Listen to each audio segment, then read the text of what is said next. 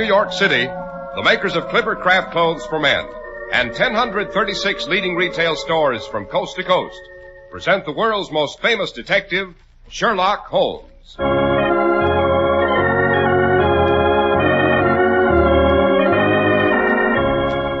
Tonight's adventure, the case of the sanguinary Spectre. Well, here we are, Dr. Watson. This time it's a sleet storm we've waded through to reach your cheerful fireside. And a Sherlock Holmes adventure, Mr. Harris. Let's not forget that's the real lodestone that brings you on these periodic pilgrimages. Right, Doctor. Nor sleet, nor snow, nor dark of night can keep this Sherlock Holmes addict from his weekly story, believe me, to paraphrase a much more famous quotation. Very flattering, I'm sure, Mr. Harris. Well, what's tonight's adventure about, Doctor? Tonight I think I'll tell you how Holmes revisited the ancient manor called Hurlston, and how the lady of the manor told a ghostly story which turned out to be more authentic than even she anticipated. What with the blood that dripped slowly out of the wainscoting.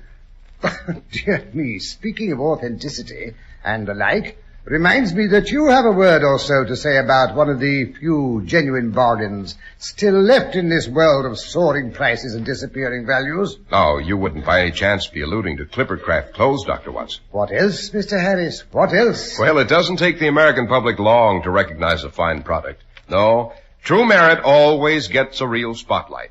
And Clipper Craft Clothes have that kind of merit. Clipper Craft's out-of-this-world values are recognized across the country. And for just one reason are these values superior. That reason, of course, is the famous Clipper Craft Plan. The Clipper Craft Plan concentrates the buying power of 1,036 of the nation's finest stores from coast to coast, providing year-round economies in manufacturing and distribution costs. Not only do you pay less for Clipper Craft, but they're sold by your own local independent store where you get friendly personal attention. Think of it, truly fine Clipper Craft suits for only $40 and $45, beautifully tailored top coats and overcoats for only $40, and sport jackets for only $26.50. Simply compare them with clothes selling for many dollars more.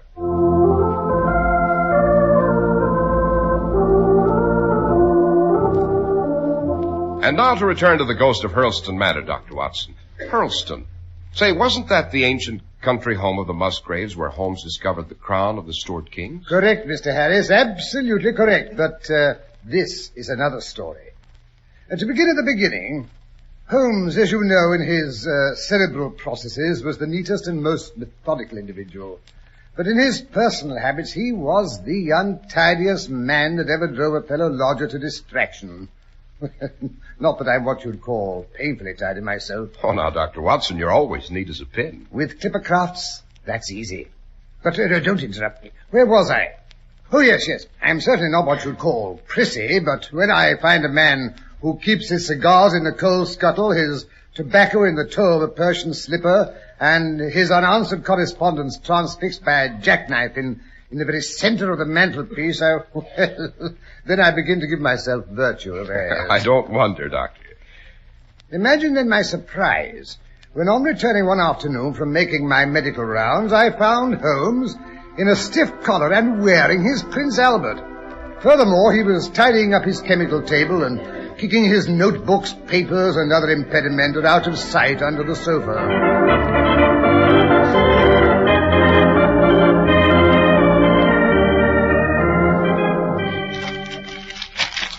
For I'm to be queen of the May, mother, for I'm to be queen of the May. Holmes! What in heaven's name is the... Watson, your overshoes. Kindly leave them outside. Can't have you tracking mud about. Holmes, have you taken leave of your senses? Aren't you feeling well? Certainly I'm feeling well. Never felt better. But don't stand there with your mouth open like a ninny. Help me clear this litter off the sofa. But what... Here, take this gasogene and the morning papers. And here's the microscope and your top hat. Oh, good Lord, there she is now. Who? Mrs. Reginald Musgrave, of course. She's coming to pay us a call. Well, don't just stand there with that stuff. Put it away somewhere. Oh, where, for the love of heaven? Behind the curtains or the door. No, wait. Chuck it here in the umbrella stand. Hurry. All right. There. All neat and shipshape. Not a thing out of place. Except your back hair, Watson. Do slap it down. There's a good chap. Oh, go to blazes. Well, open the door for Mrs. Musgrave. Open the door. Oh, Holmes, you are the most exasperating man, the most... How do you do, Dr. Watson? Won't you come in, Mrs. Musgrave? Why, it's not Mrs. Musgrave at all. It's the Honourable Alice Adair, Lady Maynooth's charming sister-in-law. I was Alice Adair, Dr. Watson, until Mr. Holmes introduced me to his old classmate, Reginald Musgrave, some months ago. It was one weekend last spring when he escorted Lady Maynooth and myself down to Sussex to view the Stuart crown. Right then and there, I fell in love with Hurlstone and determined to become its mistress. Of course, I had to marry Reggie to accomplish my purpose. Had him eating out of her hand inside of 20 minutes. One flutter of her eyelid and Reggie was a goner. And I never knew you even met the blighter. Sherlock, you mean you didn't tell him about the wedding? Now, really, that's too bad of you. Mr. Holmes was best man, Dr. Watson. Oh? Reggie and I were married in a registry office. You know how skittery middle-aged bachelors are about a big wedding.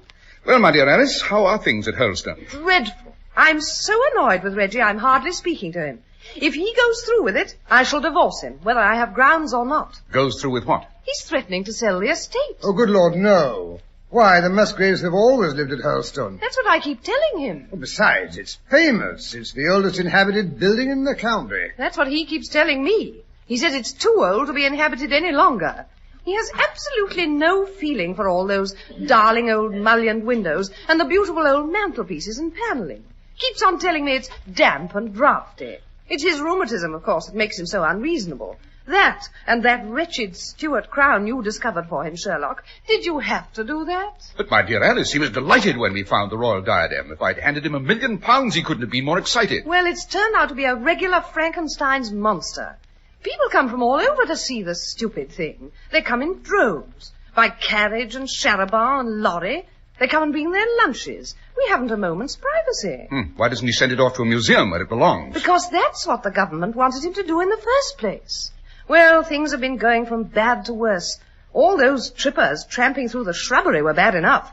But that dreadful boy yesterday afternoon, that's what really put the petticoats on the Queen. What boy are you referring to, Alice? That horrible little urchin we found in the tea garden, pulling up Reggie's prize petunia by the roots.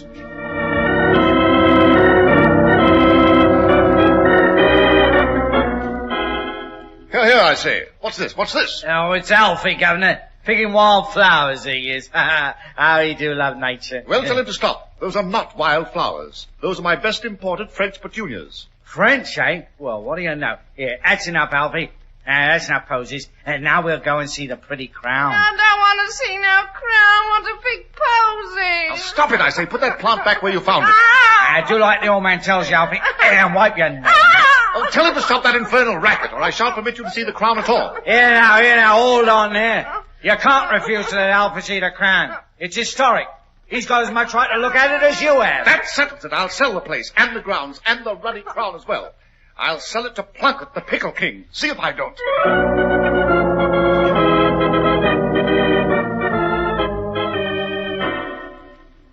Good Lord, don't tell me old Plunkett has offered to buy Hurlstone. So it seems, Sherlock. I told Reggie if he even thought of it, I'd never speak to him again. But that only made him more determined. You've no idea how obstinate he can be. Pig-headed is the word, my dear Alice. Yes, well, perhaps you're right. That's what comes of his staying a bachelor until he was pushing 40. Hear that, Watson?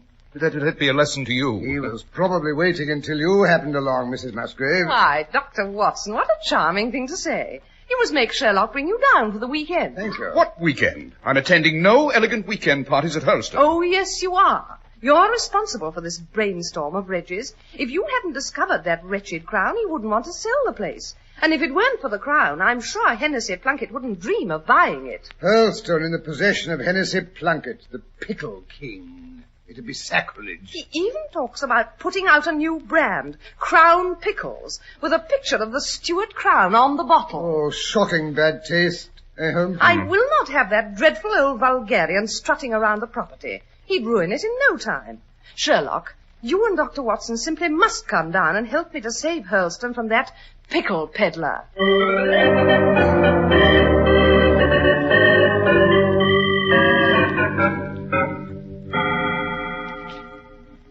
Mr. Plunkett, but how delightful to have you here for a visit. Never buy anything before I've tried a sample of it, ma'am.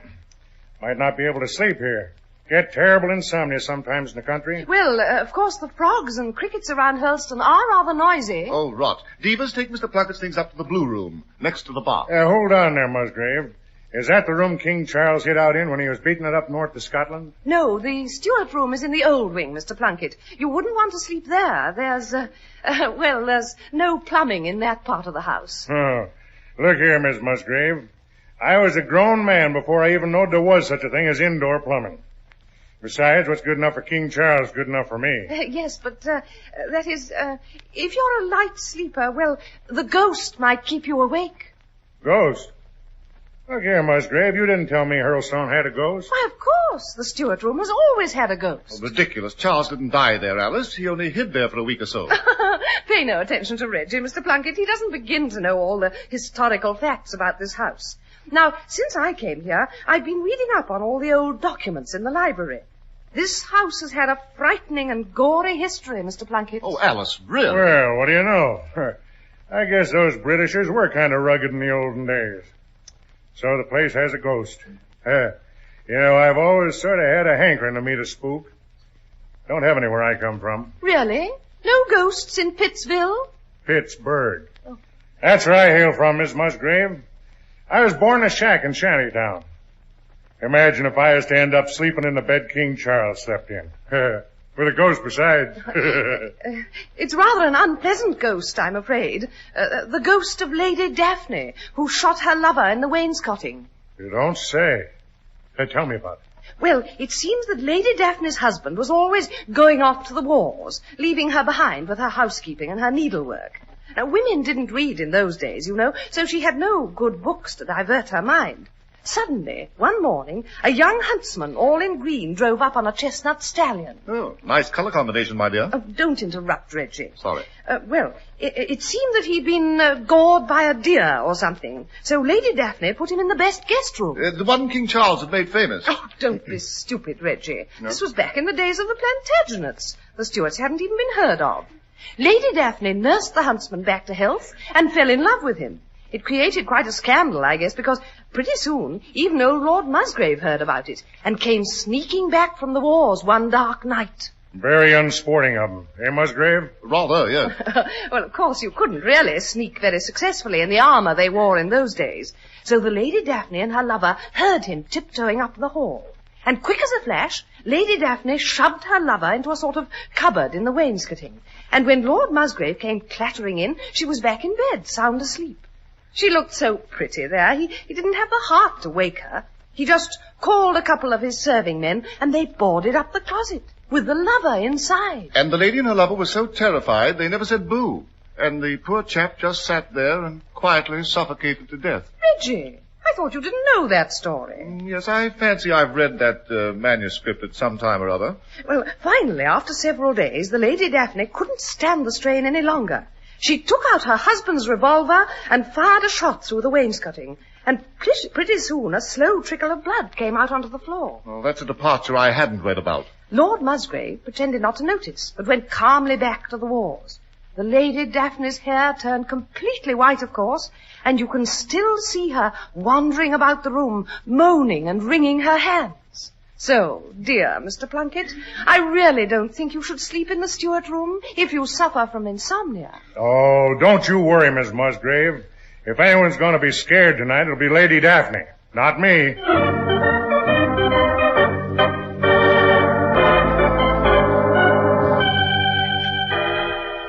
Pass Dr. Watson the port, Sherlock. That's a good fellow. His glass is empty.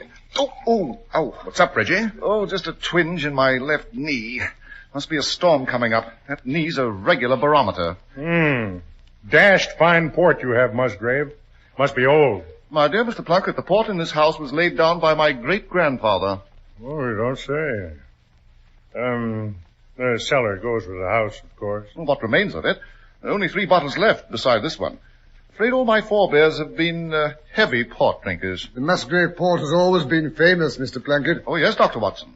Nothing could persuade me to part with a place that we still had the cellar we had in my grandfather's, or even my father's day. Oh, well, sic transit gloria mundi. Oh, confound that knee. It's a reliable weather prophet at any rate. Here comes the storm. Can't say I like thunderstorms, and never have. Got some bad ones in the Alleghenies when I was a boy. I've seen lightning bounce off of those mountains like it was the devil playing ninepins. Always crawled into my old man's feather bed when I heard it coming. Lightning can't get you if you're in a feather bed. Yeah. You wouldn't have a feather bed here at Hurlstone, would you? Why, yes, we have some eider-down coverlets, I believe. But don't you think it'll be too warm? I mean, it's only the beginning of September. It blazes with the heat. You tell Devers to bring me a couple up to my room. I'm going to get into bed right now.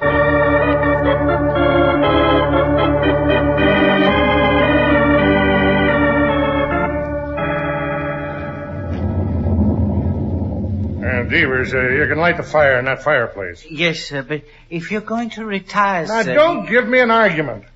Lightning has a habit of coming down chimneys. It's on account of the draft and the cold air. But if there's a fire lit and there's hot air going up, it can't get in. Dear. That was a close one, wasn't it? Sounded like it hit the old oak. Lightning is always hitting the old oak, but it doesn't seem to mind. That was the oak mentioned in the ritual, you know. I've been here since the Norman invasion, they say. Light that fire, Dad, blast it. Yeah, very good.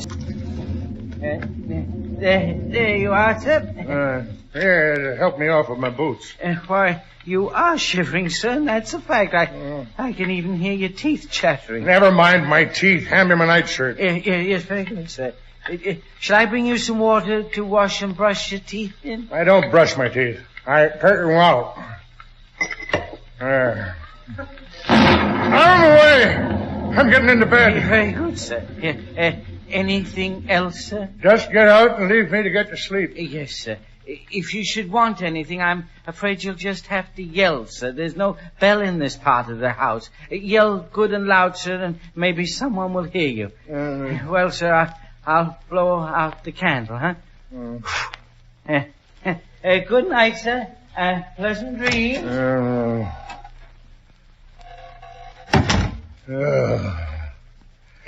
Bed's as cold as an icebox. Storm's blowing over, thank heaven. What's that? Mice. Must be mice. Whole place probably full of mice. Have to clean them out if I buy the house. Now what? Woodwork creaking. Always does in old houses. Lord, it's quiet. Can't even hear the storm. What's that? Sounds like a woman's skirts. There's a draft. Casement must have blown open. It's a curtain rustling. That's what it is. Old houses full of drafts, noises. Maybe I should think twice before I buy the place. Still, Plunkett's Crown Pickles with a picture of the Stuart crown. Yeah, good advertising. It sounds just like a woman's petticoat. Confound it, that fire's dying down. Shadows. Nothing but shadows. That is a woman's petticoat. But I can't see anyone. Oh, rubbish, Plunkett. There's no such thing as ghosts. No such... What's that? Wind coming up. Wind in the chimney. Pull yourself together, Plunkett. Wonder what time it is. I'll light a match. Look at my watch. It's half a minute to midnight. Midnight. And the ghosts and goblins. Oh! Match burn my fingers. Confound that creaking. I'm beginning to imagine things. Funny, I could swear there was someone else in this room with me. Oh, don't be an idiot, Plunkett. Who could it be? Who could possibly be here? It's got a shot. A gunshot. Right here in this room. Help! Help! Someone's shooting at me! Help! Matches. Light the candle. Gotta get out of here. Ah! Floor is icy. Floor is... There's something wet and sticky. I stepped in it. Oh, blast it. My hand's shaking so I can't light the candle. At last. Now let's have a look. There is something on the floor. It's red. It's blood. It's trickling out of the wainscoting beside the fireplace. Help! Help! Get me out of here! Get me out! What's the matter? Are you hurt, Mr. Plunkett? Yes, shots. Musgrave. You heard the shots. That ghost came in here and shot at me. Oh, nonsense. Alice only made up that story. There couldn't... Oh, no, you don't. I know when I've been shot at. You couldn't give me this house now. Where's my pants? Oh, don't be an arse, Plunkett. No one could have shot at you. There was no one in this room but yourself. Maybe no living person. But look over there. Next to the fireplace. Someone shot that hole in the woodwork. Oh, rubbish. That's a knothole. Just a knothole. Oh, yeah?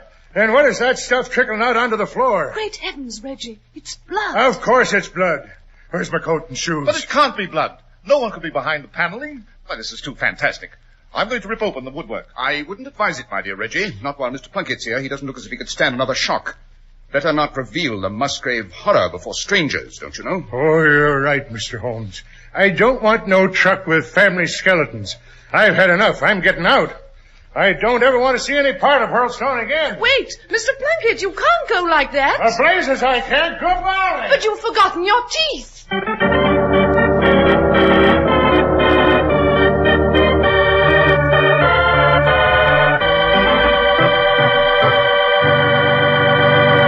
And now, before Sherlock Holmes and Reginald Musgrave discover what lies behind the wainscoting, may I give you a suggestion? Take an expert like your wife or your best girl along with you when you go to choose your new Clippercraft suit or overcoat. See her amazement when she sees the beautiful tailoring, the clean-cut smartness, and the firm, long-wearing fabrics that are yours at such modest prices. She'll say, how do they do it? Just as everyone else does when they're face-to-face for the first time with Clippercraft. $40 and $45 for Clippercraft suits, $40 for top coats and overcoats, and $26.50 for sport jackets are low prices that are the result of the famous Clippercraft plan. They'd be impossible without this wonderful idea that concentrates the buying power of 1,036 stores across the nation. Yes, selling expensive clothes at inexpensive low prices at the nation's finest independent stores is the great big idea behind the Clippercraft plan. That's why men who know insist on Clippercraft clothes. So be sure to visit the Clippercraft store in your city.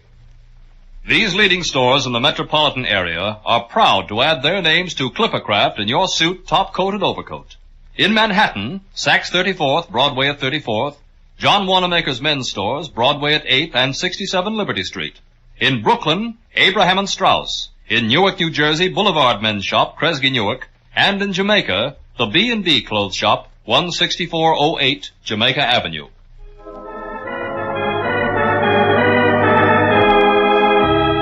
And now to return to Hurlstone Manor, where Sherlock Holmes and Reginald Musgrave are ripping away the wainscoting in the steward room. Oh, dear. I do wish you wouldn't open up that paneling, Reggie. Better let sleeping dogs lie and all that. I had no idea that ghost story I made up would turn out to be true. Well, stop blithering, Alice, and hand me that chisel. Oh, I wish I'd never thought up that ghost. I wish I'd never mentioned it to old Plunkett. I never dreamt there would be anything behind that paneling. Now, calm yourself, Alice. It's not as bad as you think it is. As a matter of fact, I suspect that Reggie is in for a rather pleasant surprise. But there was a shot. 2 shots. I heard them distinctly. 2 explosions, possibly. Shots, no. I rather imagine the heat of the fire caused them. Reggie, how long since you had a fire in that fireplace? Never. At least not as long as I can remember. And no one's used this part of the house since the other wing was built during the reign of William and Mary. Oh, confound it, this paneling won't budge. Yeah, I finally got a wedge in. Here, help me pry it loose. 1, 2... Oh, Reggie, I wish you wouldn't. 3... By Jove, Holmes, there is a closet back of the paneling. But it's filled with bottles. Dozens and dozens of bottles covered with dust and cobwebs. Yes, and 2 of the bottles have exploded from the heat of the fire. Oh, here, let's have a look at one of them. It won't be necessary. I can tell you what's in them. Port. Excellent port. I rather suspect, my dear Reginald, that your revered grandfather had a rather special hiding place in this room. But how do you know it's port? By the aroma. My olfactory nerves are rather highly developed, you know. The moment I entered the room, I knew that the ruddy fluid Mr. Plunkett had stepped into wasn't blood, but something far more interesting. A superior and venerable vintage of port wine. Good Lord, and to think I nearly sold the place to that old ruffian with all these bottles still in it. I'd never forgiven myself. He'd never have appreciated them, never. Oh, Reggie, then you're not angry with me for spoiling your sale? I just couldn't bear to think of leaving Hurlston. Oh, there, my dear, I forgive you. And the next time you think up a ghost story, do try to be a bit more original. Why, Reggie, what do you mean? If old Plunkett hadn't been a complete ignoramus, he'd have recognized the incident of the lover being bricked up in the woodwork. It's one of the most famous bits of French literature, you know. By Jove, of course. No wonder I thought it sounded familiar. I don't so much mind your swiping your plots, my dear Alice. The best storytellers do, you know. Ask Dr. Watson. Oh, now really, Holmes. You must try to be a trifle more accurate, you know. Anachronisms are taboo, my dear, in the best literary circles. Why, Sherlock, what do you mean? No Plantagenet lady would go popping at her lover with a pistol. Why not? They hadn't been invented. Oh, I'll admit gunpowder was not unknown. Cannon were undoubtedly used at Crécy and Poitiers, but personal firearms for private homicide were quite unavailable. Oh, dear. Next time I'll say she finished him off with a bow and arrow. Well, never mind the historical inaccuracies. Opening this panel has been dusty work, and I'm parched. What do you say we break out a bottle and see if the contents of Grandfather's private vault is up to standard? An excellent idea, my dear Reggie. An excellent idea. Very well. But I warn you, this is one time the ladies do not leave the table while the port goes round.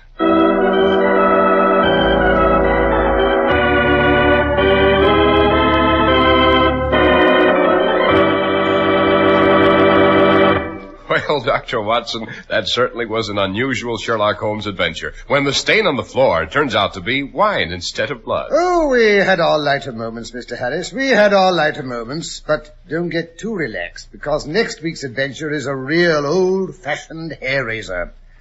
Next week, I think I'll tell you how Holmes and I made a very sinister discovery in the ancient burial crypt at Shoscombe Old Place, and how it explained the strange behavior of Lady Falder's spaniel.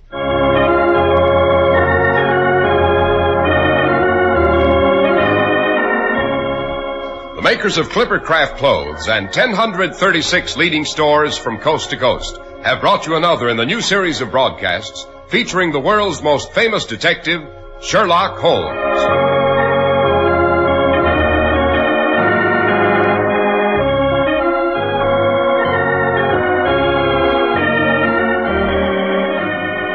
Our stories are based upon the character of Sherlock Holmes, created by Sir Arthur Conan Doyle.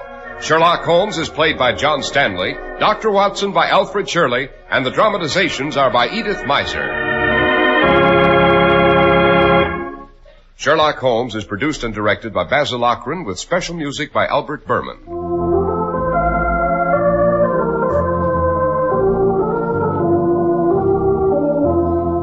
If you don't know your Clippercraft dealer, write Clippercraft, 200 Fifth Avenue, New York City. Boys will be Boy Scouts, if an adult will give them a hand. Boy Scout Week now is in full swing, a time when thousands of adults ask you to join them in the game of scouting for better citizenship. Full details from the National Council, Boy Scouts of America, at 2 Park Avenue, New York, 16, New York.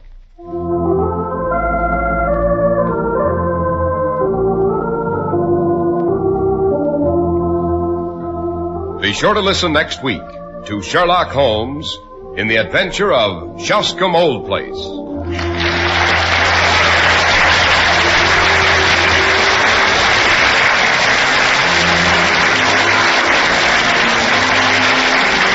is Cy Harris speaking for Clippercraft Code. This is the world's largest network serving more than 450 radio stations and mutual broadcasting systems. Stay with us for the news reported by Melvin Elliott, which follows presently. Which follows presently. Which follows presently. Which follows presently.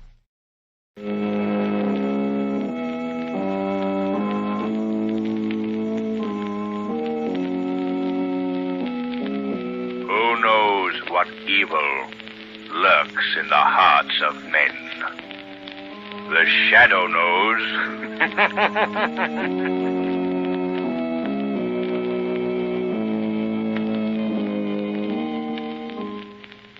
Your local blue coal dealer presents The Shadow. These half-hour dramatizations are designed to forcibly demonstrate to old and young alike that crime does not pay.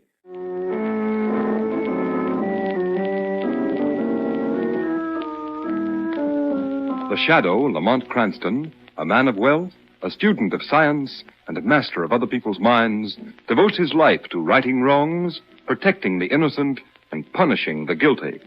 Cranston is known to the underworld as the Shadow. Never seen, only heard, his true identity is known only to his constant friend and aide, Margot Lane. Today's story, Gun Island.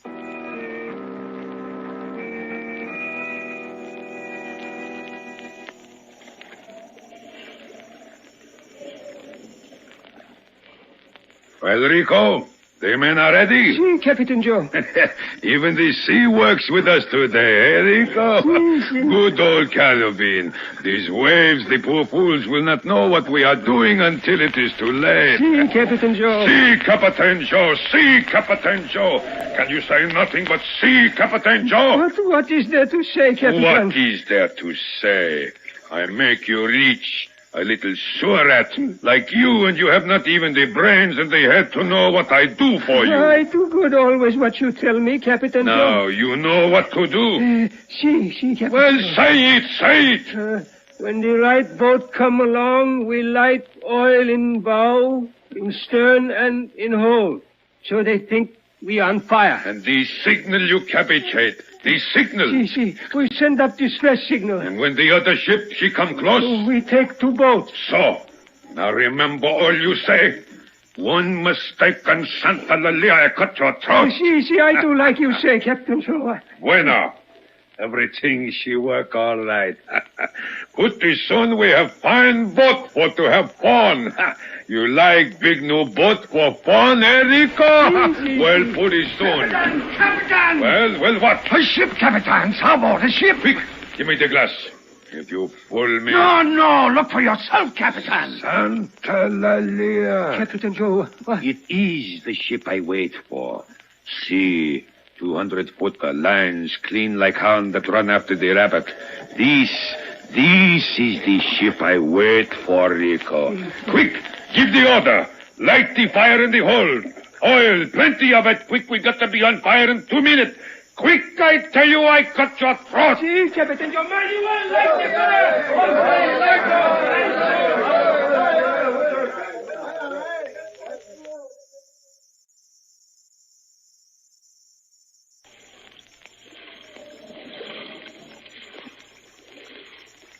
As I was saying, Lamont, these long sea voyages are boring. Definitely, positively boring. I'm afraid I can't agree with you, Sir John. My dear boy, are you pulling my leg again? First you tell me you possess powers of hypnosis, and now the subject is ocean voyages. And you tell me they're not boring.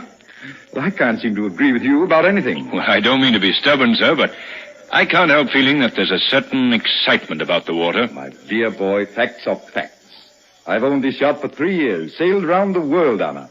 And outside of a few beastly storms, I might as well be riding on top of a London bus in Piccadilly Circus. Well, Sir John, I repeat, I don't agree with you. Take this part of the Caribbean Sea we're vacationing in now. Yes?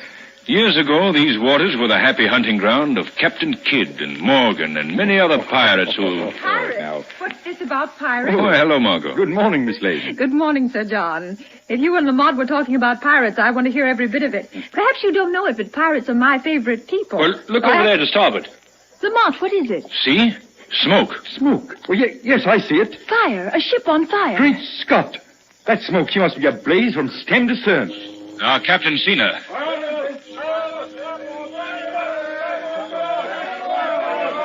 So, there isn't any more excitement left at sea, eh, Sir John? Lamont, that is to say, You know, Sir John, I've got a hunch that during these next few hours, as we Americans say, you're going to eat those words.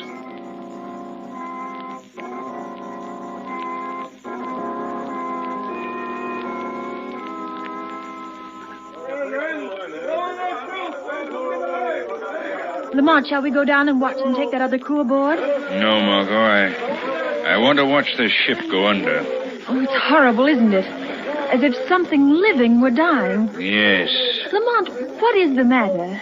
I'm wondering why that ship is sinking so quickly. Oh, Lamont, you've got the most suspicious mind. Margot, here comes Sir John. He's bringing one of the survivors up here. Oh, isn't he the strangest looking man you ever saw? So fat, and yet he moves so quickly. There you are, Lamont. Well, everyone who was on board that ship, 15 men, is safe and accounted for. Isn't that right, Captain? Si, senor. We are most grateful. Oh, yes, of course. I haven't made the introductions, have I? Miss Lane, Mr. Cranston, this is Captain... Captain... Oh, my name is most difficult. Just call me Captain Joe. Oh, I will indeed, Joe. Captain Joe. And speaking of captains, here comes our own captain. Well, Captain Nielsen, everything all right? Yes, Sir John. But we are having a little difficulty with the rescued men. They apparently don't speak English, and they refuse to go below deck, with the result that... Look, it's sinking. By George, the final plunge. There she goes.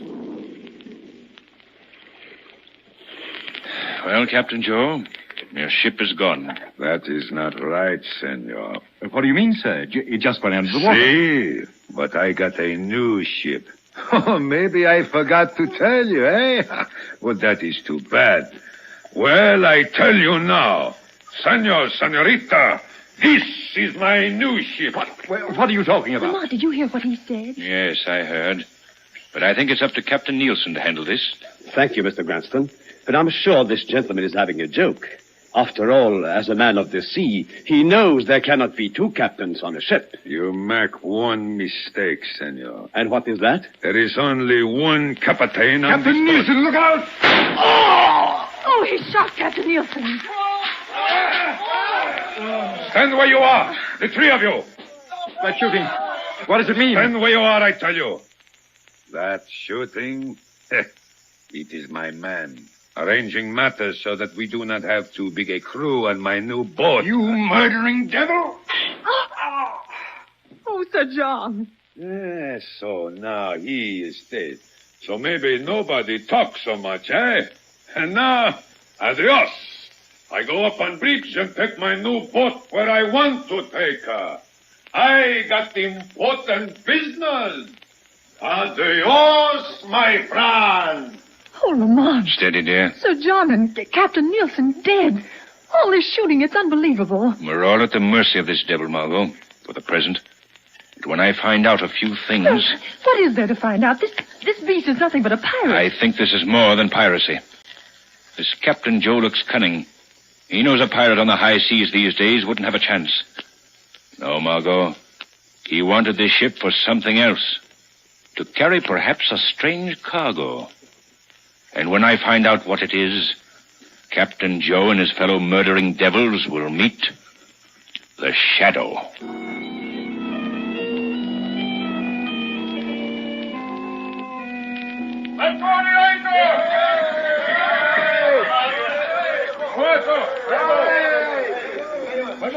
It's an island, Lamont. Yes, a very small one.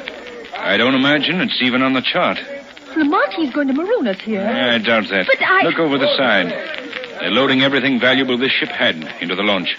If we're to go to the island, we won't be alone. Here comes that devil. Quick, my friends, quick. We are waiting for you. May I ask where we're going? You have talked enough. Come. You and the senorita, come. We go ashore to my island. Here I am the captain.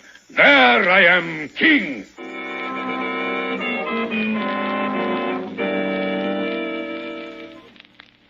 Here we are at my island. Come on, get out of the boat. You too, girl, out. All right. You don't have to wave that gun. I can see it. Come on, Margot. I'll help you ashore. Thank you, Lamont. You stand still and peer.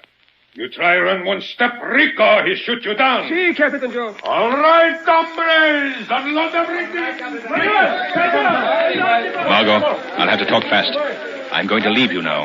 Lamont, what are you going to do? I'm going into the shadows and find out what that fat, sadistic devil is up to. Be careful, Lamont. Hey, where he go? Where is he? I don't know. Where he go? You tell me where he go. But I don't know. I tell you, I don't know. But I watch you all the time. 1 minute he here, then he not here. Where he go, you tell me, or I fill you full of lead and feed you to the fish. No, don't you, please.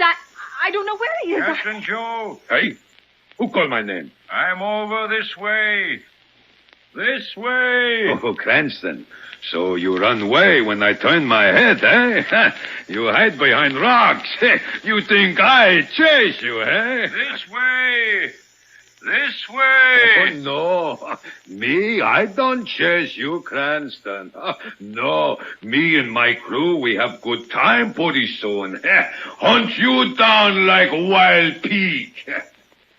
What's you, senorita? Put that gun down, please. Oh, don't worry. I don't kill you yet, my pretty senorita. I don't kill you yet.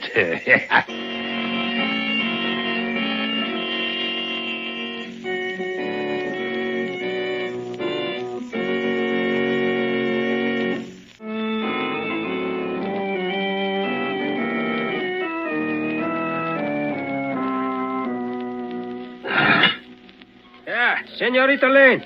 What? Captain Joe said for you to come out. All right. Here she is, Captain Joe. Good morning, Senorita Lane. Oh, the lantern lights you at your eyes, eh? Oh, she's very dark in your new little house underground, eh, my friend? What a pity. What do you want? All through the night we look for that Mr. Cranston. All over the island we look. And you didn't find him? No, we didn't find him. What do you want with me? Well, I just think, maybe if I start kill you, maybe Mr. Cranston come back. That's smart, no? So as soon as they done, I be back for you. All right, Rico. Put their back. See, Captain Joe. In, senorita. All right.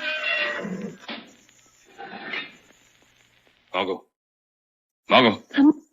Lamont. It's been pretty bad, hasn't it? Oh, Lamont, how long have you been here? Only since the captain told you that you were going to be a decoy to catch me. Now listen, Margot. My hunch was right. What do you mean? What have I told you that Captain Joe and his cutthroats live like kings? I don't understand. Like kings, I tell you. Their living quarters, every conceivable luxury, electricity, plumbing, furniture, rugs, everything the finest. And they are pirates. Oh, no, Margot. Not at all. Someone built and furnished this place for them. Cutthroats living in luxury on an island in the middle of the Caribbean Sea. What possible significance has this place that someone should outfit and house these men here? But haven't you been able to find what's back of all this? No, I haven't. And yet my hunch is stronger than ever that it's something big. Margot, you've got to help me. Anything you say, Lamont. When the captain comes for you at dawn, get him to talk about this place, why he's here, what it's all about. If you can get him boasting, I might get a clue to work on. These men live in luxury here. Who put them here and why? Margot, the Shadow has got to find out.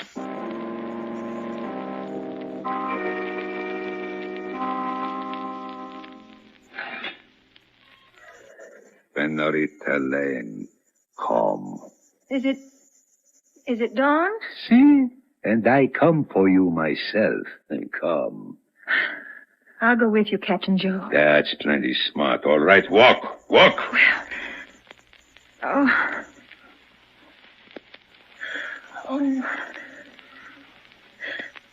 Oh, this sand.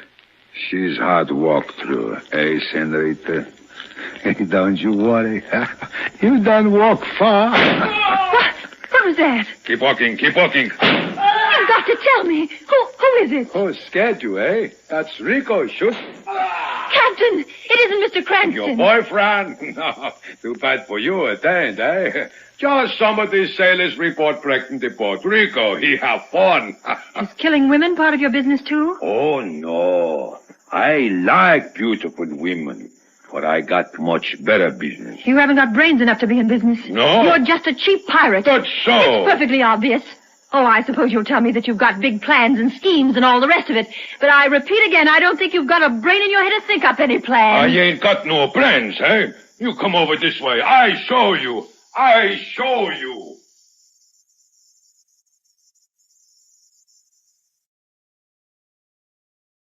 All right.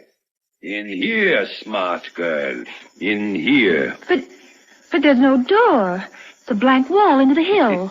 Sometimes wall, she is door too. Eh? Watch. Press little button. So. The wall. Swinging back. So, I know got brands, eh? All right. Down the steps. Go down, I tell you. Oh, it's so dark. After what you see down there, it's going to be more dark for you. Keep walking. So, we are here. Now I show you who's got the brands. Now, I make light. So. Now, smart girl, look. Look good.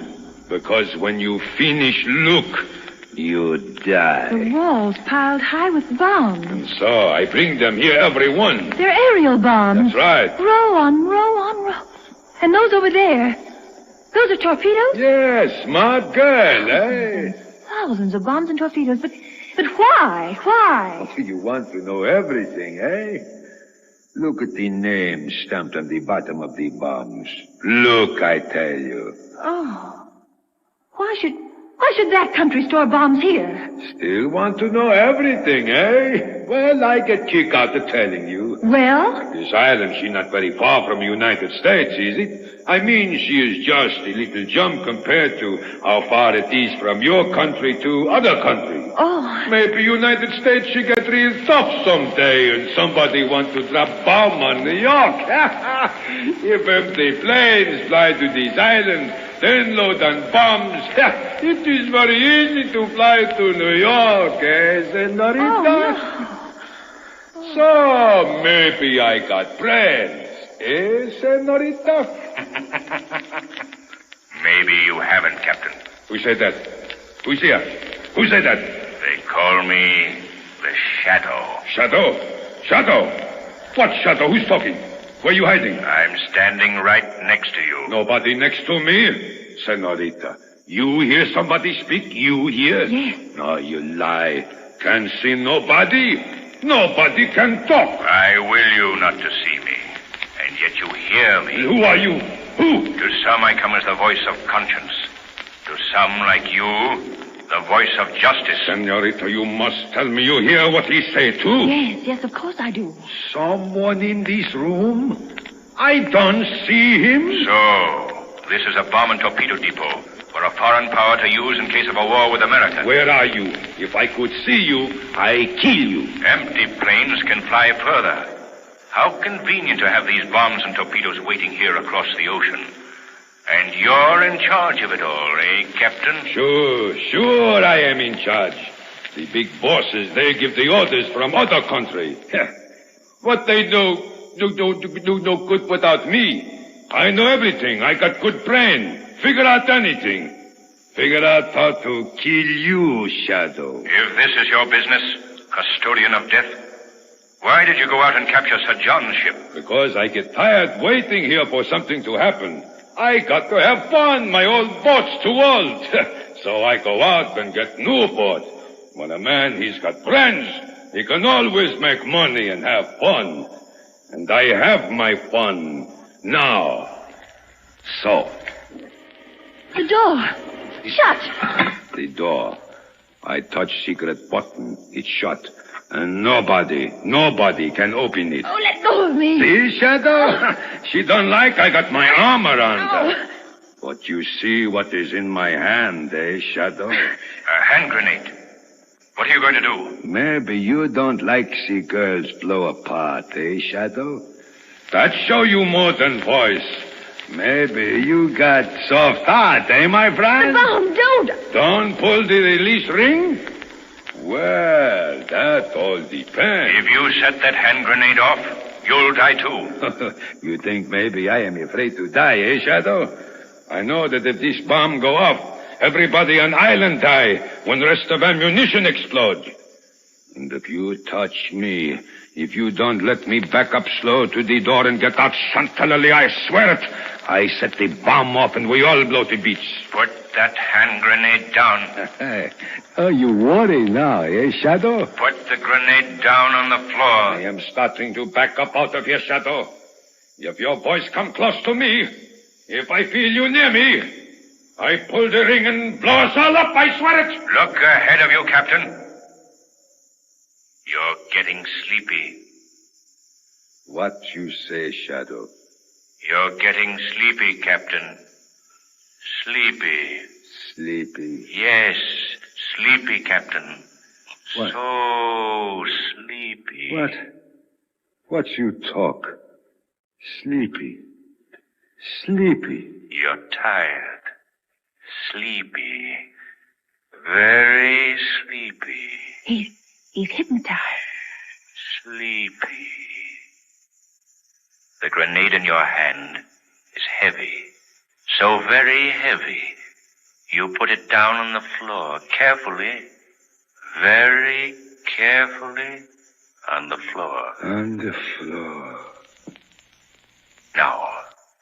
Now you will listen, and do exactly as I tell you.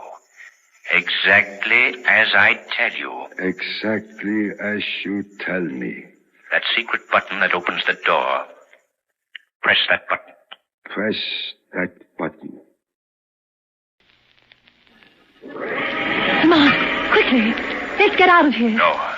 The captain is taking us out of here. Now listen to me closely, Captain.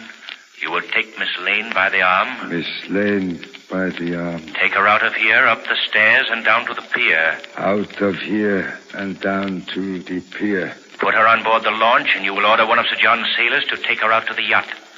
You will do exactly as I say. Take her out to the yacht.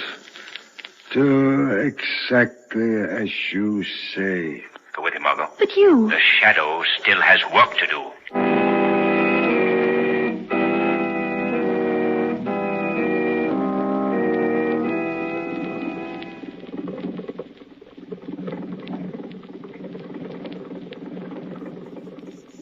Faith, Miss Lane, how long are we going to keep circling the island? Let's get out of here. Grady, we've got to wait for Mr. Cranston. Yeah, but those devils back there will be coming out after us.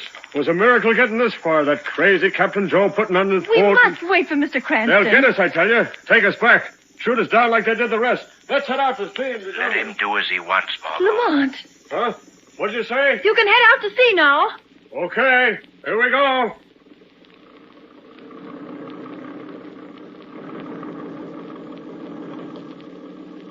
Lamont, you're letting Captain Joe, all of them, get away? I've given them a chance to get away. I doubt if they'll take it. What do you mean? What time is it, Margot? My watch has stopped. Went from swimming here. It's almost 5. What's going to happen, Lamont? I left the captain under hypnosis. The last thing I told him was to warn his men to leave the island within 5 minutes. Apparently, they think he's drunk or crazy. They're all down on the pier. They haven't left. But why? Why should they go? 12 seconds to go. Lamont, what is it? Why should they go? 10 more seconds. Margot, tell Grady to hold tight to the wheel and open the engine up full. But what? Don't ask questions. Tell him. Grady, hold tight to the wheel and open the engine up full. Anything you say, ma'am. 1 more second. But Lamont, what is it? What is... Oh!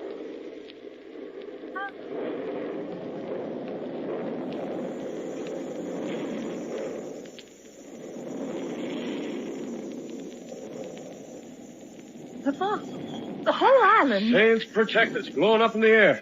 Mr. Cranston, where'd you come from? What happened? And I just climbed in the boat. I fused one of their bombs before I left the island. Everything on the island wiped out. I gave them their chance, Margot. They didn't take it. Better that way. The world can well afford to lose men who, for money, would jeopardize the peace of America, the peace of the world. Yes. They died the way they were willing others should die. Their greed, their treachery to mankind, might have killed and maimed innocent citizens, crippled industries, lain waste great cities. Sometimes when there isn't justice in life, Margot, there is justice in death.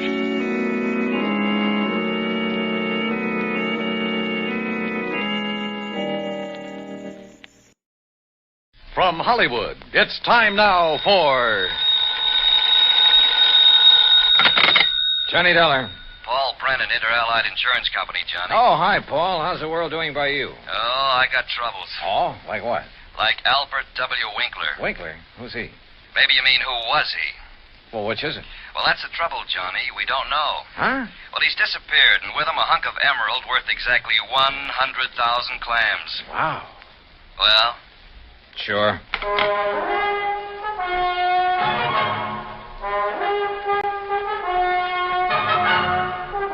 Bob Bailey in the exciting adventures of the man with the action-packed expense account. America's fabulous freelance insurance investigator. Yours truly, Johnny Dollar.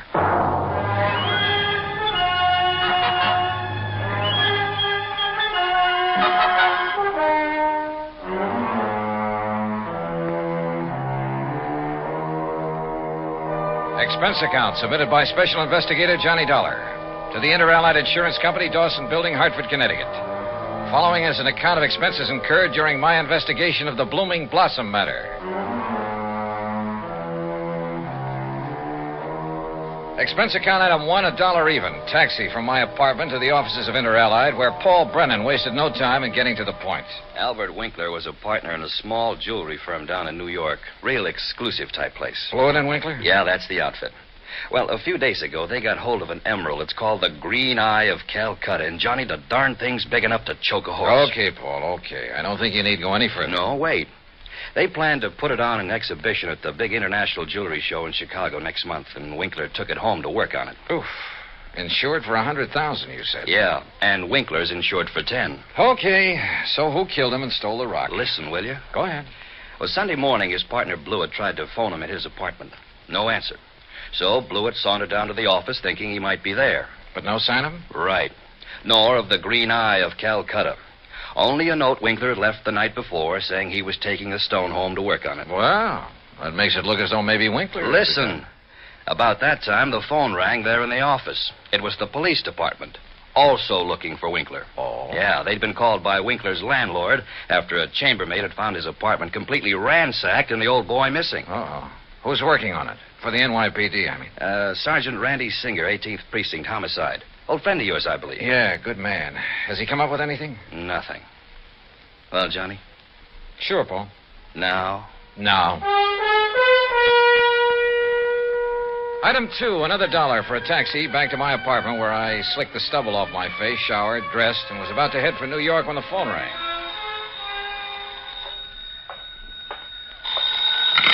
Johnny Dollar.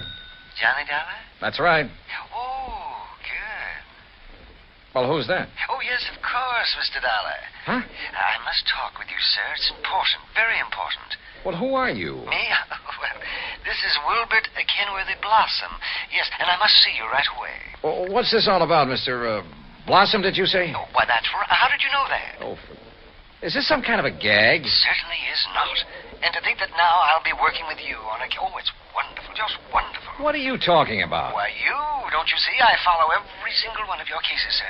Either in the newspapers or on the radio. Oh, I'm your biggest fan.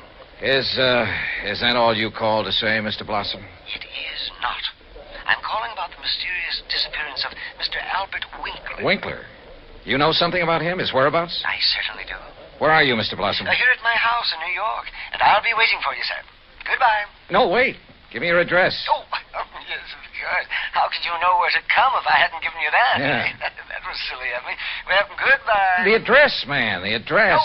Oh, of course. Yeah. It's 825 East 73rd Street.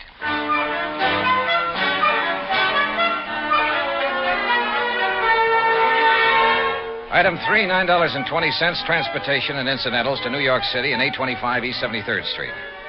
It turned out to be one of New York's famous old brownstone houses, well preserved and reeking of an era long past, when the city's wealthy and elite had built row on row of these monuments to a now forgotten financial aristocracy.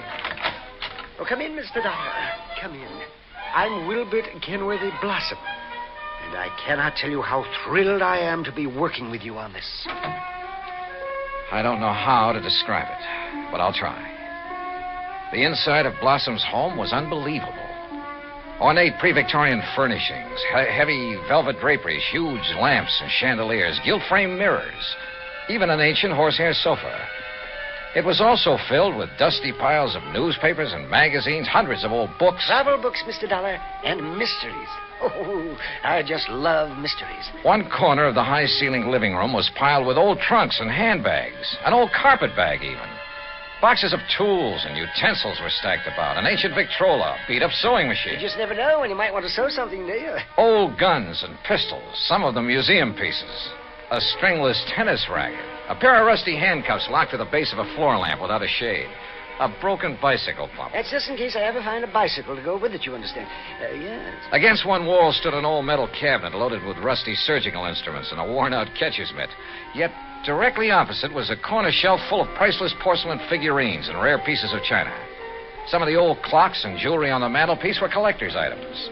Fine original oil paintings lay among piles of old shoes. All in all, it looked as though the contents of half a dozen pawn shops had been dumped into it. At auction sales, Mr. Dollar. Oh, yes, sir. I just cannot resist an auction sale or a bargain. But what are you going to do with all this stuff? Oh, just keep it. I like it. I like a lot of things. Yeah, so I see. Including 12 gross suspense superlative steel-tip shoelaces patented 1841. They were a bargain, Mr. Dollar. Just like all this fine artwork is, too. Yeah, sure. Some of my friends pamper me a bit, though. You know, send me things they pick up at sale. Yeah, now look, Mr. Blossom, you told me you know something about Albert W. Winkler. Oh, yes. Yes, indeed. Well? And think of that magnificent emerald. Gone. Disappeared. Yeah, but now you said... And that poor Intralite Insurance Company. Oh, my. That's how I knew you would be called on this case. But $100,000... and $10,000 on Mr. Winkler. Well, at least they're off the hook on him until he's proved dead. Aha. And that's where I come in. With proof. Proof? What proof? Have you seen Winkler? Mr. Dollar, I have. Well, where is he? You understand, of course, that I know Mr. Winkler very well because I've seen him at his office so many times. Yeah, okay, go on. Oh, go on. Yes, indeed. Such beautiful, beautiful jewelry he had there. And, of course, he was always trying to buy some of the things I had. But you say you've seen him where? Well, Saturday I'd planned with a couple of old friends to attend a railroad auction. That was the Canyon City and Metropolitan Railroad. Winkler was there at the auction sale? Oh, yes. Did you speak to him? Oh, no. Well, why not? You said you knew him. Oh, I didn't go to the auction. I wasn't feeling very well that day. I had a little cough. It was kind of like that. Then how do you know he was there? My friends went, and at least they talked about going. Mr. Blossom. And I'm sure they did, too, because they sent me something from... And what do you suppose it was? I don't know. I don't care. Now, look here. You got me It was the very thing that has solved this whole case for you. What? And think of it. This dull, drab, dreary life of mine has suddenly become... Why, it's almost like a mystery story, isn't it? Adventure and... Look, Mr. Blossom, would you... Think of it. I'm being a detective. I'm working with my idol, the famous Johnny Dollar. Oh, George. Mr. Blossom, what did they send you? What's that? Oh, yes, of course. Here it is, sir. It's right here between the erector set and the golf clubs. This old trunk? That's right. Oh, great Scott, you think you do. But at first, of course, I thought of calling the police. But knowing all about you... Mr. Blossom, let me see that. Excuse me. There are a lot of crumpled newspapers on top. Yeah, I see. As old as the trunk. Good Lord. It isn't pretty, is it?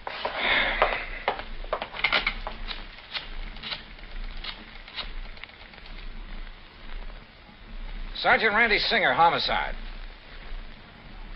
Randy, Johnny Dollar, get somebody over to 825 East 73rd Street right away, will you? Body of Albert Winkler. Randy got there in a matter of minutes, got the same story from Blossom that I had, then called for the lab crew to come and take over. Now, who delivered this trunk, Mr. Blossom? Why, it was just a delivery man. Can you describe him? Would you know him if you saw him? Yeah, well, he was big and strong. He was very strong. Distinguishing features, scars or a limp or a beard or something? Well, I told you, Johnny, he was big and strong. How old? Well, I would say he was somewhere between 25 and, Yeah? 50. Yes, I'm sure. Well, that's a lot of help. Yeah, you better have those thick spectacles changed. But he was big. Yes, we know, and strong. What about his truck? Oh, I didn't see that. He left it outside. No. Now, look. These friends of yours who did attend the auction, who were they? Oh, yes. Now the investigation proceeds. Now the excitement. Who were they, Mr. Blossom? Well, there's Randolph Harrison and Percival.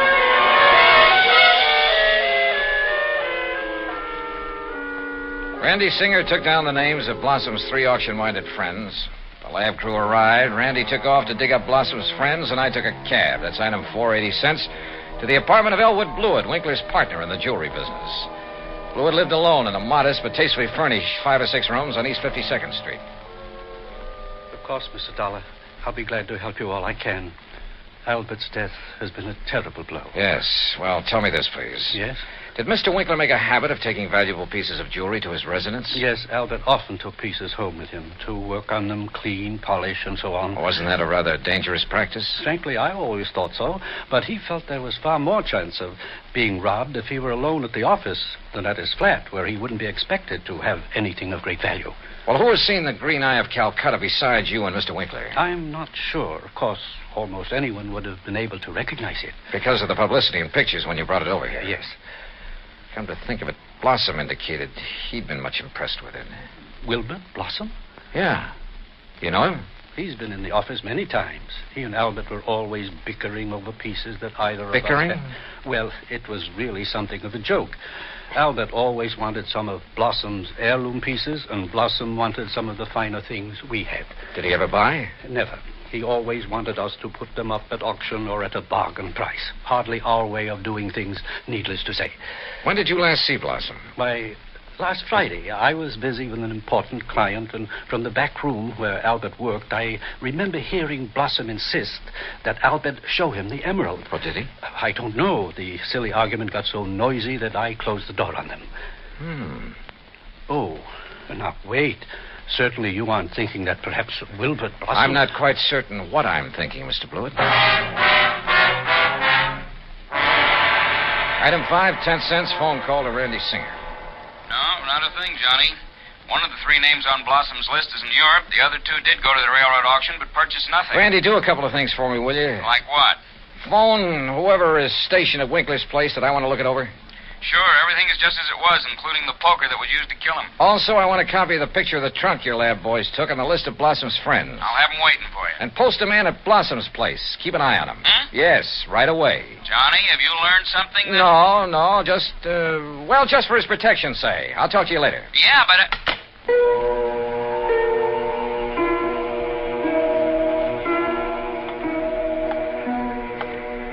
Blossom. Yeah, Blossom. Maybe I hadn't given enough thought to the strange little character. Or to why the trunk with Winkler's body had been at his place. But if he were involved, why call me in? Cover up? Possibility. But Wilbert Blossom kill a man? Yeah, maybe he could. Maybe he did. I'd better see him as soon as I get through with the inspection of Winkler's apartment. Mr. Dollar? Oh, hi, officer. Did Sergeant Singer call and tell you that... He's on the phone here in the Winkler apartment now. Wants to talk to you. Says it's very urgent, sir. Okay, thanks. Johnny Dollar. Johnny, how did you know? Huh? The man I sent to cover Blossom's house for you got there too late. What? Whoever got in and attacked the poor old coot got away. Attacked? Blossom? Yeah, really did a job on him. Johnny? Okay, Randy. Thanks.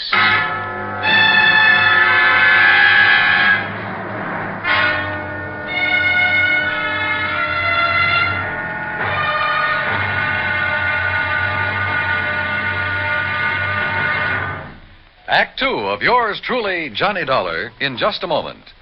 Democracy. As everyone knows, democracy means many things.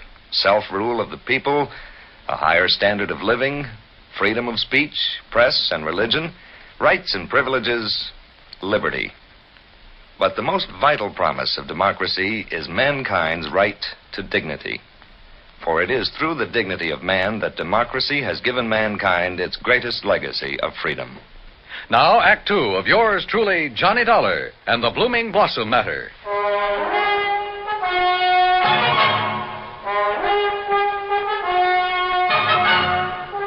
Expense account item 6, $2.25 for a fast taxi ride to 18th Precinct Police Headquarters. All right. As soon as I got your call, Johnny, I sent a uniformed man over to Blossom's house. From the way you talked, I thought maybe you suspected him. Yeah, Randy, I'm afraid I did. Boy, how wrong can you be? Anyhow, when he got there, he found the front door open and Blossom lying in the dark hallway. Where's Blossom now? The hospital, but he's okay, just bruised up a bit. They're letting him out. Fingerprints? Anything to go on? The lab's checking on the prints right now. Uh-huh. Let me know. Yeah. Anything else? Nope. So, now let's find out who tried to put Blossom out of the way, and we'll have the guy who killed Winkler. And stole the $100,000 worth of emerald, then shipped Winkler's body to Blossom. Oh, and by the way, here's the picture of the trunk you asked for and the 3 names Blossom gave me.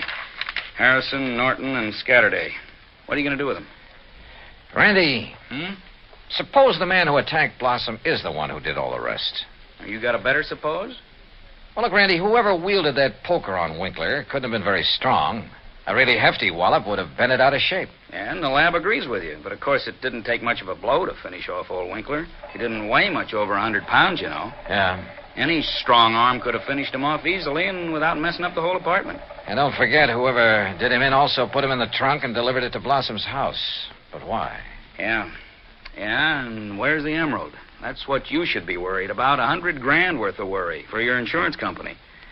Now, what are you going to do with that picture of the trunk and the list of Blossom's friends? Oh, yeah, sure. I'll see you later.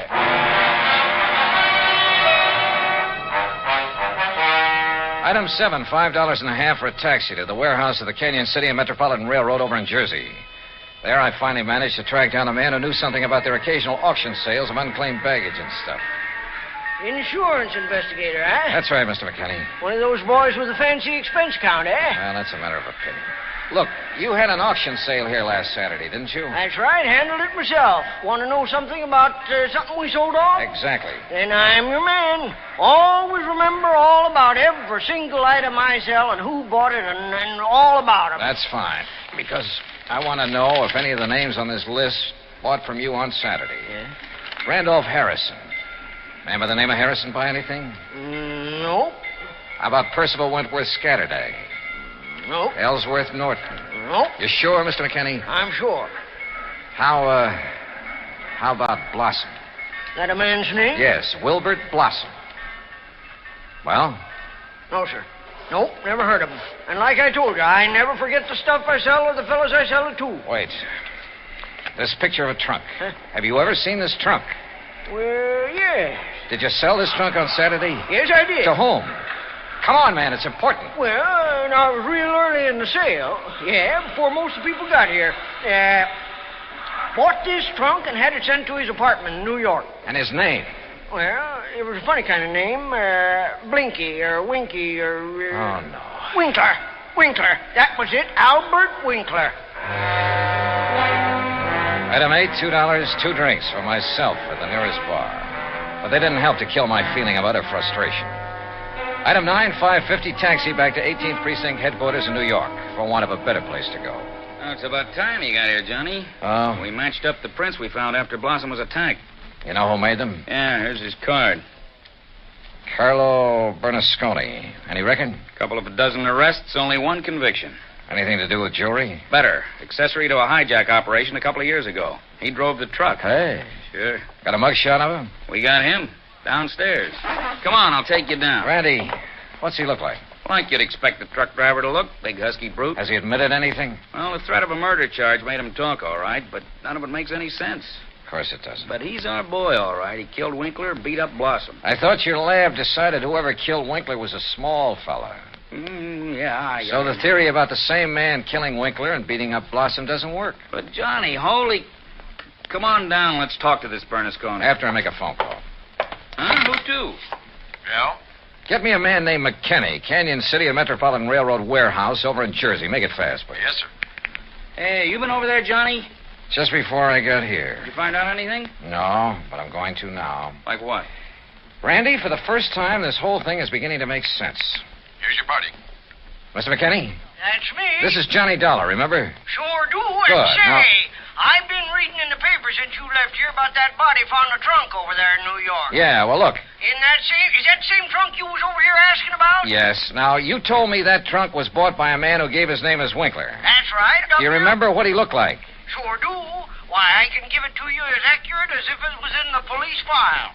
Well, Height, 5'9", maybe 9.5. go on. Weight, between 155 and 58.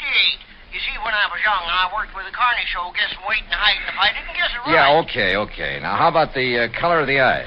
Well, I noticed them because of the way he squinted through them thick, old-fashioned steel glasses. Thanks, Mac. I'm sending you a 10 spot in the next mail. Well, now... Well, Johnny? Come on, Randy. Let's go down and see this Bernasconi. You find something out new? Yeah, and I don't like it. I don't like it.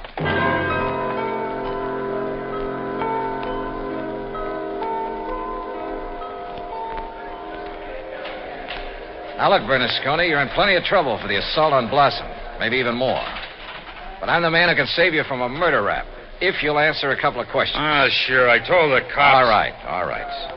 Did you pick up and deliver a trunk yesterday morning? Sure, I told him. For a guy named Winkler. You got the trunk from Winkler? Sure, at his apartment on East... What did he look like? How tall? Maybe 5'8" or 10. What? Johnny... Slight build or heavy or what? I'd say about medium. Maybe 150 pounds. Johnny. Now, look, mister. Now, wait a minute. You look. Did you deliver that trunk to a man named Blossom? Sure. At 825 East 73rd Street. What did he look like? Him I never seen. I knew it. He hollered from a window that the door was open and I should put the trunk in the living room. What a junk house. But you must have seen him later when you came back and assaulted him. It was night then. When he come to the door, I just slugged him and let him lay there. Then I went inside where the lights was on to look for... Well, look for the big rock I'd read about in the paper. But then I heard a prowl car coming, so I beat it. Trunk wasn't there anyway. Okay, Bernasconi. See you later, Randy. Now, just a minute. Hey, and what about me? You said it...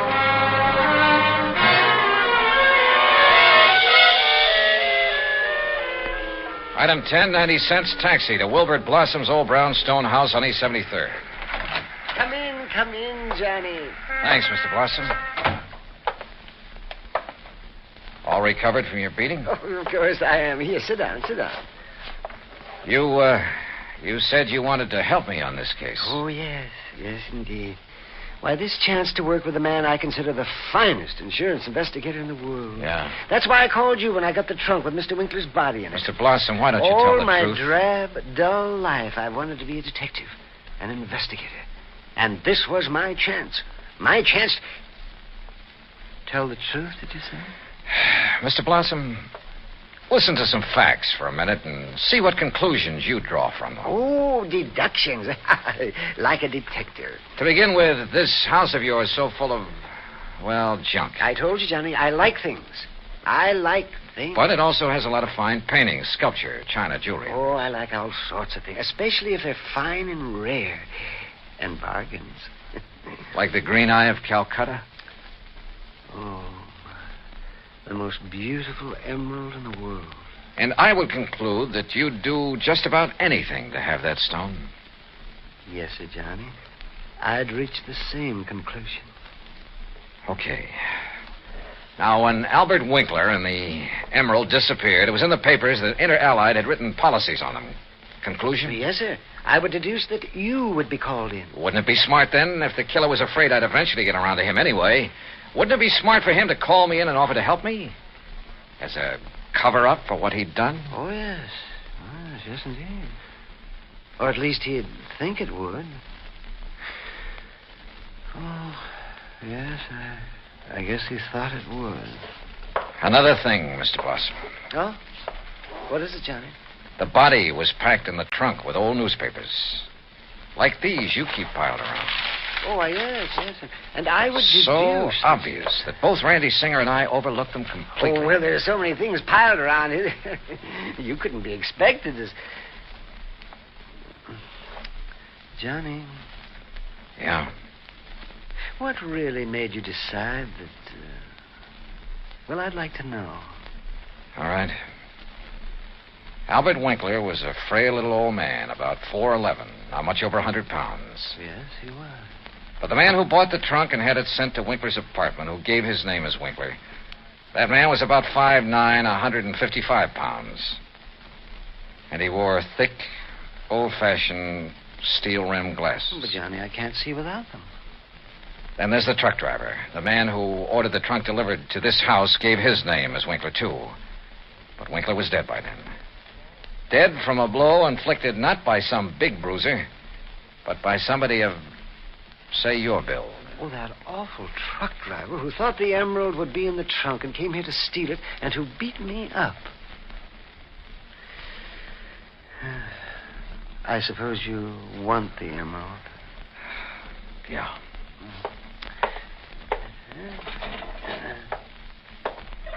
Here, Johnny, I kept it in this old coffee pot that I picked up at an auction sale. Real bargain, too.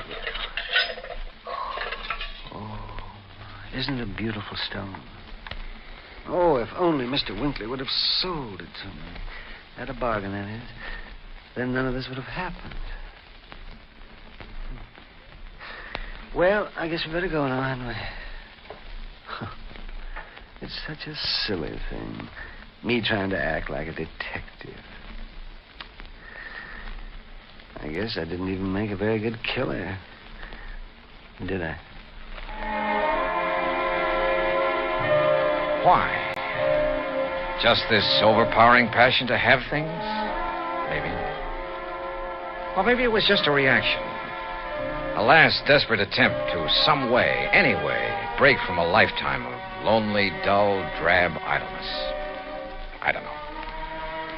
But for some crazy reason, I feel sorry for the funny little old character who turned killer. Expense account total, including incidentals and fare back to Hartford, $61.55. Yours truly, Johnny Dollar.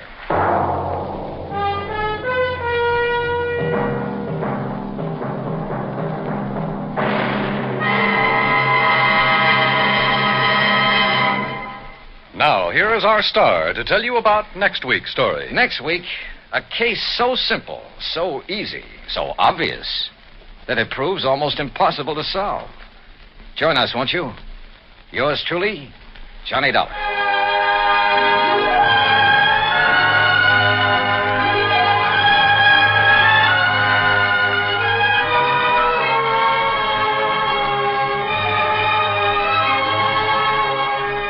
Yours truly, Johnny Dollar, starring Bob Bailey, originates in Hollywood. It is produced and directed by Jack Johnstone, who also wrote tonight's story. Heard in our cast were Howard McNear, Herb Ellis, Herb Vigran, Junius Matthews, Herb Butterfield, Frank Gersel, and Johnny Jacobs. Musical supervision is by Jerry Goldsmith. Be sure to join us next week, same time and station, for another exciting story of yours truly, Johnny Dollar. Dan Cubberly speaking. Johnny Dollar has come to you through the worldwide facilities of the United States Armed Forces Radio and Television Service.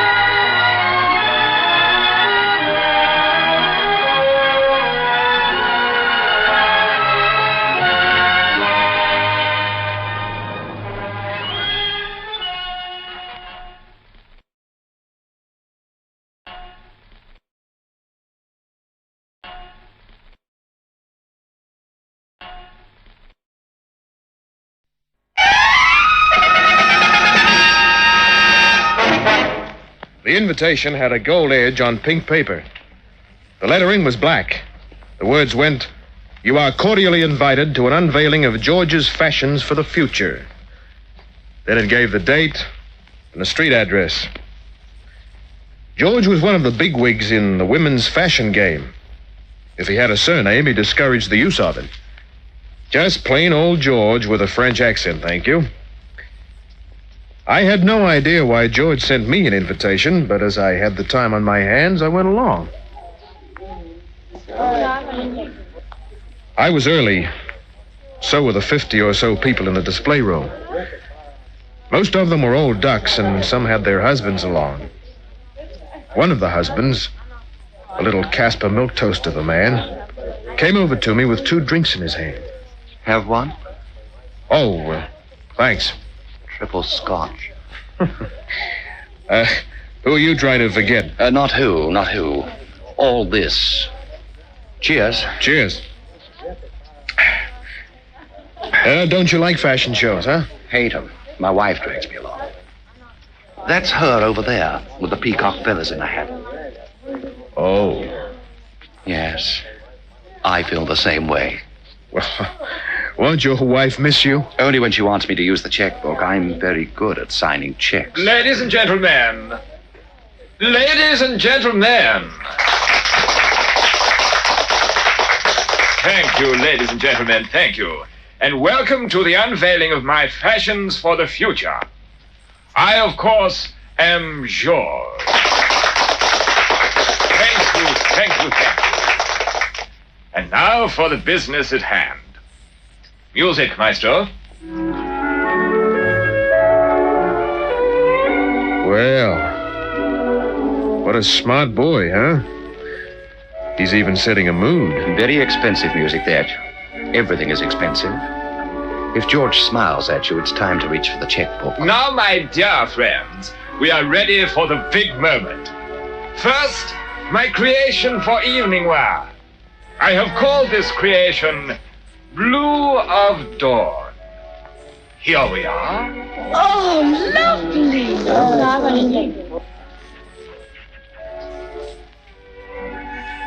And so it went on. Evening gowns, suits. Oh. Lingerie, negligees. Have a look at that. Mm-hmm. Nice, isn't she? I'll say. Well, she winked at you. Yeah, a friend of mine. I had no idea she'd be modeling here today. What's her name? If I'm not being too bold. Marla Newton. Very nice. Charming. Such beautiful eyes. We were standing near the platform at the extreme end. Marna came along the platform. Larry. Why, she's talking to you. Yeah. What is it, Marna? See you after the fashion show? Sure. Coffee shop next door. Mm-hmm. I want to have a talk with you. Right. Well, I wouldn't mind going to fashion shows if that's what happened to me. Look, I think your wife is signaling for you. Oh, dear. She probably wants to buy the negligee your friend is modeling. I'm sure they won't have it in my wife's size.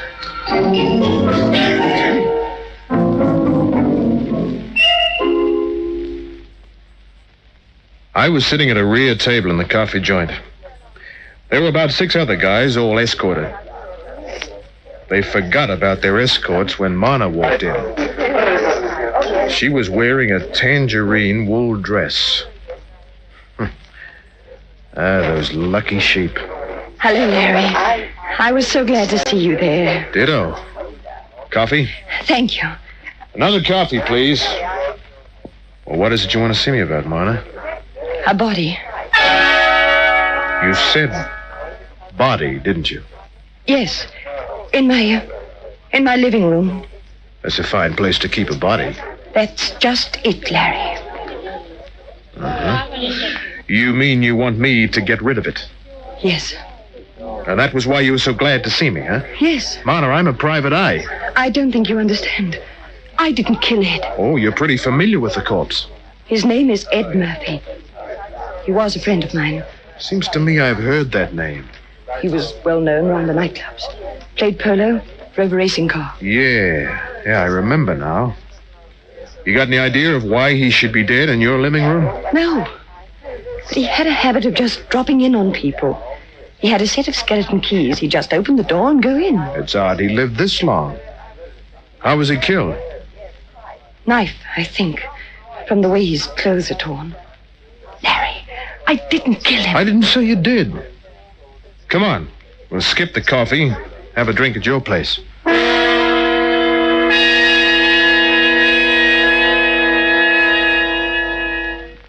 Marna was a model in the upper brackets, and her Potts Point apartment looked like it. Everything was expensive. Everything was just right. Except, of course, the guy on the rug. He'd been stabbed all right, at least a dozen times. Look, I didn't see that when I came in. The knife, half under the lounge. Kitchen knife. Yours? Yes. Don't touch it. Don't worry, I won't. Oh, I'm scared, Larry. So scared. Hey. Hold on to me. Well, sure. Oh, if you hadn't been at the fashion show, I don't know what I'd have done. When did you find him? Just before the fashion show. I'd been out all morning getting fitted for the show. Why didn't you go to the cops? I was too frightened. You see, Ed and I were once very friendly. We broke up after quite an argument.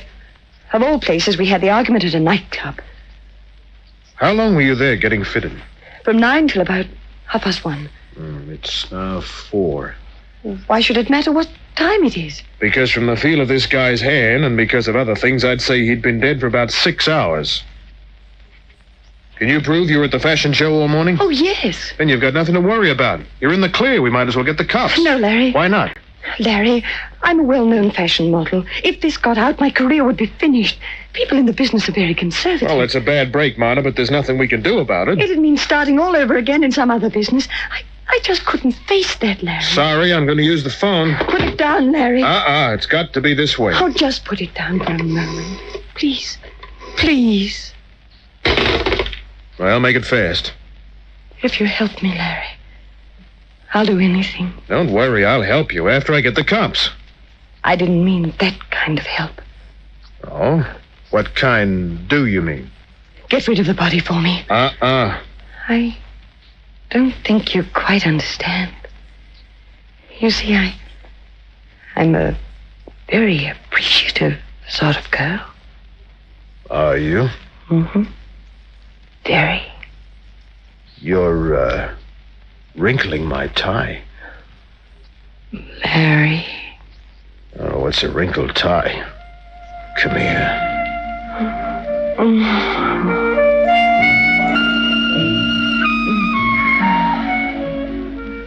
Yeah. Now do you understand? You're quite a girl. I'll confess something. Yeah? During all the time I've known you, I've wanted you to do that. Maybe you should have cooperated earlier. Well, we're cooperating now, aren't we? Speaking of cooperation. Larry. Sorry, honey, there's a right way. Sure. I didn't want to do it this way. Well, as I said before, you're quite a girl. A kiss 1 minute, a gun the next. I don't want to use it. Put your hands on top of your head. Why? So I can take your gun. Which was what she did. Keeping the muzzle of her fancy .25 against my back.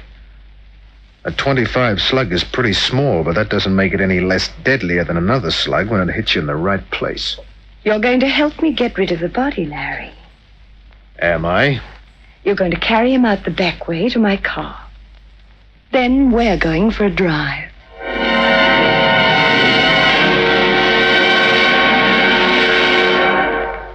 I got the body to the car without anybody seeing me.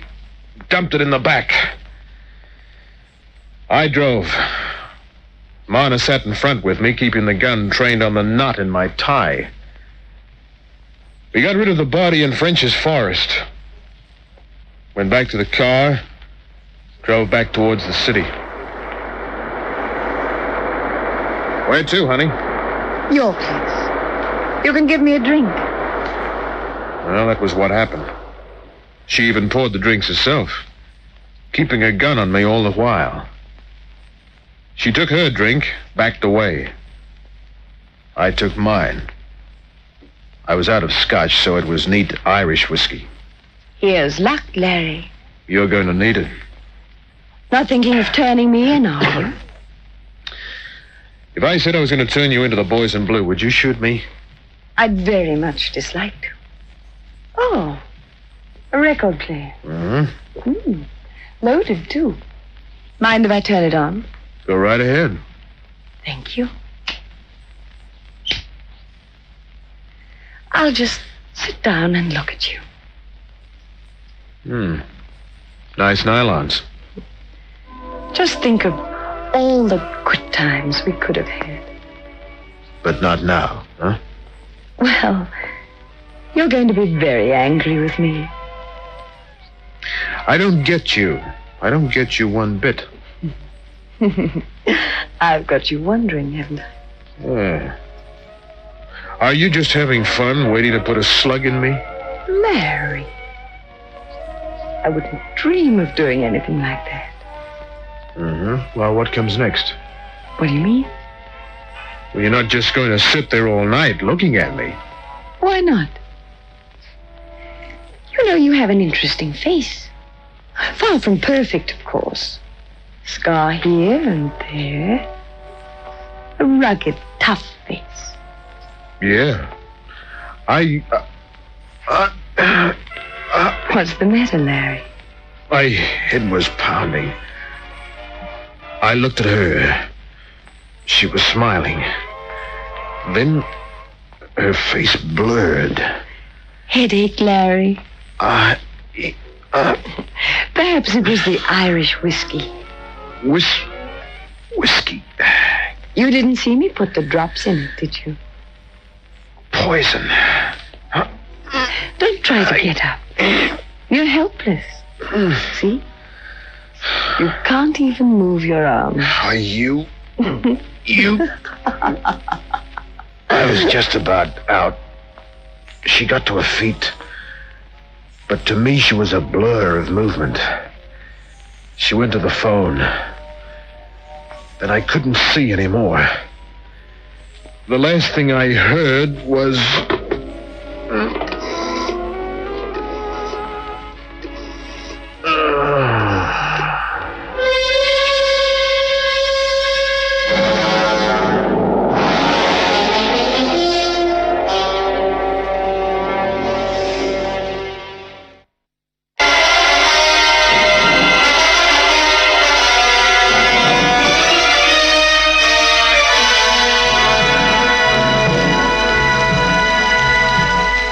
Head banging.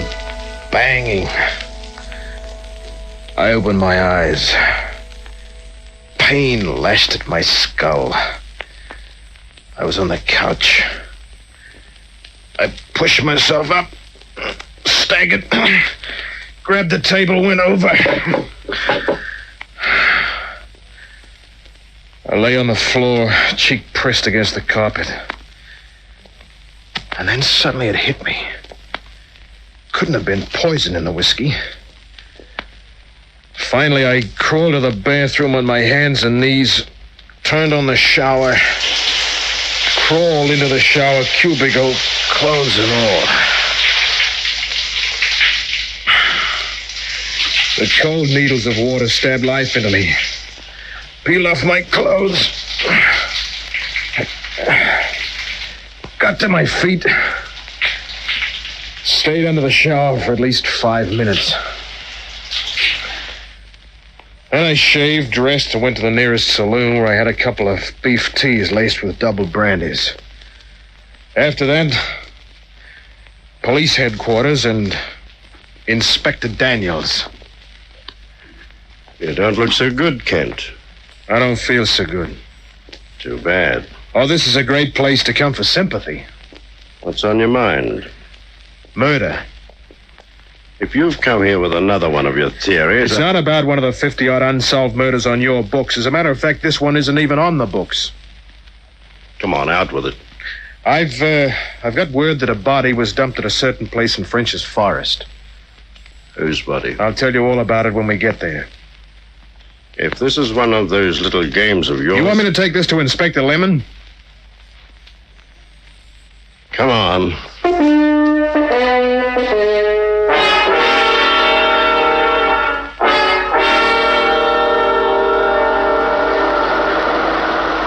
Turn off the road on that clay patch.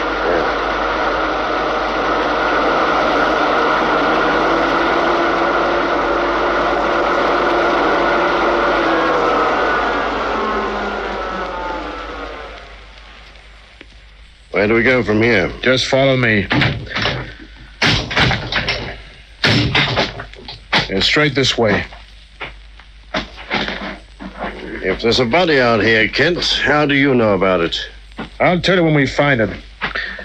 It's just behind this bush. Well? Well, it was supposed to be just here. Ah. It was supposed to be, eh? Yeah. And where is it now? Oh, I haven't got the slightest idea.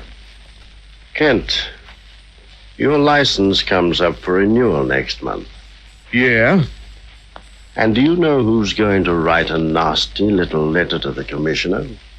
Yeah. Ever done much hitchhiking, Kent? So long, Inspector.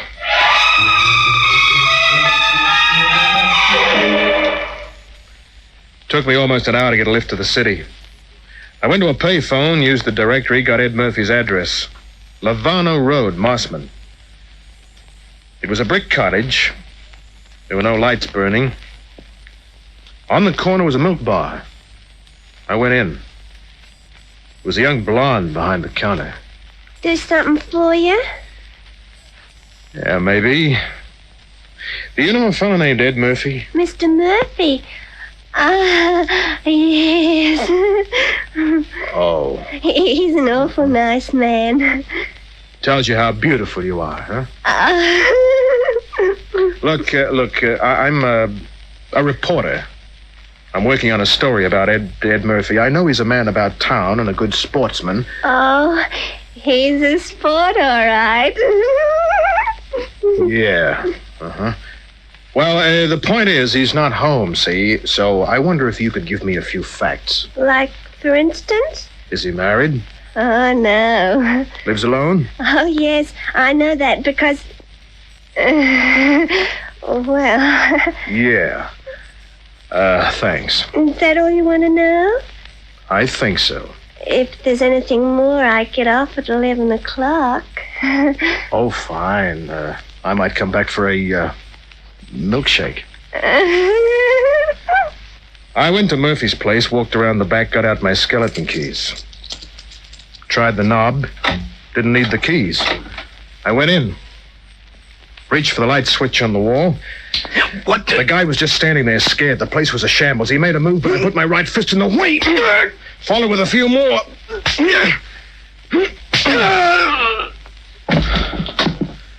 Well, looks like somebody else had the same idea. Let's see who you are, Buster. Uh-huh. Driver's license. Fred R. Cunningham.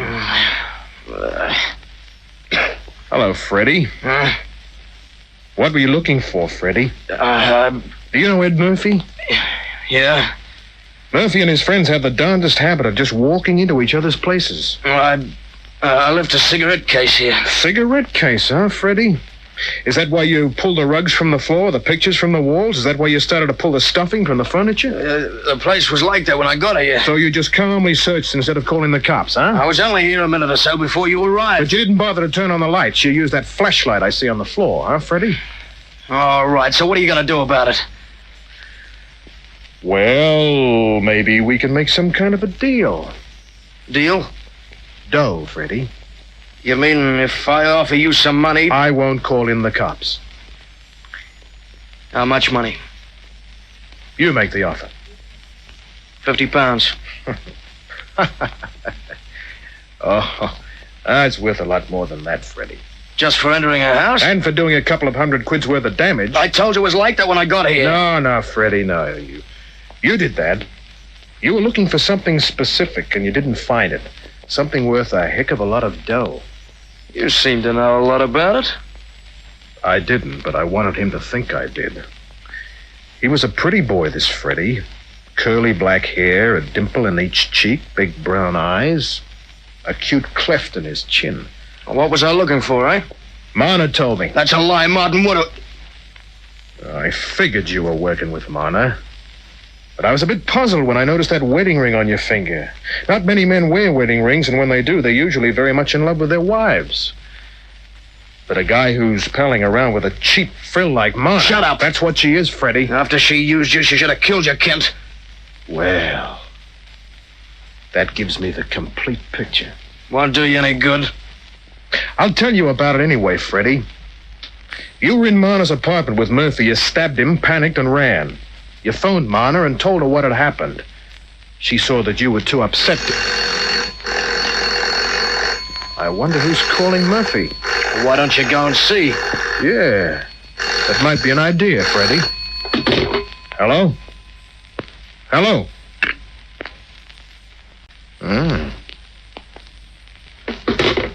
Wrong number? Yeah. I think you were wrong right along the line, Kent. Maybe the cops won't think so. You got nothing at all. I got plenty. To establish a murder, you're gonna have a corpse. And you got rid of the corpse after Marna and I dumped it, right? That's right. While I was unconscious after Marna slipped me the Mickey. Yeah. And then you came here and started looking for the... The what? Taking a blind stab, I'd say letters or maybe a photograph or two, huh? Go on. Well, it's pretty simple, really. You're a cute boy and you're married, probably to a dame either older than you are or not very exciting. Not nearly as exciting as Marna. And so? Well, Ed Murphy has a reputation as a sportsman and man about town. A guy like him would have to have a lot of money. Yet he had no obvious source of income, which spells in any language blackmail, Freddie. And, who was he blackmailing? Marna and you. Whatever he had, it put the both of you together in a very compromising way. Well, why should I worry about that? I'm in love with Marna. Sure, but you love money, too. Your wife's money. As for Marna, she's a top model, and she likes it. If a scandal involving the two of you came along, she'd be finished as a model, and your wife would throw you to the wolves. How's that for size? Theoretically, it's fairly good. Oh, there are a few ends that need tying, but they're not very important. Such a shame that all that sharp thinking must go to waste. It won't. Get up fast. All right, I'll pull you up. I heard a sound outside. I've been waiting for it. Got my arm around his throat and held on tight. The back door, which I hadn't pushed shut, now opened all the way. Marna came in the 25 in a hand, but she couldn't fire without hitting her boyfriend. However, that didn't stop her. Don't shoot, Larry. Drop it. I intended to. Freddie went limp. I let go of him. Full of surprises, aren't I, Larry? Yeah. Well, don't just stand there holding the gun on me. What gives? It was all his idea, Larry. He killed Murphy. But you played right along with him. I had to. Oh, Larry, put the gun away. Why? This is why. His kisses could never make me feel like this. That was you on the phone, wasn't it? Does it matter? Oh, does anything matter? It was a prearranged thing. You would have phoned to see if everything was okay. Yes.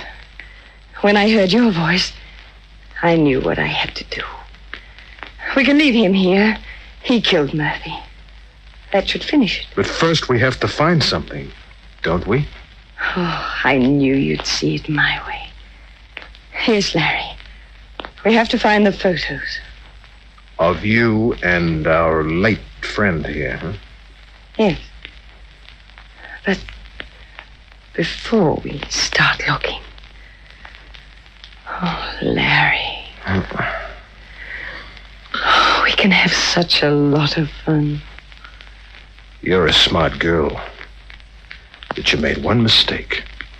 One bad mistake. Larry. I like you, Marna. I like you a lot. But with you around, I could never turn out the lights. You're too smart. I don't like any women that way. Larry, kiss me once again. No, honey. This is how I feel. Oh, why, you dirty, filthy rotten... She said a lot of other things, but I still called the cops. According to Inspector Daniels, she'll get life. The body of Murphy incidentally floated to the top of a quarry a week later. But after the cops took Marna in and asked me their quota of questions, I went to get a milkshake. I was wondering if you'd come back. My blonde friend didn't have very much on top. But who cares about an empty attic? Good night.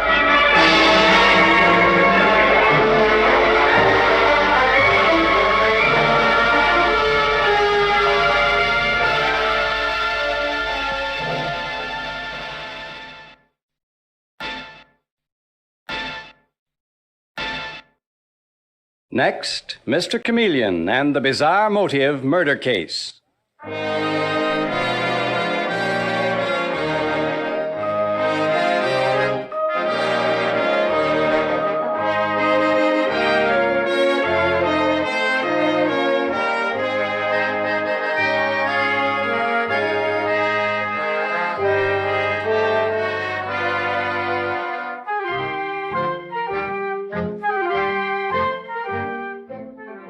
Tonight we again present the famous Mr. Chameleon of Central Headquarters in his most famous cases of crime and murder.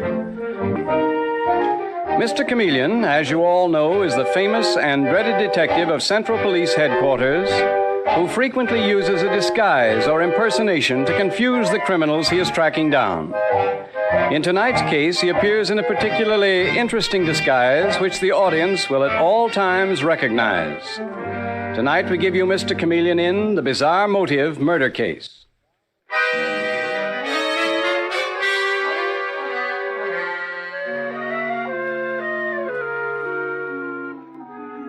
Among the immortals of music is Maurice Montaigne, one of the greatest concert pianists of his time. Not only a fine musician, but a romantic figure of a man whose dark good looks have stirred many a feminine heart. And now, before a packed house, he is finishing a concert. And as he plays the final bars of a classical number, he suddenly goes from that into the wedding march.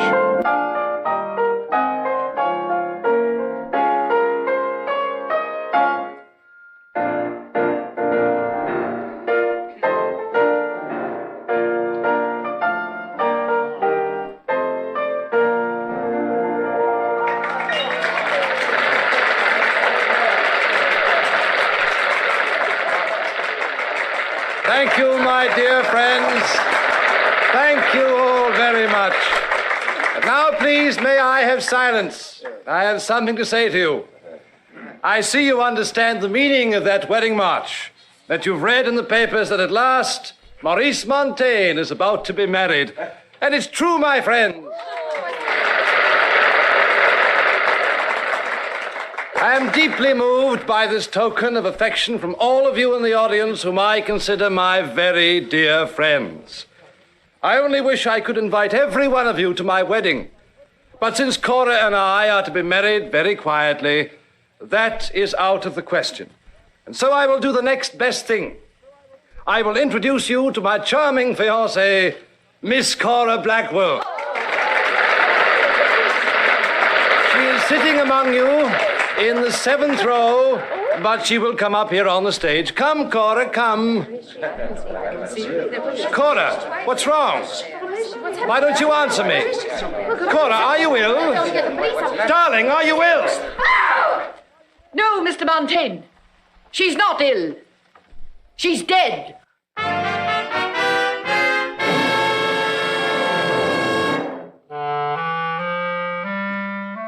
And now, a little later, Mr. Chameleon, the great detective, is in the concert hall, examining the dead body of Cora Blackwell and regarding with deep interest a box of candy which the dead girl had dropped on the floor. And he says to Detective Sergeant Dave Arnold, "Girl was poisoned, Dave. She died very quickly. And from the general appearance, I'd say offhand that a certain deadly poison from India was used." Was it put into the candy, Mr. Chameleon? Yes, apparently. Let me break this piece and smell it. Mm-hmm. Yes, it is a rare poison from India. Mr. Montaigne? Yes, Mr. Chameleon. Oh, my poor Cora. My beautiful Cora. Was she really murdered? Yes, Mr. Montaigne. This candy is poisoned. Where did she get it? Why, it looks like the candy they sell here in the lobby of the concert hall. Did Cora Blackwell have it with her when you last saw her? No, she must have bought it on her way into the hall. Oh, Cora, my beloved. We would be married tomorrow. Mr. Montaigne, you are a great romantic figure as well as a great musician. Mr. Chameleon, Well, it's quite true. Your engagement to Miss Blackwell made the headlines. Now, how long have you known Miss Blackwell? Why, not very long. I asked you how long. Only a few weeks. It was love at first sight. Well, how did you meet her? Mr. Montaigne, how did you meet her? All right, Mr. Chameleon, I'll tell you. I want you to know. Did you ever hear of my manager, Sidney Dorwick? Well, he's almost as famous as you are, Mr. Montaigne. Was Miss Blackwell a friend of his? Cora was engaged to Sidney. Engaged to him? Yes. But as soon as she met me, she knew it was all wrong. Cora and I were meant for each other. I was the one she loved. And how did Sidney Dorwick react to that? He acted very badly. He's hardly spoken to me since. He was insanely jealous of Cora, insanely possessive. Where is he now? In my dressing room, right over there. But, Mr. Chameleon, you don't suspect. I suspect no one. As yet, Mr. Montaigne. Right now, my job is to collect facts as quickly as possible. Mr. Sidney Dorwick? Yes. I'm Chameleon of Central Police Headquarters. I understand Miss Cora Blackwell had been engaged to marry you before she became engaged to Maurice Montaigne. So Maurice told you, did he? I might have known he would. Yes, Cora was once engaged to me. I never stopped loving her. Are you familiar with that line of poetry, Mr. Dorwick? Each man kills the thing he loves. Are you implying I killed Cora? Where were you during the concert? Now, look here, Mr. Chameleon. Where were you, not only during the concert, but just before it started? And did you see Cora Blackwell? No, I did not. You've answered only half my question. Where were you during the concert? Backstage. And now I'll tell you something, Mr. Chameleon. But I insist on seeing Mr. Chameleon. I insist on seeing him. Who are you to keep me out? Detective Sergeant Arnold. I'm sorry, madam. Mr. Chameleon is busy right now. Very well, young man. But I'll be back. Never fear. I am Maria Pridwell. Dave? Yes, Mr. Chameleon? Who was that who wanted to see me? Oh, some old gal who sounded wacky to me.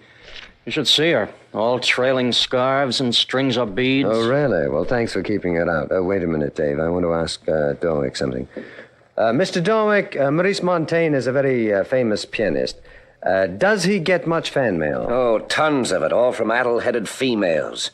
My office upstairs in the concert hall here is full of it, Mr. Chameleon. Dave, I want all of that fan mail confiscated. Tell Detective Foley. Yes, Mr. Chameleon. Now you're on the right track, Mr. Chameleon. Is that so? You mean because I'm not just concentrating on you, Mr. Dorwick? Mr. Chameleon, I started to tell you something. What was it? 2 women besides Cora expected to marry Maurice Montaigne. Were they here at his concert tonight? Yes. Who are they? One is Vera Shefton, who had already told all her friends that Maurice was going to marry her. The other is Swan Johnson, who had actually left her husband because of Maurice. I see. Dave? Yes, sir. I gave orders that everyone who was sitting near Cora Blackwell be kept here in the concert hall. You go and see if Vera Shefton and Swan Johnson were among them. Well, they're right here, Mr. Chameleon. Foley's been getting all the names. Oh, good. You come in, ladies. I'm Chameleon of Central Police Headquarters. You're Miss Vera Shefton, aren't you? Yes, I am. And you're Mrs. Johnson. How did you know that, Mr. Chameleon? I noticed that you were wearing a wedding ring, Mrs. Johnson, even though you left your husband for Maurice Montaigne. Who told you that? Is it true, Mrs. Johnson? Yes, but I care nothing for Maurice anymore. My husband Alfred and I are reconciled. He was here with me at the concert tonight. How about you, Miss Shefton? Do you care nothing for Maurice Montaigne, the great pianist? I care so little for him, Mr. Chameleon, that I've had nothing to do with him. I haven't even wanted to see the man or speak to him. Well, then you mustn't get so excited about him, Miss Shefton. Well, I'm not excited, but I've had nothing to do with Maurice, Mr. Chameleon. Yes? You are Mr. Chameleon, aren't you? Well, I am Maria Pridwell, and I tried to get in before, but that sentry of yours stopped me. Yes, Miss Pridwell. I'm sorry, but I'm very busy now. Too busy to talk to me? That's very foolish of you, Mr. Chameleon. You see, I'm a lover of great music. I've long worshipped at the shrine of Maurice Montaigne. I've never met him, but to me, Miss Pridwell, he's everything divine. And to think that lovely girl sitting next to me was his fiancée. You were sitting next to Cora Blackwell at the concert? I was. And after they removed her body, Mr. Chameleon, I found this note beneath her seat. A note written on a program. Here. Miss Pridwell, you should have given this to Detective Sergeant Arnold. The sentry? Oh, no, Mr. Chameleon. I don't deal with underlings. Well, let's see what the note says. Do hope you and Maurice will join me for supper after the concert.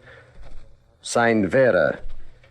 Miss Shefton, did you give this note to Cora Blackwell, the murdered girl? Yes, Mr. Chameleon. I thought you said you wouldn't go near Maurice Montaigne. Doesn't that note prove I had no ill feelings? It also proves that you stopped at Cora Blackwell's seat just before she was murdered. But you could have given her the poison candy. No, I had... Mr. Chameleon, look at this. Look what we found. What is it, Dave? A second box of candy. And it has Cora Blackwell's fingerprints on it. Where'd you find it? In row G, not far from Cora Blackwell's seat. Here, let me smell a piece of that candy. No poison in these. Dave, I have a hunch that this was the box that Cora Blackwell herself purchased. The other box of poison candy was substituted for it. Well, don't look at me, Mr. Chameleon. Someone did it, Miss Shefton. And where are you going, Mrs. Johnson? My husband is waiting for me. Well, he'll have to wait, Mrs. Johnson. Where were you sitting during the concert? Were you speaking to me? I certainly was. What row were you sitting in, Mrs. Johnson? Row G. But I know nothing about that box of candy. I can't imagine how it got there. It didn't walk there, Mrs. Johnson. All right, both you and Miss Shefton may go. But don't try to leave town. I may want to question you again soon. Very well, Mr. Chameleon. Do you think she did it, Mr. Chameleon? Either one of them could have done it, Dave. We're beginning to make progress, aren't we, Mr. Chameleon? What? Oh, Miss Pridwell. Yes, we certainly are. What does she mean, we? And how did she get in here? Young man, I'll have you know I'm helping, Mr. Chameleon. As a lover of fine music and an admirer of Maurice Montaigne's, I consider it my duty to find his fiancée's murderer.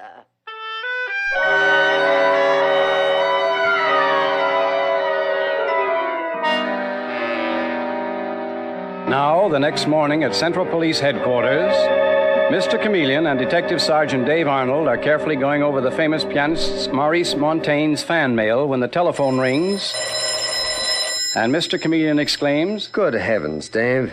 You suppose that's Maria Pridwell again? Oh, I told you not to encourage that dame. She's a nut. Well, sometimes nuts can be very helpful in a murder case, Dave.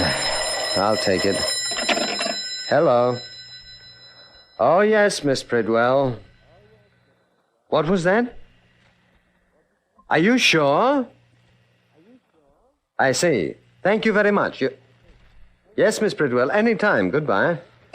Now what? Don't sound so scornful, Dave. Maria Pridwell just gave me an interesting piece of information. One I intend to spring on Sidney Dorwick, Montaigne's manager, as soon as he and the great pianist Maurice Montaigne get here. Oh, and here they are, I imagine. You come in, gentlemen. Mr. Dorwick, Mr. Montaigne. You're right on time. Sidney never keeps the police waiting. Why, what sort of a dirty crack is that, Maurice? Please, gentlemen, no quarreling. Well, I sent for you both because I wanted to ask you about some of these letters. My fan mail. Not all of them, Mr. Montaigne. 2 of these letters actually threaten you. I have here 2 notes dated a week ago, one from Vera Shefton, one from Swan Johnson, both saying, in effect, you will marry me or else. Oh, Mr. Chameleon, do you think I let their stupid threats bother me? They were also threatening Cora Blackwell, the woman you loved and who was murdered. And then, too, here is a series of letters, Mr. Montaigne, at least a dozen of them, all signed by a single name, Cassandra. Oh, those. Just what do they mean, Montaigne? These letters from Cassandra speak of your dream house and your 3 dream children. Dream children is right. I've never seen this Cassandra.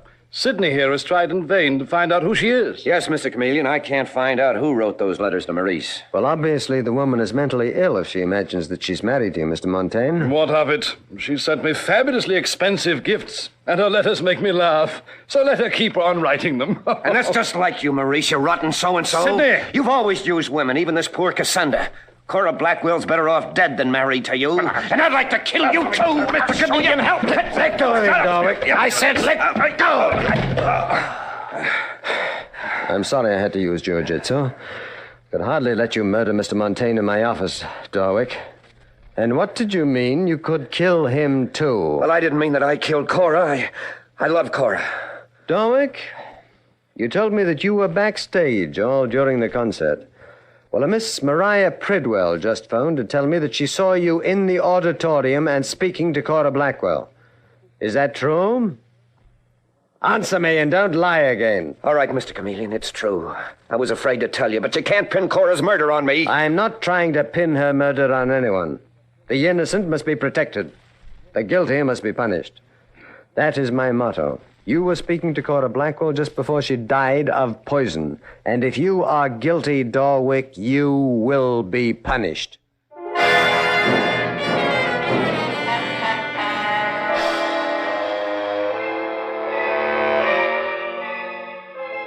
Mr. Chameleon and the bizarre motive murder case continues in just a moment.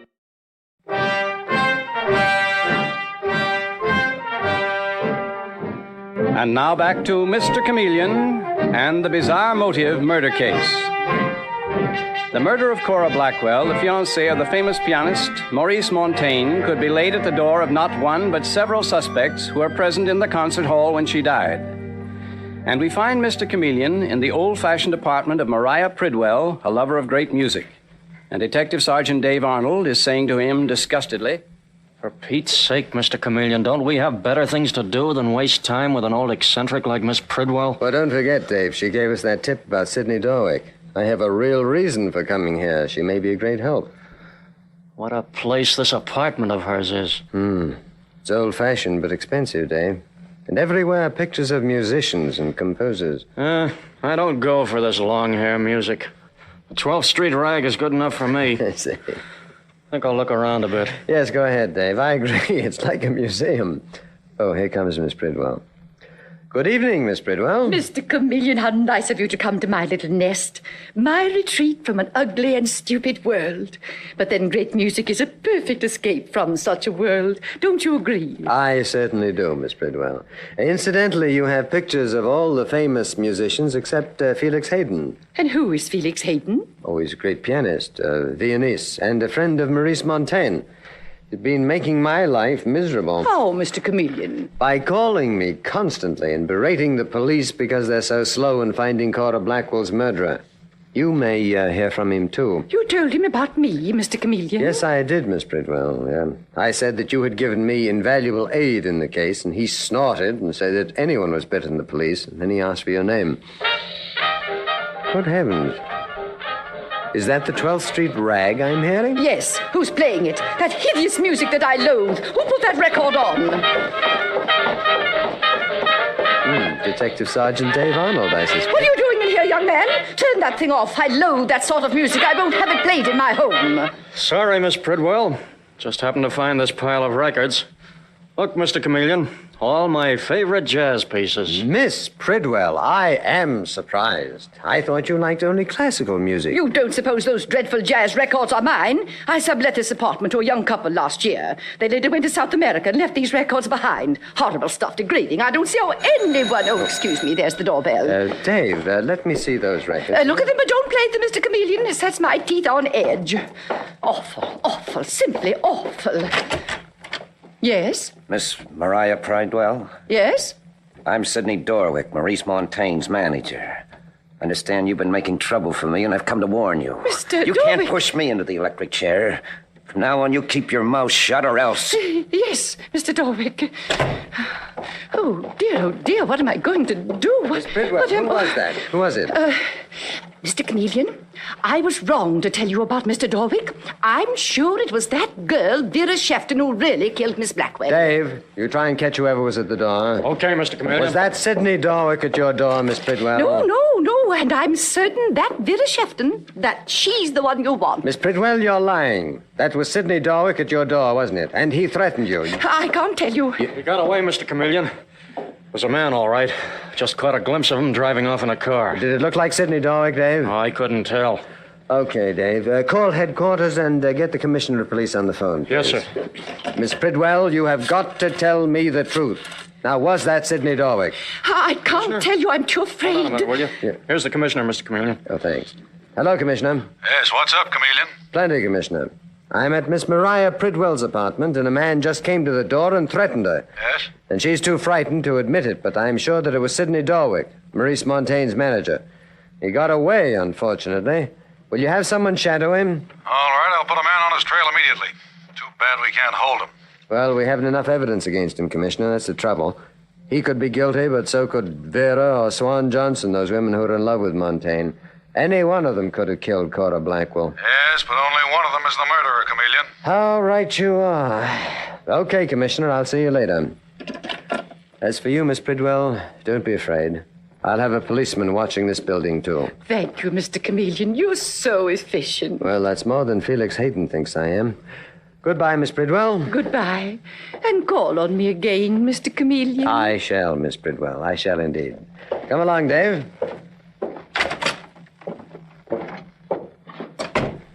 Hayden guy who doesn't think you're efficient. Felix Hayden, a Viennese concert pianist, Dave. A character I invented. You invented? Mm-hmm. Oh, I get it. You mean you're going to disguise yourself as this Felix Hayden? That's it, Dave. And as Felix Hayden, I'm going to call on the music-loving Miss Pridwell. I shall win her confidence. I'll suggest that I give a musicale in her apartment and invite all the suspects, including the great Maurice Montaigne. Perhaps when they're all together, Dave, we may trap the killer of Cora Blackwell.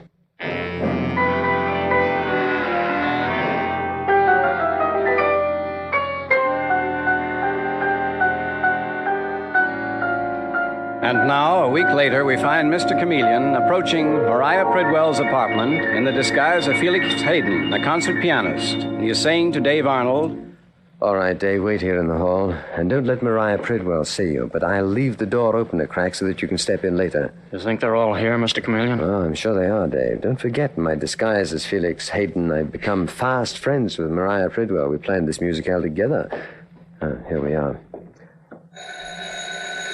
Auf Wiedersehen, Dave. From this moment on, I am Felix Hayden. Mr. Hayden, I thought it must be you. Come in. My dear Miss Pridwell, I kiss your hand. Oh. I am thrilled to be here. And I'm thrilled to have you and Maurice Montaigne. Are the others here, too? All of them, Mr. Hayden. Yeah. Swan Johnson, Sidney Dorwick, Vera Shefton, who's making a fool of herself over Mr. Montaigne. I am not surprised. I learned something interesting today. Vera Shefton is planning on marrying poor Maurice as soon as he is recovered from the shock of Cora Blackwell's murder. But Maurice wouldn't marry Miss Shefton. Miss Pridwell, men are weak. She will get him eventually. But let us go in. Yes, of course. Friends, may I present Mr. Felix Hayden, Miss Shefton, Mrs. Johnson, and, you know, Sidney Dorwick? No, he doesn't. And I don't know Felix Hayden. I never heard of a pianist named Felix Hayden. Mr. Dorwick. Yes, and I don't believe he's a friend of Maurice's. When did you meet Maurice? Only recently, but we are friends. I am a great admirer of Maurice. He is such a great pianist. That's right, Sidney. Felix admires me greatly. Though not as much as his friend Cassandra does. What was that about Cassandra? You know, Sidney, that crazy woman has been writing me those letters. Crazy woman? Yes, Miss Pridwell. Maurice read me her letters. Oh, we laughed our heads off, didn't we, Felix? Yes, right. Laughed? You laughed at Cassandra, Mr. Montaigne? When she was the only true love you ever had? Miss These other fools, Cora Blackwell and Vera Shefton here, they're nothing. But Cassandra was your spiritual wife, the mother of your children. Wait, Miss Pridwell, how did you know about these letters? Who told you their contents? Why, Mr. Montaigne himself did. That's a lie, Miss Pridwell. I never met you until the time of Cora's death. And certainly I never mentioned Cassandra's letters to you. Well, perhaps Miss Pridwell is psychic. Maurice, what sort of woman would you say this Cassandra was? An old fool, obviously, who's built herself a dream world. Stop it! It's not a dream world. Cassandra's your wife. She's the mother of your children. Stop denying it or I'll kill you. I'll kill you. Oh, no, you won't, Miss Pridwell. You won't kill anyone again. You are Cassandra, aren't you, Miss Pridwell? Yes, I'm Cassandra, the only woman who really loved Maurice wholeheartedly and purely. I wrote to him. I sent him gifts. I had his children. Children you only imagined, Miss Pridwell. It's all part of your distorted dream world. I first suspected you the day I discovered those jazz records. They were yours, I was sure of that. Some of them were recent releases. But I hate that kind of music. That is the only kind of music you really like. There was no young couple, I checked. You never sublet the apartment. You only pretended to be a music lover because of your infatuation with the romantic figure of Maurice Montaigne. No. When you read of his engagement to young Cora Blackwell, in your poor, sick mind, you thought of her as a rival. So you poisoned her at the concert. No! You used the very poison which is in this coffee cup. The cup which you set down before Vera Shefton. You intended to kill her, too. Give me that cup. And not till its contents are analyzed, Dave. Yes, Mr. Chameleon, I'm here. I'll hold her. Now, please. That's enough now. Now, don't struggle, Miss Pridwell. It's all over now. You are the murderer of Cora Blackwell.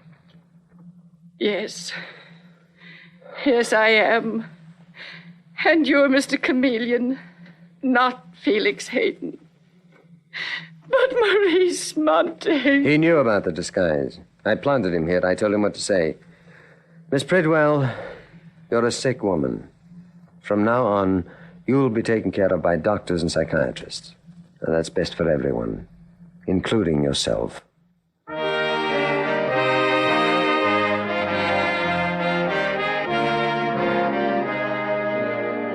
And with these words, Mr. Chameleon concludes tonight's murder case.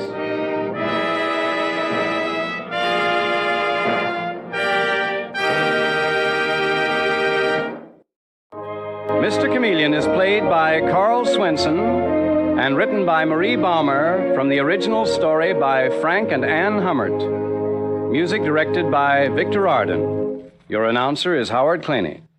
This is CBS, the Columbia Broadcasting System.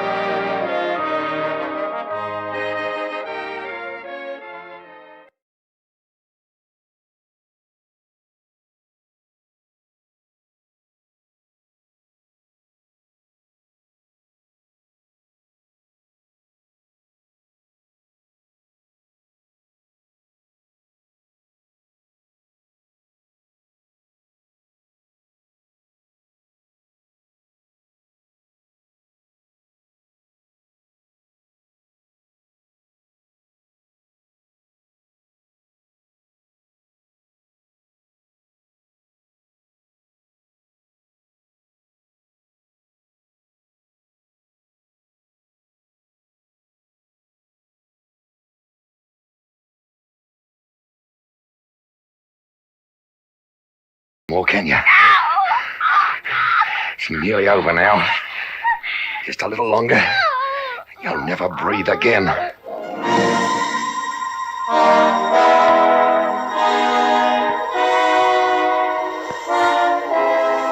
This is the true story of the Strangler.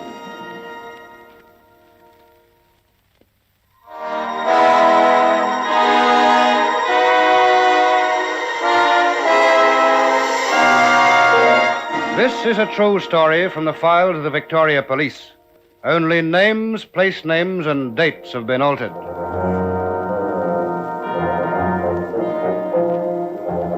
Quite recently, we received a letter from a mother. In her letter, she said this.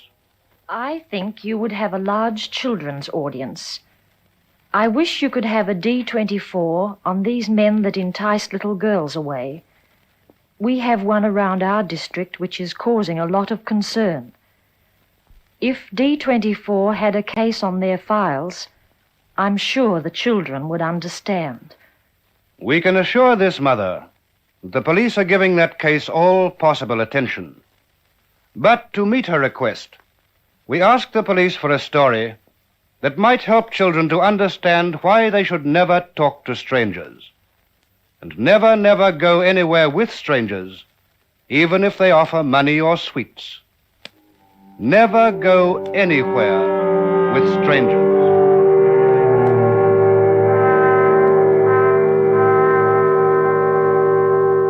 Before we begin, let me just say this. We hope that this story will not awaken sad memories in the minds of any relatives or friends of the people concerned. Naturally, we don't wish to do that. And we feel sure that everyone will understand that we tell this story only because it may prevent a repetition of the tragedy and heartache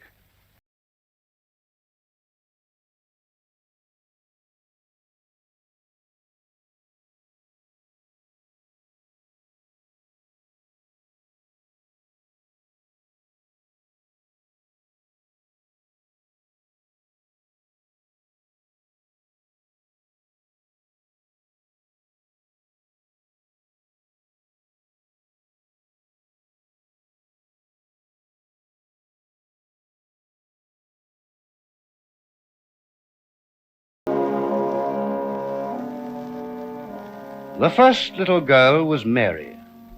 She was 9 years old and lived at Caulfield. And one afternoon after school, she was playing happily with some of her friends. 4, 5, 6, 7, 8, 9, 10. Coming, ready or not? Hello, little girl. Oh, What are you doing? playing Heidi. I'm he. Huh? How do you play that? Don't you know how to play Heidi? No, I don't. Tell me about it, will you? Oh, I can't. I've got to find the others. They're hiding from me. Why? 'Cause that's the game. I shut my eyes and they all hide while I count to 10. That sounds a nice game. Yes, it's fun. Can I play too? No, grown-ups don't play Heidi. Why not? 'Cause they don't, that's all. I'll have to find the others now. Goodbye. Can I watch? I suppose so. All right. I'll see you when you find them.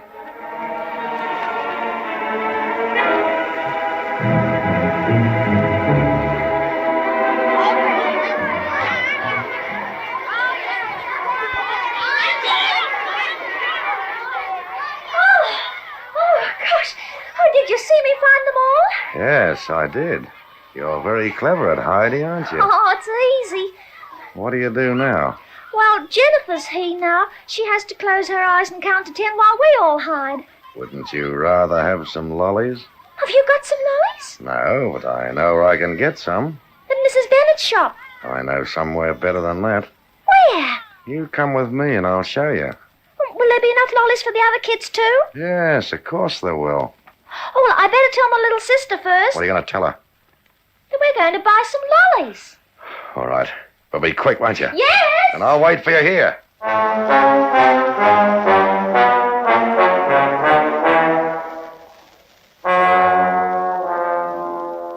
And so, while the other little girls went on with the game, Mary accompanied the man in search of lollies.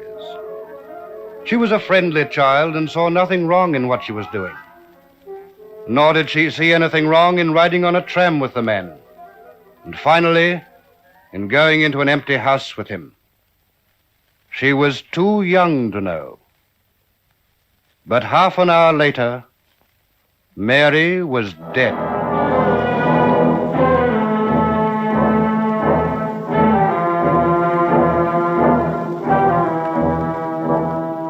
Mary died because she was too trusting. Because in her natural love for lollies, she forgot what her parents had often told her. Never speak to strange men. Never, never go anywhere with them.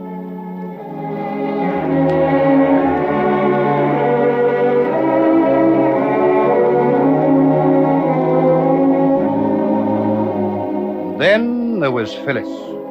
Phyllis was 16, just beginning to take an interest in life. One night, just 2 months after the dreadful murder of Mary, Phyllis was walking along a street near her home in Hawkesburn. Excuse me. Hey? Do you know where Johnson Street is? No, sorry. Hey, just a minute. I'm in a hurry. Look, I won't keep you a minute. All right, what is it? I don't know this part too well, and I've got to find Johnson Street. I told you. I don't know where it is. Don't you live around here? What if I do? Oh, it's just that I thought you'd know the streets. Are you sure it's Johnson Street? Pretty sure of it. Well, I don't know it. Ah. Oh, well, it can't be helped. Have a cigarette? What's the big idea? Just thought you might like one, that's all. You're a funny sort. No, I'm not. Just a bit lonely. Haven't you got any friends? Not many. Are you really in a hurry? Or did you just say that? I just said it. Oh. Have a cigarette and talk to me for a while, will you? All right. Yeah. Thanks.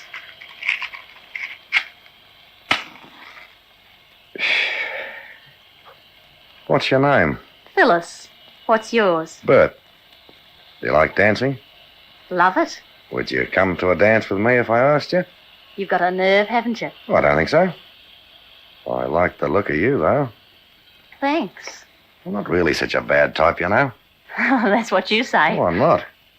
So, what about that dance? You mean right now? Oh, don't be silly. Well, tomorrow night, then.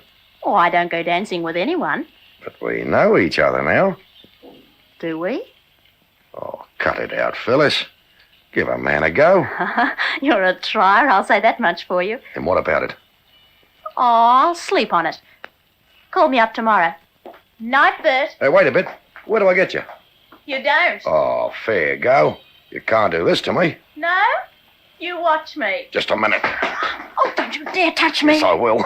Oh, go out. If you do, I'll pretty soon fix you. You've led me on, you have. You made me believe it. I made you believe nothing. Yes, you did. I thought you'd come dancing with me. Rather die first. Would you? No. No, I didn't mean that. What did you mean, then? Nothing. No? Oh, I don't know. Go away, will you? Leave me alone. No. You're gonna be my girl. No. Yes, you are. Come here. No. Get out. No. What's the use of struggling? I'm too strong for you. Let me go. I'm never gonna let you go. Never. Your hands. My throat. I'll never let you go. Now, you can't struggle anymore, can you? It's nearly over now. Just a little longer. It'll be over.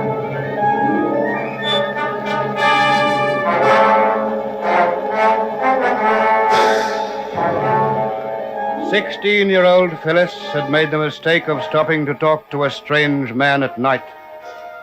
She was not to know that he was a vicious killer, that he'd already killed once, and that she was to be only the second of his 4 victims.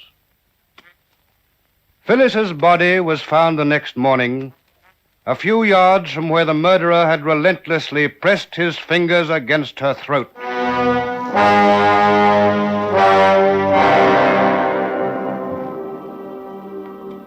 And then there was Catherine. 12 years old Catherine, who lived in the country. It was exactly midnight on the 31st of December, 1934. Oh, it's 12 o'clock. Happy New Year, everyone. Happy New Year. And an especially Happy New Year to you, Dad. Happy New Year, darling. Come on, everyone. Should old acquaintance be forgot and never brought to mind? Should old acquaintance be forgot in the days of old lang syne? Oh, Happy New Year, everyone. Happy New Year.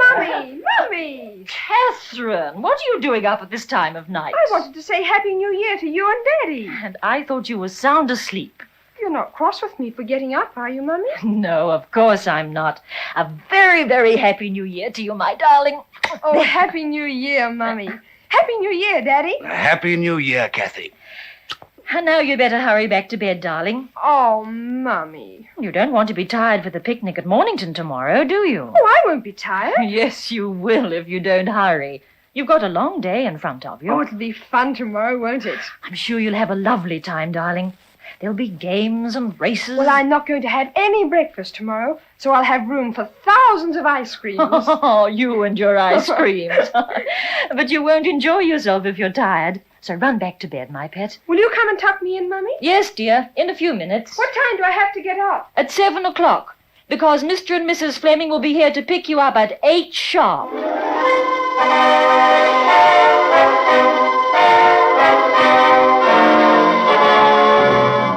And so 12 years old Catherine went gaily back to bed to dream of the New Year's Day picnic. In a few moments, we'll continue this true story from the files of the Victoria Police.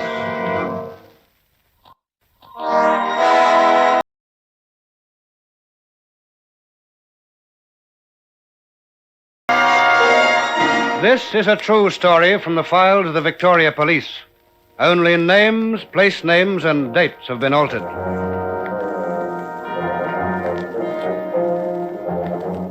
At 8 o'clock sharp on New Year's Day, 12 years old Catherine was picked up in a car by Mr. and Mrs. Fleming and their 3 children, Frank, Arthur, and Nancy. It was a gay party that drove to Mornington, and when they arrived there, they had a wonderful time. A picnic lunch among the tea tree, swimming in the calm waters of the bay, and joining in the beach sports and games. And then at about 4:30... Now, boys and girls, the next event is the Greasy Barrel. Will all those who want to enter please give their names to the stewards? Come on, boys and girls, there's lots of fun and wonderful prizes. So let's have your names for the Greasy Barrel event. Come on, boys and girls, the Greasy Barrel event. Are we going to watch the Greasy Barrel, Nancy? I don't want him much. I'd rather buy another ice cream. Oh, me too. Have you got any money left? Not much. Have you? 10 pence. I've got a shilling, I think. Oh, that's enough. Come on, then, let's go round to the shop.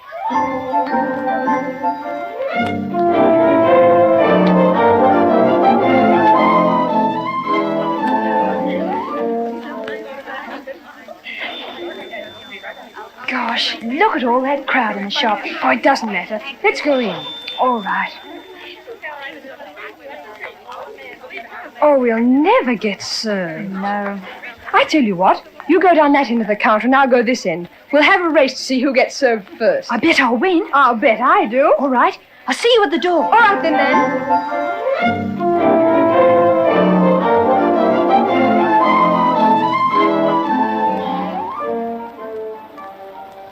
I knew I'd get here first. Oh, hello, Mummy. Where's Catherine, dear? In the shop buying an ice cream. Look, they're beaut big ones, aren't they? I hope you girls aren't eating too many of them. Oh, Mummy, we've only had about 6 each all day. 6? Then that must be the last. What will Catherine's mother say if I take her home with a bilious attack? She told me she had 10 ice creams one day. Well, she's not having 10 today, and neither are you. All right, Mummy. So as soon as Catherine comes out of the shop, both of you hurry back to the car. Where are you going? To get some milk. I'll expect to see both of you at the car in about 10 minutes.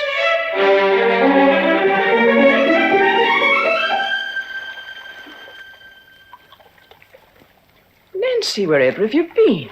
It's over half an hour since I spoke to you at the sweet shop. And where's Catherine? I've been waiting for her outside the shop. I thought she must have come back here by now. Isn't she here? No, she's not. I do wish she'd hurry. It's nearly time for tea. You'd better see if you can find her, dear. All right, Mummy. And when you do, don't dawdle back. Tea will be all ready.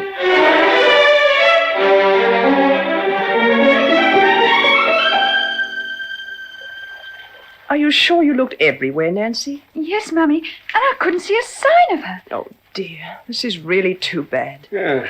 What's the trouble, Frida? It's Catherine, Dad. She got separated from Nancy, and she hasn't come back for tea. Oh, she'll turn up all right. I do hope nothing's happened to her. Well, what could happen with all these people around? Oh, I don't know, but I just feel worried, that's all.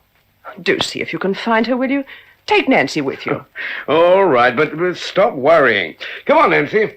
Let's get Arthur and Frank, and we'll have Catherine back in no time.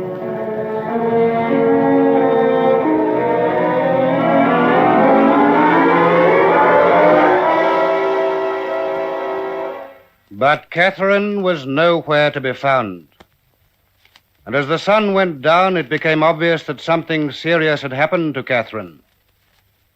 The Flemings summoned police assistance, and Senior Constable Stevens called for volunteer searches.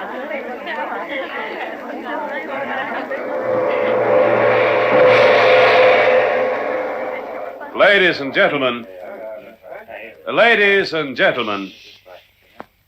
I'm sorry to interrupt your dancing, but a little girl has been lost.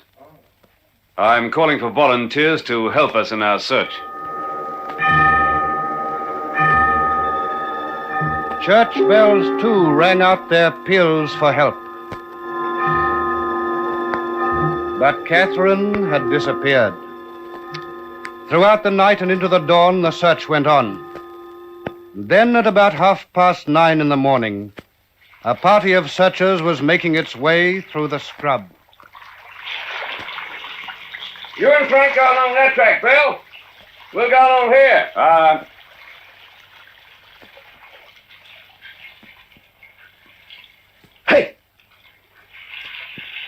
Hey, look at that. Huh? Lying there near the track. It's the little girl. Yes. And she's been murdered.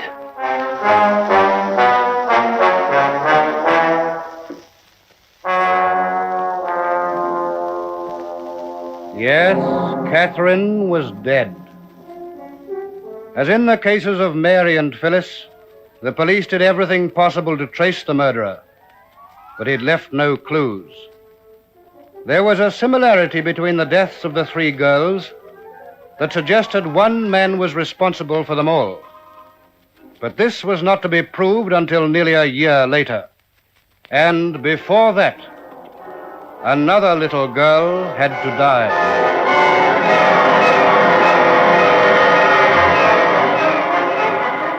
Seven-year-old Brenda.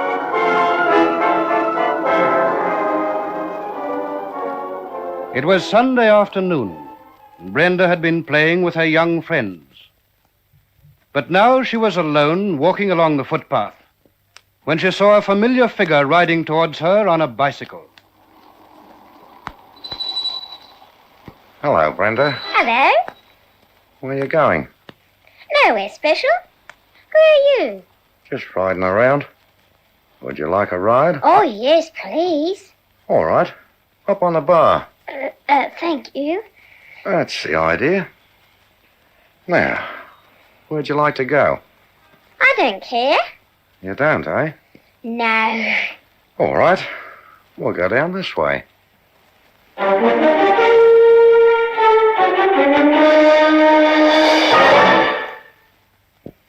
Phew. That was a good ride, wasn't it?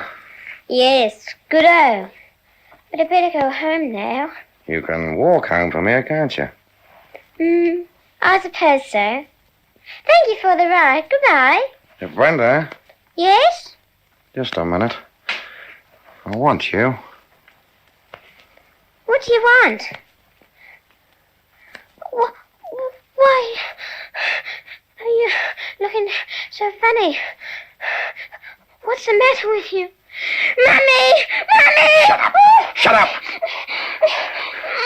I've got to do it. I can't help myself. I've got to do it.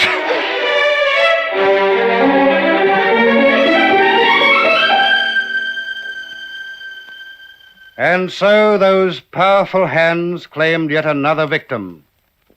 7-year-old Brenda. But this time the murderer decided he should have an alibi. And so he called at a dairy farm. Good day, Tom. How you going, Bert? What brings you around here? I just wondering if you had a copy of yesterday's paper. Don't think so. I'll have a look. As a matter of fact, I've been waiting for you for a quarter of an hour. Why didn't you come down to the milking sheds? Thought you must be out. But you know I'm always milking at this time. Must have forgotten. Well, that's not like you. Well, I did, that's all. Oh, okay. Oh, I'm not trying to pick a fight. Well, have you got a paper or haven't you? Come inside and I'll have a look.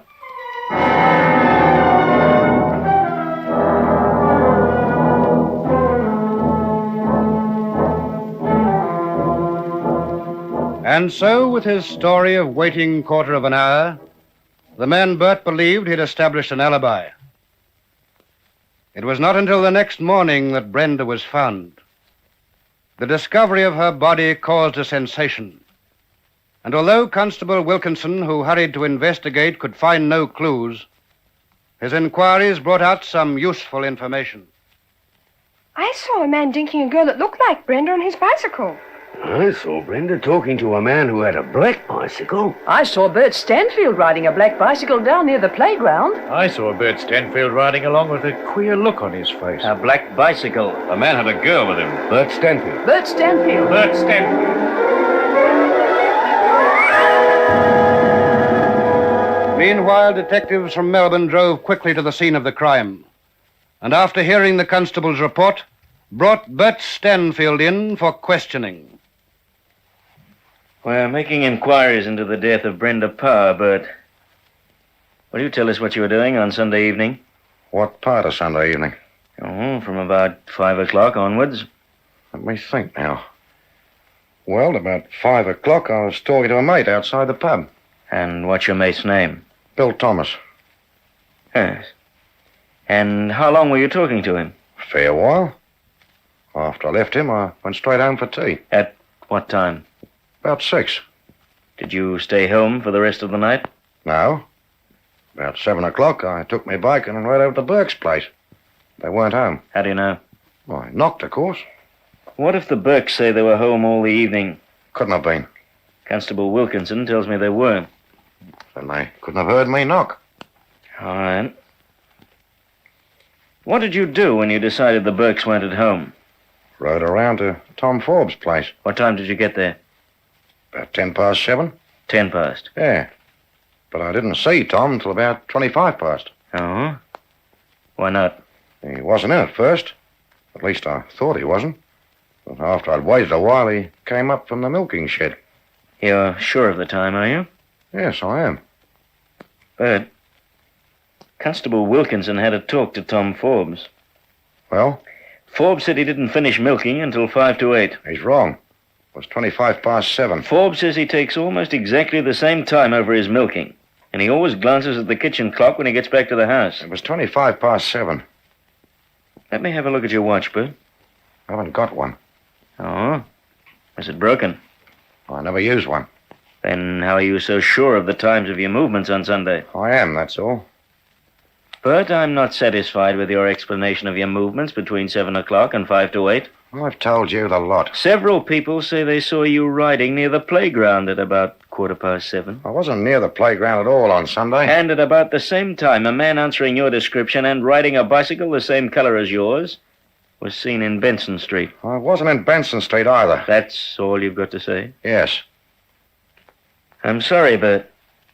But your story of going to the Burkes and thinking they were out when they were all home, and then going to Tom Forbes' place half an hour earlier than he says you were there, and your denial of riding near the playground when several witnesses say they saw you just doesn't add up. Don't you realize that? What do you want me to say? I'm asking you if you know anything about the death of Brenda Parr.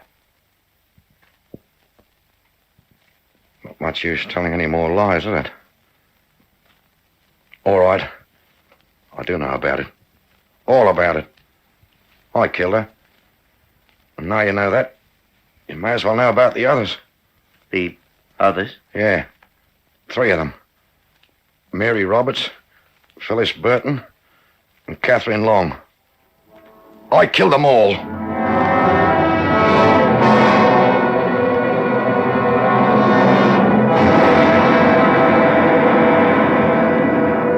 Bert Stanfield had killed once too often. He was eventually found guilty of murder and hanged at Pentridge Jail. But his hanging can never make up for the sorrow he brought to 4 homes, can never bring back to life 4 girls who should be living today. We can only hope that every child who's listened to this story will learn a lesson from it and will remember never, never to speak to strange men, never to go anywhere with them, whatever money or sweets or promises they offer.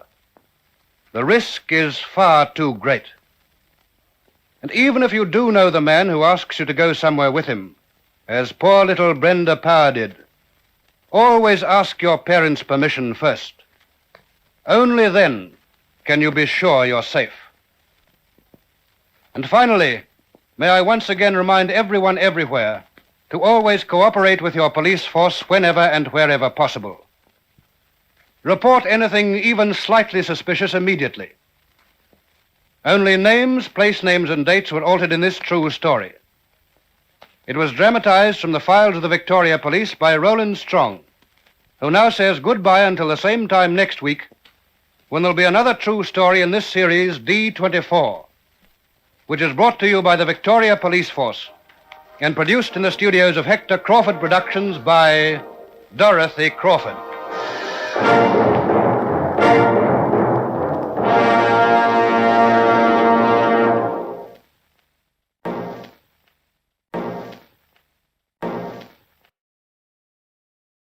Call the police.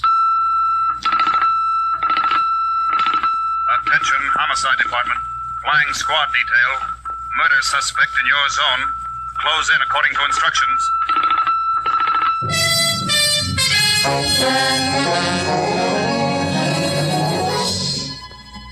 Between you and the evil outside the law, between you and the housebreaker, the kidnapper, the murderer, stands the policeman of your community.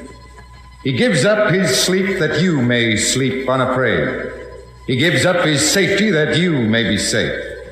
And if need be, he gives up his very life to protect yours.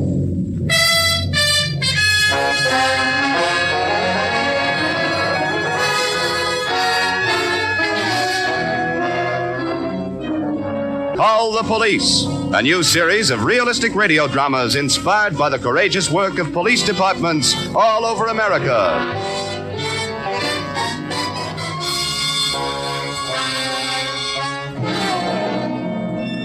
This is Police Commissioner Bill Grant. In the files of the Ashland Police Headquarters are thousands of different case histories. The one I just came across is listed as number 36-99. I remember that as the Porter case. That all started in a little place just outside of the city.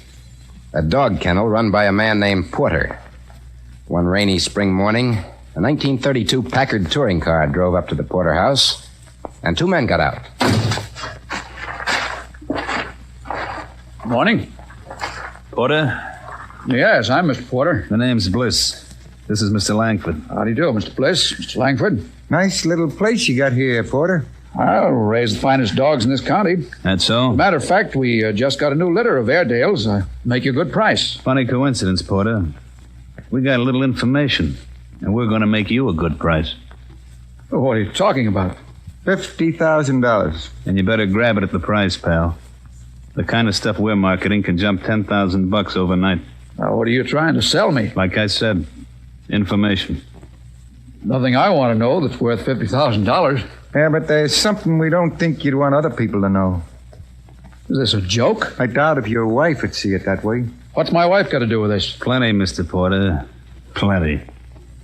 Why, this is some kind of lousy blackmail racket. Mr. Porter, please. Look, Porter, Langford and me are registered at the Rex Hotel, and we ain't going to breathe a word to a soul if you drop in on us before midnight tonight. With $50,000.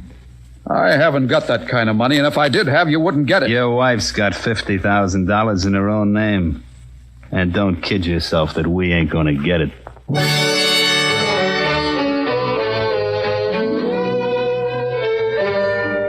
As I got the story from Porter, he didn't know how to broach the subject to his wife. It wasn't until he finished his third cup of coffee that he worked up enough courage to say, Ginny. Yes, dear? I've never asked you any questions about your past. No, Eric. We've had kind of a silent agreement to let bygones be bygones. But I have to ask you now. What do you want to know? Do the names Langford and Bliss mean anything to you? Bliss? Langford?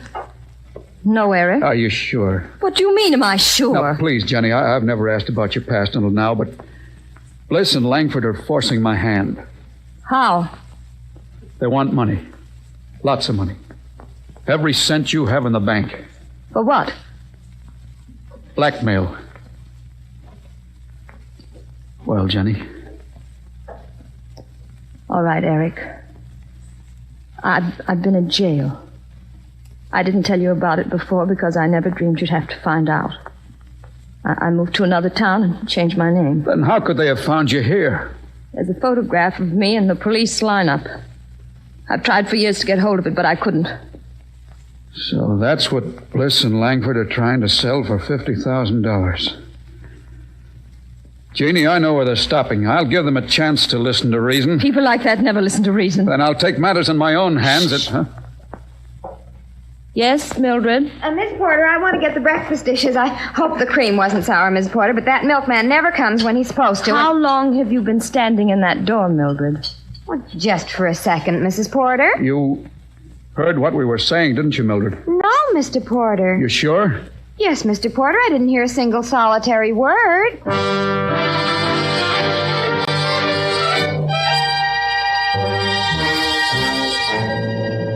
The maid's name was Mildred Connors. She'd been in the porter's employ for over a year, and she wasn't the kind of a girl to let grass grow under her feet. 90 minutes later, she had persuaded Sergeant Maggio that her business was urgent, and she was in my office. And their names are Bliss and Langford, Commissioner. Uh-huh. And you heard Porter say that he was going to kill them, is that it? Not in so many words, but that's what he meant. Well, what did he say, Miss Connors? He said that if they wouldn't listen to reason, he'd, oh, yes, he said he'd take matters in his own hands. Uh-huh. I see. Well, it scared me to death. When I walked into the room, I started talking about something else right away. And when they asked me what I'd heard, I said I hadn't heard a thing. Why? It's dangerous to know too much. Mm-hmm. All right, just keep this to yourself, Miss Connors, and I'll get in touch with you. You can depend on me, Commissioner. I came right straight here. I thought it was the safest thing to do. Mm-hmm. Oh, Miss Connors. Yes? The safest thing is not to listen outside of doors. Why, I'll get in touch with you, Miss Connors.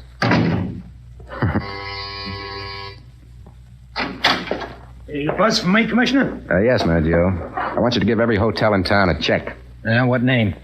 2 of them, Bliss and Langford. Bliss and Langford, okay. Say, she wasn't bad, huh? Who? That dame that just came out of here. You mean you didn't notice her?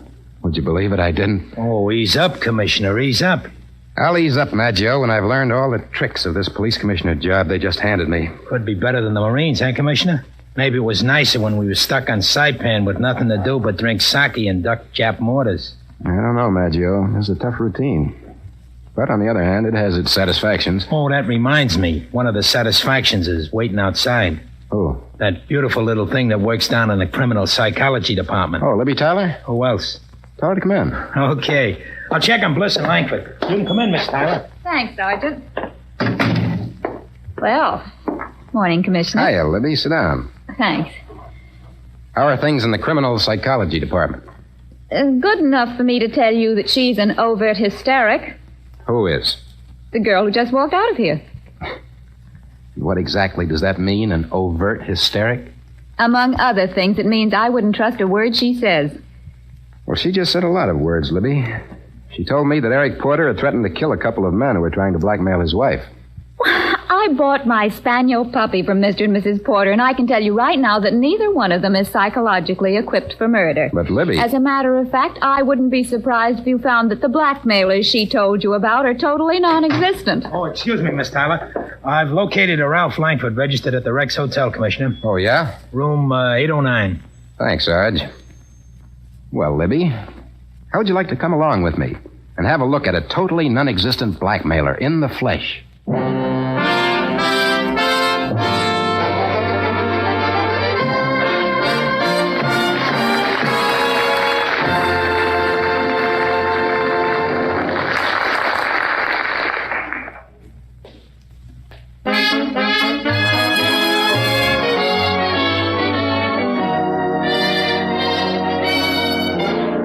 When Libby and I got to the Rex Hotel, we checked at the desk and found Langford was in. We walked up 2 flights and knocked.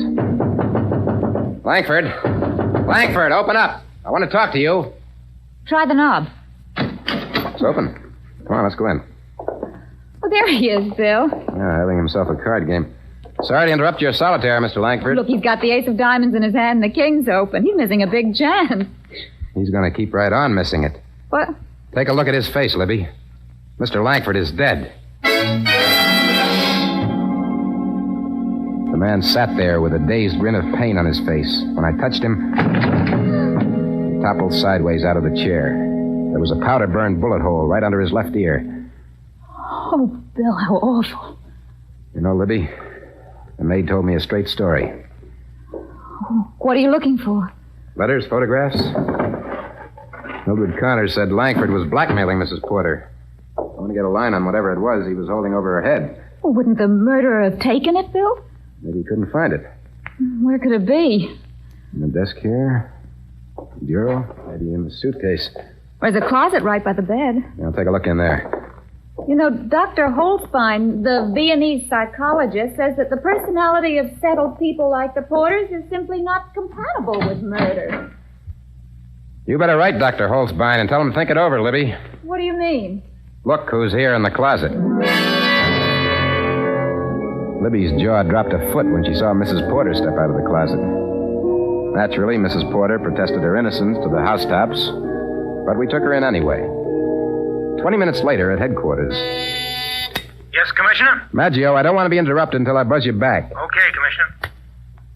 Now then, Mrs. Porter, let's have it. I've told you, Commissioner Grant. I've told you twice, just the way it was. You walked into Langford's room at the Rex and found him sitting there dead. Is that it? You've got to believe me. And then you heard Miss Tyler and me at the door and you ran into the closet. Why? I knew I'd look guilty being there. Mrs. Porter, I'm afraid you've got a servant problem. Servant problem? What do you mean? I've had the same maid for over a year. Mm-hmm. Her name's Mildred Connors, isn't it? How did you know that? Look, Mrs. Porter, Langford was murdered around 11 o'clock this morning. A few minutes before 11, Mildred Connors walked into this office and told me that you and your husband were discussing the fact that two men, Langford and Bliss, were trying to squeeze you for blackmail. She told you that? And she specifically heard your husband say that if the blackmailers didn't listen to reason, he'd take matters into his own hands. No. Is it possible, Mrs. Porter, that your husband got to the Rex before you did? That you found Langford dead because your husband killed him? No. No, it's not possible. Why not? Because I killed him. You want to sign that? Yes. What did you do with the gun? I threw it out the window. Into the courtyard of the Rex? That's right. Yes? Maggio speaking, Commissioner. Somebody here to I said I didn't want to be interrupted. It's Mr. Porter. Well, tell him to wait. I just got a confession out of his wife. You're kidding. Why? I just got a confession out of him. What? He says he killed Langford. Commissioner Grant. Eric, what are you doing here? I walked into Langford's room at 5 minutes after 11 this morning, Commissioner. No, you mustn't believe him. It's no use, Ginny. I did it. He's lying. I did it, I tell you. Commissioner, I insist that you release my wife at once. No, I won't listen. Take it easy, Mrs. Porter. Take it easy now. Nobody is guilty yet. We just have to hold somebody for the record. And it might as well be your husband. Take him, Maggio.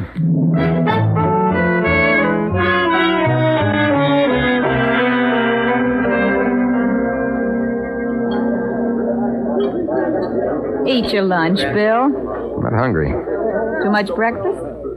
Too many confessions. Oh. It's hard to know which one of them is telling the truth. I don't know. Have you thought that maybe neither one of them is? Yeah. Still, we found Mrs. Porter on the scene of the crime. And you let her go. Not far, Libby. Is she being followed? Naturally. Besides, I can't be too definite about any of this until we find the murder weapon. Any idea where it can be? Mrs. Porter says she threw it out of the window of Langford's room. So? So Maggio's detailed a few of the boys to have a look for themselves.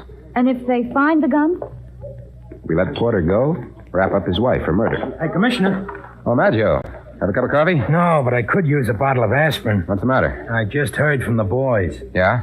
There's a closed courtyard at the Rex, Commissioner. There's an iron door that hasn't been opened since 6 this morning. Anything thrown into that court from 6 on would have to still be there. Well? The boys went over every inch of it. No gun? No gun. And that's it. That's what, Bill? Mrs. Porter was lying to shield her husband. And you think he murdered Langford? I think he probably loves his wife, Libby. I think that he probably figured that she would kill Langford if he didn't beat her to it. Is this the go-ahead, Commissioner? Yeah. We'll get back to the office and indict Porter for murder. Hello, Miguelesco's lunchroom. Just a minute. It's for you, Commissioner. Oh, okay, Mike, thanks. Hello. This is Mrs. Porter. Yes? I want you to release my husband at once, Commissioner. Well, we've been all over this before, Mrs. Porter. Yes, but we haven't been over this. What time was Langford murdered? Sometime between 10:30 and a little after 11. It couldn't have been later or earlier. Only by a few minutes, one way or the other. Good. I want you to call Judge Hartley in the Chamber of Commerce building. Why? Because he'll tell you that my husband was there with him from 9 o'clock this morning until noon.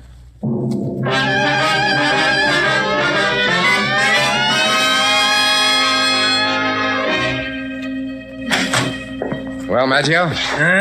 They just let Porter go. The alibi checked? Tight as a new pair of shoes. First, Mrs. Porter's guilty. Then Mr. Porter's guilty. And all of a sudden, neither one of them's guilty, and we're holding nobody. Stop pacing. It's a wonder I ain't out cutting paper dolls. I'm going outside where I can pace in peace. I know just how he feels. I don't. What do you mean? I'm not surprised at all. Oh, Libby. Face the facts, Bill. No two people who try to confess to a crime in order to protect each other are very likely murder suspects. Well, whom should we suspect, Libby? The city council? We should suspect the only one true criminal type left in the picture. You mean Bliss? Yes. Langford's pal. Nobody thinks of him. I've had a squad out looking for Bliss since 11:30 this morning, Libby. Oh. Well, I was wondering why... Yes. Maggio, guess who's here, Commissioner? Who? Bliss. Who brought him in? Nobody. He came in on his own steam. Send him in. Looks like we have a caller, Libby. Commissioner? Bliss? Yeah, I want to see you. I've been wanting to see you. As I understand it, you drove into the Porter Kennels this morning with a $50,000 blackmail proposition. Is that right? Langford talked me into it. He said it was going to be easy money. Didn't turn out to be so easy for him, did it? You can say that again. And you're afraid you'll be next? That's the idea. What do you want me to do about it? I got the evidence we was going to use to blackmail the Porters over in my room. And you're willing to let it go for less than $50,000? I'm willing to let it go for nothing. I want to turn it over to you fast so you can tell the killer, whoever it is, that I'm out of business. Okay, Mr. Bliss. It's a deal.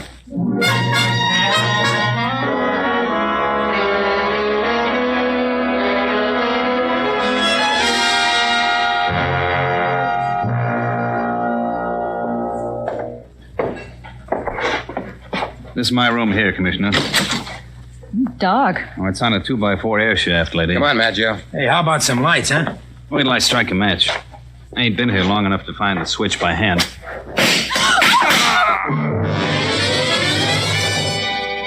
The slugs cut Bliss down so fast, the match in his fingers was still lit when he hit the floor.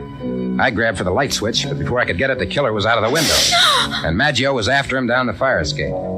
Libby found the switch, and together we bent over the body. Who could have done it, Bill? Somebody we know, Libby, looking for something they don't want anybody else to see. The blackmail evidence. What else? You think they took it? Maybe they took it, and maybe they burned it. What do you mean, Bill? The ashes in this fireplace are still warm. Notice? Oh. Empty that pitcher into the washstand, will you? Why? Go on. Okay. Now, give it to me. Thanks. Anything else I can do? Yes. You can help me see to it that Bliss's death doesn't break print for 24 hours. Why? Reasons. Oh. Are there reasons for you to be putting those ashes into that pitcher, Bill? Mm-hmm. I want to take them back to the laboratory for the boys to play with. How much can they tell you? I don't know exactly. But I'll have the report tomorrow morning.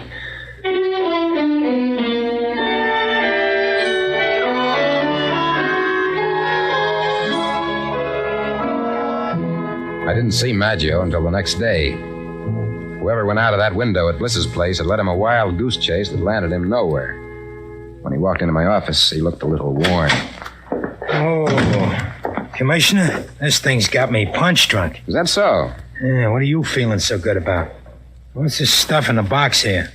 Ashes. Ashes? Yes, Sergeant, ashes.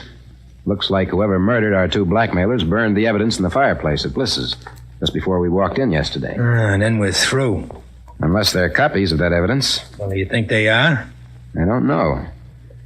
But the other side doesn't know either. Maggio, give me that pad. Yeah. What are you writing? An item for the personal column. There we are.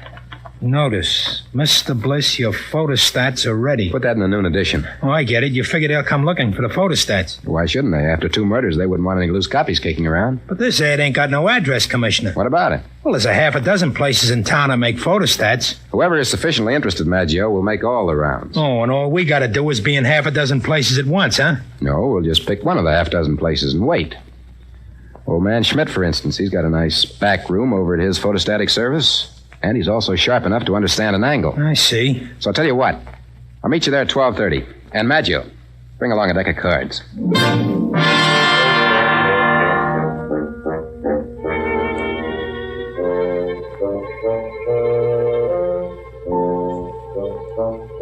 When we got to Schmidt's photostatic shop, we primed the old man, and then we played cards, stashed in the back room where we could have a full view of the proceedings. At 2:14, the door opened, and who walked in but Mrs. Porter? I've come for the photostats, Mr. Schmidt. Photostats? Yes. Mr. Bliss sent me. Oh, yes, Mr. Bliss. May I have them, please? Well, now, I'm afraid I can't give them to you without a note from Mr. Bliss. But you've got to... I mean, would it be all right if I could describe the contents? Yes, after all, if you know what they are, Mr. Bliss has probably taken you into his confidence. It's a photograph. A police photograph of the lineup in Detroit, Michigan. There's a woman in a white dress, third from the left. I see. May I have it now, please? I'm afraid not. But you said if I could describe the contents... But you haven't, my dear woman. I don't have a photostat of any such photograph. Oh. However, there are a couple of gentlemen in the back room who would like to talk to you. What?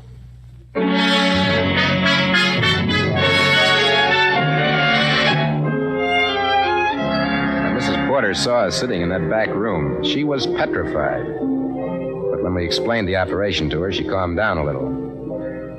And then, not 10 minutes later, the door opened again.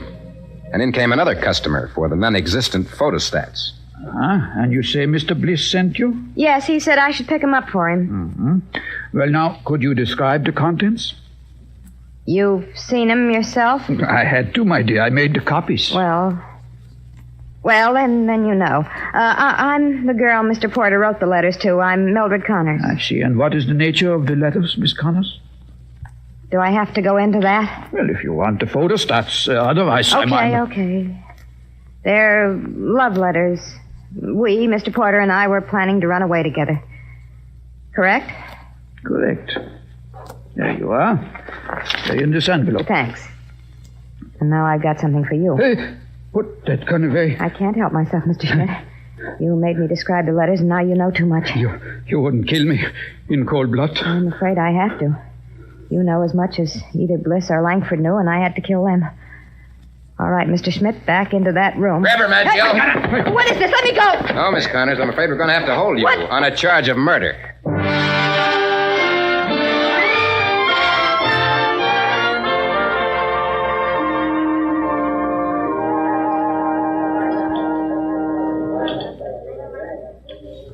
I'm awfully proud of you, Bill. Oh, that was a walk away, Libby.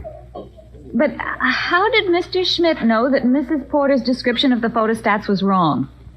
Because Mrs. Porter was describing a photograph, and the lab report showed there was no trace of emulsion in those ashes. Oh, I see. Poor thing. She thought Bliss and Langford had that picture of her all the time. Sure. Her husband saw to that. He played on her guilt to make her think the blackmailers were hounding her instead of him and his Mildred. That was a great trick of his, confessing to the murder. He's a slick customer. He knew he was safe. He was certain somebody would establish that alibi of his before we went on trial. Well, I must admit he fooled me a little. Well, that's okay. You're looking awfully pretty tonight, Libby. Well, thank you, sir. Anybody who's as pretty as you are, young lady, doesn't have to be right all the time. Well, thank you. Well, what do you mean, Bill Grant? I was right from the start. You were? Well, of course. I said in the first place that Mildred was an overt hysteric, which implies psychologically that she's capable of pulling a trigger. And you see, she committed both the murders. Whereas Mr. Porter is psychologically completely innocent. Libby, Porter is legally guilty as an accomplice. Oh, now, Bill, you've got to admit I'm right or you'll spoil my dinner. Okay, I admit it. Mildred's an obvious case. She's a very pretty girl. And very pretty girls this day and age get away with murder. Yes, sweetheart, they certainly do.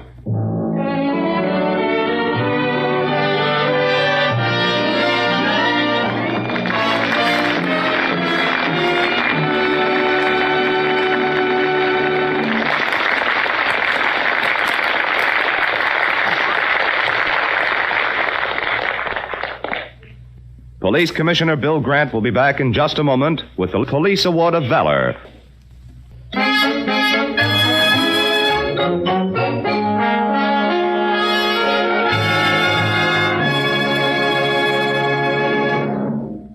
Ladies and gentlemen, this is Commissioner Grant.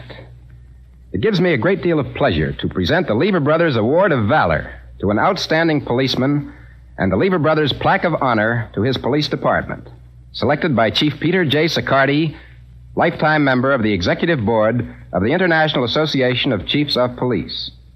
Tonight, the Award of Valor goes to Motorcycle Patrolman Robert A. Barons of the Cleveland, Ohio Police Department. While on patrol duty, Barons spotted smoke and flames leaping from a neighboring house. Rushing to the scene of the fire, he attempted to enter the front door and 2 side entrances, but each time he was driven back by the fire. But in spite of the flames, and at the risk of his life, he finally forced entrance through the rear door, and he was able to save the lives of the entire family. To you, Patrolman Robert A. Barons, for your outstanding heroism and unselfish devotion to duty, goes $100 and this week's Lever Brothers Award of Valor. And to the entire police department of Cleveland, Ohio, under the able direction of Chief George J. Matowitz, goes the Plaque of Honor for their unfailing efforts in protecting the people of their community.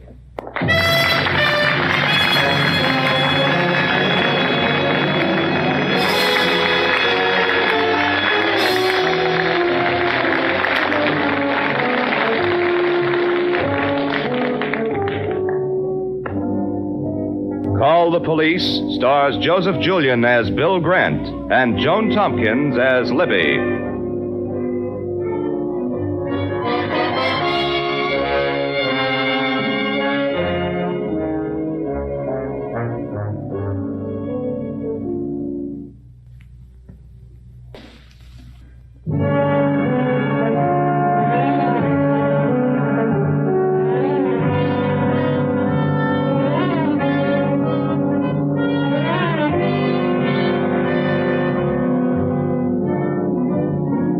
Be sure to be with us next Tuesday night. Bring you another exciting, realistic police case. Next week, the case of the kidnapped killers.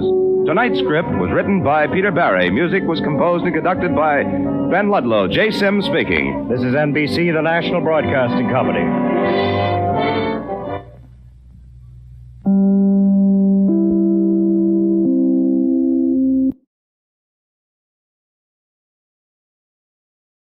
The CBS Radio Mystery Theater presents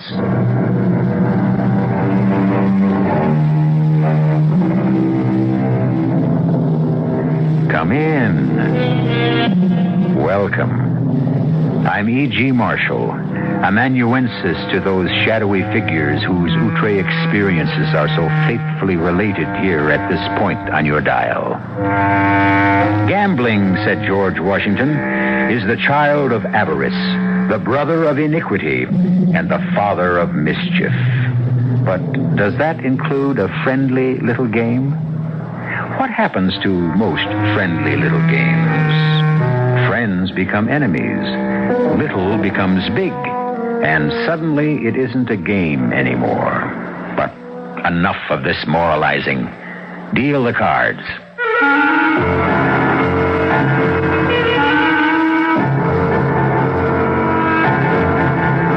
Our mystery drama, The Queen of Spades, was adapted from the Alexander Pushkin classic, especially for the Mystery Theater by Sam Dan, and stars Michael Tolan.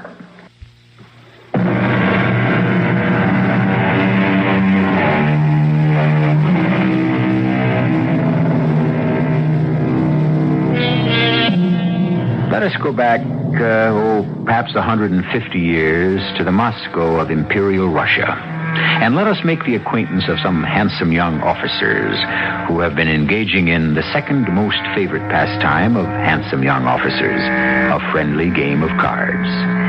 It is now 5 o'clock in the morning, and supper, or breakfast, if you will, is being served. The winners, of course, have better appetites than the losers, but the champagne is flowing freely, and soon the entire company is in good spirits. Well, Namarov, this should be a lesson to me. What kind of lesson, Tomsky?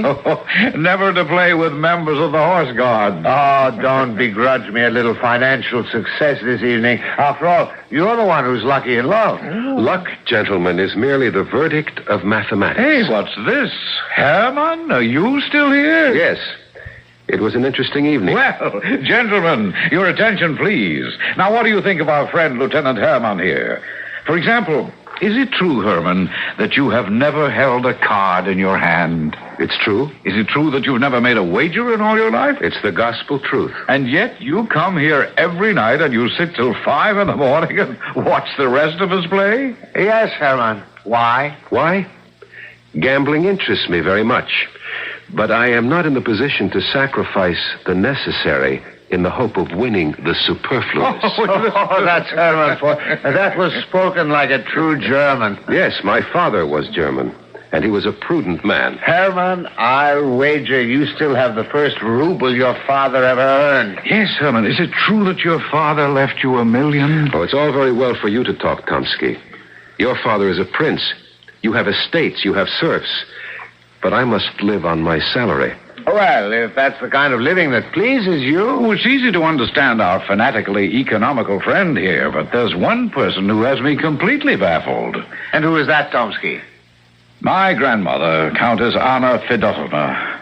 She absolutely refuses to play cards. Well, what is there so baffling about an old lady of over 85 who will not gamble?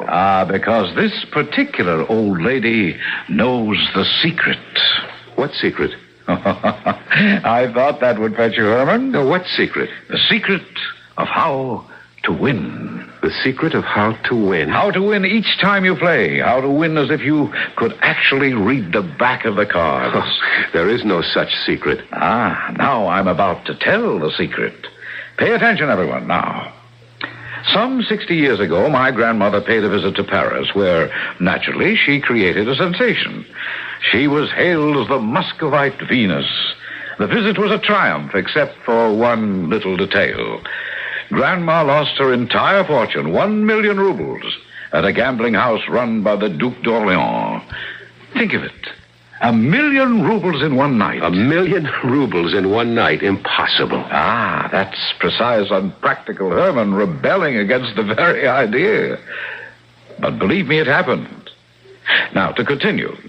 There was Grandma ruined, but she had made the acquaintance of a rather remarkable man. I dare say you've all heard of the fantastic Prince de Saint-Germain. He was known to be fabulously wealthy, and he paid Grandma a visit. He was curious to see the lovely Muscovite Venus, who was even more beautiful in distress. Will you get to the point of the story? Well, my grandmother asked him for a loan. And you know what he said? He said no. Oh, you would have said no. But he said, Your Highness, I could advance you the sum you require, but I know that you should not rest easy until you had paid me back. However, there's another way out of your difficulty, a way that will allow you to win back your money at the gambling table. And in return for one of your dazzling smiles, I shall reveal it to you. Was that all he wanted? One of her smiles? Oh, and you forget, this was a Frenchman, and those people invented chivalry. At any rate, he told her a secret. I almost believe I would sell my soul to know that secret. But armed with it, my grandmother returned to the casino, chose 3 cards, and played them one after the other. All 3 won. And my grandmother recovered every ruble she had lost. Well? Well, what? What were the 3 cards? That's the secret. You have a grandmother who knows how to choose 3 winning cards at Faro, and she refuses to play? That's correct. But why? That's also a secret. Well, haven't you ever asked her to tell you the secret? Oh, I ask her every day. And what does she say? She says, no. I realize that I am somewhat of a comedic figure to my brother officers. I am tolerated rather than accepted. That is because I am different. They call me Herman the German, and it's quite a joke. But I do not mind their laughter, because the things they laugh at in me are precisely the things they lack in themselves. Seriousness, thrift, practicality, and character. Oh, yes, character. For I also have a weakness. Gambling. I would love to wager on the throw of the dice, the turn of the cards, the thrill, the excitement, the fever in the blood. But no, I control myself. And yet, if I knew the secret, Tomsky's grandmother's secret, what are those 3 cards? Suppose I could get her to tell me the secret. But why should she tell me? She won't even tell it to her own grandson. But is it true? Can there be such a secret? No, I shall not think about it any longer. I shall dismiss it from my mind.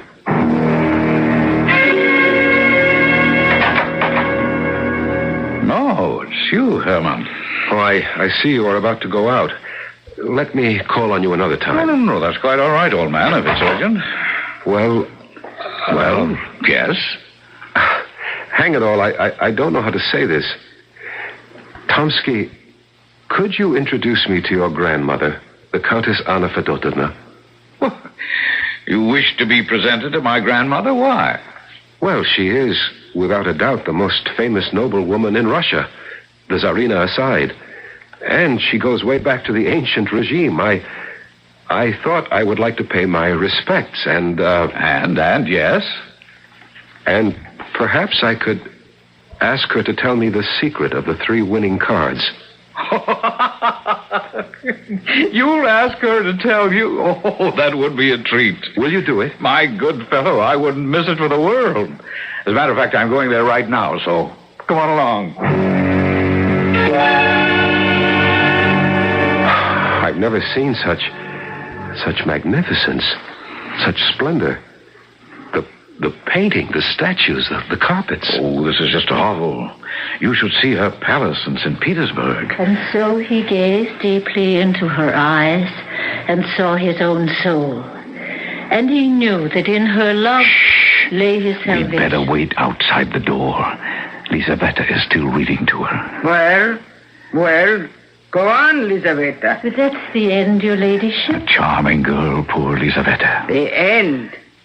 How can it be the end? A distant cousin. Too bad she has no dowry. I'm sorry, your ladyship. So she is my grandmother's companion. Buy me a new novel. As you say, your ladyship. I want to go out driving. Why aren't you dressed? Well, I thought we would read this afternoon. Order my carriage this moment. Yes, at once. Come quick before they leave. Grandmama and Lizaveta. Oh, well, you scoundrel. You have finally decided to favor an ugly old lady with a visit, have you? Grandmama, you are and always shall be the Muscovite Venus. May I present Lieutenant Alexei Petrovich Herman. And my grandmother's companion, Lizaveta Ivanovna. Charmed. How do you do? And what are your duties in the military service, Lieutenant? If you are a friend of my grandson's, I dare say they are wenching, drinking, and gambling. Oh, no, Grandmama. Lieutenant Herman is very serious and sober. As a matter of fact, I brought him here because he has a request to make of you. Indeed. Well, you said you wanted to learn a certain secret. Secret? Secret? What sort of secret? Go ahead, you might as well, old boy.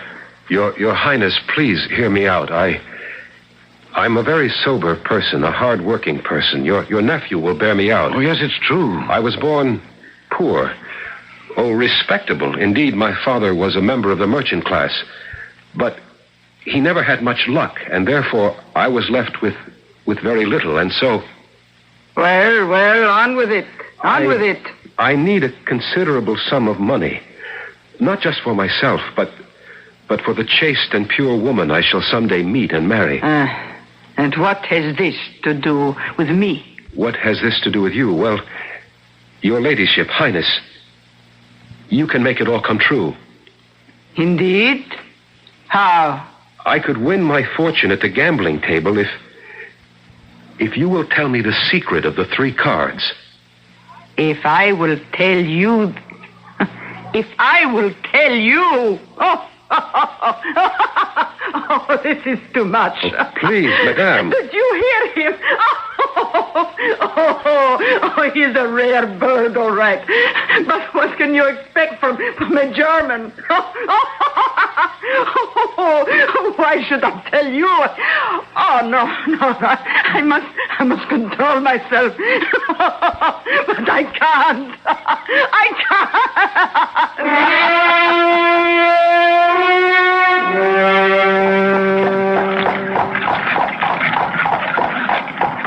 Well, Evan, I'm sorry. I thought it was a perfectly reasonable request. And I don't like to be laughed at. Well, perhaps if you'd worked up to it gradually. I thought I had built up a case. Well, I mean, if you'd waited until you'd gotten to know her a bit better. There's no time. She's an incredibly old woman. Why, she could be dead in a few days. Poor Herman. And stop saying poor Herman.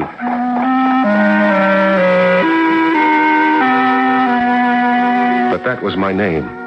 I had become poor Herman. Tomsky isn't a bad fellow, but who can resist telling a funny story?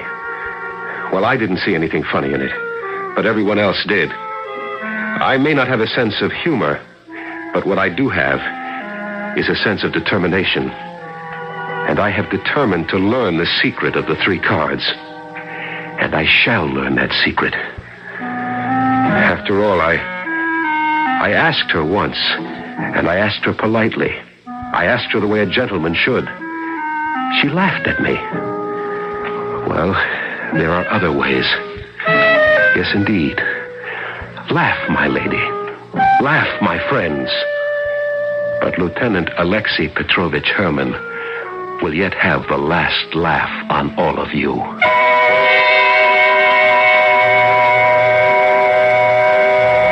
And once or twice to throw the dice is a gentlemanly game. But he does not win who plays with sin in the secret house of shame. Since we're involved with gambling here, we thought we'd express some of Oscar Wilde's feelings on the matter. Well, we have the incredibly old Countess who says no, and the incredibly insistent young Herman who says yes. The collision course is set and ready for Act 2.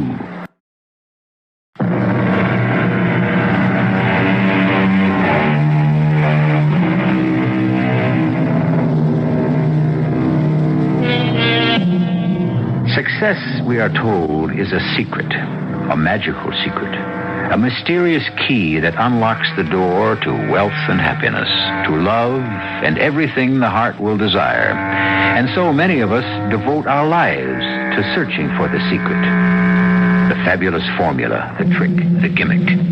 And this is the present occupation of Alexei Petrovich Herman, a lieutenant in the engineering battalion of the Tsar. Did I say occupation? I should have said obsession. Yes, I was determined to wrest that secret from that hideous old hag by fair means or foul. But how? She would no longer receive me. And even if she would refuse to divulge the secret. I would have to force it out of her. I would have to be alone with her, alone. But how could I ever manage to be alone with her? I wrestled with the problem. I even went to church to pray for the solution. And of course, when one prays with a sincere and earnest heart, his prayers are usually answered. My prayers were answered, and the how was revealed to me. She was sitting there just up ahead of me. The servant girl. No, not the servant girl, the companion. What was her name? Lizaveta Ivanovna. She is the how. I shall make a declaration of love to her. But how do I do that? I have never spoken of love before.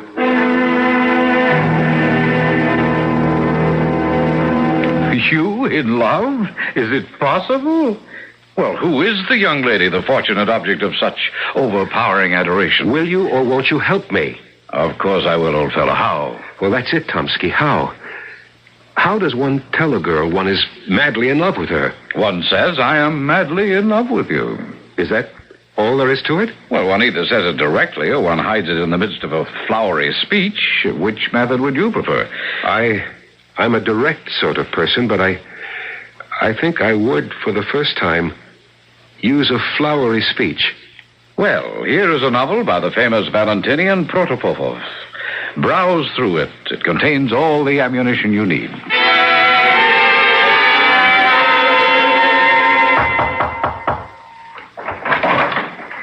The butler sent me up to see you, mademoiselle. He did? Why? Oh, because I have a letter for you. For me? Well, there must be some mistake.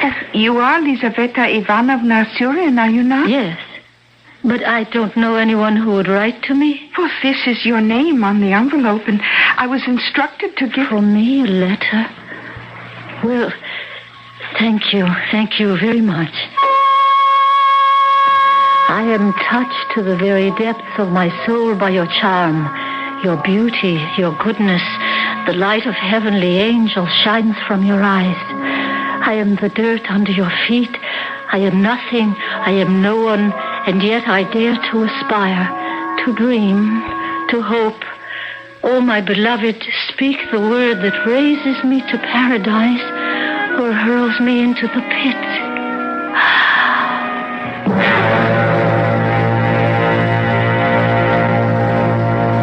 Lizaveta Ivanovna. Please, Lizaveta Ivanovna, have pity on me. No, pity? You're the one who should have pity on me. I'm a poor girl. Poor? Your condition of life is even higher than mine. My father was merely a merchant.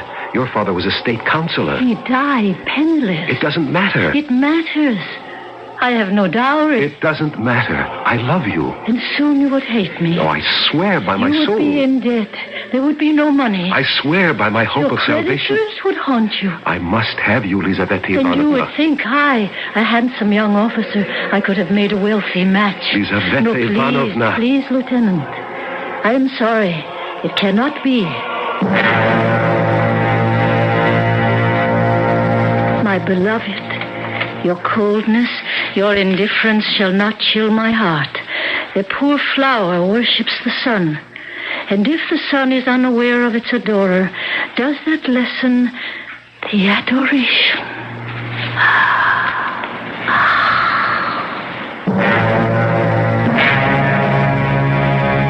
Dear Lieutenant Herman, what you propose is impossible. I have the honor to remain Lizaveta Ivanovna Surin. I long for you, as one who has spent weeks in the burning desert yearns for water. Please, I beg you, cool the fire that flames in me. You must forget me, because it is impossible for us to marry.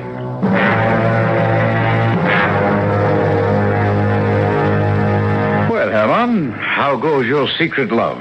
She refuses to see me, Tomsky. That's to be expected. But she is unmovable. That's a good sign. How? A woman is always at her most yielding when she's at her most stubborn. None of my letters seem to have swayed her in the slightest. But she answers them, doesn't she? Well, as long as you receive an answer, there is hope. But the answer is always no. Be determined. Keep writing. Something will happen. But what? Oh, I don't know. Something, anything. She'll be stung by a bee, or she'll smell a beautiful rose, or someone will say a kind word to her, or a cross word, and suddenly she'll burst into tears and... And what? And she'll fall into your arms.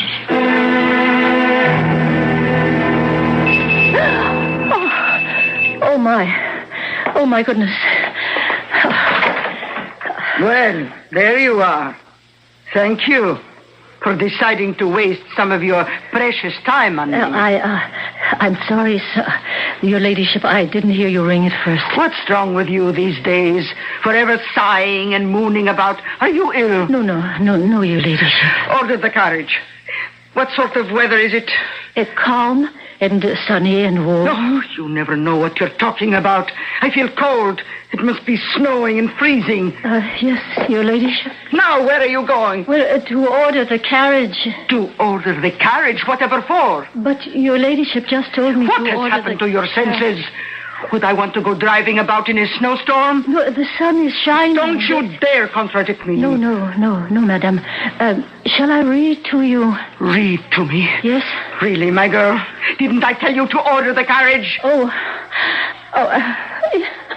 Lizaveta Ivanovna! You come back! Lizaveta! Oh, now what's gotten into that fool of a girl? I am convinced that your intentions are honorable. I believe your declaration of love. And I see you as the knight in shining armor I have always yearned for. Oh, how I long to be my own mistress and not the terrified creature of a tyrannical old woman. Come to me. Save me. Tonight, the Countess and I shall return from a ball at the French embassy at midnight. The servants shall all be asleep. I will see that the small gate at the rear of the house will be open. Enter and then go to a rear door. Once inside is a staircase that leads up to a hallway. The first door is the Countess's bedroom. The second is mine. Remember, I love you and rely upon your honor.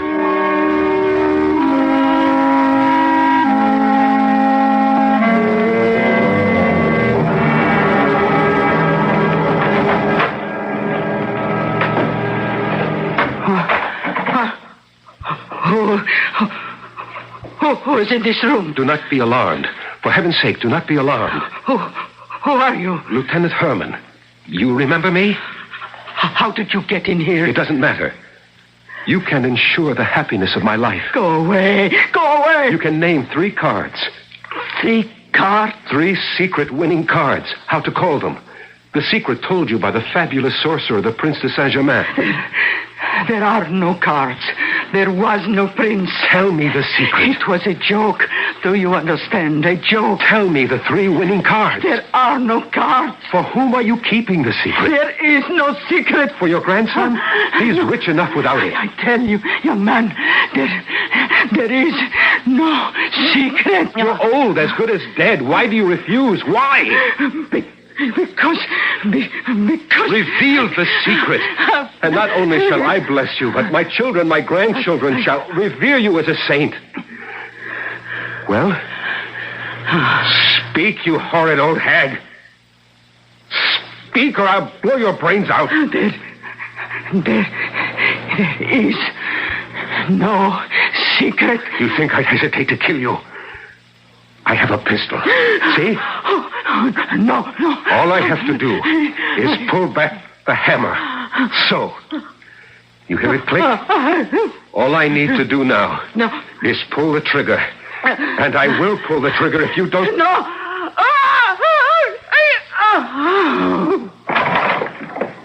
Lieutenant Herman, what are you doing? What are you doing with that pistol?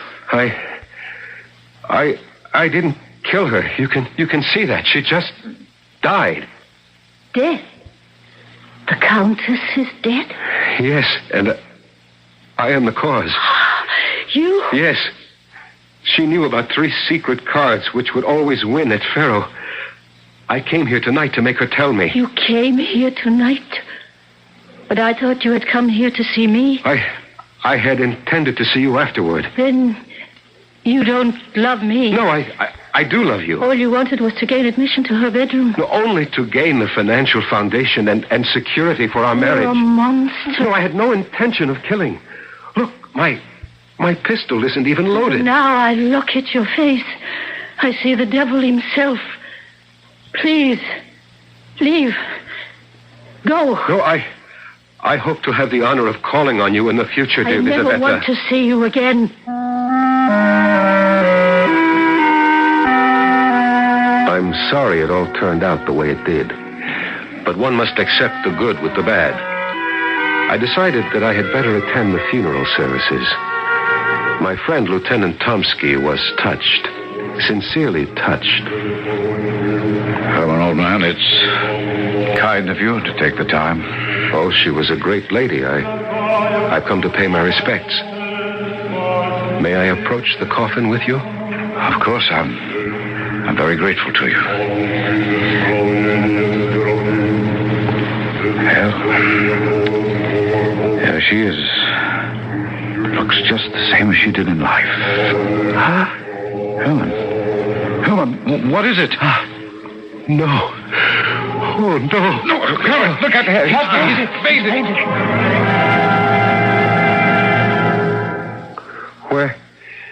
Where am I? In your rooms, Herman. What happened to me? Oh, I remember. I fainted. I saw... Well, what did you see? You must promise not to laugh at me. I promise. She winked at me. She what? She winked at me. Oh. You say that as if you think I'm crazy. I'm not. I'm the sanest person you know. But the old countess, my grandmother, is dead. I know. But she winked at me. Right, if you say so. I don't care what anyone says. I looked at the old countess lying in her coffin, and suddenly she darted a kind of mocking look at me. And with her left eye, she winked. And that's the truth. Is someone knocking at the door? Well, stop your knocking and come in. Come in, the door's open.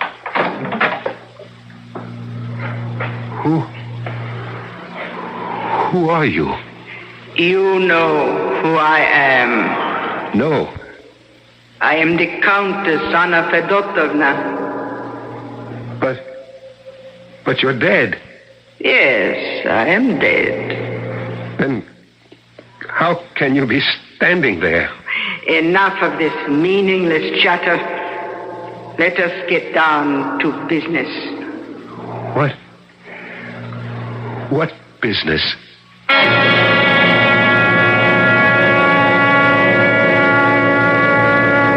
Business. Isn't it remarkable how much business of all kinds we can have with each other, and how suddenly it all ceases when one is dead? For the dead have no business. Isn't that true? And yet, here is a lady, freshly deceased, who has suddenly introduced a matter of business to our hero. The nature of the business? Well, you know you'll have to wait for Act 3.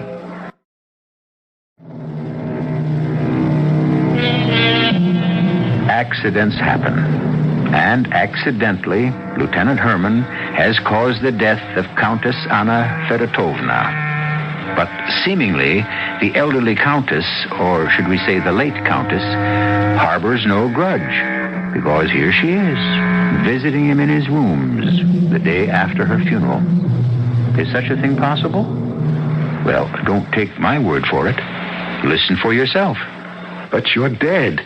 We have already established that. Dead people simply cannot leave the grave. Have you ever been a dead person? Have you? Well, no. I have been ordered to grant your request. My request? The 3 secret cards. Yes? Your 3 secret cards shall be, listen, 3, 7, ace. They shall be dealt to you. They shall win for you. Do you understand? 3, 7, ace. These are the conditions. You must play 1 card and 1 card only on each of 3 successive nights. Understand? 1 card only on 3 nights in succession. How much money do you have? My father's inheritance. 50,000 rubles. Very well. Cash it in. Bring the 50,000 to the casino. Bet on the 3. You will then have 100,000. The following night, bet the 100,000 on the 7. You will then have 200,000. On the final night, Bet the 200,000 on the ace. You will walk away with 400,000 rubles. 400,000? And when I say walk away, I mean walk away from cards forever. You must never gamble again as long as you live. Oh, yes, yes. And one more thing. I shall forgive you my death if you marry my companion, Lizaveta Ivanovna. Well, of course. Of course. Remember, your 3 magic cards, your 3 secret cards are 3, 7, ace. Goodbye.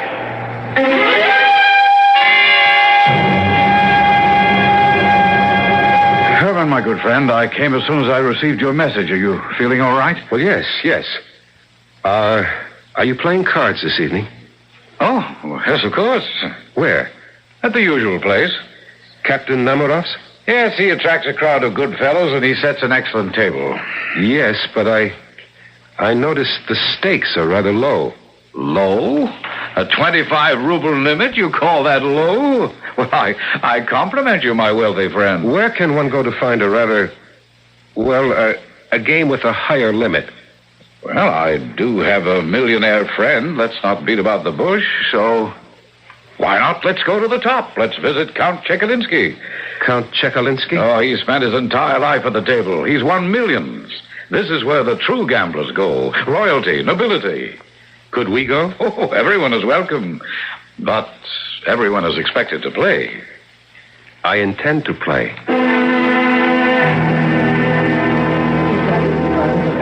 Count Chekalinsky, may I present my good friend, Lieutenant Herman. I am honored to make your acquaintance, Lieutenant. Well, do not stand on ceremony. Please make my humble home yours.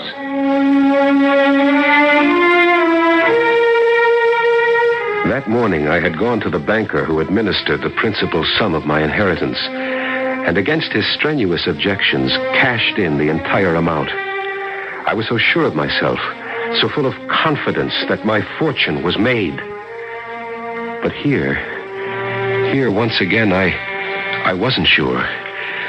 Was it a dream?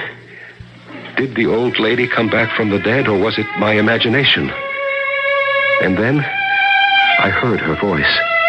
3, 7, ace. And all my doubts were conquered. Very well, gentlemen. Who will join us for this bank? You, General? You, Monsieur? You, Admiral? Will you allow me to take a card, Count Chekalinsky? Oh, with pleasure, Lieutenant Herman. And now, gentlemen, your stakes. Lieutenant?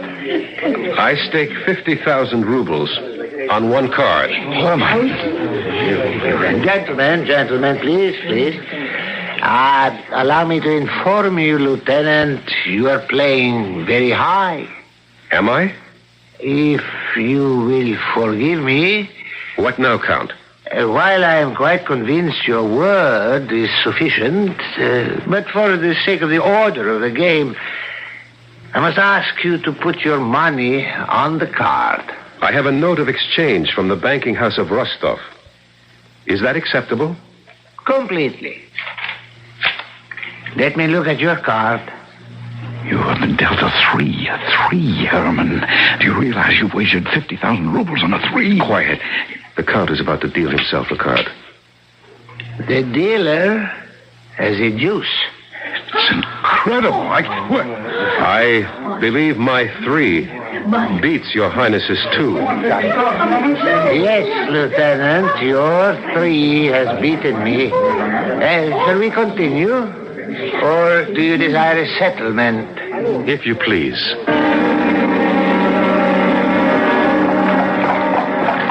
What luck. What fool's luck. Now, look, Herman, promise me one thing. You'll never gamble again. Oh, I intend to go back tomorrow. But why? You've won 50,000 rubles. Do you realize that? And tomorrow I shall win 100,000 more. You mean you intend to double your bet? Of course. Herman, you don't know what you're doing. I slept the deep sleep of the just. I awoke late, breakfasted, attended to a few details, and as evening fell, summoned a carriage and returned to Count Chekalinsky's palace. As I entered, all conversation ceased. Every eye turned toward me. The Count himself came forward and took my hand. Ah, good evening, Lieutenant Herman. And what is your pleasure this evening? I wish to wager. Shall you accommodate me? Of course. This way, please. 3,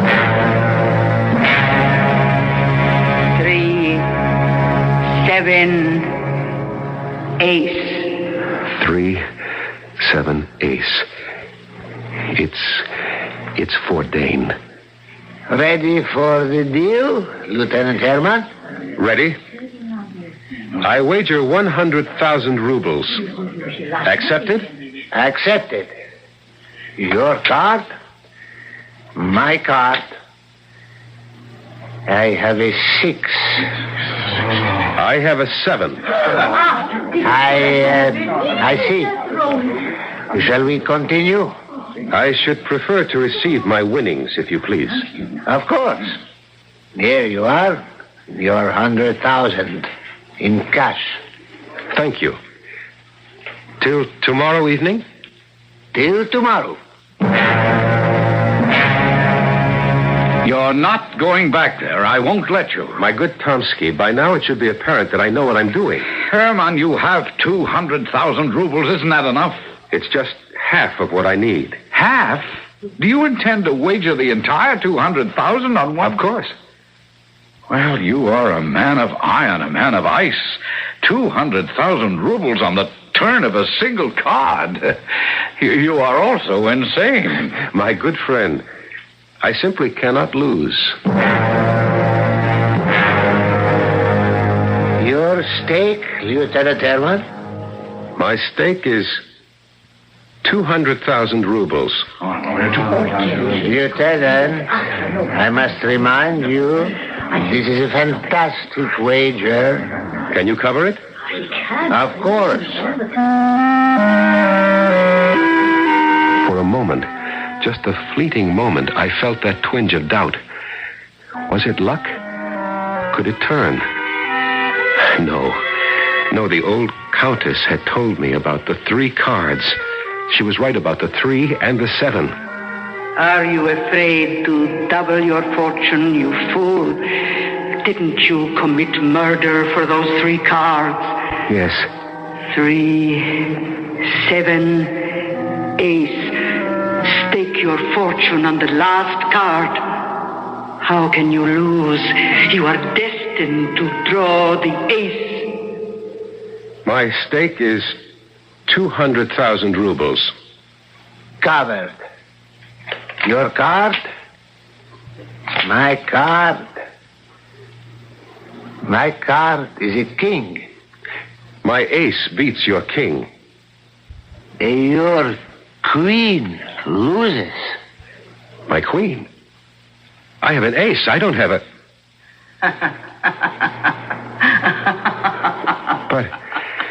But you said I would have an ace. I beg your pardon. Did I say that? An ace. An ace. I was supposed to have an ace. You have a queen, Lieutenant. You see? The queen of spades. Oh, it's not the queen of spades.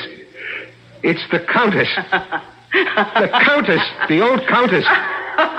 Look at her. Look at her. Listen. She's laughing at me. They know how to win, these young fellows, but not how to lose. It's not the queen of spades. It's the countess.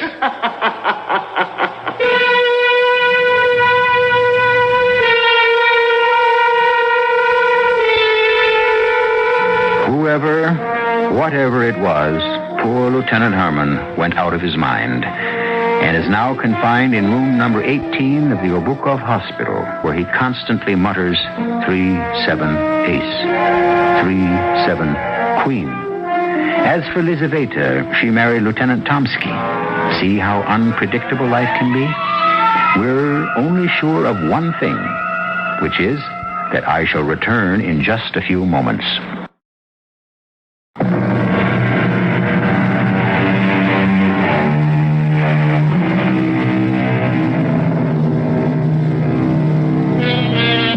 The secret of the 3 cards.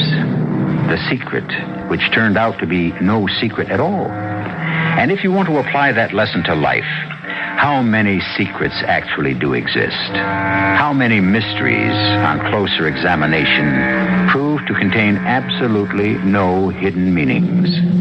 Is life a simple affair that we attempt to complicate? Well, 7 times each week, we try to answer that question, and who knows, one time we might actually succeed. Our cast included Michael Tolan, Ann Shepard, Ian Martin, Bryna Rayburn, and Robert Dryden. The entire production was under the direction of Hyman Brown. This is E.G. Marshall inviting you to return to our Mystery Theater for another adventure in the macabre. Until next time, pleasant dreams.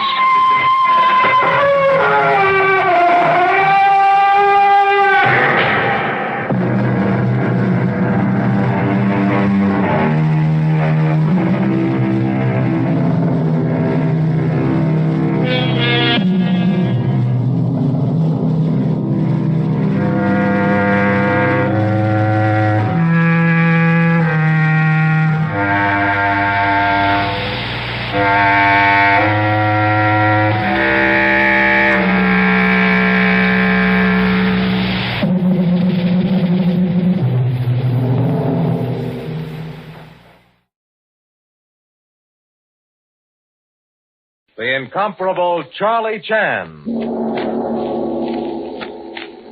The American Broadcasting Company presents the incomparable Charlie Chan, detective, philosopher, modern Chinese sage in a new and exciting series. Join the famous detective every day at this time, Monday through Friday, as he combines the wisdom of the East and the science of the West in a thrilling and dramatic chapter from the adventures of Charlie Chan. Charlie Chan humbly gives you greeting and extends warm welcome. Sage has said, nature sometimes reveals deepest truths in wildest jokes. Today, apparent joke reveals truth about murder. But first word from honorable announcer. Until the war with Japan is completely won, our fighting forces will need the full support of every American on the home front. Today they're combining in an all-out attack against Japan. In planes, ships, and tanks, our fighters are battling forward to total victory. And we must help them gain that victory. Here's what we're asked to do. Stay on war jobs until finally released. Keep on buying more and more war bonds. Keep on supporting home front activities and observing wartime regulations. These next months will be vitally important. In your letters to servicemen, tell them you know what they're up against. Let them know that a united America is behind them as they face the fight that lies ahead. In spite of recent setbacks, our Japanese enemy remains strong and determined to fight to the last ditch. The harder we fight here at home, the sooner will come the day of peace. So don't let up for a minute, because minutes lost may mean lives lost. And now, back to Charlie Chan. This week's adventure, the case of the marching ant.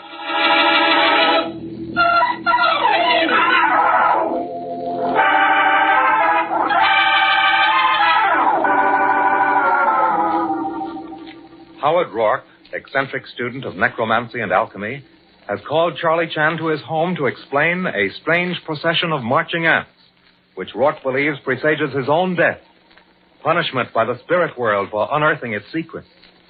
Chan and his son follow the marching ants to a large vine-covered oak tree behind the crypt where Rourke conducts his mysterious researches. In the tree, Chan's son discovers a dead body. Now Chan and his son confer with Lieutenant Locke as the homicide squad removes the grim corpse from its strange coffin. Well, it's quiet over here, Chan. Let's case around a while. I want to get a few things straight. Now, what kind of a guy is this Rourke? Mr. Howard Rourke, lawyer and banker by profession. Formerly senior member of law firm Rourke and Hastings. Uh-huh. Also vice president, Pacific Coast Bank and Trust Association. Now retired. Oh, yeah? Well, what's he do now? Gentleman considerably advanced in years. Apparently well-to-do. In natural position to be eccentric. Eccentric? Yeah, he believes in ghosts. Oh, now listen, Junior. So sorry, Lieutenant. Miserable son not guilty of bad joke. Mr. Rourke, apparently believer in spirit world. Oh, yeah? Is student of occult matters. Were called into case because Mr. Rourke believed procession of ants and gathering of birds near House of Death foretold threat of death by spirits. What is this House of Death routine? Rourke's got a kind of a miniature tomb rigged up as an alchemist laboratory. It's got a coffin in it and a lot of weird stuff. Oh, now, look, you don't believe that malarkey about spirits having the birds and ants warn, Rourke. No. Obvious that both insects and birds attracted to tree by dead body residing inside. Only man of morbid eccentricity like Rourke would fail to draw obvious conclusion. Oh, look, they've got the body laid out on the grass now, Chan. Let's go over and have a look, huh? Yeah, we'll do. Hey, Pop, here comes Rourke. He looks wilder than ever. Inspector Chan. Inspector Chan. Yes, Mr. Rourke. Inspector Chan, this body in the tree, I assure you, sir, I had no idea. I mean that... You mean what? Well, I'm not a fool. I understand the finger of suspicion points at me. You must understand, Inspector, I did not kill that man. Surely you must see that I would never have called you in on the case if I had. We also see that maybe that's exactly the way you want us to think. Oh, no. No, surely you can't believe that. Surely this and surely that. You'll find out what we believe when we've made up our minds, Rourke. Now, Peter, go back to your house. But We got a date with this corpse. Now, go on, get out of here. Very, very well, Lieutenant. I don't like that guy, Chan. You're right, he's a nut. And it comes to my mind that sometimes nuts like to run around bumping people off, just for fun. Well? I'm not commenting on theory, Lieutenant Locke, but on appearance of body. Has been dead over 2 days. Probably killed Saturday or Friday and placed in tree. Yeah. Body covering considerably discolored by residence in tree. Yet close examination reveals what fact? He's wearing pajamas. Holy smoke, they got him out of bed to kill him. Very interesting, huh? Now, observe. Killed with a single shot through temple. Examine wound, please. The dead man probably killed with .22 caliber gun. 22? That's practically a toy. In this case, Lieutenant Locke, lethal toy. Why would a murderer take a chance with a .22 when he could use a large gun? Must save interesting speculation for future, son. Papers from wallet in pocket reveal identity of dead man. Oh, who is he, Chan? Name, Samuel Brighton. Address, 99 Walker Road, this city. Business address, Pacific Coast Trust Building. Hey, that was Rourke's firm. Yes. It's beginning to smell awful fishy. Then apply further bit of evidence to nostrils. Mr. Samuel Brighton, lawyer by profession. And Rourke was a lawyer, too. Say the word, Chan, I put the finger on Rourke. Oh, wait. One other curious clue demands further investigation. What's that? How does dead man happen to carry wallet in pajama pocket? Obviously planted there. Were obviously intended to find body and identify same. Charlie Chan very unhappy with case. Well, okay, what's next on the program, Chan? Too late for further work tonight. Wish now to return home for much-needed rest. We'll continue in morning. How about the reporters? Can they break the story? They can just about make the Bulldog editions. May break story, Lieutenant Locke, but no pictures, please. Right. Son and self wish you good night. I'm very much afraid night will be unsatisfactory for self. We'll probably dream about murder.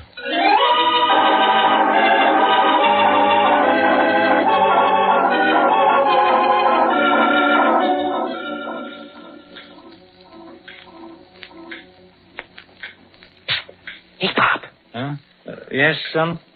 But you said we were going home to go to bed. It's 5 o'clock, Pop. It's light outside. So? Been sitting in the study for an hour.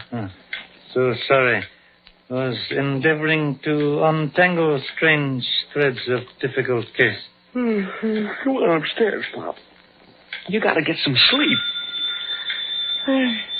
Hey. That's a phone. Who could be calling this late? Very strange. Yes, please? Inspector Chan? Speaking. I've just seen the headlines about Sam Brighton's murder. Yes? I know who killed Brighton. It was Everard Brighton, the guy who runs the Brighton Club down on Pacific Boulevard. You claim Samuel Brighton killed by Everard Brighton? Gentleman related? No. You have evidence to substantiate claim? Plenty. Who calling, please? My name's Clarence Brighton. I'll give you all the evidence you want tomorrow. Good night, Inspector. Very strange. Yeah, I heard all that, Pop. Just a crazy practical joke. Yeah, forget it. Come to bed, huh? Everard Brighton accused of murder of Samuel Brighton by a gentleman named Clarence Brighton. Most perplexing. What? Again? Yes, please. Inspector Chan? Speaking. I've just seen the news in the headlines, Inspector. I know who killed Samuel Brighton. It was Clarence Brighton, chap who runs the shooting concession at the Seaside Carnival. And your name, please? I'm Everard Brighton. Come and see me tomorrow, Inspector. I'll blow your blasted case sky high for you. Good night. This person's brain now is spinning like carousel. A couple of wise guys, Pop, trying to take you for a ride. Probably those reporters getting even because you wouldn't let them take pictures. Get car from garage, son. Huh? Pop, do you think those guys were real? Yes. Necessary to question them first thing tomorrow morning. Means examination of Mr. Samuel Brighton's papers and history necessary tonight. We drive to business office of same at once. Truly it is written, only fool goes hunting with unloaded gun.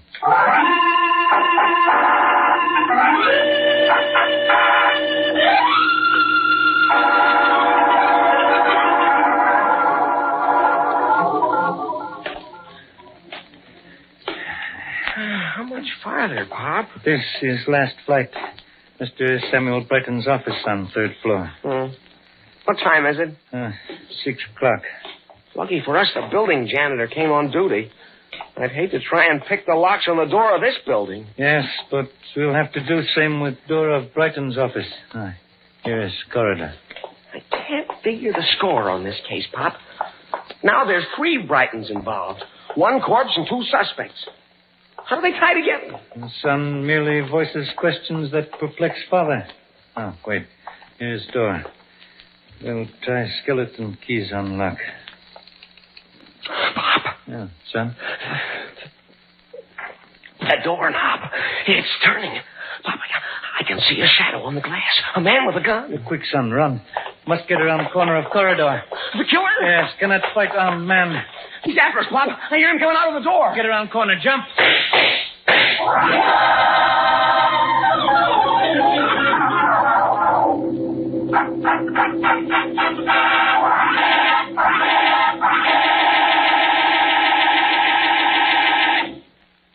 We will return to Charlie Chan in just a moment. Experienced seamen know better than anyone else that there is no substitute for experience at sea. And they know that in wartime, the merchant marine needs thousands of extra men to man the new Liberty ships. This is an emergency. The merchant marine is desperately in need of experienced men, especially licensed engineers and deck officers. If our merchant marine is to continue the fine job it has been doing, there must be thousands more experienced men to sail the ship. Apprentice seamen are doing their best, but they can't do the job alone. They must have your sea experience to lead the way. Now, if you're a licensed officer or have your certificate as an AB or fireman, oiler, or water tender, sign on today. This is a job which you and you alone can fill. You and you alone know how to do it. Wire collect to Merchant Marine, Washington, D.C. Give your rating and address. Go back to sea and help get those supplies to our fighting men. And now, here is Charlie Chan.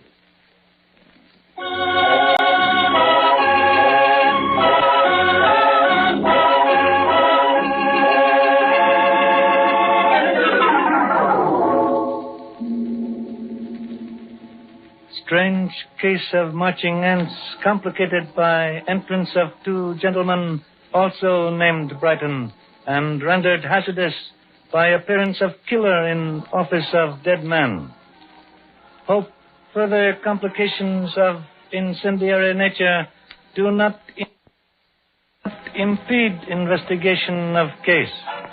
Hope you will join self on same tomorrow. Until then, goodbye. Thank you. Standard of California, on behalf of independent Chevron gas stations and standard stations throughout the West, invites you to Let George Do It. Mayhem by Experts, another adventure of George Valentine. Personal notice, danger's my stock and trade. If you're coming up for the third time and need somebody's help, call on me, George Valentine. Write full details.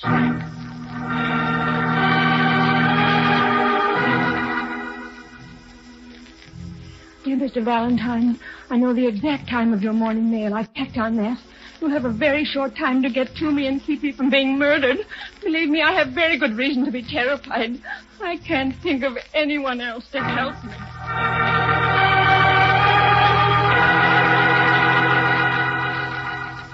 Anyone else to help me? I'll do my best to make it worth your while. Be sure to come alone, otherwise there's nothing you can do for me. And it's signed Madge Damon. Uh-huh. Well, we've gotten a few cockeyed letters, Brooksy, but this one belongs in a showcase. We got a deadline, no less. But suppose the mailman decided to stop off at the drugstore for a cup of coffee. Well, this man seems to have unwavering faith in our postal service. Here, let me see that letter. 426 Duane Street. George, that's a full half-hour's drive from here. If you make every light. Sit tight, Angel. I'm going to find out what this is all about.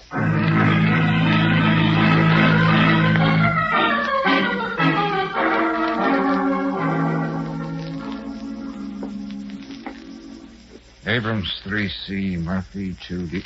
Well, here we are in Damon. Come on, lady, answer, will you? No use trying the hall phone, mister. What? Ain't been working for years. Being a janitor, I ought to know.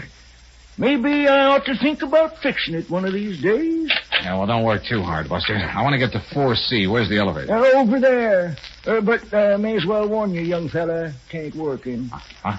Another thing I ought to get around to fixing one of these days. Okay, I'll walk. I'm in a hurry. Something fierce the way work piles up on a man's back.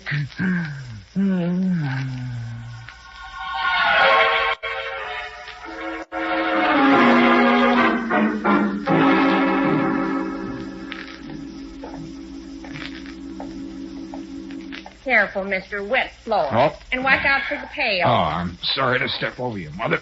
Which way is 4C? Oh, Miss Damon, hide down a few doors. But it ain't going to do you any good. She just left. What's that? Just left, bags and all. There was a dark, tough-looking fella going out with her. She didn't happen to mention where she was going, did she? Oh, look out, mister, you don't get slopped with the mob. Oh, okay, Mother, okay. But I asked you a question, remember? Well, come to think of it, I do happen to remember she said she was going to Union Station. She looked mighty like she was crying. Well, tell me something else. What does this Miss Damon look like? What's she wearing? Oh, she's blonde, in a dark sort of way. Short, but not one of them real short kind, mind you. She's, Great. Well, she was wearing one of them big floppy hats. Oh, she can get away with them, too, because, like I said, she's short, but not too short. Yeah, well, thanks very much. Now I can pick her right out of a crowd.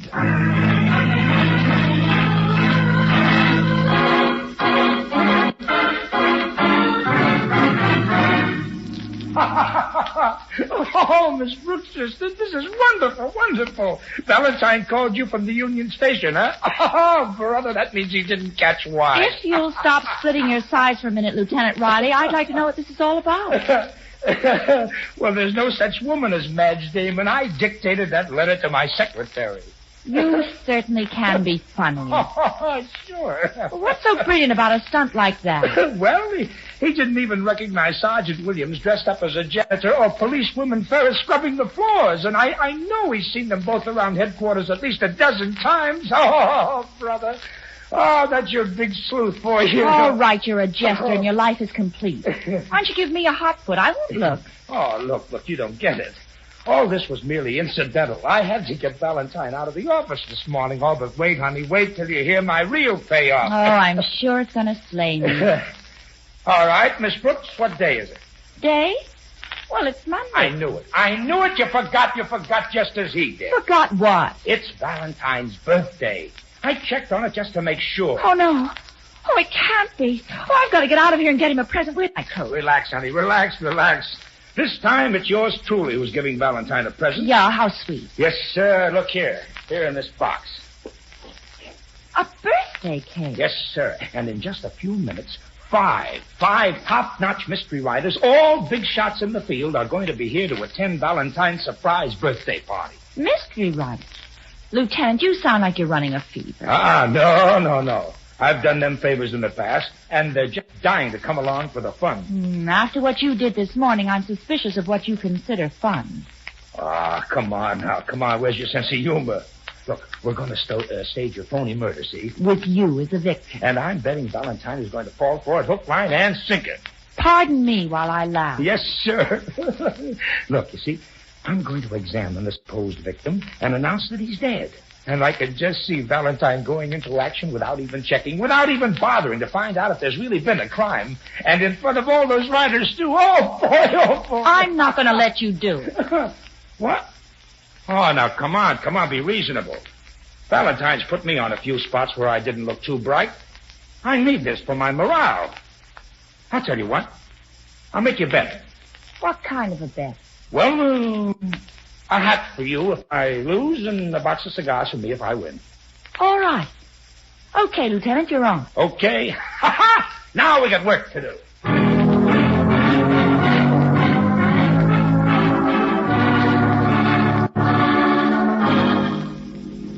Miss Brooks, I want you to meet Steve Barry.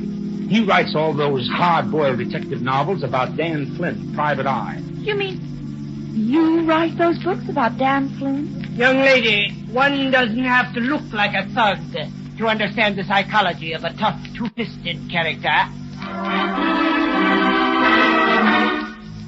And this is Cornelia Williston, who writes such wonderful, blood-curdling horror stories. Yes, you should see some of the people I meet in my nightmares. Gruesome. When did the festivities begin, Lieutenant? Well, Valentine is still probably wandering around Union Station, so let's get on with the introductions, huh? This is Ben Forrester, Miss Brooks. He's of the deductive school. He's here to play corpse today. I'll make the liveliest one you ever saw. Don't you think so, Miss Brooks? In your profession, you should at least know what a corpse looks like. This is Sigmund Greenmetz. He specializes in scientific crime. Why, he spends more time in our police lab than we do. Thank you, Lieutenant. I admit the thoroughness, even though some of my colleagues don't. Nothing like being thorough about mayhem. And this is, finally, young Mr. Copeland, who believes that every crime has a psychological basis. And that's the way it will always be, as long as crimes are committed by human beings. I don't mind suspense, Lieutenant, but I happen to have a dinner party. Yes, where is Mr. Valentine? Well, he'll be along any minute now, Barry. Oh, now, look here, Greenmetz. You know what you have to do. Yes, I understand it. I pull down the window blinds to darken the office like this. Then I turn on the light. Right. Then when Mr. Valentine begins to light the candles on his birthday cake, I flip the lights off. And with a pathetic stifled scream, I crumple to the floor. Oh, dear. Murder can be so repetitious, even when you stage it. Just 1 minute and one more thing, Greenmetz. I beg your pardon, Mr. Foster. Don't poison Valentine's cake with one of those exotic venoms you always fall back on in those incredibly dull stories of yours. I may seem a little out of date to a successful best-selling writer like you, but at least I use careful research. I'm not a fraudulent writer. Gentlemen, remember, this is supposed to be a party. Yeah. Cut it out, Greenmetz. I don't like people to laugh at my work. If you go through the annals of crime, you'll discover that poison has been used more often. Quiet, everybody. I think I just heard Valentine come in the outside office. I still think I'm going to win that hat. Hey, Brooksy. You know that letter I got this morning? Well, did you find Madge Damon? Hey, Brooksy, what is this? Who are all these people? Well, they're guests, darling. Your birthday guests. What? As a matter of fact, they're all well-known mystery writers. Well, never mind. Never mind, pal. You'll get to know them all later. But tell me something. Tell me, what about the janitor and the scrub woman? Didn't you recognize Williams and Mrs. Ferris, huh? Lieutenant, I gotta hand it to you. You had me coming and going. No hard feelings, huh? Look here. Look, I provided a cake and some refreshments, so come on, let's celebrate. Okay, I'm just in the mood. Go on, George, light the cake. Off with the lights, Green Net. Very well. Oh, this is nice and cozy. Oh, say, I don't even have a match. Here, use my lighter. That's the idea, Williston. Hurry up, Valentine. No, you don't. Get away from me. Oh, what was that? What happened? It sounded like Forrester. What's going on here? Hey, you, Green Mets, get those lights on. Forrester! Well, what's the matter with him? Why is he lying there like that? Don't stand there, Barry. Help him up. Somebody better get a doctor. Wait a minute. Don't touch him. Let me have a look at him. Oh. We'd better get the coroner. What? This man's dead. Lying on his face with a dagger in his chest. Dead? What are you talking Who about? would want to kill Forrester? What are you saying, Lieutenant? Well, what's the matter, Valentine? Aren't you interested? This happened in your office. Oh, I'm quivering like a leaf. I think the only thing that'll calm me down is a piece of cake. What? Tell your stooge to get up, Lieutenant. This whole setup is as crooked as a worm in an apple. Oh, darling, I love you. Oh, nuts. I get a The new best laid plans of mice and men. Your little joke didn't work, Lieutenant. He was too smart for you. Yeah, when I get taken for a ride in the morning, I try to smarten up come afternoon. Well, don't be such a ham, Forrester. Get up. He always did like holding the center of the stage. Well, maybe I can shake him out of it. Hey, wait a minute. Huh? You're not trying to put anything over on me. I'm not kidding. There's no dagger in Forrester's chest. Of course there isn't. Just the same he's been killed. What? What are you Please, talking George, about? one practical joke is enough. This is no joke, Brooksy. Right now, Mr. Forrester is very much dead.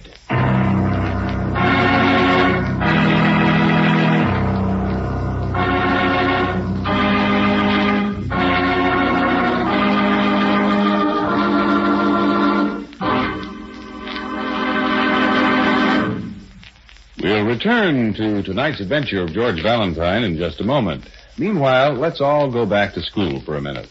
Reading, writing, and arithmetic? No, sir. A lesson in motor oil from Mrs. Virgie F. Codner, who teaches school in Phoenix, Arizona. And here's her statement, quote, "Why, it's just plain logic that a clean engine will run better and longer than a dirty engine.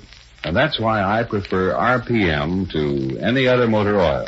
I know it's cleaning my car's motor while it's lubricating it," unquote. And folks, that's a lesson worth remembering. For RPM motor oil not only keeps your engine cleaner, it guards against internal rust, fights off corrosion and lacquer. It protects hot spots left bare and exposed to wear by ordinary motor oils. And is there plus and minus about RPM? Yes, the plus is longer mileage, longer engine life, and the minus is fewer repair bills. So, to give your car and your pocketbook a break, get an oil drain and refill with RPM motor oil. Get it at independent Chevron gas stations and standard stations where they say and mean, we take better care of your car.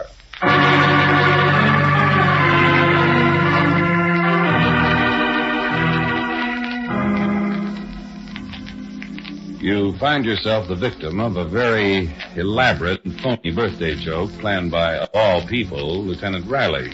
It might have been fun, except that the man who was supposed to play dead really died. And right in your office. And in front of 4 top-notch mystery writers. You know one of the 4 had to murder him. You might call it mayhem by experts. In fact, that's what we do call it. Valentine, why do these things happen to me? Well, I don't feel too good either. Like an accessory after the fact or something. Now, wait a minute. Listen, both of you. Don't let your conscience bother you too much. Forrester's murder was carefully planned. Yes, If it didn't happen back there in my office, it would have happened somewhere else. Well, at least we're pretty sure who did it. Somehow I still can't believe it was Green Nets. He just doesn't seem to be the type. Yeah, Angel, I second the motion. But the facts are sure stacked up against him. I tell you could have knocked me over with a feather when the coroner said Forrester was poisoned. Jabbed with a hypodermic needle. And then to find the needle in Greenmet's pocket. Greenmet said he didn't know how it got there. And with everybody milling around in the dark, anybody could have put it there. Well, he admitted that Forrester had been needling him for months. Telling him all he's been doing for 20 years is rehashing Sherlock Holmes. Oh, it's just a little too pat, Lieutenant. But I certainly don't have any other answer. Well, I'm holding Greenmetz on suspicion of murder. And I think he's going to turn out to be our man. Could be, Lieutenant, could be. Hey, Brooksy, we never did get to celebrate my natal day. Suppose we spend it on a treasure hunt.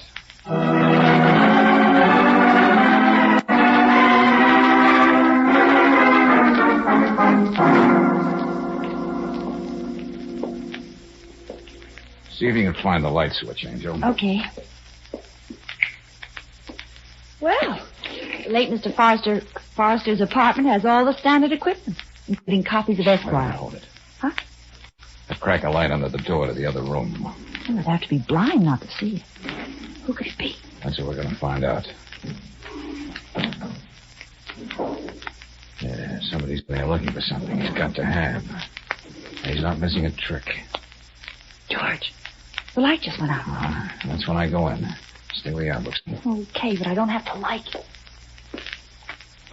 Okay, Buster, I can't see you, but I know you're in there. Come on, make with the vocal cords. All right. All right, suit yourself.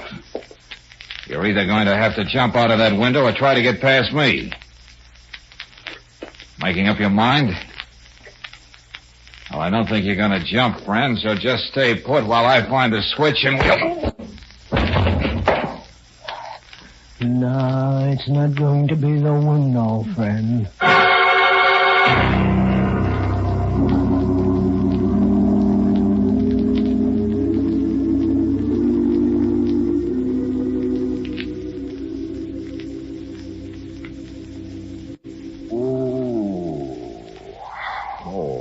I feel like I was baking a cake and stuck my head too far into the oven. Oh, George, what did I do? Oh, what did you do? Oh, don't tell me you put this dent in my skull. No, I hit him. Huh? Yeah. That gentleman lying face down over there by the couch. Oh, you handled yourself right well, Angel. Well, he hit you. There wasn't anything I could do except take my shoe off and hit him back. Golly, I hope I didn't hit him too hard. Well, we'll just see. Let's turn him over.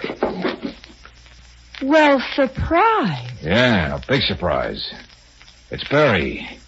Steve Barry.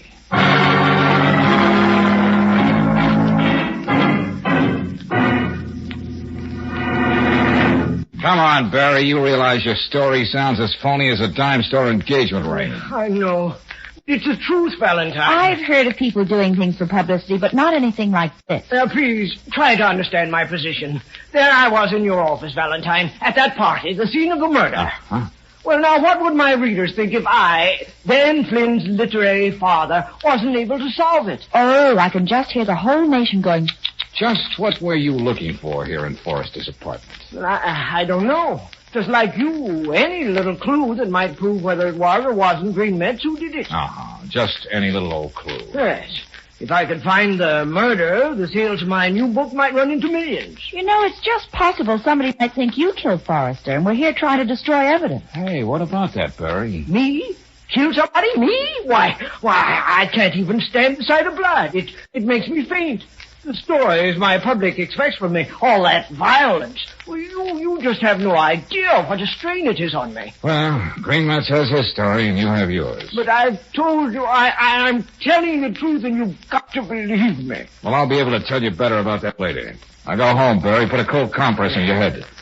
And you, Angel, will you join me? Where now? Believe it or not, the public library. To read some mysteries.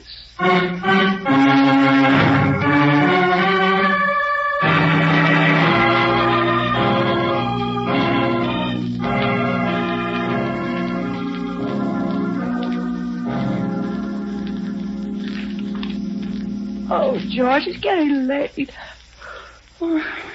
Can't expect to read all those mystery books tonight. What are you looking for, anyway? Huh? What's all this? I know the butler did it. Oh, this might be what we're looking for. Yeah, Brooksy. Here are the books by Cornelia Williston and young Copeland. You know what I found in them? Words. And more words. Yeah. Also, one particular phrase that keeps bobbing up in both. Let me guess. Don't touch anything till the police get here. No, Brooksy, no. In the translucent twilight. Would you mind repeating that? In the translucent twilight. Yeah, that's what I thought you said. I just wanted to be sure. Now, why should a lush phrase like that keep popping up in the books both of them wrote? So they steal from each other. One more intriguing little fact. Cornelia Williston's most successful book, The Twisted Claw, was dedicated to B.G. See? Right here in the frontispiece. To B.G., a kindred spirit with undying love. B.G. Look at that brittle Miss Williston. You'd never think she'd go in for baby toys. A kindred spirit. And look at this book, the first one Forrester ever wrote. It wasn't signed Ben Forrester like all the later ones. It was signed B.G. Forrester. B.G. Hey, do you think... Maybe it's more than a coincidence, but I'm sending a telegram to Sweetwater, Oklahoma. Well, you know, darling, it's little streaks of logic like that that endear you to everybody. The book jacket on the Twisted Claw says Miss Williston was born in Sweetwater. A telegram to the local paper will bring us a lot of interesting details about Cornelia. And then? And then, I may want to pick up my birthday party where it was so violently interrupted with the same list of guests. Except, of course, the late Mr. Forrester.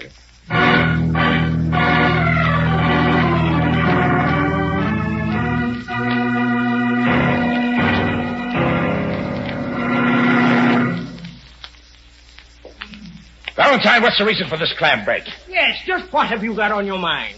Have you found something that will clear this man here? I'm coming to that, Lieutenant. Come right in, Miss Williston, Mr. Copeland. What, another birthday party so soon? I just got your message, Lieutenant. I came right over. If you're all here to tell me how much I despise Forrester, you wouldn't be saying anything that's not true.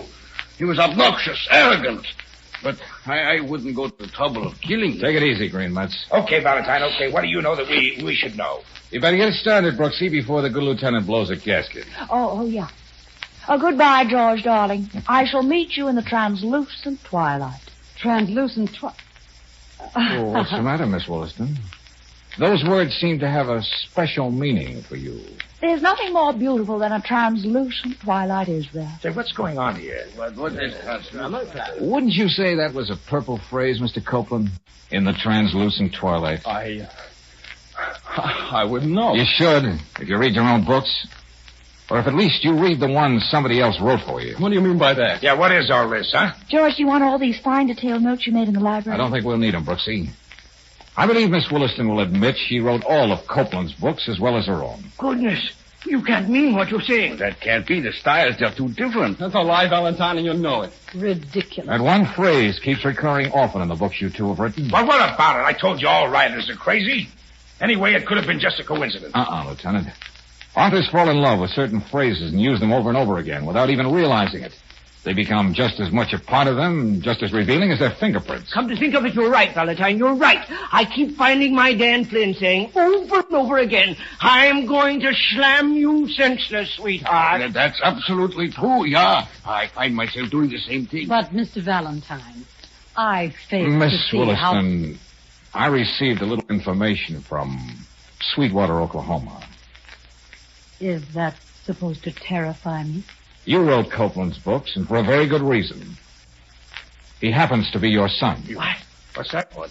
Was it pride that forced you to make a successful writer for your son, Cornelia? Son? But it's Miss Williston. Miss! Take it easy, Dad. No, there was a Mr. Williston at one time.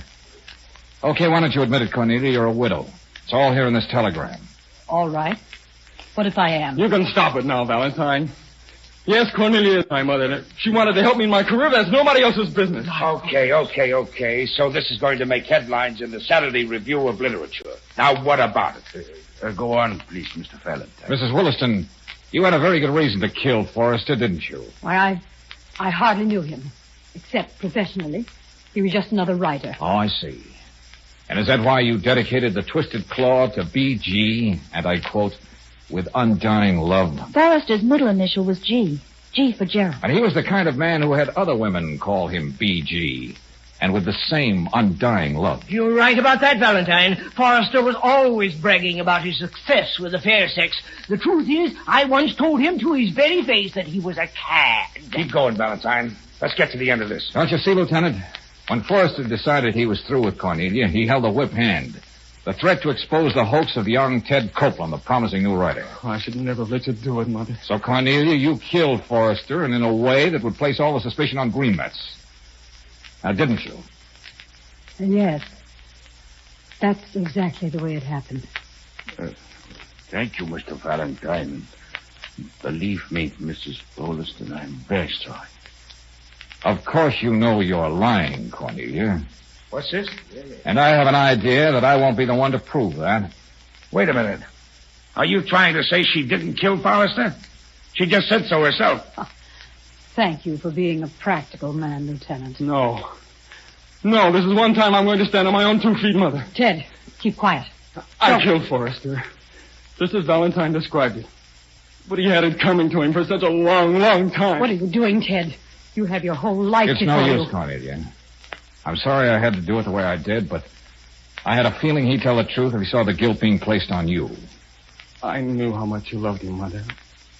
I saw he threw you over. All I could do was stand by. Oh, Ted. The scandal about the books, it was going to ruin not only me, but you. That's why I killed him.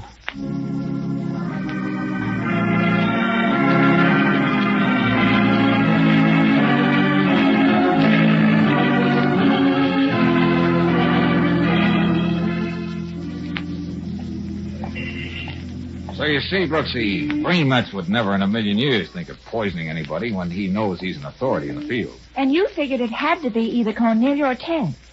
But what made you decide it was the son? Why, Angel, don't you remember? When I was lighting the birthday cake, Cornelia handed me the lighter. She was standing right next to me, yards away from Forrester. Well, you can keep your genius badge, mister. Easy, Brooksy. Oh.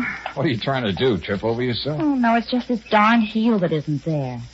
Incidentally, my fine friend, I'm putting the cost of a new pair of shoes on the office expense account. Oh, shakedown, eh? No, girlish superstitions. Never knock anybody unconscious twice with the same shoes.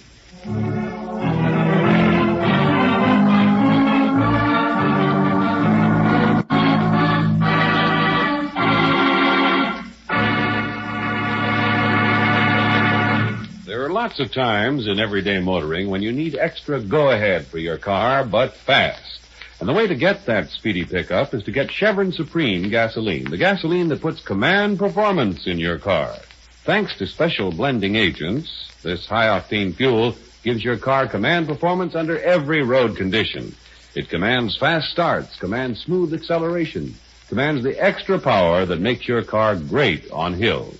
And no matter where you drive in the West, with Chevron Supreme you can be sure of command performance. For premium quality, Chevron Supreme is climate-tailored to each different altitude and temperature zone from Canada to Mexico in all the western states. For command performance in your car, get Chevron Supreme tomorrow. Get it at standard stations and independent Chevron gas stations where they say and mean, we take better care of your car.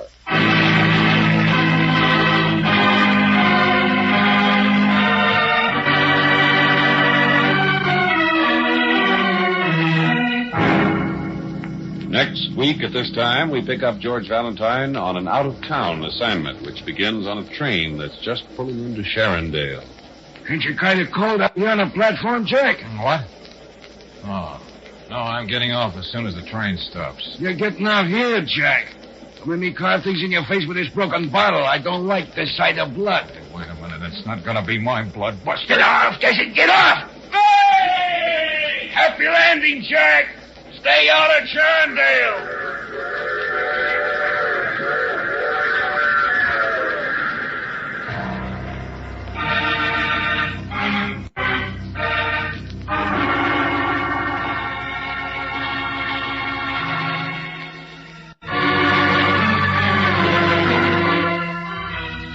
Tonight's adventure of George Valentine has been brought to you by Standard of California on behalf of independent Chevron gas stations and standard stations throughout the West. Let George Do It stars Robert Bailey as George, with Francis Robinson as Brooksy. Wally Mayer appears as Lieutenant Riley. Tonight's story was written by David Victor and Herbert Little, Jr., and directed by Don Clark. Also heard in the cast were Jeanette Nolan as Cornelia, Roland Morris as Copeland, Junius Matthews as Barry, Fred Howard as Forrester, Louis Van Ruten as Green Metz, and Ruth Parrott as a scrub woman. The music is composed and presented by Eddie Dunstetter. Your announcer, John Heaston. Listen again next week, same time, same station, to Let George Do It. This is the Mutual Don Lee Broadcasting System.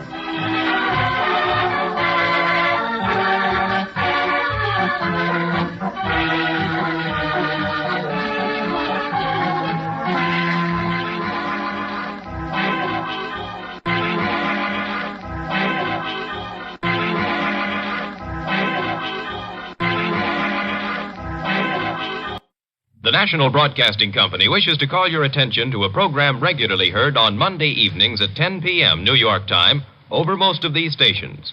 We invite you now to listen, evaluate, and perhaps become a fan of this regularly scheduled Monday night program.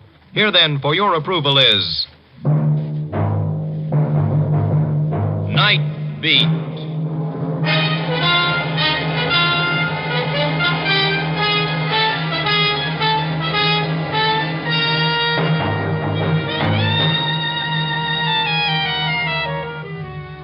Hi, this is Randy Stone. I cover the Night Beat for the Chicago Star. Stories start in many different ways. This one started, strangely enough, with the flame of a match and ended in an agonizing fear of death.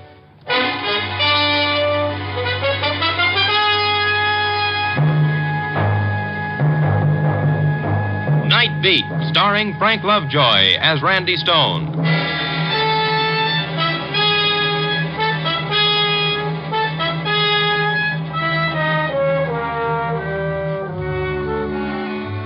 The night is a thief, some poet once wrote, that steals the colors from the day. That's kind of pretty if you like words, but for my dough, it's not exactly true. 'Cause there are colors at night.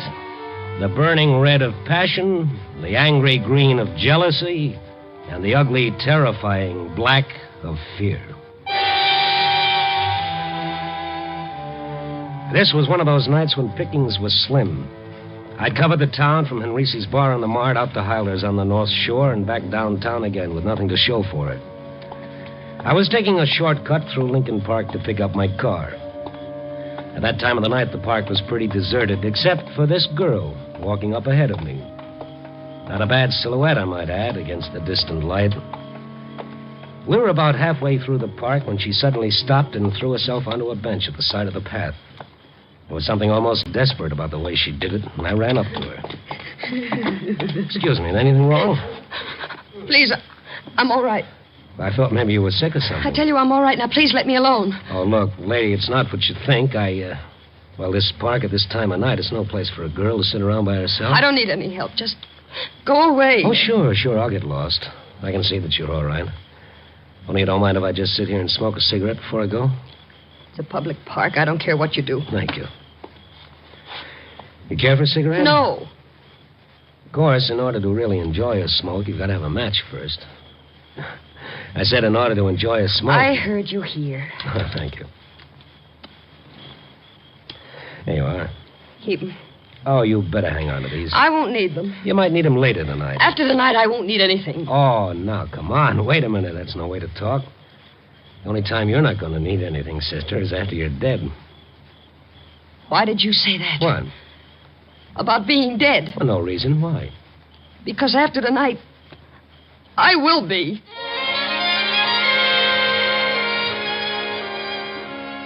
The girl jumped up and started running. Here was a kid that was afraid. Afraid of death or afraid of life. But then, isn't everybody? I turned the matchbook over and looked at the ad on the cover. Penguin Club. It's a little all-night jump and jive place over on Clark Street, and that's one I've been missing lately. On a hunch, I ambled up North Avenue in that general direction. I turned up Clark a ways, and there it was. Why should I spend money? It's good to get inside out of that wind. Jack, your hat and coat, mister? No, thanks. I'm just looking around. Can I get you a table? It's almost the end of the floor show. Anywhere in the back will be all right. Okay. I want to share the world with you. The hat check girl, hostess, or whatever she was, walked me through the bar to the edge of the main room. And then I stopped and really did a tape. Out in the middle of the dance floor, under a little baby spot, singing in front of a 5-piece band, was Little Miss Desperate from the park. Nice voice, don't you think? Yeah, who is she? Oh, that's Franny, Fran Fowler. Haven't you been in here before? Not for quite a few months. Of course, she hasn't got much experience yet. Oh, from out of town, Someplace over in Wisconsin. Not bad looking, huh? Yeah. Scheme, I'm scheming. What's wrong with her? Now I Gee, I don't know. I can't. Well, how do you like that? Gosh, that's funny. Let's give the little girl a great big hand. Nothing like a real sad song to wind up a real sad act. Especially for a real sad tomato-type tomato. No. It's all in fun, so let's dance now. Come on, you lucky guys and gals. Get out here. Move around. Come on. Hiya, Peggy. You got yourself a live one, huh? Hello, Tommy. This is Tommy Mason. Ain't he the one? Yes, he's quite the one, all right. Gee, Tommy, you sure covered up for Franny, all right? Never let down. Keep 'em going all the time. That's show business. You know how it is, mister. Yes, I've heard. The show must go on. It's a new thing. Hey, no sense of humor. What's the matter, mister? You dead? Honest, mister, he's this way all the time. What a joke. Oh, he's hilarious. Now, look, about that girl. Franny? Yeah, Franny. What seems to be the trouble? Well, that's hard to say, pal. Maybe she just found out she ain't no Dinah Shore. And she sure ain't. You got it? Sure. Tommy, you kill me. Seriously, fella. Why would a girl break up that way in the middle of her number and start to cry? Could be she got a cinder in her eye. But just to make sure, I'll go ask her. See you later, Tommy. Yeah, Peg. Come on, fella. How's about buying a girl a drink, huh? Oh, sure, in a minute. About this Franny. Look, do we have to talk about her? I thought you came in here for some fun. Well, maybe I get my fun wondering about people. What time's the next floor show? Next one's at 2, then 4. Oh, they're not kidding about this all-night business. And still another one at daylight. She's singing all of them? How should I know? She missed most of the 12 o'clock show. She just got here for that last number. Any idea where she lives? A rooming house around on Erie Street. Mm-hmm. You know the number? 391. You know, you ask an awful lot of questions. That's my business. I'm a reporter, Randy Stone. I might have known it. Look, you're not going to bother her tonight, are you? Of all nights? Tonight? This is the night that Charlie Dane is being executed down at Joliet. Well, what's that got to do with her? Well, how would you feel? Look, Mr. Stone, she's human. This is the night her boyfriend's going to die.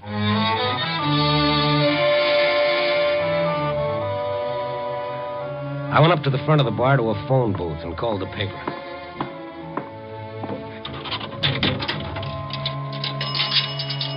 There was something about this in the back of my mind somewhere. Something I ought to remember, but I couldn't. I had the girl on the board put me through to Gabby in the library. Library. Oh, hello, Gabby. This is Randy. Yeah, Randy. What do you got on the Charlie Dana case? It's still a little early, Randy. Execution isn't set till 1:30. No. I mean old stuff. Oh, I got the file right here, Randy. Dug it out earlier for background. Anything on a girl named Fran Fowler? Let's see. Charlie Dana, small-time gambler, killed a guy named Denelli. Oh, yeah, I remember. It was a gambling beef. Execution originally set for November, but he got a couple of months' stay. Oh, here she is. Fran Fowler, singer in a nightclub. She was supposed to be his alibi, but the DA blew her up on the witness stand. She admitted she wasn't positive about when she'd been out with the guy. Oh, yeah, that was it. I knew it was something. Anything more? Details, Randy, details. Okay, Gabby, thanks. I'll catch up with you. Mason, excuse me. You waiting to use the phone? No, I was waiting to talk to you. Well, certainly, but this time no jokes, if you don't mind. I'm expecting a headache. You're not funny, Stone. Who are you talking to? Isn't that kind of my business? Peggy says you're a reporter. Of a sort. You were asking about Fran, where she lived. That's right. You gotta let her alone, see? You printed enough about her. Just a minute, Mason. Those are my lapels you're hanging on to. Peggy shouldn't have given you Fran's address. I don't want you bothering her. I said let go of my lapels, funny man, or something's liable to explode in your face. Now stay out of my way or I'll ruffle that shiny hair. Where you going? See about a cinder in a lady's eye. You're not going to see her. I won't let you. Can't you see this whole thing's driving her crazy? Tommy, believe me, I'm not interested in harming her or anyone. I'm just a guy trying to do a job. Now, if you'll step out of my way, please. You're not going there. I won't let you. Sorry, but you asked for it. My, that's a real nervous fella. Now that he'd made such an issue out of it, going around to see Fran Fowler was a definite must on my schedule. I picked up my car and drove over to Erie Street. 391 wasn't much different from any of the rest of the rooming houses on the block. I got the number of a room from the mailbox, and I started down the dingy corridor to room 8. I knocked on the door, but there was no answer. I knocked again, and then I smelled gas. Hey, anyone in there? Miss Fowler! Fran! I put my shoulder to the door, and the flimsy lock snapped open. I rushed into the gas-filled room, holding my breath until I could smash open the window and let in some air. And then I saw Fran Fowler, the girl from the park, lying across the bed. On the table beside her, one of those little 2-burner gas stoves with both jets wide open. I turned them off and started shaking the girl. Miss Fowler, Franny, come on, get up. You gotta get out of here. Leave me alone. Am I gonna have to carry you? Put me down. You little fool, this room was filled with gas. My purse. Where? On the table. Oh. Okay, I got it. Fine thing with a gun in it. Give me that. Outside, baby, outside.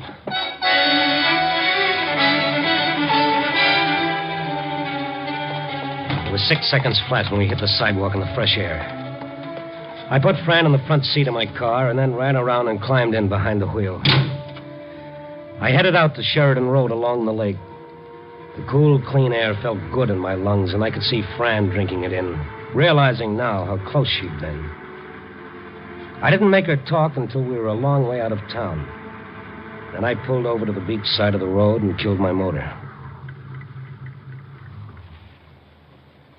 We seem to keep bumping into each other in the strangest places tonight. I guess I should say thanks. No, not at all. I'm the one who should say thanks. Still haven't returned your matches. Please don't make fun of me. No, I'm not. See, I know now who you are. Charlie Dana's girl. Why don't you say it? In my book, you're just a kid that I met in the park. What time is it? 1:45. Then... Yes, it's probably all over by now. Like me to turn on the radio and find No. out? No, I don't want to hear about it. You must love him an awful lot. Love him? I despise him. But still, you were willing to alibi for him on a murder charge. Oh, I wasn't. I told him I wasn't sure of the time I was out with him, but he made me say it was the exact hour when the man had been killed. Didn't you realize you might have been perjuring yourself? Well, I didn't lie. I just didn't remember. It might have been like he said. When you're not sure, what else can you do? Yeah. How'd you happen to get mixed up with him? Oh, I didn't know anybody when I first came here. I was lonesome. And he was nice to you. Well, he was. A lot more decent than most of the men who want to take you out when you're working in a club. And why do you hate him now? I didn't know what he did. A lot of people gamble. I didn't think too much about it. Then we got to going out evenings between shows at the club and on my nights off. And the killing happened when you and he were supposed to have been out someplace together? Well, that's what he said. He wasn't arrested until a few weeks after the trouble. I couldn't remember if I had been with him during that particular time or not. Well, it's all over now. You did what you had to. That's about all any of us can do. But you got to forget about it. You got to put it out of your mind. There's nothing more to worry about. But that's just it. Oh, you don't understand. There is. What are you talking about? He promised. He promised, and I know he'll keep his promise. Promised what? I went to see him in prison. In the death house? Oh, I had to. I wanted him to understand, but he said I tricked him. What, by telling the truth on the witness stand? He said I double-crossed him. But that now he didn't care. Well, why would he say that? He said he didn't care because the night he died, I would die. And I'm afraid.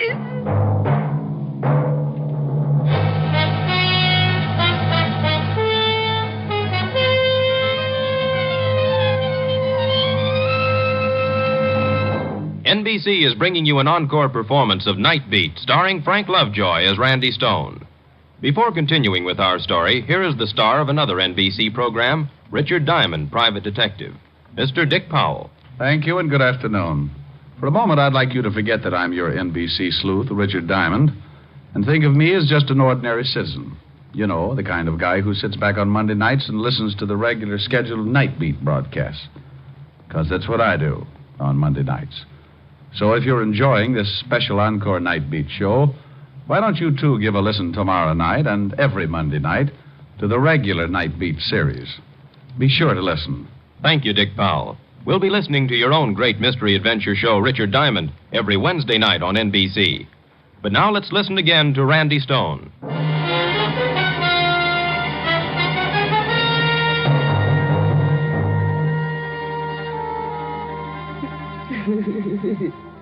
This was real. This was no act. The sound she made would tear you to pieces, like some pitifully frightened animal who'd lost everything in the world. I let her cry it out. After all those months of strain, she'd have to get it out of her system. You said the night he died, I would die. Well, sure. So you were scared. Who wouldn't be? But don't you see, it's just a cruel boast made by a cheap hoodlum who was trying to hurt you to make you feel responsible for his own plight. But he meant it. I know he did. Well, maybe he did at the time, but you've got nothing to worry about now. You had nothing to do with it. He paid for his crime, and now he's dead. And you're still alive. He'll keep his promise. How can he? He's dead. I know you think I'm crazy, but... No. But has anyone really tried to harm you? But this wasn't the night he was supposed to... I know that. The execution was originally set for November. Yes. It was that night in November. I hadn't been afraid before. I thought it was like you said, because he was bitter. But naturally, all that day I was upset. I told them at the club I couldn't work, and late in the afternoon I got a note from Peggy saying, why didn't I go out to her cabin at the dunes for a couple of days? Nobody would bother me, reporters. I could get a good rest. So I drove out there that evening. It was quiet. Nothing around, just empty sand dunes and her cabin all alone on the edge of the lake. I called Peggy at the club to let her know I got in all right. Hello, Fran. Where are you calling from? Why, from your place. My apartment? No, your cabin. At the dunes? Oh, it was swell of you, Peggy, to let me come out here. Well, of course, Franny, you're welcome to use the place, but I don't quite know what you mean. Well, your note this afternoon telling me to come out. I didn't write you any note. Oh, come on, Peggy, you did. You even told me where the key would be, under the flower pot. But, kid, that's where we always keep it. Everybody knows that. Peggy. Now, don't worry about it, kid. One of the girls probably sent you the note and just hasn't had a chance to tell me about it yet. I should have thought of it myself. No, wait a minute, Peggy. I'm scared. Well, what in the world of? You remember what I told you about what Charlie said the last time I saw him? In prison? It was about tonight that he said when he died... No, cut it out, Franny. Cut it out before you drive yourself back. Peggy, I'm all alone and I'm scared. I don't know what to do. Fran, you gotta hang up right away. You shouldn't be out there all alone tonight. Now get in your car and come back to town as fast as you can, huh? I'll wait for you here. Oh, all right, Peggy. All right. I hung up the phone and ran out of the house to my car. I turned on the ignition key and stepped on the starter. It wouldn't start. My car wouldn't start. I looked at the gas gauge. Empty. Somebody had drained the gas out of my car. I got out in a panic and started towards the highway. But there was a car out there, parked behind a big sand dune. I turned and ran back into the house. It was like some crazy, frightening nightmare. I didn't know what I was doing, but somehow I got inside and locked the door. And then suddenly I was at the telephone. Operator, answer me. Operator, you've got to answer. I want the police. Operator, please help me. Somebody. Operator! It was no use. The line was dead. While I was outside, someone had pulled the wires away from the wall. I crawled over to the window and looked out to the highway. There was a car out there. Its lights were on. But as I looked, they went out. And now, I was alone. In the dark. With him out there.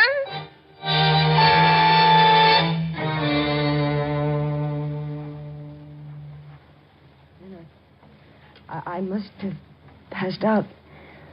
When I came to, it was morning, and Peggy was there. She and Tommy had driven out after the club closed to find me. But you see, you didn't die that night. But neither did he. It could have been your imagination, you know. This man in the car. No. The news about this day of execution was on the radio. The man in the car must have heard it and gone away. Did you call the police? They didn't believe me.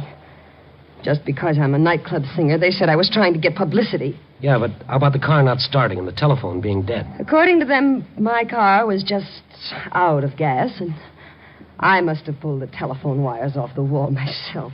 In the panic you were in, you could have. But I didn't, I tell you, I didn't. All right. Anyhow, it's tonight that we're concerned with. I don't know what to do. I just don't know what to do. Well, if it's true, this fear you have, you've got to find out tonight. If you don't, it'll haunt you the rest of your life. Oh, I know, but how? We've got to get back to your room. Oh, no, I'm afraid. I'll be with you. I've still got your gun, remember? By the way, what were you doing with it? I didn't have the nerve to use it. Even on myself. Well, if anything is going to happen, it'll happen tonight. Not tomorrow or any time after that, but tonight. And we'll go back to your place now and wait until it's daylight. I drove Fran back to the rooming house on Erie Street. There were no lights on anywhere in the building. We tiptoed down the empty corridor to Fran's room, listened at the door for a minute, and went in. The door closed all right, but it wouldn't lock. I must have sprung it when I forced the door. And then we settled down and waited. For what? Once I thought I heard steps on the sidewalk far out front. It was that still. And then I did hear steps, slowly coming down the hall. There's someone in the hall. Keep it down. He stopped outside the door. Don't move. Who's a knocking at my door? Who's a knocking at my door? Who's a knocking? Baby! Get in here. Go ahead, kid. You got it coming. I'm sorry. Well, there's nothing to be sorry about. I was kind of scared myself. Funny thing about fear, it's catching. But look out the window. It's almost light. Yeah, and this old night is gone for good. See, it was all in your mind. The thing you were frightened of was nothing, really. You won't be afraid if I go now? No. I've caused you an awful lot of trouble. Oh, now cut that out or you'll get me going. And the kids at the club, I guess I should go back there and let them know I'm all right. What the doctor ordered for you is a little shut-eye. I'll stop by on my way and give them the word. All right. Good night. Good night. Oh, here's your gun. You might want to pawn it for a couple of pair of nylons.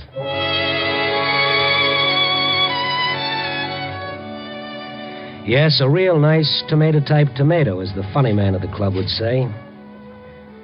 On the way over, I got to thinking about him and the girl, Peggy. Come to think of it, there was one point Fran had forgotten to clear up for me. About the note that sent her out to Peggy's cabin at the dunes that night. Yeah, my mind wouldn't let go of that. When I got to the club, it was daylight, and they were folding up the joint. Peggy was sitting alone at the bar. Well, you got a nerve coming back here after... How's your boyfriend? He's not my boyfriend. That's a figure of speech. Where is he? He just left. Okay, I'll settle for you. If you don't mind, it's a little late for small talk, mister. Okay, I'll give it to you fast. It's about that note you wrote to Fran Fowler last November on the night Charlie Dana was supposed to die. What note? It's a little late for small talk, remember? I don't know what you're talking about. You don't know anything about a note inviting Fran to stay out at your place at the dunes? I told her. I didn't know who wrote it. But were you telling the truth? Yes, I was. Okay, maybe you were. But you found out later who wrote it, didn't you? No, Now tell me the truth, or would you rather tell the police? All right. I did find out, but it wasn't like you think. Who was it? Tommy Mason. Tommy Mason, the funny man? Yeah. His idea of a joke, no doubt. A hilarious joke that might have scared a poor kid to death? No, you're wrong. It wasn't a joke. Well, then why? Why'd he do it? Because he's in love with her. He made me swear I wouldn't tell her. He wanted to wait until the time when she needed him. And then he'd tell her himself. Till she needed him? That's how he was going to make her need him? Use a condemned murderer's empty threat to frighten her out of her sanity so she'd need him? Is he crazy? He is where Fran's concerned. Where is he? I don't know. He's been like a maniac all night since you left here. After every show, he's gone over to Fran's place looking for her. He's crazy jealous. Jealous of who? Of you. He thought she was with you. But what if she were? This was the night. This was the night he was sure she would need him, and instead she turned to you. Don't you see? I do now. Thank you.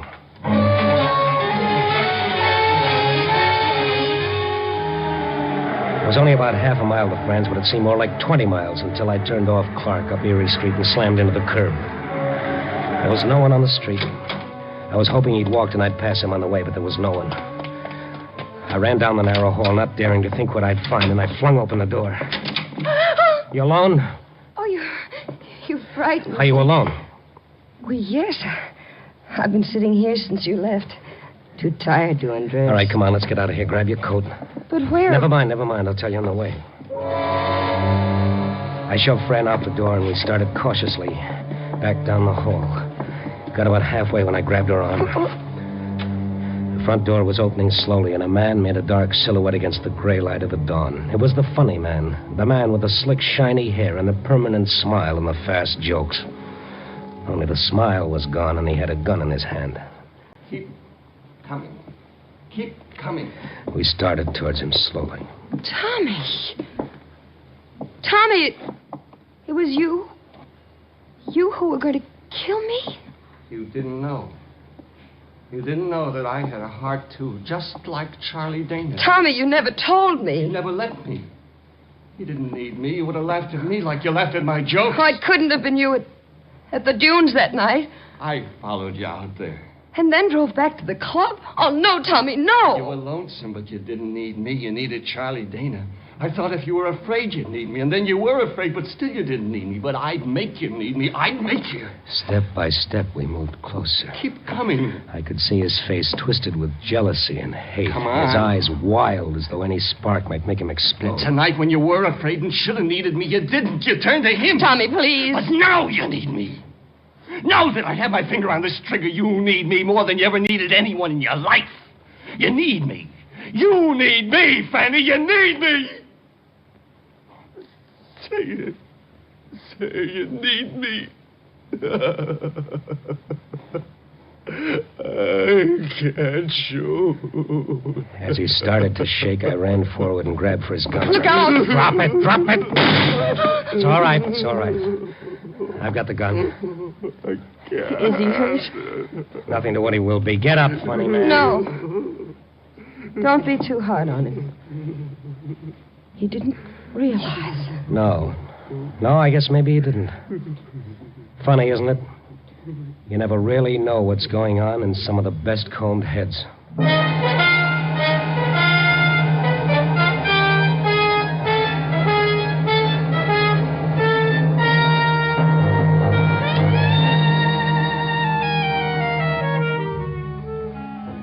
Well, that's the way it goes. A little later than usual this morning, the day shift has already moved in and let the night crew wander off to their own little private beds. Well, at least I got to see the sun come up. And here I sit, still trying to make it all add up. But no matter how I figure it, the only answer I get is, you never know about people. But, bless him, maybe that's why we love him. That man that's walking towards you with a smile on his face, what's he smiling about? Or is it just so you won't notice how he's screaming inside? Oh, yeah, the trouble with me is I haven't had any coffee yet. Copy, boy.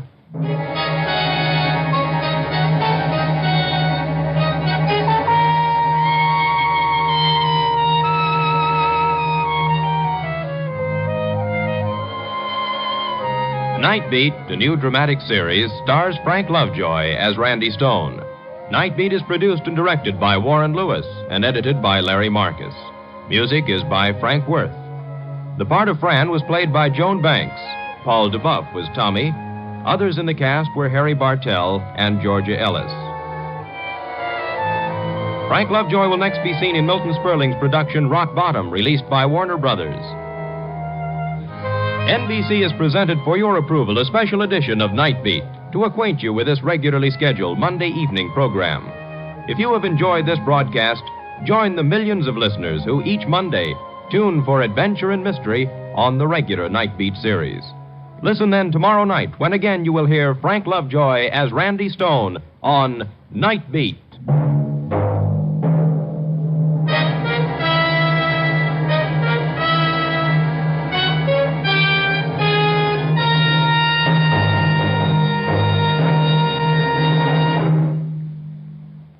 Now stay tuned for High Adventure on most of these NBC stations.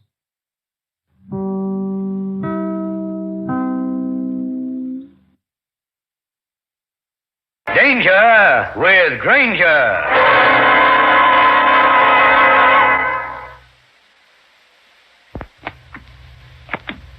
So, you getting out today, huh, Skip? Yeah. I wonder what it'd be like if I got out. Maybe I could go fishing. I could even find myself a girl. You know, Skip, I haven't seen a girl in 11 years. Dames can be trouble. But you've got a girl. I seen a picture. In color, even. Black curly hair and big brown eyes. Shut up. Have a smoke. Thanks. You playing that solitaire game again, Skip? I told you it's not solitaire. It's called patience. Yeah, I know. Gee, I can see you this afternoon, Skip. You'll be on Broadway. You're buying a new suit. You're eating a swell meal in a swell restaurant. You're even getting married. Cut it out. You're making me sick. Oh, but gee, you're a free man. Don't hand me that. I'm a con, remember? Every place I go, they'll be saying, there's Skip Lantry. He just got out of the pen. You sound like you didn't want to get out, Skip. I want to get out, don't worry. Because I'm going to get the guy who framed me into this joint, see? I wouldn't talk that way if I was you. You'll be back inside a month. Not me. I'm going to be smart. My first cellmate said that, too. He went out to get even. He died in the cell 4 years ago. I'm not dying in any cell. No. You'll be back, Skip. Unless you change your way of thinking. This is Steve Granger, private detective, with a story about a guy who came out of the penitentiary and walked straight into trouble, with me as his front man. In just a moment, I'll take you back to one of my most interesting cases.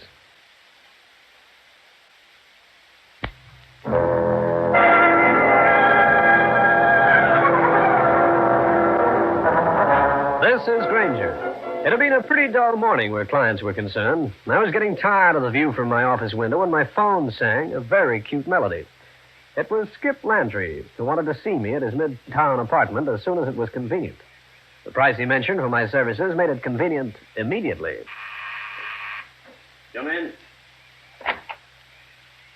Hiya, Granger. Hello, Skip. Come over and sit down. What'd you want to see me about, Skip? I just got out of the pen. 3 years on a phony rap. Go on. I want you to get the people who framed me. Details, Skip. A lot of them. Yeah. Wait till I finish this. What are you doing? Playing a solitaire game called Patience. You got me up here just to watch you play card games. I'll scram, Skip. You know why I got you up here? I want to be cleared. If I remember, you were convicted of robbery. Open and shut case. Yeah. They opened the cell door and shut me in for 3 years. You understand, Granger, I'm not quarreling with the court. The evidence was presented. The court had no other choice. That was 3 years ago. Won't be easy. What can you give me along the way of a lead? Nothing. I had no alibi. What'll you do now that you're out? Lay low until you find out things. I've got money in the bank. Now, how about it? I'll drop down to Center Street. Maybe I can get a look at the transcript of your trial. If I feel you're on the level, I'll go along with you. Okay by me. That's probably my lawyer. Come in. Well, Skip. Nice to see you out in the open again. Thanks, Kirk, for everything you did. Don't mention it, my boy. You're fortunate you didn't get a longer term because of your gambling activities. I know. Oh, this is my attorney, Kirk Masters. Steve Granger. The private eye? I didn't know you two were friends. I know him before. He's working for me. You don't need a detective. You need a job. I know what I'm doing. You get out of line one step, they'll lock you up again. You're on parole. Remember?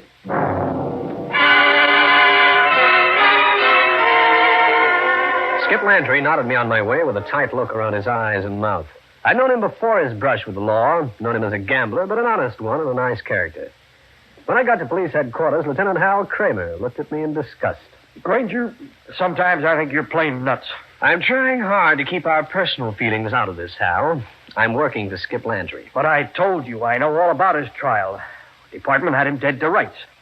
They found part of the loot in his apartment. I know that. But how did the boys find out? A phone tip. Anonymous, of course. Naturally. Now, Lieutenant, wouldn't that make it look like a frame? Well, we get lots of anonymous tips from people who want to... Stay anonymous, I know.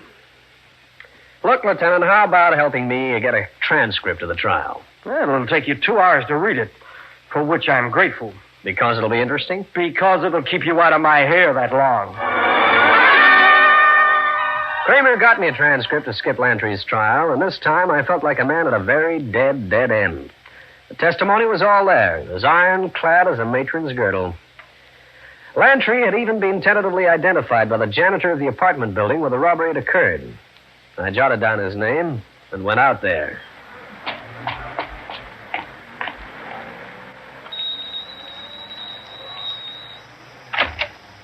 What do you want? My name is Granger. You're Alvin Freedy, the janitor? Yeah? 3 years ago, you testified at the trial of Skip Landry. What about it? You testified that you saw him, or somebody who looked a lot like him, come into the building here and go upstairs. Suppose it did. How positive are you that the man you saw was actually Skip Landry? You expect me to remember something like that? That was 3 years ago. I'll go a step farther with you. If I brought Landry out here, could you still identify him? I don't know. Okay, Freedy, hang around. I'll bring him out. We'll see how good your memory is. I'll continue with this interesting story in a minute.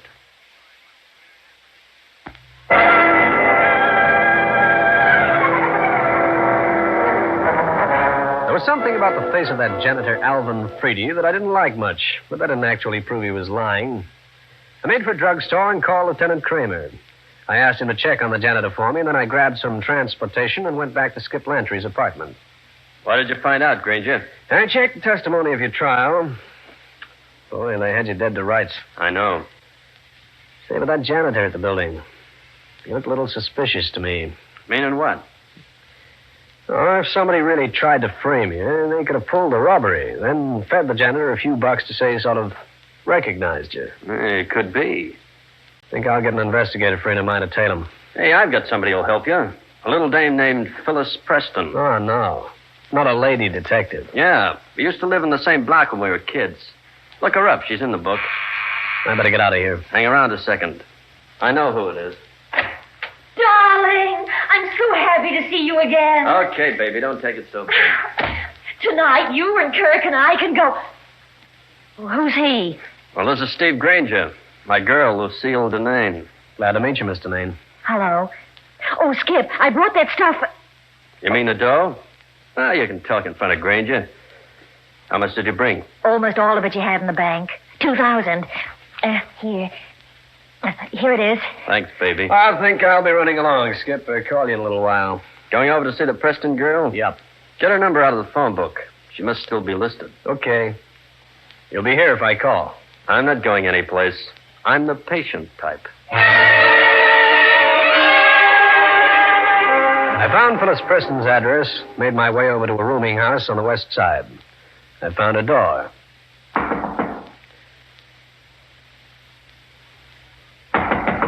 Then a door along the passage opened. She ain't in, mister. You see her go out? Sure, I seen her. Left about half hour ago. Guess she couldn't wait for you. She was with another guy. Got that cackling. Yeah, sure, mister. Didn't mean no harm. Know where she went? Well, I happened to hear the guy mention the Green Lantern. Thanks, chum. Think I'll drop down there. I wouldn't go there if I was you, mister. Not in that nice new suit. Never mind the nice new suit. Get back in your room. Take a look at yourself in the mirror. What for? See how much nicer you look with that mouth shut. The Green Lantern down the street 10 blocks was everything the name implied. A typical honky-tonk with the usual number of offbeat characters waiting for a chance to make a dishonest dollar. The owner was another socially minded girl I knew named George Slater. When I got inside, I looked around. There wasn't a girl in sight. The bartender remembered one going into George's office. Mind if I come in? I do. In that case, pardon me. Who do you think you are? Where is Phyllis Preston, Slater? I don't know, Granger. Honest, I don't. You act like you're lying, mister. Let go. Where? In there. That room. Thanks. You can come out now, Miss Preston. Oh, thanks. Miss Jerklock in? You don't think I was playing post office in there, do you? What's all this, Slater? You got the dame, so blow. I don't have to talk. Let her alone, you hear? And I mean permanently. Shut up. Here, pal. That's for nothing. Try something and see what really happens.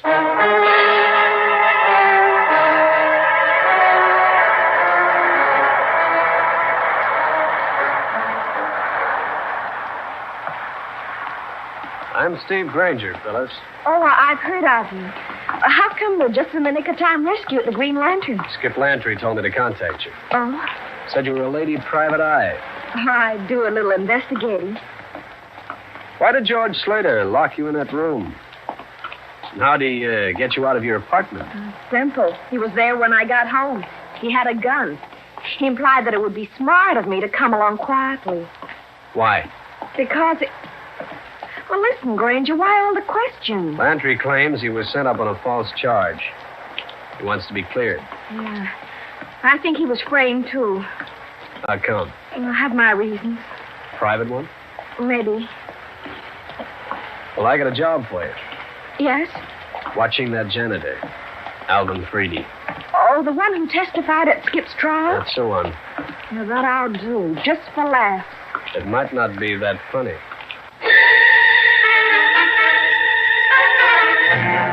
I told Phyllis Preston to be careful when she was checking the janitor for me. I dropped her off at her place. Wondered if I should have George Slater booked on attempted kidnapping, but decided to let him alone for the time being. I stopped off a few minutes later at Cal Hendrick's place. The newspaper man seemed pleased to see me. Steve, my boy, you're very popular around these parts. Well, am I? You've had more telephone calls than a chorus girl turned practical nurse. Skip Lantry, for one. Who else? Lieutenant Kramer of Homicide. He's at Plaza 89449. Well, that's no precinct station. The good lieutenant sounded like someone had ruffled his feathers. It's only his art form. I think his ancestors were all ostriches.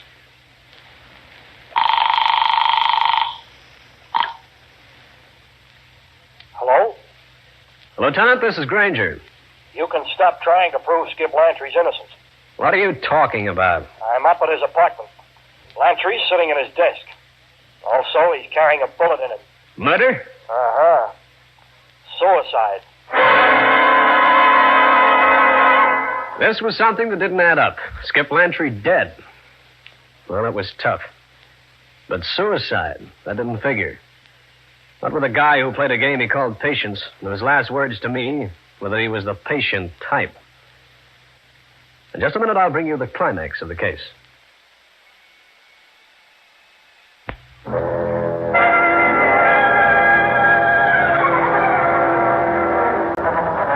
Lieutenant Kramer's voice announcing the death of Skip Lantry was cut off sharp as I slammed down the phone, tossed a goodbye over my shoulder to Cal Hendricks, and made for my client's apartment. My dead client. There you are, Granger. The whole layout, just as we found it. Doesn't make sense, Kramer. I don't care what you say. He must have thought you could never prove anything, so he shot himself. Where was the gun? On the floor next to his body. Did you go through him? Naturally. He had $2,000 in his pants pocket. Uh-huh. Man might be dead, but he's still my client. I'll leave everything untouched in this apartment for a couple of days. Granger, this is an out-and-out case of suicide. It's as obvious as that 40-cent necktie you're wearing. Which is better than the 2-bit shoestring you've got holding up your Adam's apple.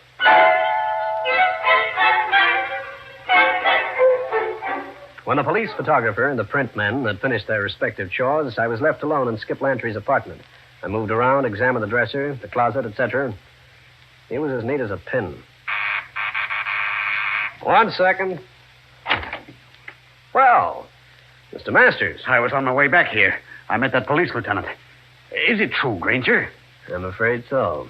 That's terrible. Yep. Did you discover anything that might have helped Skip prove his innocence? No, not exactly. I didn't think you would. I tried my best at the trial, and I couldn't get him off. You know his girlfriend? Lucille Domain? Of course. Know where she lives? Yes, at the towers on the east side. I've seen her today. I chatted with Lucille on the phone. She said she was coming over to see Skip. She did. By the way, did you handle all of Skip's legal transactions? For 5 years, yes. How much money did he have? A couple of $1,000. He spent nothing during his stay upstate. Okay, Mr. Masters. Think I'll lock up this place. Could I see you to the door? Just why did you remain after the police left, Mr. Granger? Well, I have a theory. You, don't think Skip was murdered? It's entirely possible.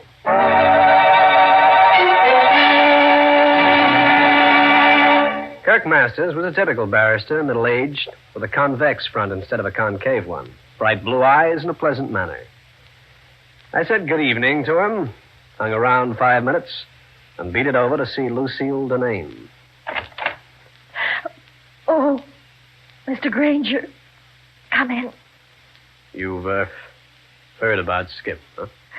Isn't it terrible? He must have done it just after I left. How long did you stay at his place? Just a few minutes. I came home to get changed for tonight. Kirk Masters and I were giving Skip a big dinner party. Too bad. Poor Skip.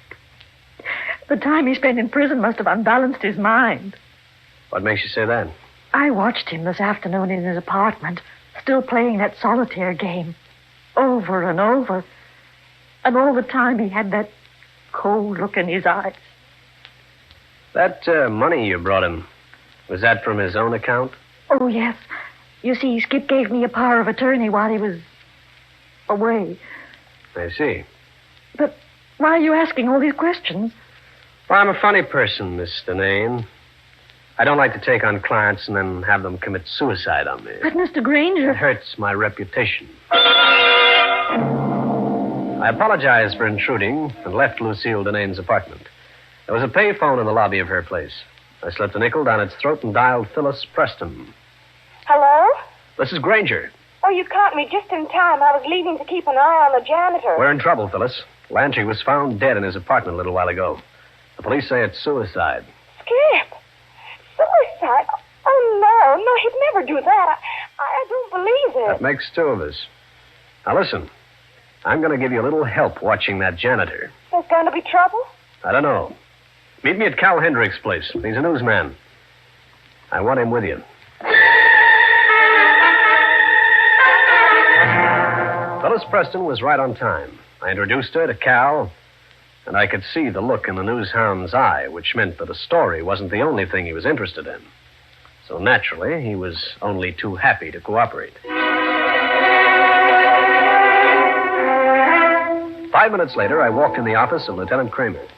I suppose you want to know about Freedy, the janitor. Precisely, old pal. He's been a janitor for 7 years. He lives alone in that basement apartment under the building. Police record? No. He's as clean as a dog's favorite bone. Oh, that's that. Also, the coroner will direct a verdict of suicide when Skip Lantry's inquest comes up in the morning. I thanked the lieutenant and went back to my office. I sat there trying to dream up a new lead, but my brain cells just laid there. Yep. Oh, Granger, this is Phyllis Preston. I'm calling from a store across the street from George Slater's Green Lantern. What are you doing down there? I told you and Cal to keep an eye on that janitor. Well, that's just it. He came down here. Did he? He came out again a bit later. And not long after that, Lucille Denane went in with Kirk Masters, that lawyer. A regular gathering of the clans, huh? Well, what do we do? Stay there. I should be down inside a half hour. I slipped on my coat and hat, got a cab, and pulled up in front of the apartment house where the janitor held sway. Fortunately, he was the only basement tenant. I got some light on the subject and went through his place. When I came up with the records, I was amused at the fact that I could tell Lieutenant Kramer that the janitor was a bookmaker.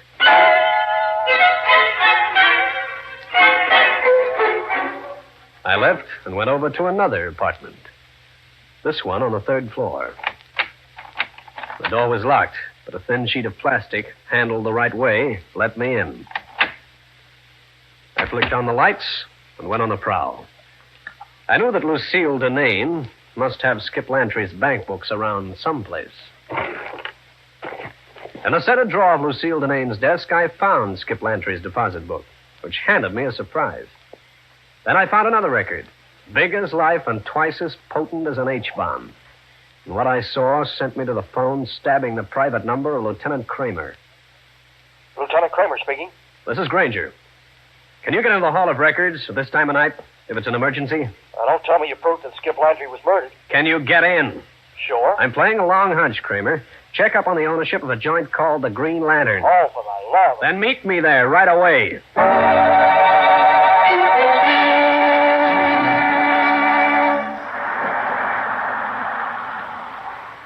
Over here, Kramer.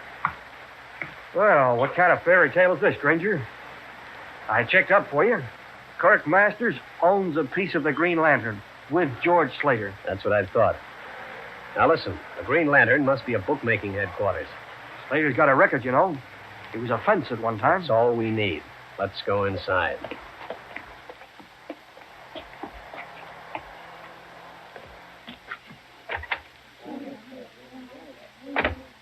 His office is over there. Now what? Just go in and bluff your way? You haven't got a shred of evidence, you know. Here we are. Listen for a second. Maybe we can hear something. George, you have to get rid of that Preston girl. Freddie saw her watching his face from across the street. He follow him here? He doesn't think so, but we can't take any chances. Okay. And you have to get rid of Granger, too. He must have talked to the girl. He was in Skip's apartment earlier, snooping around. I'll take care of both of them, don't worry. You make sure you didn't leave a clue? At the apartment, I wore gloves. Nobody heard the shot. Hear that, Lieutenant? Lucille, go back to your place and burn those records. Tomorrow at 10, close Skip's account at the bank. In case Granger gets away from George and snoops. Don't worry about Granger. Need any more, Kramer? Let's meet these charming people in person. Listen, didn't I Put him up, George. Get out of here, or we'll call the police. In a minute. Mr. Nain, how much money did Skip Lantry have in his account?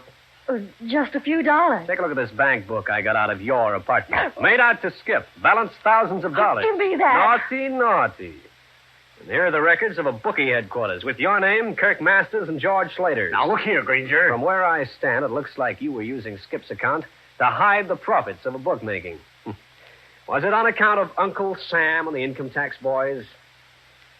Were you afraid that Skip would insist on seeing his bank book? George? Don't try it, George. Masters, you're under suspicion of the murder of Skip Lantry. Too bad your pal George is such a blabbermouth. We heard him. You're not arresting me. You said it, Master. Kramer, look out! Thanks, Granger. Quick shooting. You killed him. I'm going to the police. You won't have to. The police are here. This is Kramer of homicide. Lieutenant, take this pair down to headquarters. The paraffin test ought to prove Masters fired a gun today. I'll show you. I'll stretch your eyes out. Let go. All right, Master. Stand still. I hate you. I hate you. Cut it out, I said. All right. Granger, you hit a lady. On the contrary, Lieutenant. I defended myself against a wildcat. Well, friends, that's the story. I'll be back to wrap up the case in just a minute.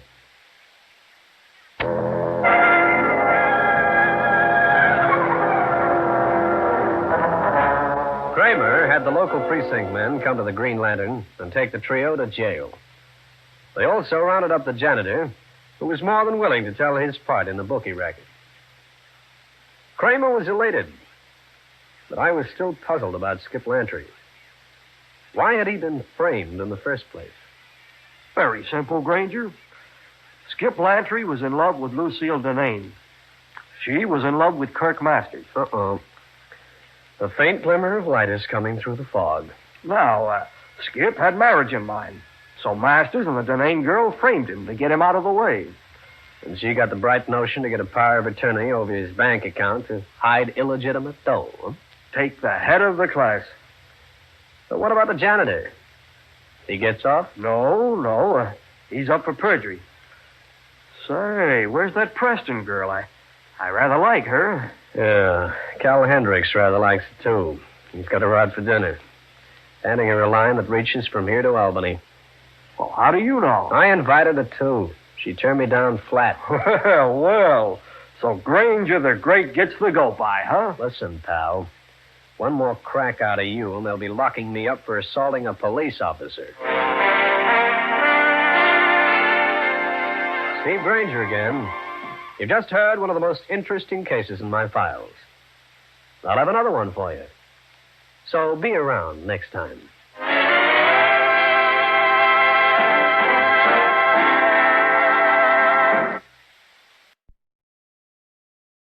Tired of the everyday routine? Ever dream of a life of romantic adventure? Want to get away from it all? We offer you Escape. Escape, designed to free you from the four walls of today for a half hour of high adventure. Escape, brought to you by your Richfield gasoline dealer and the Richfield Oil Corporation of New York. Marketers of Richfield gasolines with Xylene, Rich Lube, all-weather motor oil, and other famous petroleum products. Look for the Richfield Eagle on the cream and blue... Snake in the world, as Roald Dahl tells it in his terrifying story, Poison.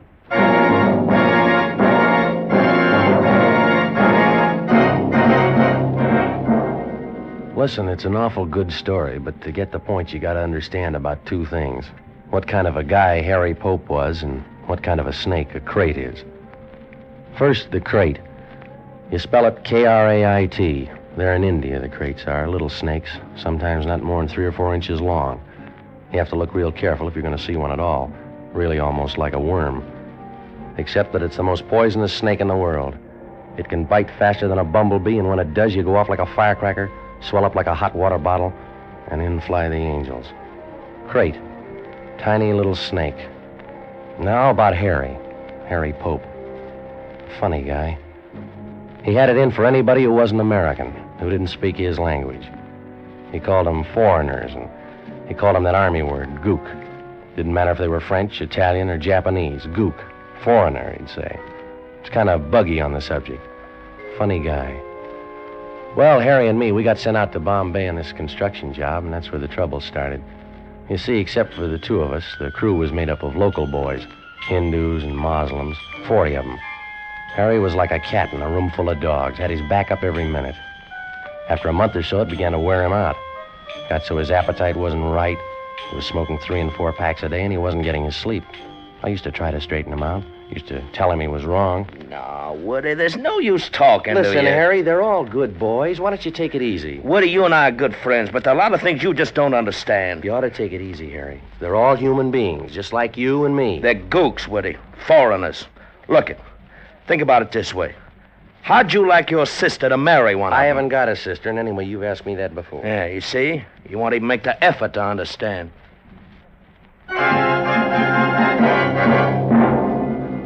Well, that's how it was with Harry, and you know about the crate.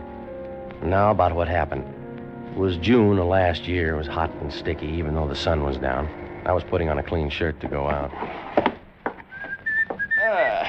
Oh, man, I'm really beat tonight. What's with you, Woody? What's the clean shirt for? Going out. What do you got, a date? No, I thought I'd stop off at Dr. Ganderby's. He promised he'd show me the photos he made down in the leper colony. Ganderby? Yeah. These photos are supposed to be pretty interesting stuff. Well, how about it, Harry? Would you like to come along? Ganderby? He's a Hindu. A gook. Foreigner. I don't want to spend no evening with a gook. Shoot, not old Harry. So I went off to the doctor's, and Harry went to bed with the detective story. I had a very interesting evening. Later, old Harry was plenty sorry that he stayed home. I didn't leave the doctor's until around midnight, and when I drove back through the sleeping city, it was very quiet and dark. I thought about the pictures of the lepers I'd seen. I remember thinking, I hope Harry's awake because I'd like to tell him about those pictures. And when I got home, I was glad to see the light in his room was still burning. Harry, you up? I didn't get an answer. Probably fell asleep reading. Harry, you awake, Harry? Shh. Woody, stop yelling. Harry, boy, what's the matter, kid? Shh. Stop, Woody. Take off your shoes. I couldn't tell what was the matter, but I knew he was serious, whatever it was about, so I did what he wanted. He was in bed, under his netting. with a reading light on, his book on the floor. He lay quite still, and the sheet came halfway up his chest. He was wearing those corny pajamas of his with the big checks all over them. And the pajamas were soaked in the sweat that was rolling off his face. He lay like a corpse, flat on his back, with his hands lying dead on the bed. His hands, even the backs of them, were sweating. His eyes looked like he was watching somebody saw his leg off. Woody, what's the matter, boy? It's a crate. Crate? Where? For Mary's sake. Where? Where's the crate? In here. Under the netting? No. Under the sheet. Where'd it bite you? It hasn't. Yet. Where under the sheet? Right on my belly. Holy son of a... You can wake it up if you don't cut out that yelling. How'd it get in there? I don't know. Came up under the net, and I guess... Oh, it's been in the bed all day. Is it a big one? No. Crate don't have to be big. Looked about 3 or 4 inches. Come along my side.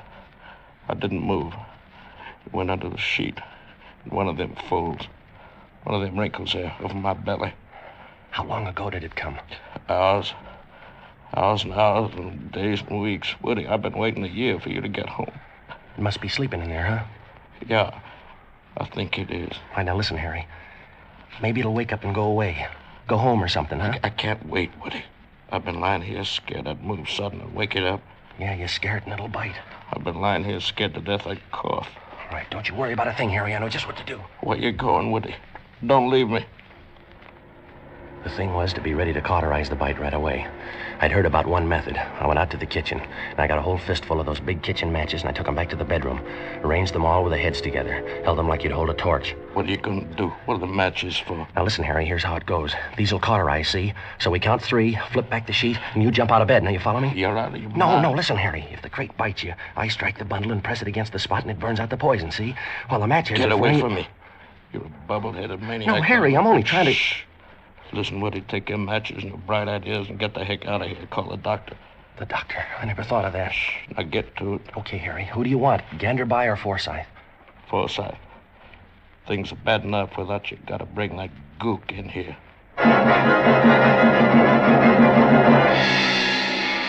I dug through the telephone book and I found Dr. Matson B. Forsyth's number and I dialed it.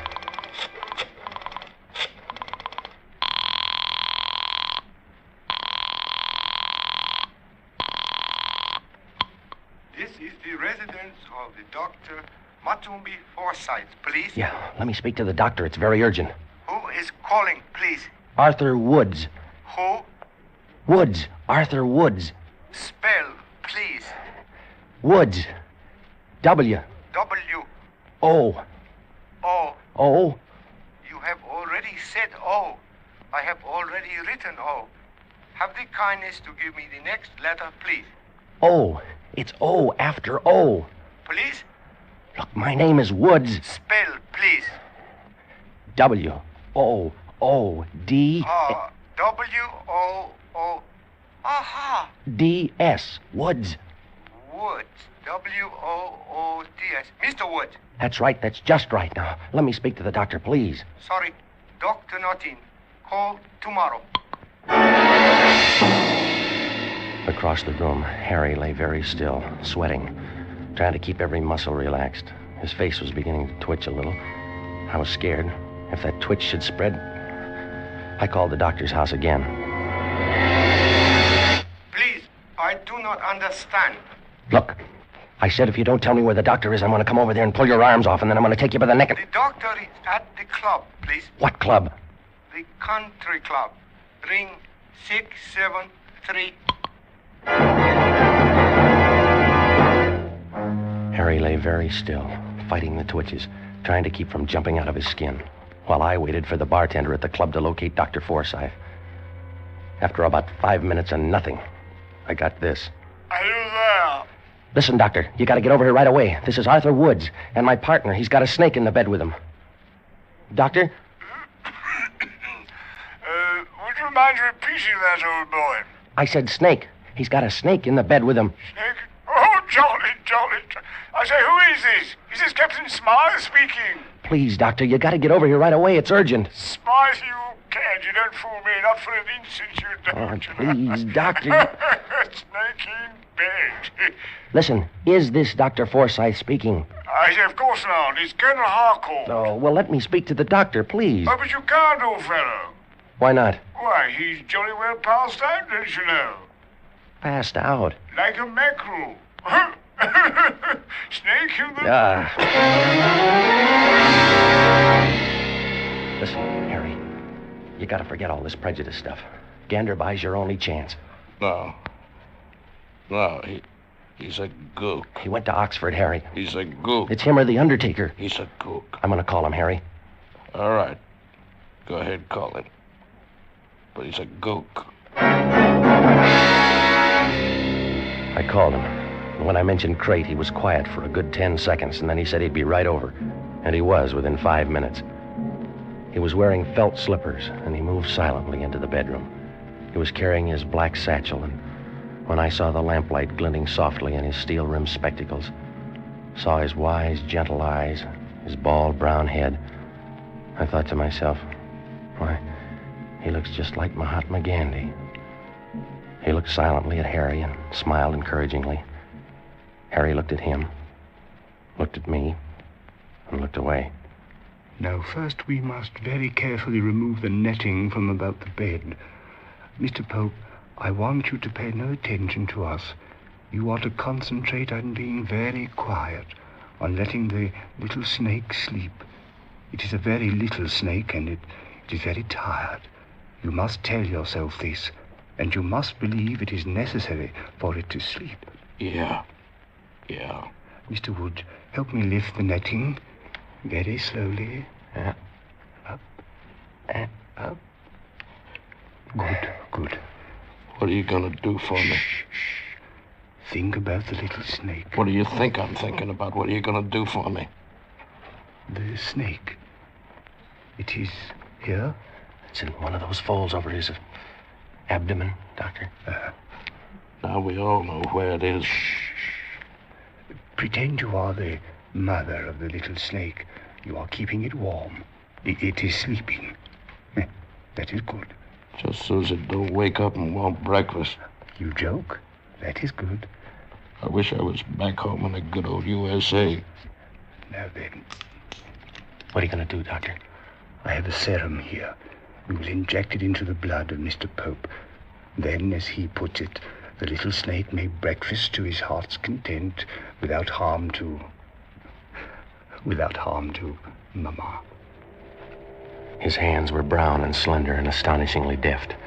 He poked the hypodermic into a capsule of thick yellowish stuff, the serum, and then with infinite care he drew the plunger slowly and steadily upward. The glistening chamber filled.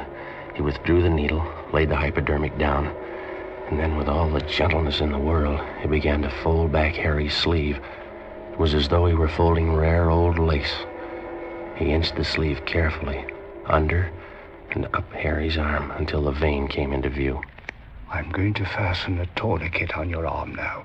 It will be just above the elbow. Do not move your arm. Do not twitch your muscle. Gently he tightened the rubber tourniquet, and Harry's arm began to flush dark. The vein began to swell blue and tight. Harry kept his eyes on the ceiling. Now I'm going to insert the needle in the vein.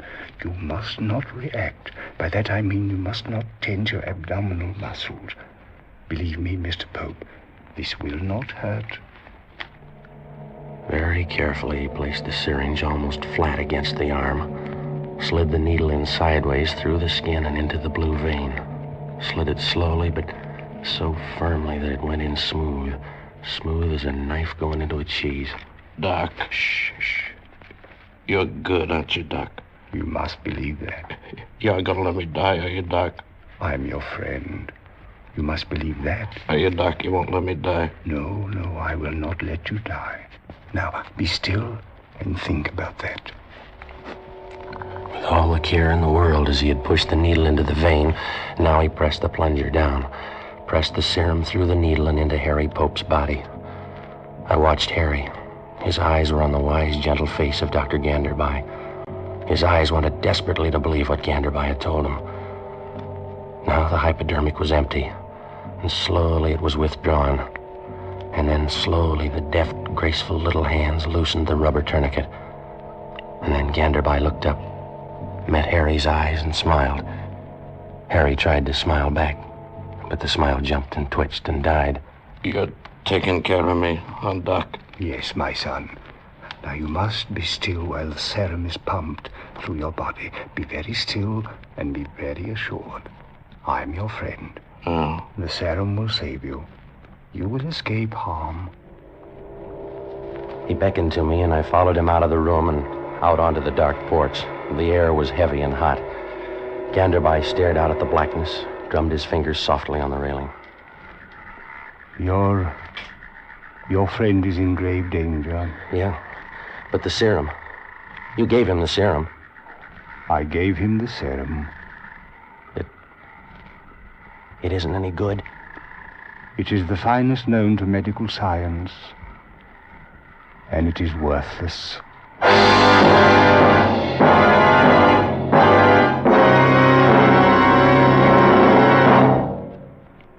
To most of us, science is something strange and mysterious. We think of magic medicines and supersonic planes. But here's a scientific achievement that's as real as your car and as near as your Richfield dealer. It's xylene, one of the highest ananoc gasoline components ever discovered by scientific research. And xylene can benefit you today, because every gallon of Richfield gasoline now contains xylene. Xylene to give your car that smooth, knockless power that eats up the miles. Xylene for that swift, eager response you need in traffic. Furthermore, there's a Richfield gasoline to fit your motor. Your Richfield dealer offers 2 great Richfield gasolines, both with xylene. Get Richfield High Octane at regular price for the average motor. Or Richfield Ethyl.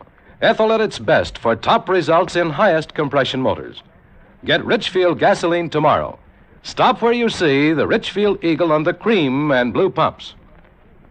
And now we return you to Escape. So there it was. Harry Pope, the man who had been an enemy of anyone and everyone who didn't come from his country or speak his language, was now halfway through death's door, and his only hope lay in a Dr. Ganderby of another race, another creed, another country, and another color. Now, for the first time in his life, Harry had made a gesture of friendship toward a person of another race. First time. And it seemed to me the last. No, my friend. The serum is worthless. What can we do then? The snake is bound to wake sooner or later. Harry'll move. He won't be able to help himself, and the snake will strike. We must think. Yeah. Look, I'll shoot it. I can hold the gun low and flat so that even if I hit Harry, it won't be a penetrating wound, and I'll blow the snake sheet and all, clear the bed, huh? But you don't even know which of the many folds and creases in that sheet is the harbor of the snake. Yeah. You might shoot the air. Yeah. You would most certainly wake the snake then. No, we can't do that. I think I have a solution, Mr. Woods. Yeah? We will anesthetize the snake. Yes. We will use nitrous oxide or ether or chloroform. I think the last. Chloroform, yes. We put the snake out right while he's lying on Harry? Is that the idea? That is it, Mr. Woods. Now, if you will please drive quickly down to my house, my boy will show you where I keep my supplies. The chloroform is in a bottle with an orange label. Orange label? Yes. Bring it back as quickly as you can. I will stay with Mr. Pope and try to keep him assured. He seems to like you. We all like the doctor when we are sick. I drove it as fast as I could. The houseboy at the doctor's thought I was a madman at first, but then he decided in my favor, showed me where the stuff was. I found the bottle with the orange label, smelled it to make sure, and then took off back to the house. I eased the car up the driveway and tiptoed into the bedroom. You're my friend, Doctor? Huh? My pal? Yes, I am your friend, and I am not going to let any harm come to you. Here's Woody. He's my friend, too, Doc. Here's the stuff, Doctor. Woody, I've been an awful dope all my life. You know that, Woody? It's okay, Harry. You're going to be okay from now on. The doc here, my friend here, I didn't like him when he first come into the room. Why? Because he wasn't an American or even an Englishman. What do you know about that, huh? He's my friend. Oh, it's okay, Harry. You're going to be okay now, boy. I've been a prize dope. Mr. Woods, you'll have to help me. Right. He pulled a prescription pad out of his case, tore the cardboard backing off, and twisted it into a neat little funnel. He laid this on the edge of the bed. And then he took the piece of hollow rubber tubing which had been used as a tourniquet, and he began to slide it into the sheet. It went in where the sheet ended, across Harry's chest, and he slid it down. He slid it slowly, so slowly that although I was watching it, I didn't see it move. Hours seemed to crawl by. The tube inched invisibly on and down, down and down, past the unseen buttons of his jacket, past the unseen cord to his trousers, and then it stopped. Ganderby had sent it by a route which did not cross any of the creases in the sheet. He was being very careful not to prod the snake with it. He was sweating too now, sweating and biting his lip with his teeth. It's funny, I remember now, one was gold. I remember staring at it while he inched that tube. Now the funnel. I fit it into the end of the tube and we are ready. Mr. Pope, this is going to be very cold. The evaporation of the chloroform will cause a sharp lowering of the temperature. You must be prepared for this. It will take rather a long time, another factor for which you must prepare yourself. The snake is a reptile, and reptiles do not react quickly to the anesthetics which are intended for the use of warm-blooded animals. But bear these things in mind. Are you ready? Sure. Friend. He opened the bottle and began to drip the stuff into the funnel. Slowly, very slowly, drop by drop, the clear liquid entered the tube and traveled the long, dark route to Harry Pope's stomach, where the crate lay sleeping. Drop by drop, a pale, swirling vapor hung over the funnel. Down there on the sheet, where the tube ended, a wet gray patch began to spread, the chloroform spreading and evaporating, spreading and evaporating. The room began to reek of it. And I remembered other places and other times. Hospitals, operations, the death of loved ones, smell of chloroform. Harry began to twitch now, his nose. He seemed to be in agony. Woody. Harry, what is it? I think I'm gonna sneeze. Don't do it, boy. Hang on, Harry. You gotta hang on. Don't. Ganderby looked at Harry's face. He reached up, pressed his knuckle against some nerve on Harry's upper lip, and the agonized look vanished. The relentless dripping of the chloroform continued. Harry was getting cold. I could see goose flesh along his arms, across the top of his chest where the jacket was open. Ganderby looked at this and stopped pouring. That is enough. I think our little friend should be thoroughly unconscious now. Mr. Pope, you must remain very still. We are going to remove the sheet now. Anything you say, Doctor. Mr. Woods, you take the other side. We will have to do this ever so carefully. We each took a side of the hem. I watched Ganderby and did everything that he did. Harry's arms were still flat on the bed, pointing toward his feet. We inched the sheet under and free of these. It was rough, because we had to do it without disturbing the main area of the sheet. When it was free of his arms, we began to raise it slowly, gathering the material in our hands as we progressed ever so slowly down Harry's chest. We reached the end of his jacket. No sign of the snake. My hands were beginning to shake. Ganderby paused while I turned my head away for air. The odor of chloroform was stifled. And then we went on, slowly, thread by thread, raising the sheet and easing it away, down past the cord of his pajamas, and down, and still no sign of the snake. I'd stopped looking for it by now. I was concentrating on keeping my arms from shaking. And then, quite suddenly, we were done. Ganderby dropped the sheet on the floor. Harry lay on his back, not moving, but watching us with wide, terrorized eyes. Ganderby squinted at both sides of Harry, at his legs. Where is it? It is not as you suppose on the outside of your pajama pants. It must be up one of the legs.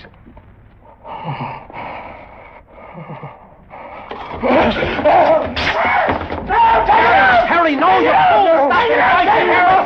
Stop it! Stop it! Stop it!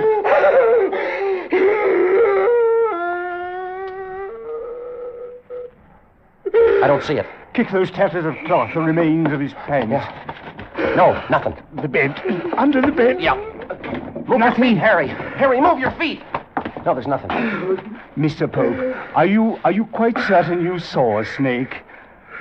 Sometimes when we are very tired, we find our autosuggestive faculties run a bit out of hand. Are you calling me a liar? Well, no. I merely say that the autosuggestive Are you telling me I'm a liar? Harry. Why, you lousy little quack. Call me a liar. You stinking little Hindu witch doctor with your fancy pants on. Harry! Come in here sticking me full of your cheap, no-good medicine. Harry, don't! Pour that freezing cold up all over Harry, me. take it easy. Harry's your friend. My friend? That little hunk of foreign trash, my friend? Why, where I come from, where you guys live, khaki, like him for busboys. You make a mistake. You are wrong. Yeah, for busboys, for waiters, for nothing. You're a foreigner. You're a gook. You're a nothing. Why, I ought to beat you to a bloody pulp. You and your chloroform. You and your stuff about friendship and Mama Snake. And I must make out like I like you. I ought to split your head wide open, you gook. You gook, you gook, you gook!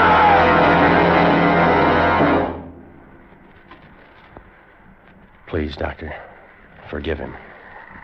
He's been under a great strain. He doesn't mean it. A great strain, yes. He needs a good holiday. Good night, Mr. Woods.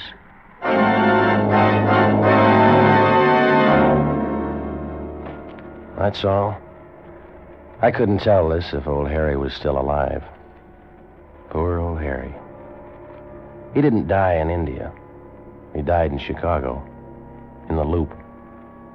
Got run over by a taxi cab. The driver was third-generation Irish, a real 100% white American. Maybe that means something, I don't know. Poor old Harry.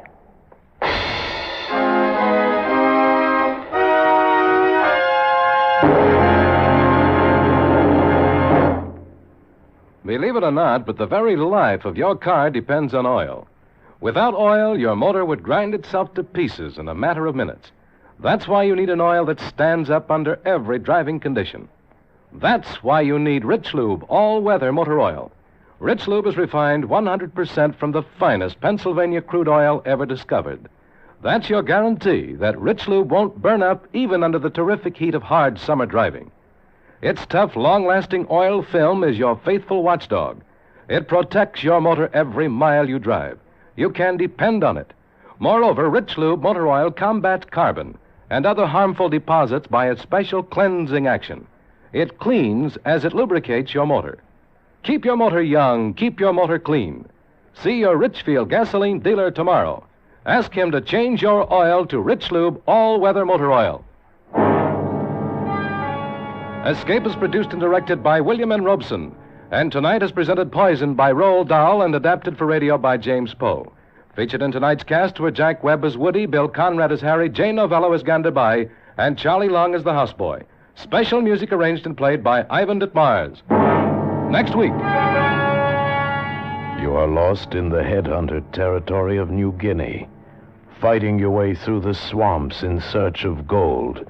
With you is a giant brute of a man and his beautiful wife, who doesn't care which of you is killed or who kills him, and from whose evil treachery there is no escape.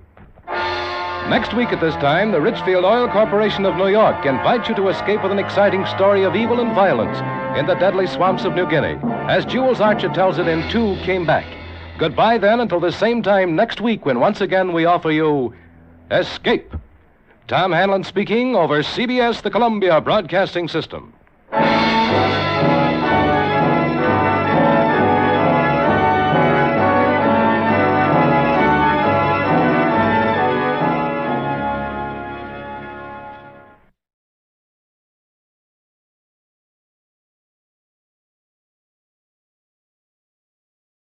The Mummers in the Little Theater of the Air.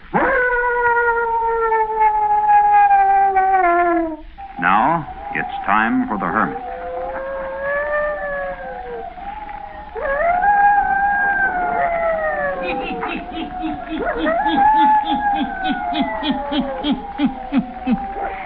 Ghost stories. stories. And murders, too. The hermit knows of them all. Turn out your light. Turn them out. Have you heard the story? It happened on Sunday. Eh? Then listen while the hermit tells you the story.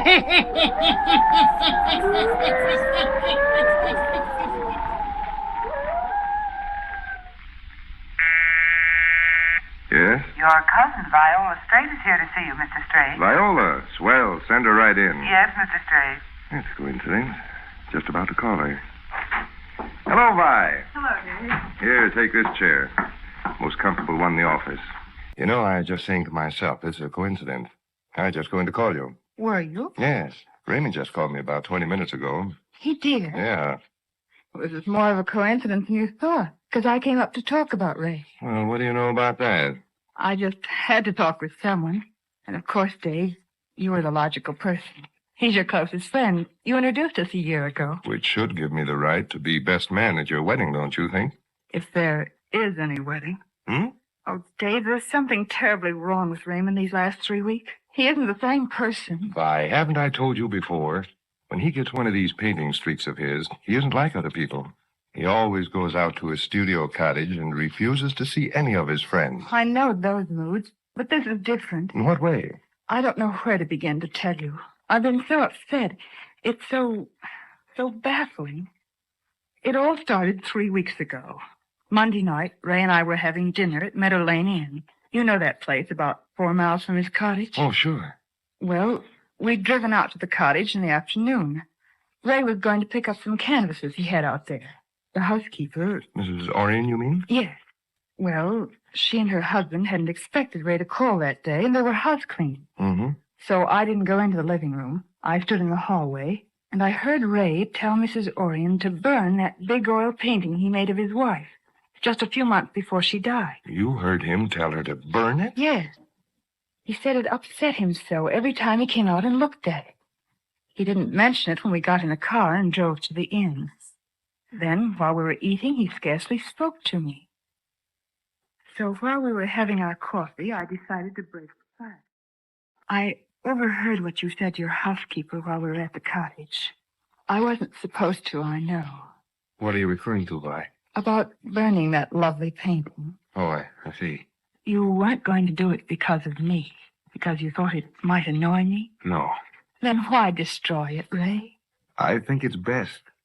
Marion belongs to a dead past. You can't kill memories. No, that's true. Ray, I don't know how to say this exactly, but perhaps you shouldn't marry me in August. Maybe you aren't ready to marry anyone yet. After all, it'll only be 3 years this month. I know how much you mourned, how much you loved her. Vi, let's not talk about it anymore. Our plans are all made. Believe me, it's best for you to forget all that you heard me say to Mrs. Orion. Please, let's not mention it again. Naturally, I said nothing more. But from that night, Raymond seemed to change. Evenings when we've gone out, he's silent, almost morose. He doesn't seem to be aware that I'm in his presence. Then, Monday of this week, he called to say he was going out to the cottage. But he didn't say when he would see me again. He didn't invite me to drive out there. It was almost as if he was saying goodbye for good. That's strange. You say he just called you? Yes. Did he have anything to say about, well, about him and me? No, he didn't, Vi. But he was very upset. He asked me how busy I was, and then he said, Dave, you've got to come out here no matter how busy you are. I want you to come out and stay the rest of the week. What can be the matter? I don't know. Didn't like Ray, I'll admit. Are you going out? Tomorrow. Told him I had some work that I couldn't leave until tomorrow afternoon. Oh. I'll tell you what. Tomorrow's Friday. You can drive out Saturday afternoon. Oh, but David, he doesn't want me to be... Oh, nonsense. You come out. I won't tell him. We'll rig up a surprise party. Whatever's eating him, you'll get it off his chest Friday night. By the time you get there, he'll be straightened around. I hope so. Will you come? Yes, if you think it's all right. I don't have to tell you how much I think of Ray. I'll do anything to help him. And although it would break my heart if he's decided it's best for him not to marry me, I'll respect his wishes. Forget that angle. He loved Marion very much, didn't he? None of us saw anything of her or Ray while she lived. I suppose he did. You know it. He never left her side. He allowed her to stay in the cottage while he painted. They were inseparable companions for 7 years. You can't forget anything like that in 3.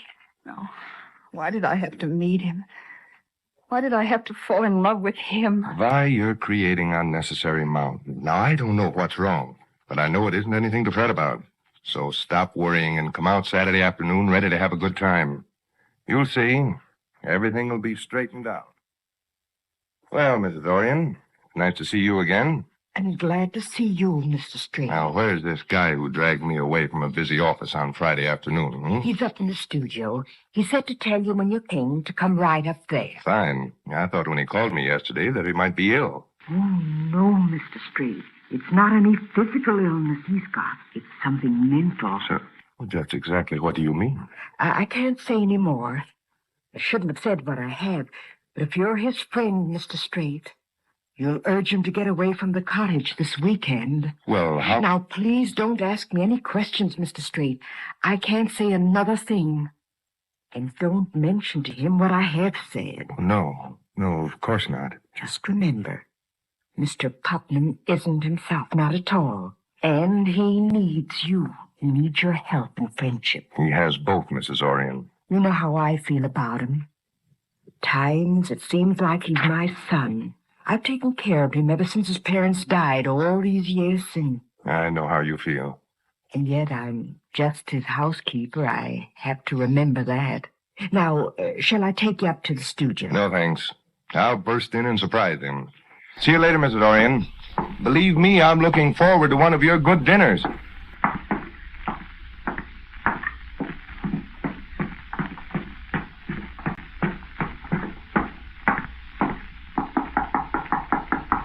Come in. How are you, Ray? Hello, Dave. I'm glad you came. Gosh, I thought from the urgency of your invitation that you wanted me to come out and pose for a painting. I've often wondered why you never saw anything worthwhile in this mug of mine. Yeah, what's wrong, Ray? Just no go? There's nothing wrong. I invited you down because you haven't visited me for a long time. That's all. Okay, Ray. Been doing some work? No. It's a doggone shame that you came into so much money you don't have to paint for a livelihood.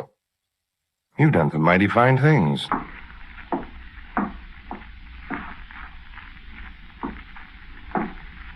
Now listen, you can't walk the floor this way and still insist there's nothing wrong. Well, why keep it all to yourself? Why not get it off your chest? You invited me down here for a purpose. Look, we've been friends for years. I'm the logical person for you to confide in.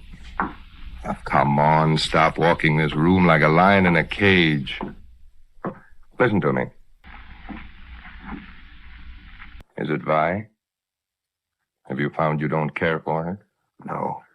Is it something about your health? No. Well, then it can't be anything very serious. If you're my friend, don't ask me any more questions. If you want to know why I invited you down here, it's because I don't want to be alone. I want you here. Your wish is granted. Now, what do you say we have a stroll around the grounds, and then urge Mrs. Orion to serve dinner early, Come start. Dave, we can't leave the studio. You've got to eat here with me. We'll sleep here tonight. You see, I've had Mrs. Orion bring 2 cots in here. You've got to stay right here in this room with me. Now, wait, don't ask me why. Just give in to this whim of mine, or whatever you want to call it.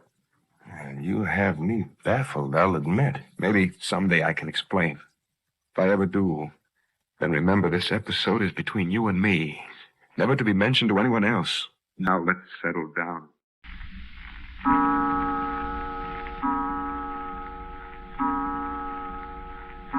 $12 o'clock. Guess I'll roll up in my bunk, Ray. You ought to do the same. Go ahead if you're sleepy. I am. Wish I could persuade you to have a game of golf with me in the morning. I will in a few days. Well, what's wrong with tomorrow? You heard what I said. I'm not leaving the studio until Sunday morning. So that's that.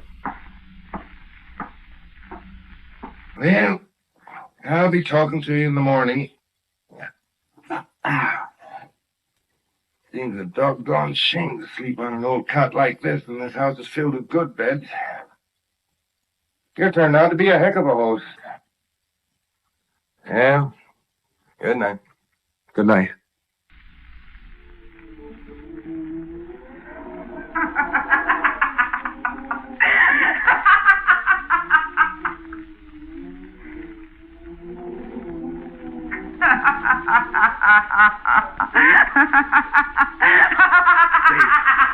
Dave. Dave. Did you hear it? Someone laughing. Someone laughing as if they were right outside the windows of the studio. No one can get in these windows. They're all locked. Dave, what is this? As if anyone would put up a fireman's ladder to try to climb in this third-floor studio. You don't know what you're talking about. Well, I hope you do. Maybe you're expecting someone to drop in through the skylight. Listen. Did you hear it? Oh, sure. Someone at the door. Well, get on my robe before you let them in. What? No one here. You heard the knocking on the door, but you see there's no one here. Mrs. Orion was right. What she told me is true. She came back last year at the same time and the year before. She won't rest in her grave. Mrs. Orion was right. She does come back. Now, this business has to be cleared up once and for all. Here, Mrs. Orion, you sit here in this chair. Thank you, Mr. Street. Pete, supposing you sit here. Sure. Hate to get you two good folks out of your beds at 1 o'clock in the morning, but I want this crazy business cleared up. My wife and I don't mind, Mr. Straight. Oh, we don't mind at all. Anything we can do to help Mr. Putnam. There's nothing anyone can do. I want the whole of this story. Now, Mrs. Orion, Ray tells me that for the past 2 years since Miriam died, that you people think she has walked about in this house each year on the eve of the night she died. Oh, yes, Mr. Straight. Pete and I heard the walking up in the studio. We heard something, all right. Got up to investigate, but we didn't see anybody. Of course you didn't. You know that there's no possibility of such a thing being true. Mrs. Orion, just this afternoon you told me how much you thought of Ray. Well, if that's so, why in thunder would you tell him such yarns? He made me tell him. I didn't want to. I tried to convince myself there wasn't anything to it. But we did hear walking up in the studio, and we heard her laughing just like she used to do. Mr. Putnam, he made me listen on the night last year and the year before and report to him. Ray, what made you think Miriam's spirit would come back to haunt this house? Because she said she would, just before she died. Well, of all the... Now, come on. Suppose you tell me the whole of this wild tale, You might as well know it all, Mrs. Orion. Well, that's what I say. I was a coward. I stayed away from the cottage last year and the year before at this time. These days are the anniversary of her death. I was afraid of a threat. Well, go on, Ray. No one but Pete and Mrs. Orion knew what Miriam was like. She was insane, Dave. But I never let anyone know it. I never let her out of my sight. What I'm saying is true, isn't it, Mrs. Orion? Oh, the poor boy put up with more than anyone will ever know. She used to stand here in the studio when I'd be painting and laugh, just as she did tonight. Creep up behind me as I worked.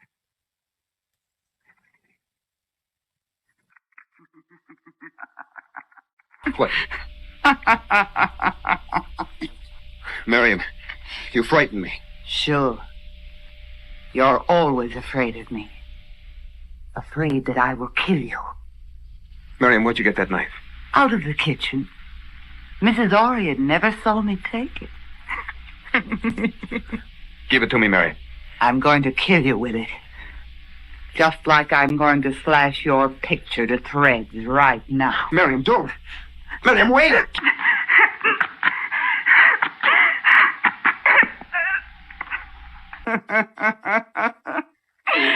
Your horrible old picture. No one wants to buy them. None of them are any good. None of them are any good. Why don't you paint me? You paint everything and everybody but me. You don't paint me because you want to spite me. I know it. I'd intended to paint her for a long time. I tried to, but she wouldn't sit for me. And when she did, it was always to annoy me. She'd sit and grimace, laugh. I should have put her in an institution, but I couldn't bear the thought of that. She was beautiful, frail. I was afraid of the treatment they might give her, so I kept her near me all the time. Mrs. Orion and Pete were frightened, but they stayed on for my sake. Finally, I decided to paint Miriam even though she wouldn't sit for me. This seemed to mollify her somewhat. Oh, she was much easier to handle those last few months. Almost friendly-like. That was because she was growing weaker, though we didn't know it. You see, I had never called in a doctor for fear he would judge her insane. And then that last night, as Mrs. Orion and I stood by her bed, she raised up, looked at me wildly. I'll come back every year at the same time. Do you understand what I say? I'll come back every year until I have my revenge. We heard what she said, Mr. Straight. But I told Mr. Putnam not to worry over it none. She was always saying crazy things. I did forget it for a little time after she was gone. But 2 years ago, and then last year, as the time of the anniversary of her death drew near, her threat bothered me. I wouldn't come near the studio. Pete and Mrs. Orion watched for me. They heard her. And then this year, I realized that I couldn't marry Vi until I was sure in my own mind. Until I'd stayed here myself. And then tonight I did hear her laugh. It was as distinct as if she were alive. So there's only one thing to do. Tomorrow at midnight, if I hear a knock at this door, even though I see no one, I'll use my revolver. I'll fire at her unseen spirit standing at the door of this studio.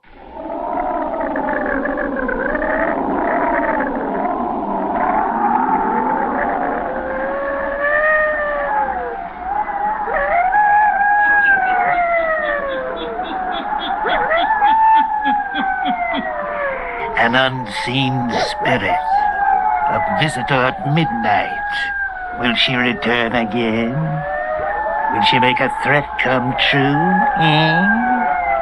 The hermit will tell you before the night is done. Now the hermit again.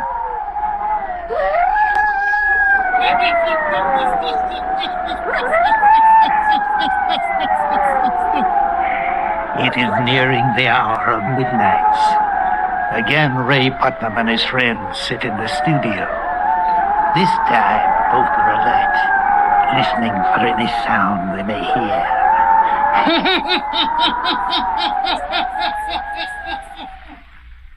Miss Orion left us some sandwiches and coffee, Rain. Want to join me in a snack? No. Well, I'm going to have coffee, or I may fall asleep on you. Stays piping hot in this thermos jug. Good cup of coffee is just what you need. No, nothing. You know, it's a strange thing to me how you can be taken in by all this nonsense. You aren't going to hear anything tonight or any night. You forget that I did last night. Oh, you listened so hard last night you had to hear anything your mind created. Didn't you hear someone knock? You had me believing almost anything. I feel so darn silly. As if we were playing a game of cops and robbers. You sitting here with that gun, both of us waiting for a spirit to make an appearance. Here I was planning on having a swell weekend. I told Vi to come out today, but with things as they are, I decided it was best to call her and tell her not to come. Better have some of this coffee. Dave. Yeah. Look at that rocking chair. The one Miriam always sat in. It's moving. See it? Rocking back and forth. Well, what's funny about that? I've seen chairs rock by themselves lots of times. Wind catches them. Miriam sitting in that chair.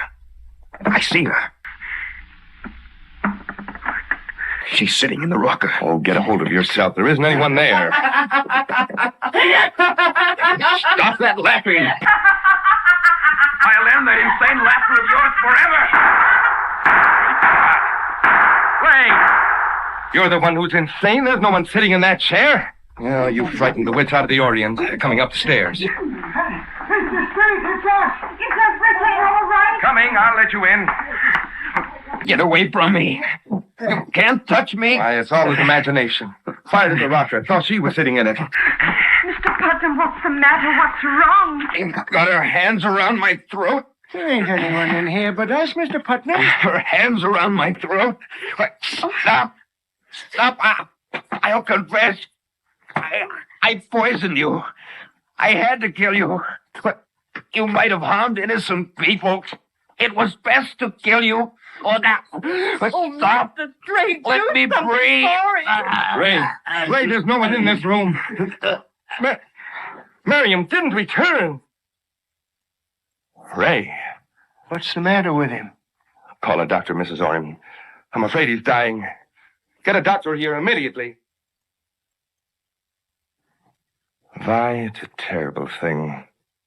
There's really nothing any of us can say to comfort you. He poisoned Miriam. Yes, he told us just before he died. You don't think she really did come back to carry out her threat of revenge? I saw no one. I think Ray died of a guilty conscience.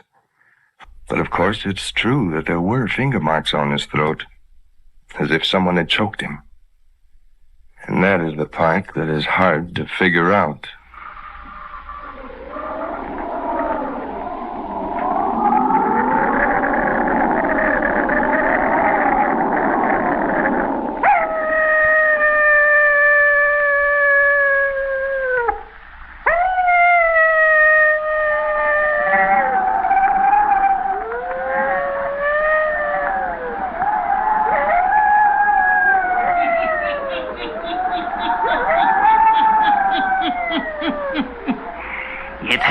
On Sunday night.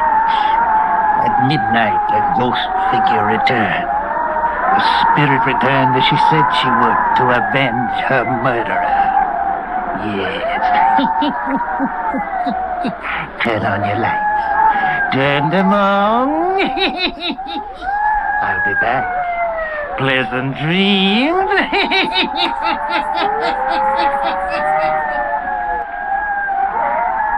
All characters, places, and occurrences mentioned in the Hermit's Cave are fictitious, and similarity to persons, places, or occurrences is purely accidental.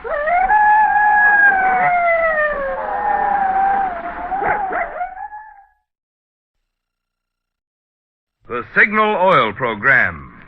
Yes, the Signal Oil Program. The Whistler.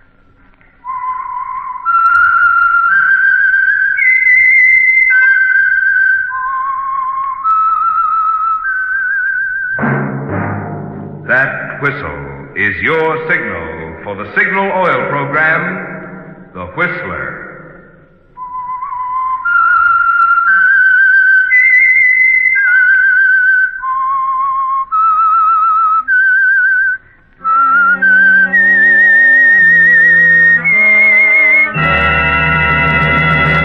I am the Whistler, and I know many things, for I walk by night. I know many strange tales hidden in the hearts of men and women who have stepped into the shadow. Yes, I know the nameless terrors of which they dare not speak. Yes, friends, it's time for the Signal Oil Program, The Whistler, rated tops in popularity for a longer period of time than any other West Coast program in radio history. And Signal gasoline is tops, too, tops in quality. It takes extra quality, you know, to give you extra mileage. And Signal is the famous Go Farther gasoline. So look for the Signal circle sign in yellow and black that identifies independently operated Signal stations from Canada to Mexico. And now the Whistler's strange story. Death of Mr. Penny. On the icy slope high above Clear Valley Ski Lodge, the two people, racing down together side by side, appeared like two moving specks of black against a sea of white. To the little man who had his field glasses carefully trained upon them, the picture was far more complete. He saw a very handsome couple, the woman fresh, radiant, and wholesome, the man tall, athletic. And as they swung to a stop at the end of the ski slope, their happiness with each other seemed very apparent. Yes, Mr. and Mrs. Frederick Eklund seemed perfectly matched. The little man with the field glasses could not help but marvel at the strange course of true love. How it could so neatly bridge the gap between the fact of Mrs. Eklund's almost fabulous wealth and the modest means of Mr. Eklund, the mere ski instructor. And the little man had to admit that the two were getting along famously. Oh, darling, you're wonderful. Your favorite ski instructor? My favorite ski instructor. Yeah. Well, then you'll accept my criticisms a little more graciously, Mrs. E. At last, Christie was bad. Fine way to turn an ankle. And be carried home by the tall, bronzed instructor. I think I'll do it. I think you won't. We're heading back to the lodge right now. All right, darling, whatever you say. But, I've still got that headache. Barbara, Yes? something on your mind? You were so quiet up there on the slope just before we came down. Quiet? Just taking time to tell myself I'm not in a dream. That we're really together. Married. And so happy. Are you sure that's all? I'm sure that's all. And the headache can either be cured or made worse by a dry martini. Shall we go take the gamble? Oh, you don't have to suggest that twice. I wonder if you'll always be such an agreeable man. Yeah, as long as I'm thirsty. Let's go.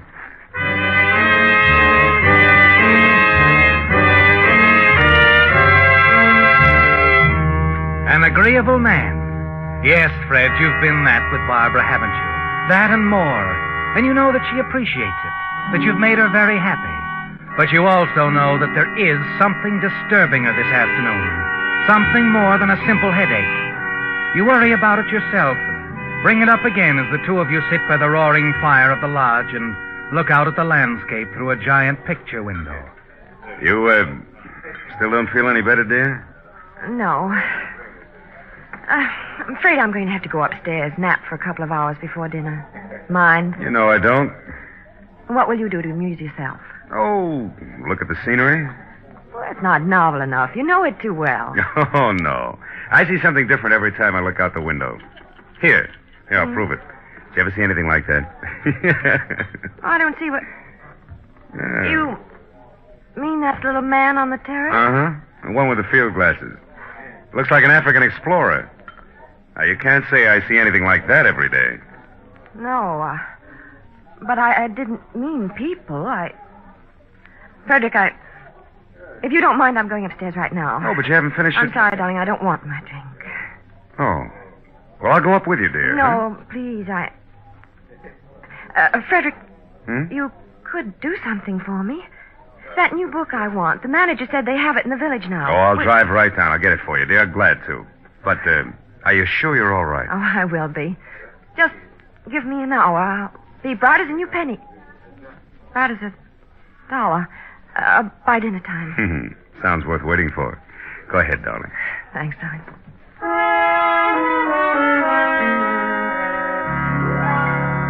You watch Barbara turn away, go to the stairs.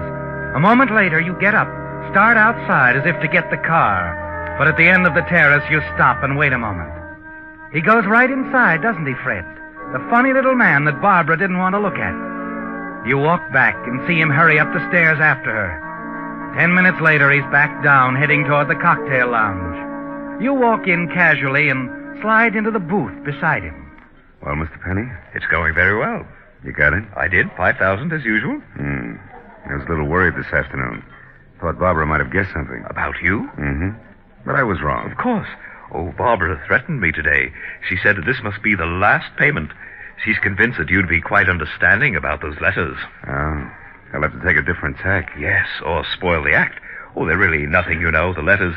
She just feels that you'd be very hurt if you ever knew there'd been another man in her life once, a married man. I hurt. You know, Freddie, you are the odd one. Long as I've known you, I always marvel. What is it that keeps you from simply presenting your case to these women, demanding all the money you want? Obviously, my dear Penny, you'll never know women. There are things that cannot be told. One of the things is that love alone is not sufficient to hold their man. You're right, I suppose. Well, I've always left that part of it to you. Yeah, let's keep it that way, huh? I'll take care of the romancing. You stick with the business end of the deal. If you don't mind, I'll take my half of the money now. To be sure, Freddie. To be sure.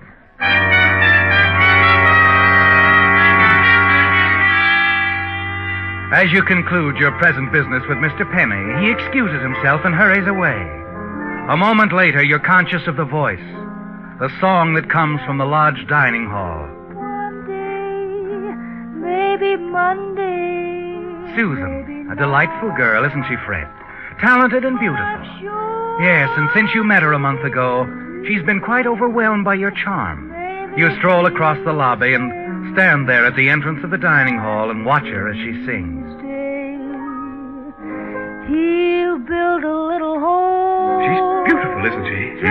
Oh, Penny, I thought you were leaving. I'm going in to have dinner. Now, look, Penny, Barbara will be coming down soon. She isn't pleasant to be with when you're around. Your wife is resting, Freddie. She won't be down for some time. But, shh, I want to listen. And so all else above, I'm waiting for the man I love.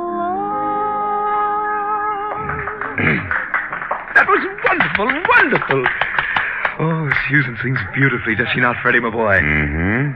She's quite a girl. Quite a girl. Yes.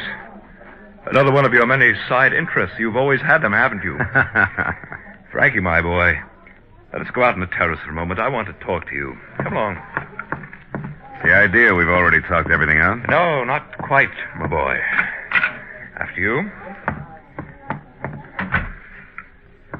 All right, what's on your mind, Penny? Susan. I want to speak to you about Susan. Oh? You're quite interested in her, aren't you? Oh, I don't know. Just for laughs, maybe. Oh, I see. Then you won't mind if I ask you to stay away from her. To stay away? You're asking me... Wait a minute, Penny. You don't mean that you... You find it amusing, my boy. Why, she wouldn't even look at you. Well, Freddie, she has many times, so often that I don't want you to see her anymore. Oh, just like that, huh? And just what do you do if I ignore your advice, lover boy? Oh, I could make things rather unpleasant for you. Really, I could. Really? Like what? Oh, tell your wife that you're my business partner. That we're blackmailing her together. You know what I'd do? No, what would you do, Freddie? I'd tell her you forced me into it a trick. I was only playing along with you until I saw my chance to turn you over to the police. Barbara's very much in love with me, Penny. She'd believe it. Yes, I suppose she would. Well, in that case, I should have to tell her about the Carson widow. The incident at Sun Valley 2 years ago. What? That the police are interested in finding the man who went skiing with a Carson woman the morning she was killed. Accidentally. Now, wait a minute, Penny. I could tell your wife what really happened, Freddie. So be a good boy and stay away from Susan, eh?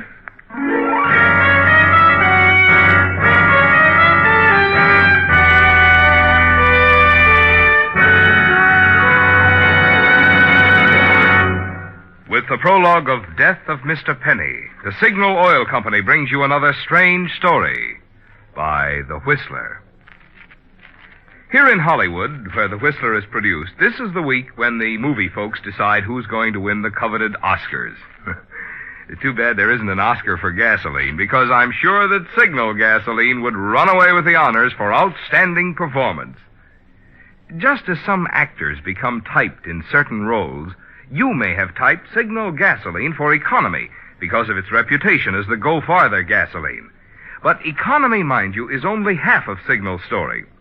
You see, the thing which makes Signal's good mileage possible, the extra efficiency today's Signal gasoline coaxes from your motor, also makes Signal the logical choice for more dramatic performances, calling, for instance, starting, flashing pickup, or smooth, effortless power. So if you want your car to perform as if it had just won an Oscar, just you keep these 2 points in mind the next time you buy gasoline. 1, it takes extra quality to go farther. And 2, Signal is the famous Go Farther gasoline.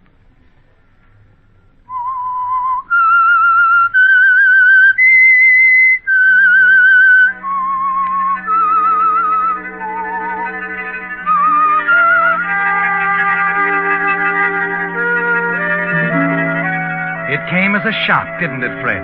Mr. Penny's warning. And you wonder if your odd little partner really means to carry out his threat. to make trouble for you if you continue to see Susan. He could make things quite difficult, reviving the Carson incident at this time. It would never do if your wife Barbara found out about that, would it? But in the days that follow, you decide to risk it, to test Mr. Penny's threat.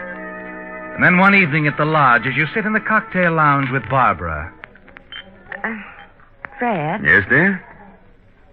Did you happen to run over to Shelville the night before last? Shelville? Why, no. Betty mentioned it this afternoon. She and Greg thought they saw you there. No, they were mistaken. Oh, I did go down to the village here. That's the night I ran into Higbee, an old friend of mine. You remember, darling, I called you, told you I'd be late getting back. Yes, I know. As a matter of fact, Higbee and I spent most of the evening at the Buckhorn Cafe talking over old times. See here, Barbara, you don't think I'd lie? Of course not, darling. You know how Betty is, wrong as usual. See if you can get the waiter, will you, dear? I think I'd like another brandy before turning in.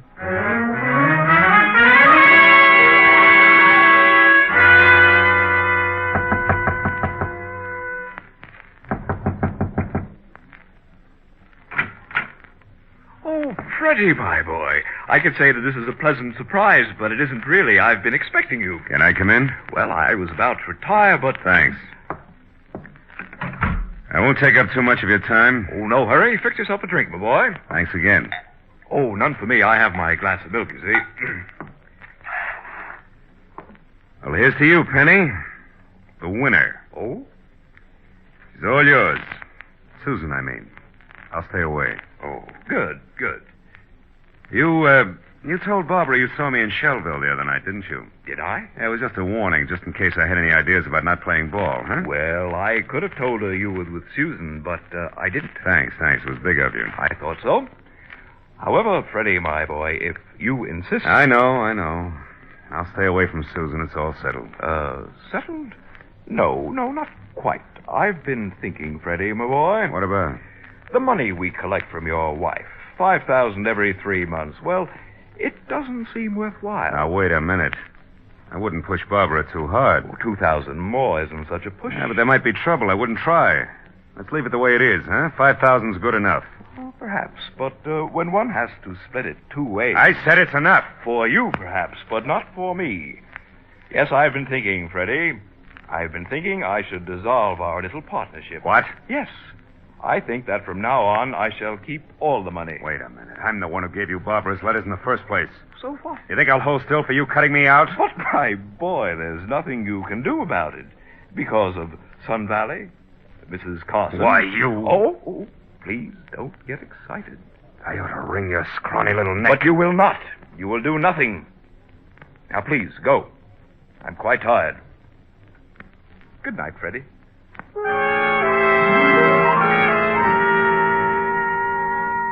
For a moment you stand there, staring at the little man. You watch him as he calmly drops a sleeping capsule into the glass of milk. As he raises it to his lips, he smiles at you. And you know he has you at his mercy, don't you, Fred?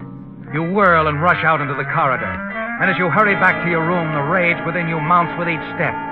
Yes, Mr. Penny has complete control of the situation for the present. But you're not going to let him get away with it, are you? No, the money he gets from your wife means too much to you. And you know that somehow you're going to get rid of Mr. Penny and the threat he holds over you. It isn't until the following afternoon that you know just how you're going to do it. On an errand for Barbara, you stop at the village drugstore, Pop Grandin's place. That be all, Freddie? Yeah, I guess so, Pop. Okay. Oh, say, you going back up to the lodge? Yeah, why? I wonder if you'd mind dropping off a prescription for me. Oh, of course not. You can just drop it off at the desk. Come on back. I'll make it up right away, You walk with Pop Grandin to the back of the shop. Watch him as he prepares the prescription. Then your eyes wander over the shelves lined with bottles. At the far end of the lower shelf, you see a bottle filled with tiny red capsules, just like the one you saw Mr. Penny drop into the glass of milk last night. Oh, dreaded that telephone. Excuse me, will you, Freddie? Oh, sure. I never saw it to feel every time I get back here, that doggone phone. Couldn't have picked a better time.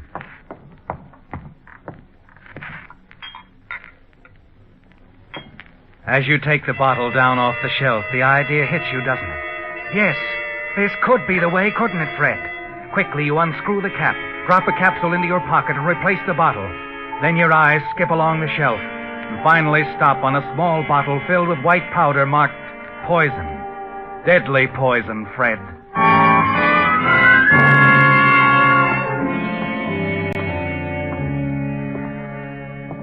Sorry to be so long, Freddie. That was Mrs. Ferguson, and you know how she is. Talk. Now, where was I? The prescription. Oh, yep. That'll only be a minute, Freddie. Sure nice of you to do this little favor for me. Not at all, Pop. Not at all. It's a pleasure.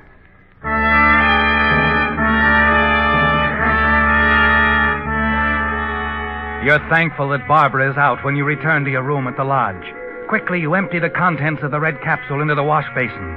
Then you fill the capsule with a white powder you took from the shelf at Grandin's drugstore. Moments later, you leave the room, the capsule containing the deadly poison safely tucked away in your pocket.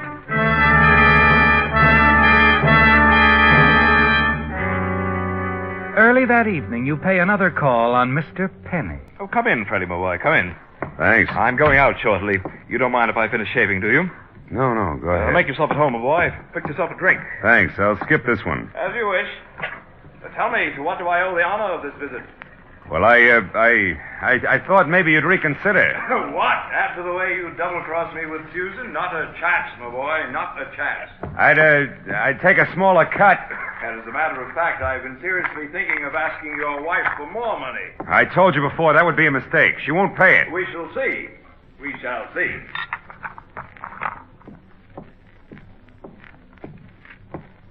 What are you doing, Freddie? Oh, just looking at this magazine on your nightstand. Holidays, huh? Planning a trip? Perhaps. Oh, look, Penny, I need the money. Why can't we make some sort of arrangement? You're wasting your time, my boy. This is too good a thing for me to share with anyone. I am rather surprised and annoyed, too, that I didn't think of handling the matter this way long ago. You won't change your mind? No. After all, you still have Barbara. She's a wealthy woman. Do you begrudge me a few $1,000s now and then? All right. That's the way you want it. Yes, that's the way I want it, my boy. Good night. Good night. No hard feelings, Freddie. No. See you in the morning, then. Yeah. Maybe you will, Penny. Then maybe not.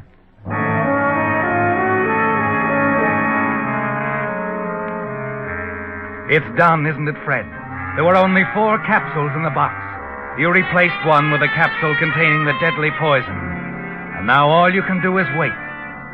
And you know it won't be long, for Mr. Penny takes a sleeping capsule every night.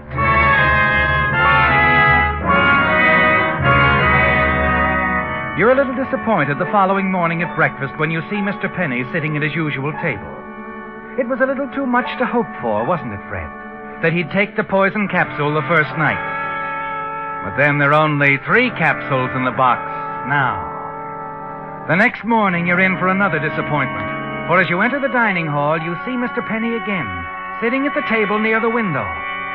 He looks up as you and Barbara seat yourself only a few tables away. He smiles, nods, then returns to his morning paper. And then something that Barbara says startles you. Only 2 left, Frederick. What? Only 2 empty tables left. I'm glad we came down to breakfast when we did. I hate to wait. Oh, yes. Oh, goodness, darling. You jumped so. Something wrong? No, of course not. I had my mind on something else.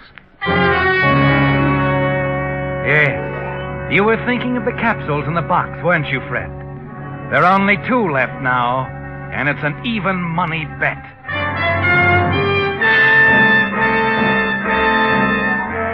However, the following morning when you arrive at the dining hall, Mr. Penny is absent. It's almost 11 o'clock when you and Barbara leave your table, and there's been no sign of him. You're sure he's dead and you're free at last, aren't you, Fred? Yes. With Mr. Penny out of the way, the Sun Valley incident is closed. It'll be a simple matter with your connections to find someone more trustworthy than Penny to do your blackmailing. As Barbara hurries upstairs for her scarf, the desk clerk calls out to you. Oh, Mr. Eklund. Yes? What is it? A message for you, sir. This envelope. Oh, thank you. For a moment, you're puzzled. Stare at the envelope. Then you rip it open. And suddenly an icy hand closes around your heart as a tiny red capsule tumbles out of the envelope into the palm of your hand. Penny has known all along, hasn't he, Fred? He must have watched you in the mirror when he was shaving, saw you place the poison capsule in the box. A cold wave of fear sweeps over you as you realize what he'll do now. Your first thought is for you and Barbara to get away. You hurry to your room upstairs, and as you're about to open the door, you hear Barbara's voice. Well, yes. Yes, whatever you say. What? No, not here. I'll meet you at the Point. Inspiration Point, tonight. Yes. 9 o'clock, Mr. Penny.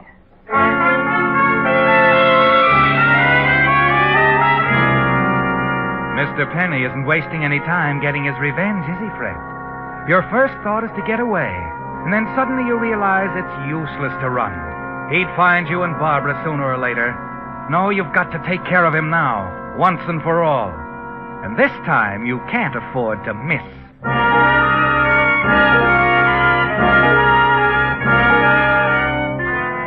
That night you're standing in the shadows of the fir trees near the Point. You see Barbara hurrying up the path. Mr. Penny is not far behind. Hello, Penny. What? Oh, it's you, Freddie. What are you doing here? I could ask you the same thing, but I know what you're doing here. Too bad you'll never keep that appointment with my wife, Penny. What? Take a look down there. It's an awful drop, isn't it? What are you going to do? You're a smart little operator, Penny. You ought to be able to figure that out.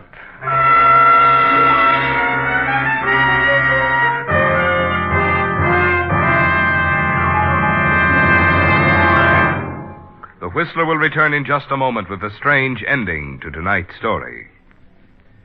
When you passed a signal service station during the past few days, you may have noticed a picture of the happy bluebird on the sign outside. Well, Mr. Bluebird is there to remind you that if you want your motor to sing this spring, you'll be wise to make your next oil change a change to the improved type Signal oil that does so much more than just lubricate. Signal Premium Compounded Motor Oil. Well, naturally, Signal Premium has 100% pure paraffin base, the finest lubricant known. But in addition, Signal Premium contains scientific new compounds that protect your motor in ways no regular oil alone can do. For instance, one compound in Signal Premium Compounded Motor Oil actually cleanses your motor of carbon, gum, and varnish. A second compound in Signal Premium protects costly bearings from corrosion. And still other compounds do other important jobs to keep your motor happy as a bluebird. Good reason, I'd say, to make your spring oil change a change to Signal Premium Compounded Motor Oil. Sold only at Signal service stations. It's all over, isn't it, Fred? Mr. Penny is out of the way at last. The threat he held over you is gone, and now you're free. Back at the village, the Buckhorn Cafe, you spend the next several hours chatting with old friends, and then, shortly after midnight, you return to the lodge to your room. As you enter, you're surprised to see Barbara pacing up and down. Oh, Fred, where have you been? At the village, dear. I told you I had to... Did you hear about it? The accident? Oh, the man who fell off the cliffs, yeah. They were talking about it in the lobby when I came in. Matter of fact, the sheriff is down there now talking to the manager. The man's name was Penny. You knew him? Yes. He was blackmailing me. What? He came to me about a year ago with some letters I'd written. Foolish letters. He wanted $5,000 for each one. I laughed at him. They meant nothing to me, and I threatened to call the police. You threatened? Yes, I threatened to. Then Mr. Penny showed me some other letters. A woman's letters. Mrs. Carson. Mrs. Carson? Her letters to you, Fred. When you're at Sun Valley. He said the police would be anxious to see them. I couldn't believe you'd done anything wrong. But then when he said send the letters to the Idaho police, I was afraid. He's been blackmailing you all this time because of those letters to me? Yes. Barbara, listen to me. I've got... It's not true, is it, Fred? The skiing accident. You didn't kill it, did you? He told you that? This morning. He called me on the phone, told me he could prove it, that you'd killed it, and made it look like an accident. That's not true. Oh. But he was lying. Oh, I knew it, darling. I knew it all along. But I agreed to meet him at the point tonight. He said he'd bring all the proof I needed. Letters, documents, all the evidence. He had all that with him tonight? Yes. But he never arrived. He fell off the cliff on the way. Yeah. Yeah, he fell off the cliffs. Oh, darling, darling. I'm so glad Mr. Penny was lying. If he'd had any evidence on him, the police certainly would have discovered it when they found his body. Wouldn't they? Yeah. Yeah, I guess they would.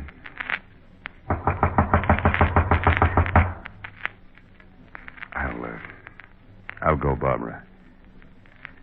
I'm sure it's for me.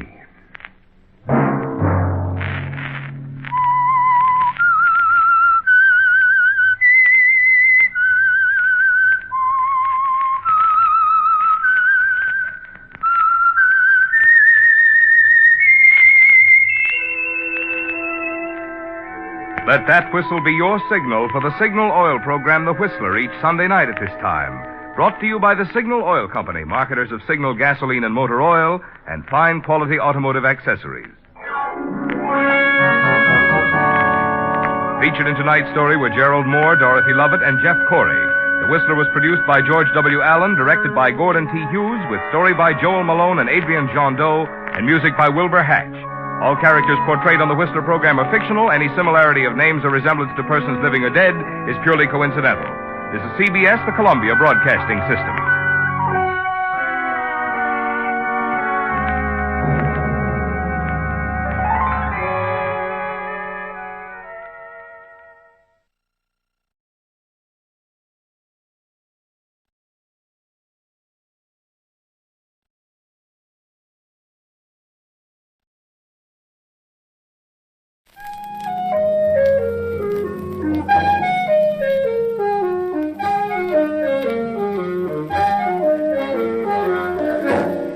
Brown, Mysteries.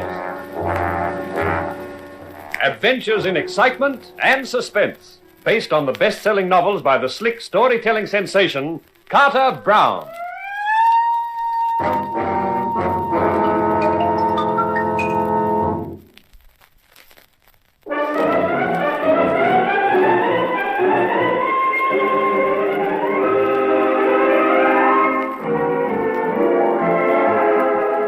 How do you do, ladies and gentlemen?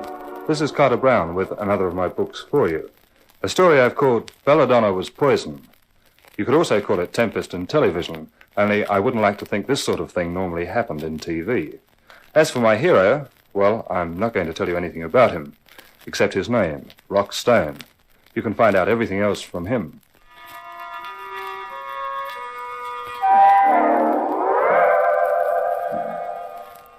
In the glare of the bright lights, the woman backed away from me, her beautiful features contorted in fear and dismay. One elegant hand crept up to her mouth, and the tense posture of her body indicated the tumult of her racing thoughts. I stared at her, impassive, implacable, with just the faintest trace of a smile on my lips. Her voice, when it came, was husky and low. You know. I know, Mrs. West. I knew from the time you failed to identify your husband's body as your husband. I knew you were not Mrs. Adele West at all, but her twin sister, Adeline. You impersonated your sister in the hope of stealing the West diamonds. You devil. You murdered your sister so that you could take her place. What you didn't know, Adeline, was that only 3 hours before she had murdered her husband to prevent him discovering that she had pawned the West diamonds to pay her gambling debts. Well, I guess it's hopeless trying to fool you, Inspector Stone. You can't fool the homicide squad. And don't bother to open your purse and grab for the gun inside. I took the precaution of emptying it 10 minutes ago. You... Okay, Sergeant. Take her away. It's like I always say, folks. There's no future in murder.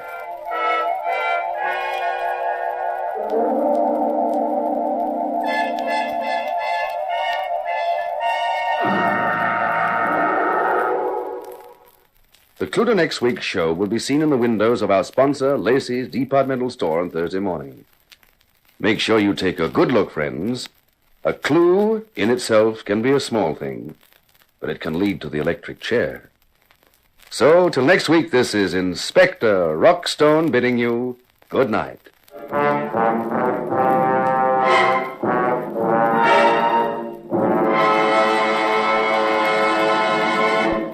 Tune in next week, same time, same channel, for another story starring Rockstone as the inspector, who proves that there's no future in murder. Well, wraps it up for the night. All right, Fred, you can strike now. That last scene played beautifully, I thought, Rock. Say, thanks, honey. It was fun being in the show with you. Do you think our producer was happy about it? Our producer, Miss Arlene Molden, is a woman. But definitely. And who can tell what a woman thinks, huh? Only another woman. So long, Rock. So long, honey. Well, that's another one over. It was a good show, Rock. Arlene, coming from you, that's really something. Why? Am I such a tyrant? No. But there are enough distractions for an actor working in TV without a producer who puts so much vitality into her vital statistics. You ought to pass snappy cracks like that on to Sam Long. You might be able to use them in next week's script. And speaking of which, what's the gimmick for Lacey's window display the next show? It's a Lulu. Let's walk over to your dressing room and I'll tell you all about it. Fine. This noise isn't doing my ulcer any good. You read Sam's script for the next show? Belladonna was poisoned, he's called it. I had a quick look at it. Well, we've had 2 dummies made. One of you and one of the girl who's murdered. The window dressers will set them up in the window, and on Thursday morning, when the blinds are lifted, the public will see you just entering the room with the girl's body slumped in a chair and an upturned glass on the table beside her. Yeah, what's the vital clue? The upturned glass, stupid. Don't you remember in the script the girl is poisoned with belladonna? In her last moment, she turns the glass upside down. What for? It gives a clue to the poisoner. The butler did it. And the butler always keeps the glasses upside down in the liquor cabinet. Holy cow. Did Sam Long dream that up all by himself? You worry about your acting. I'll worry about the script. Well, there's something else I'm worried about. What? These stunts you pull every week to tie in with the show, like this gimmick in Lacey's window. You know, I think we should drop them. Not on your life. They're worth thousands of dollars in publicity. Look, I had a nasty phone call from a real inspector of homicide last week about that stunt of yours with a girl in her underwear being chased by a gunman down 5th Street. Well, Inspector Jakes was very annoyed about the whole thing. Forget it, Rock. We'll make a sizable contribution to the police pension fund or something the next couple of weeks. That'll keep them quiet. Anyway, this scene in Lacey's window shouldn't upset them. I hope you're right, but I doubt it. Inspector Jakes made a lot of rude remarks to me. Maybe he doesn't like your acting. Well, you better go and get your makeup off and have a good rest. I'll pick you up at 7 on Thursday morning. 7? Hey, that's in the middle of the night. Why should I be there? You usually handle these things yourself. You're featured in this display. You're a dummy, remember? Yeah, you flatter me. Oh, what a way to make a living. Honey, I'd feel sorry for you if it wasn't for all that money you're making.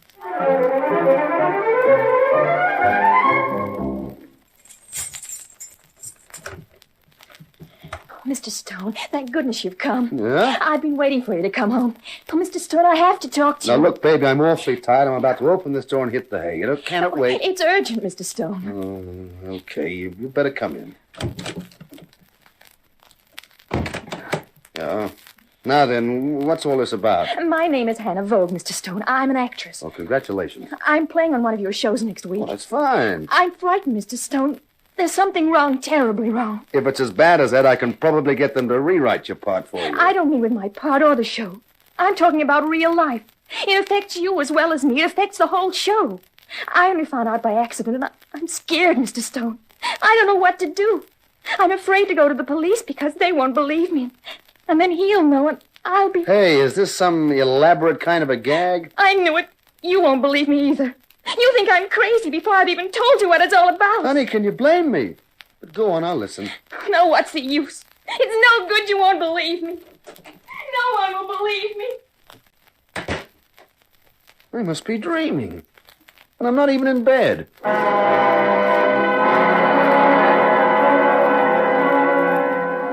It was Thursday morning, just before Lacey's departmental store was due to open for business. Outside, there was already a crowd spilling over the sidewalk. Inside, there was a character with rimless glasses and a fixed smile. Arlene Molden introduced us. Rock, this is Lacey's manager, Mr. Sebastian Sheep. An honor to meet you, Mr. Stone. Or should I say, Inspector? With a name like that and a line of dialogue like that, is he real? I beg your pardon? Oh, Mr. Stone likes his little joke. Remember Lacey's sponsor the show? Perhaps you'd like to take a look at the display before we lift the blinds. I think you'll be very pleased with it. We'd love to take a look, Mr. Sheep. Splendid. There we are. You can step right into the window. Just take care not to disturb anything. The dummies are remarkable, I think. Just look at your likeness, Mr. Stone.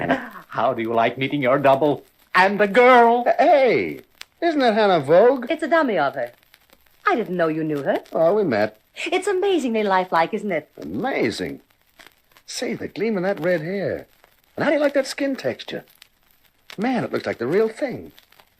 Say, I wonder if it feels the same. Ah! Don't do that. I must say, for a man who plays the part of a homicide cop, you're unduly sensitive to atmosphere. You don't understand. It's a compliment to our window dresses. Is that what you mean, Mr. Stone? I tell you, give me your hand, Arlene. Oh, darling, how touching. But this isn't the place to hold hands. I don't want to hold it. I want to guide it. And you feel... Oh, well, of all that... Yeah, you see what I mean? She's real. She's been murdered. Murdered? We'll have to get the police. Yes, but we'll have to get the newspapers first. What? Do you realize this is the greatest publicity gimmick of all time? A real murder. A real corpse taking the place of a dummy in a window display. I am thinking of it. And it's making my insides churn. I'll call the papers first. I want them to get pictures of the police coming in the window. Then I'll call homicide. Homicide. That means Inspector Jakes. I suppose so. Why? Goodbye. Where are you going? South America. Don't be stupid, Rob. Stupid? That Inspector Jakes was rude to me about a traffic block. What's he gonna be about a murder?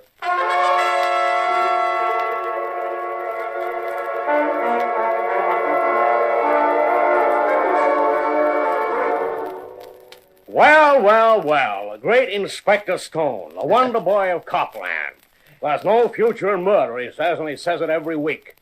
Hello, Inspector. And now you've turned up a real-life corpse. It just so happens that the corpse is part of one of your corny publicity stunts. Did she volunteer to die for you? I don't know a thing about it, Inspector Jakes, honest. By a remarkable coincidence, every newspaper in town gets to hear about the murder before homicide does. You wouldn't have anything to do with that, would you, Inspector? Oh, no. Well, I'm going to do the right thing by you, Inspector. I wouldn't spoil your show for anything. Never let it be said that the homicide squad doesn't appreciate a fellow fighter against crime. Let the press boys in, Sergeant.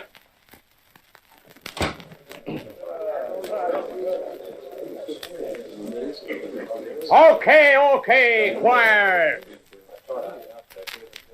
That's better. Now I'm giving you boys a break. You can quote me on all of this. Hey, you feeling all right, Inspector? Yeah, I'm feeling fine. I'm never better. You boys know what's happened? The window was set for a publicity stunt for the TV show. There's no future in murder. Someone substituted a real corpse for the dummy. That's not telling us a thing worth quoting. I haven't finished. This is the bit that will interest you. I've just been talking to Inspector Rock Stone here, and he wants to go on record as saying that no one is going to get away with murder on his show. Oh, now, look... He says he personally pledges himself to bring the murderer to justice, to solve his crime. I didn't... And what's more, he doesn't wish for the cooperation of the homicide squad. He intends to handle it alone. Hey, is that right? That's a story for you. A real-life murderer turns Stone into a real-life cop. Who knows? Maybe he'll get himself murdered in the process. Boy, what a story. Okay, now you can blow. You get the story, and I hope you play it up big. I go on record as saying that the police department has the greatest respect for Inspector Stone's deductive powers, and they also know he has a hot lead which may well take him straight to the murderer.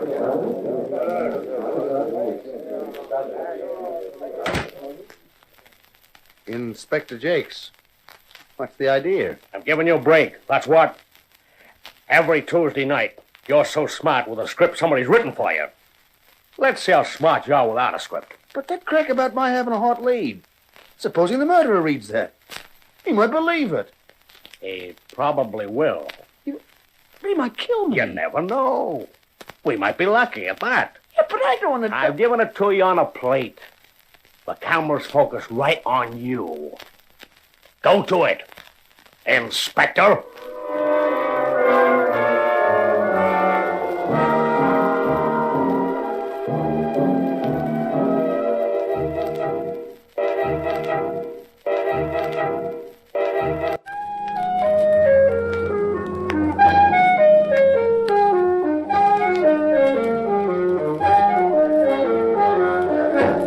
Carter Brown, Mysteries.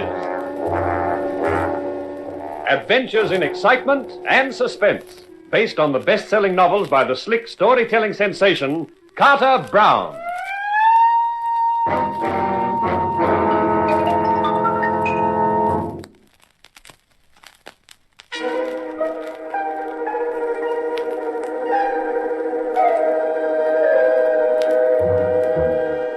Being an actor is fun, most of the time. You get all the excitement of a dramatic situation with none of the worry, because it's all been worked out for you beforehand by a writer. But the fun fizzles out when a real-life dramatic situation ups and smacks you in the face, and there's no script to rely on. Just because my name was Rockstone, and they tacked the word inspector in front of it for my TV show, There's No Future in Murder, I was given star billing by Homicide Inspector Jakes when the actress Hannah Vogue was killed. Now, the inspector didn't like me, and this was his way of showing it. Rock, darling, this is the most wonderful publicity the show could ever have had. We look at things from different angles. You're the producer, Arlene. That's fine for you. I'm just an actor, and right now I wish I'd never gone to drama school. What a story. Front page in every paper. Inspector Rockstone, TV's tech hunts for killer. There's no future in murder, says Stone, with a hot lead to prove it. Ah, this is terrific. This is terrible. Inspector Jakes may have shoved this onto you, Rock, but you'll have to go through with it. You'll have to find the murderer. This will catch the public's imagination. They'll expect it. You're crazy. How would I find who killed her? Deduction. You've been playing this show for over a year. Sam Long does a lot of research to make the scripts look authentic. You're a cop, Rock. Just play it the way you would in the show. But this is for real. Supposing I did find the murderer. That would be wonderful. Except that the murderer mightn't have the same script as I have. He might rewrite it with me as the corpse. Let's worry about that when you found him. Come on, Rock, give. Start deducting. Well, okay, I guess I can try. Now, Hannah Vogue was to be on next week's show. You auditioned her for it, right? Correct, Inspector Stone. Well, how did you find her? Did she come from a casting agency? No, as a matter of fact, Sam introduced her to me. He said she'd had some theater experience and needed a break. It was only a small part, and she had the looks for it, so I gave it to her. Sam Long. Hey, maybe we're starting to get someplace. There you are. You see how easy this deduction is once you get going? Yeah. Where would I find Sam at this time of the day? Oh, that's easy. Harry's bar. Let's go.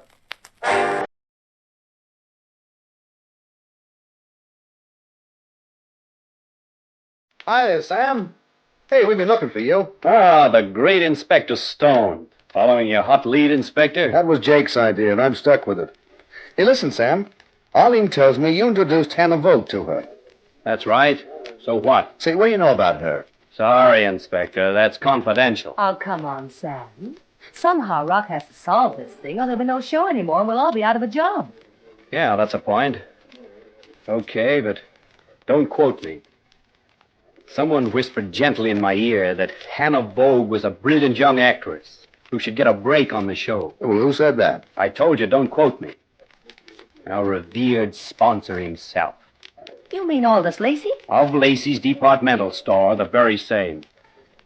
I was told not to mention his name, but all the same, he wanted to see her appear on the show or else. You'll have to talk to him, Rock. To the sponsor? Are you nuts? Well, it has to be done, and you'll have to do it alone. Well, if that isn't typical. The producer gives the orders, the poor dumb act has to do the work.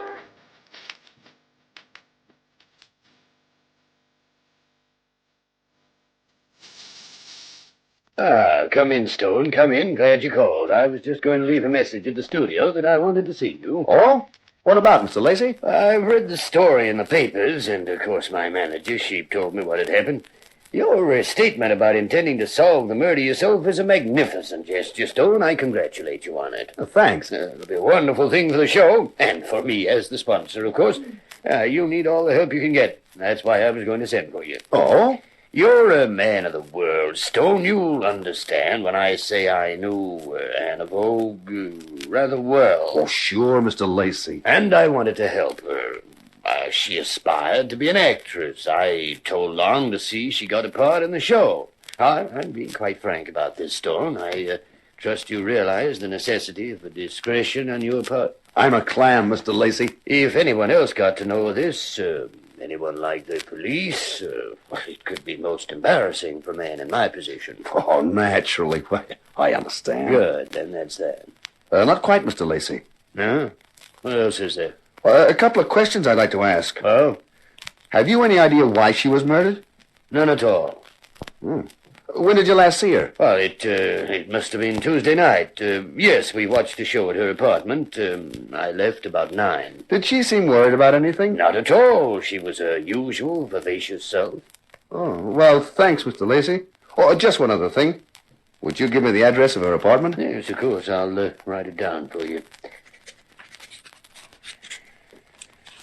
Yes, here you are. Well, thank you. You're planning to call there? Uh-huh. Well, in that case, perhaps I'd better give you the key, too. On my way to Hannah Vogue's apartment, I wondered about the strange contrast in the dead girl's behavior. According to Aldous Lacey, when he saw her on Tuesday night, she was her usual vivacious self. When I saw her, later that same Tuesday night, she was scared, almost incoherent.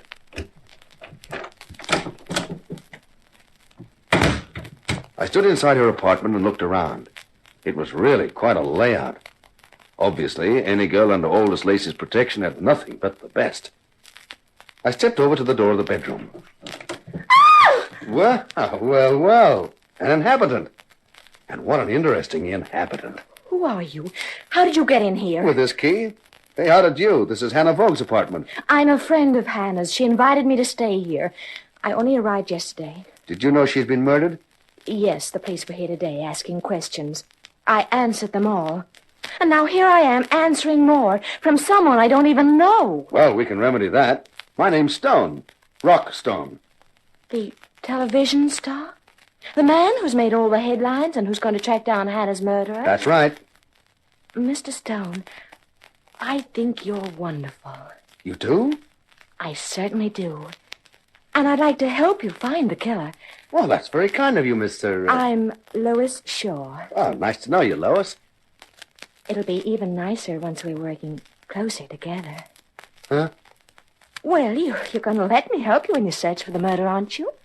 If you get as close as that, you won't be helping. You'll be hindering. But it'd be fun, wouldn't it? I'm not interested in fun right now. I got too much else on my mind. Anyway, how can you help me? I could give you a tip. Such as?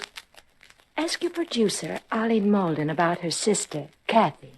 I never knew she had a sister, Kathy. Kathy died. Ask Miss Malden how. I left the luscious Lois puzzling over her cryptic reference to Kathy Malden's death and headed for Harry's bar, where I expected to find Arlene and Sam still waiting for me.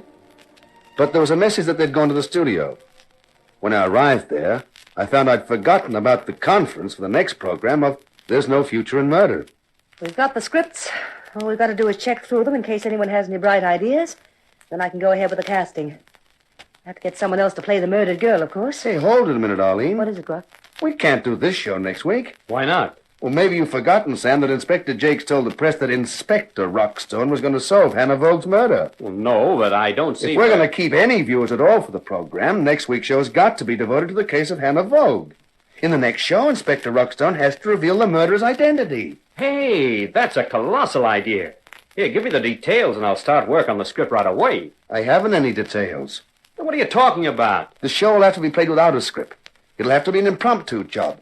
We'll have to play it by ear. What? Yeah, that's right. Aren't you overlooking one minor point?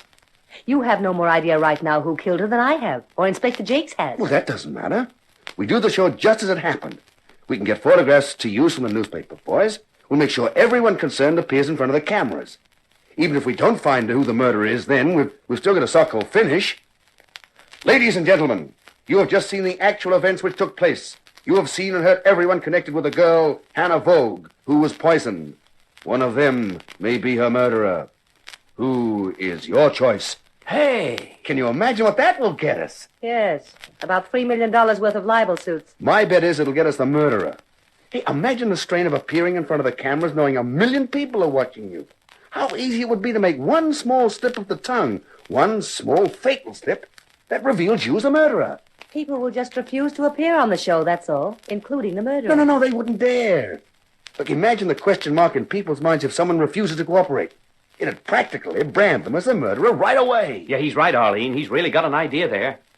Well, I suppose it could be possible. And if by any chance we unmasked the murderer, it'd lift the show's rating like nothing else could. Well, it looks like you two don't need me anymore. Since I haven't any script to write, I might as well gravitate back to Harry. You can catch me there if you want me. So long, Sam. Listen, Rock, do you know any more than you're telling? I mean, this idea of an off-the-cuff show, you must have something to go on. Not really, Arlene. I've only been around asking questions. Oh, and there's one that was suggested I ask you. Oh? About your sister. Kathy. In particular, about how she died. Who suggested you ask me? Well, the girl I found in Hannah Vogue's apartment. A girl called Lois Shore. Never heard of her. How on earth does she know anything about it? I don't know, but apparently she does. Oh, look, if you don't want to talk about it, Arlene. No, I guess you might as well know. Kathy was found in a swimsuit on the beach at San Antonio, drowned. Coroner's court brought in a verdict of accidental death. See, that's tough. It's even tougher than you know, Rock. Kathy was 5 years younger than me. She was always a wild kid. She was working as a model in L.A., and then I found she'd given that up. Was living in San Antonio in a house that a man was renting. I wrote to her warning her. I said the man would get tired of her and throw her out. She wrote back and told me that would never happen because she knew too much about him. I didn't pay any attention to that at the time. Go on, Arlene. Then, some months later, I got another letter. What I'd prophesied had happened. Yeah, the guy had thrown her over. Yes, but she wasn't standing for it. She'd told him she wanted $100,000 compensation, or she'd give him $100,000 worth of publicity that would ruin him. I didn't get any letters after that because she died. Gee whiz. Well, is that all? Not quite, Rock, but I'm afraid I've overdone the build-up. The punchline will probably be a letdown. You see, the man was Aldous Lacey.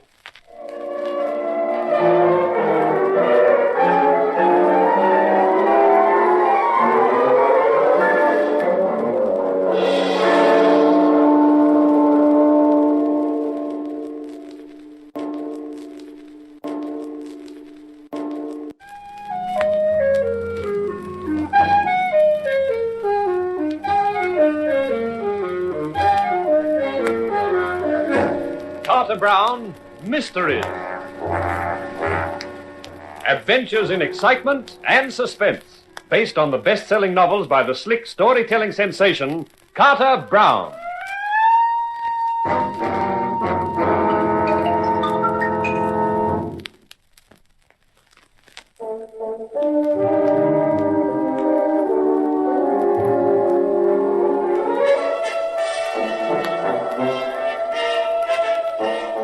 It was a great idea of mine to do an impromptu show devoted to the death of Hannah Vogue for the next TV presentation of There's No Future in Murder. But there'd be no future in TV for me if I didn't reveal the murderer on that show. Because to a million viewers, I wasn't Rockstone the actor. I was Inspector Rockstone, the infallible cop, who'd been put on the spot by a real-life cop, Inspector Jakes of Homicide. What are you doing here, Stone? I'm a busy man. Oh, I know that, Inspector. But I thought since you gave that tale to the papers about me solving the murder, you might tell me how things were going. Yeah, I see nobody could have taken that bit seriously about you having a hot lead. Why not? You're still alive. So's the murderer, unless you've arrested him. It's only a matter of time. Did you find out how the corpse got into Lacey's window? Window was set up the night before. The window dressers left at 9 p.m., so whoever substituted the corpse for the dummy must have done it after that. 2 night watchmen claim they heard nothing. But one of the metal blinds closing off the loading dock at the back of the building shows signs of having been forced. I see. What did you find out about Hannah Vogue? She was an actress, and she'd been in this town about 6 months. She hadn't had any work since she got here. I don't know how she kept that apartment. No hot lead, huh? No. Why, do you know something? Me, Inspector? I'm just a TV cop. How could I know anything? Hey, and speaking of TV, how about being in the studio for our next show? Me? Why? Well, we're doing the murder on the next program, and we'd like you to be there. Hey, what's behind this? What are you up to, Stone? Oh, nothing, Inspector. Just trying to carry out the promise you made to the newspapers in my name. Stone, if you know anything, it's your duty to inform the police. Oh, I shall, Inspector. But I don't want to make you look a liar to the general public. What? Well, you told the press boys that I would solve the murder. And that's what I'm trying to do.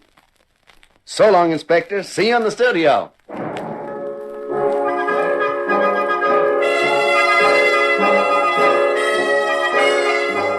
I think it's the most ridiculous idea I ever heard. I wouldn't allow it for one moment. To commercialize murder. It's unethical. But, Mr. Lacey... It's a crazy, preposterous idea. I won't hear another word about it, Stone. I'm sorry you feel that way, Mr. Lacey. That means I'll have to scrap the idea of you introducing the show. What? Well, me? Introduce it? Well, that's what I had in mind. I naturally figured that you, as our sponsor, would open the program. You wanted me to appear on the show? Sure. With a statement to our audience about how you stood foursquare for justice and how this program would bring a murderer to justice. Oh, no. Wait a minute. I hadn't thought of it quite like that before. That puts a different complexion on the matter. Oh, does it, Mr. Lacey? Of course. Now, this whole thing will have to be properly organized. We can't afford any slip-ups. That's right, sir. All right, get on to it, Stone. Of course, Mr. Lacey. Just one other thing. Yeah? We'd like your manager, Mr. Sheep, to come along, too. All right, I'll send him a memo about it. Why, thank you. You know, there's one thing that's had me wondering about Mr. Sheep. What's that? If he can't sleep at night, what does he count? People?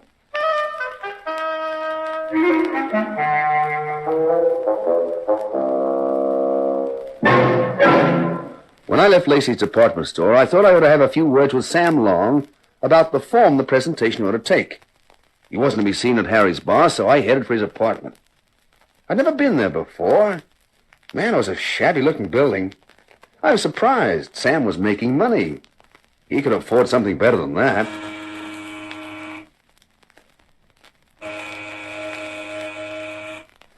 There was no answer when I pressed the buzzer, but a door opposite opened, and a woman stuck her head out. You looking for Mr. Long? Yeah, that's right. Well, he isn't in. Yeah, that probably explains why he doesn't open the door. Say, aren't you Inspector Rockstone? That's right. Gee, I always watch your program.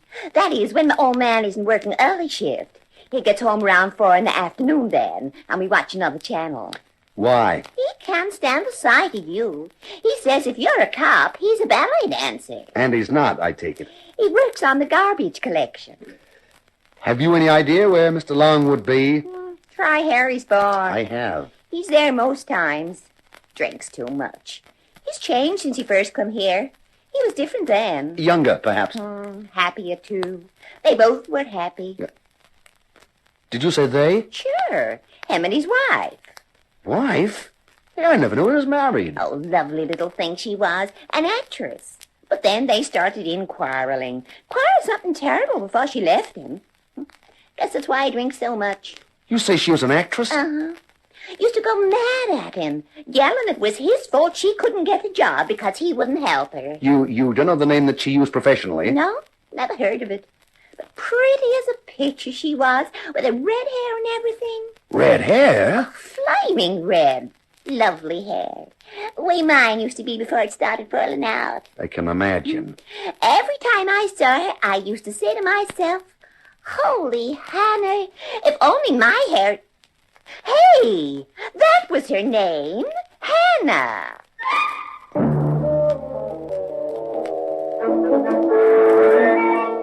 I left the talkative dame with my head reeling. Not only from her gabbling, but from the unexpected, astonishing information I'd stumbled on. Sam Long, married. And to a beautiful red-haired actress named Hannah. And it was a beautiful red-haired actress named Hannah who'd been found dead in Lacey's window. It looked as though Sam and I should have a long, confidential chat. But I ran into a complication with curves. A special set of curves called lower shore. Oh, there you are, Mr. Stone. Where else should I be, Miss Shaw? This is the door to my apartment. I was about to open it and walk in. Not yet. We've got to go somewhere else first. The implication is that we can come back here afterwards? Why, Mr. Stone, we hardly know each other. A couple of hours of some low lights and lingering music could fix that.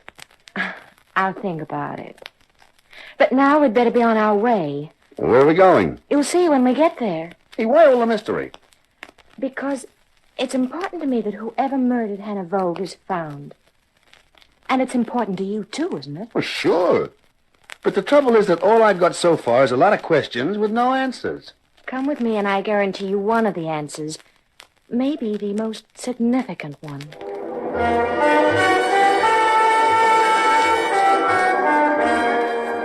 Lois had a car and slid in behind the wheel. After a half-hour drive, we stopped outside a sprawling two-story house with grounds big enough to build an aircraft plant in.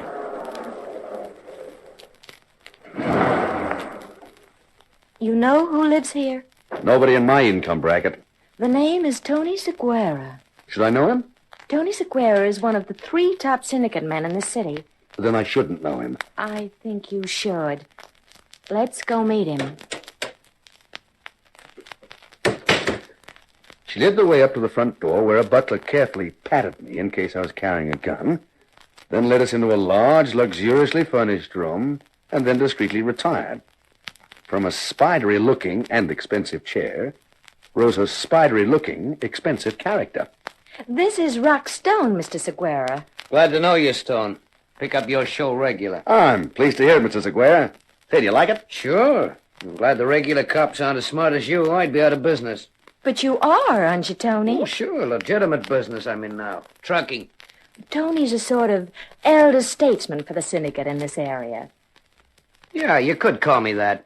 He's got some interesting information for you. Glad to hear anything that might help me. Now, this will, but you got to understand a few things first. Huh? Now, this dame getting herself knocked off in the store window, that's bad for the syndicate. Gets too much publicity. People start talking, say what it's doing in their city. Next thing you know, there's a reform party starts up, and we got to buy to keep things as they are. It costs too much dough. Yeah, I can see that. So we got no interest in this thing. It don't concern us until it gets publicity, and then it does. I see.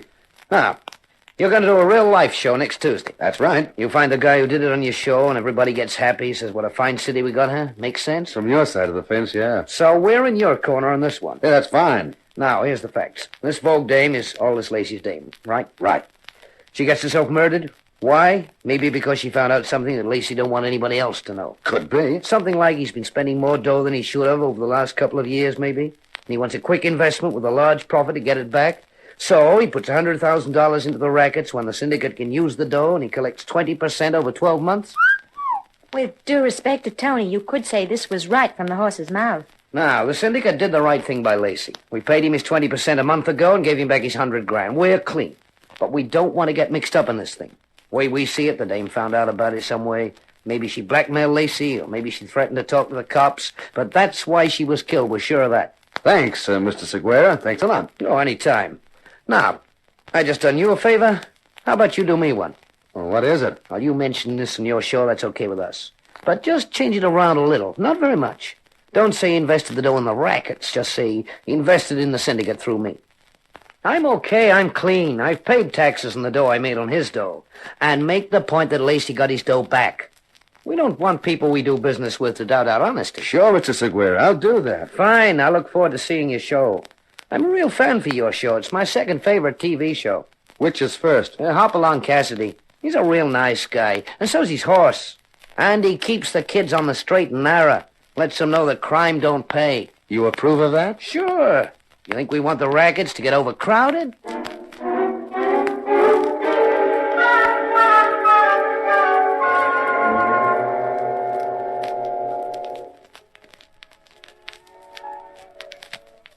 I just don't get it. How come you found all this out, Lois? And you knew about Kathy Malden. Hey, where do you belong in this setup? I'm just a girl who knows a guy. The guy being Tony Seguera. But right now I'm with another guy. The lights are low. The music's lingering. I'm feeling languid. Didn't you say something about getting to know me better? Oh, sorry, honey. This isn't my night for concentrating on anything except murder, that is. You've just got a one-track mind. You know, I thought it was a pretty brilliant idea. This live TV show to unmask a killer. Keep me on the spot the whole time. Well? Well, it just occurred to me. If anything goes wrong, and I'm in front of the cameras every minute. Yes. I'll make an awfully easy target, won't I?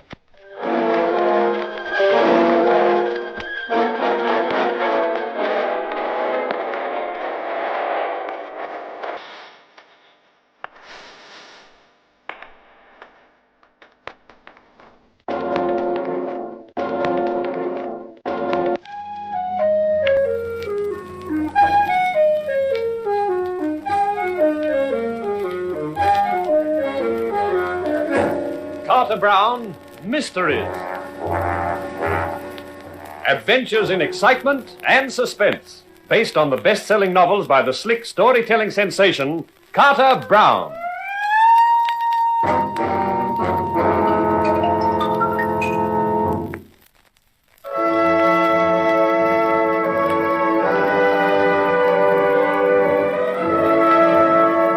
Any actor worth his salt is generally nervous before a performance is due to begin. But this performance was something extra special, and so were the butterflies in my stomach. Because this program of There's No Future in Murder, which starred me, Rockstone, as television's Inspector Rockstone, was going to be devoted to disclosing the murder of Hannah Vogue, I hoped. That was why only part of the show had been planned, the early part. The rest of it had to be an impromptu affair with me in charge and with music improvised from the orchestra whenever I gave the signal. The signal was to be each time I scratched my ear. I only hoped the viewers wouldn't think their favorite cop had suddenly gone deaf. 15 seconds. Everybody quiet. I watched our sponsor, Aldous Lacey, bracing himself as he faced number one camera. The orchestra leader stood with his baton raised as the seconds ticked away. And then, the show was underway.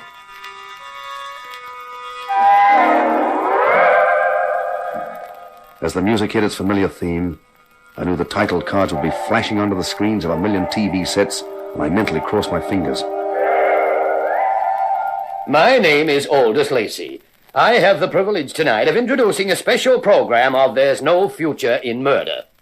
As sponsor of this series, Lacey's Departmental Store is proud to align itself with justice-loving people everywhere in an effort to solve a terrible crime, the murder of Hannah Vogue, whose body was found in our special display window last Thursday morning. From then on, things went smoothly. This was the part that had been planned, rehearsed. Photographs flashed onto the screen of the window with the body in it.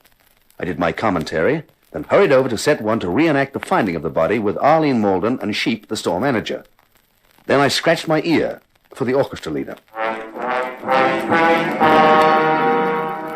While the orchestra added some grim, ominous music, I raced over to camera outside set 2, Inspector Rockstone's office, and faced it ready for the red light.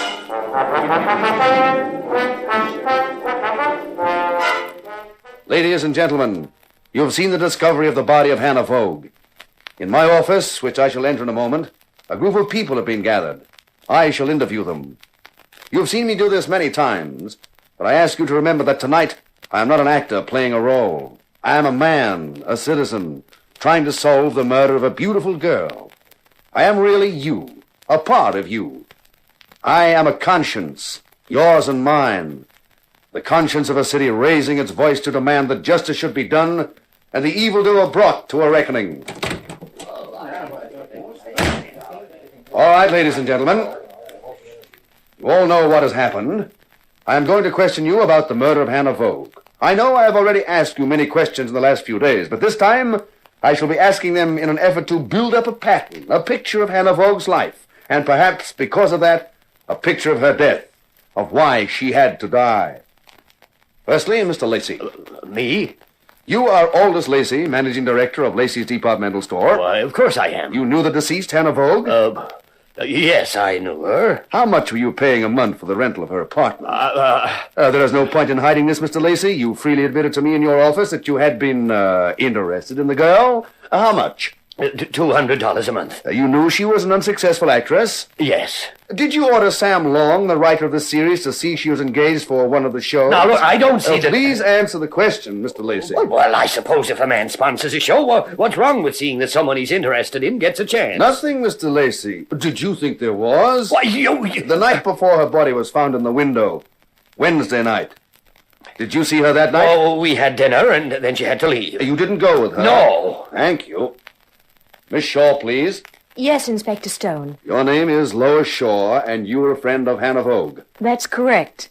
You were staying at her apartment the night before the murder. Yes, I was. When did you last see her alive? That evening.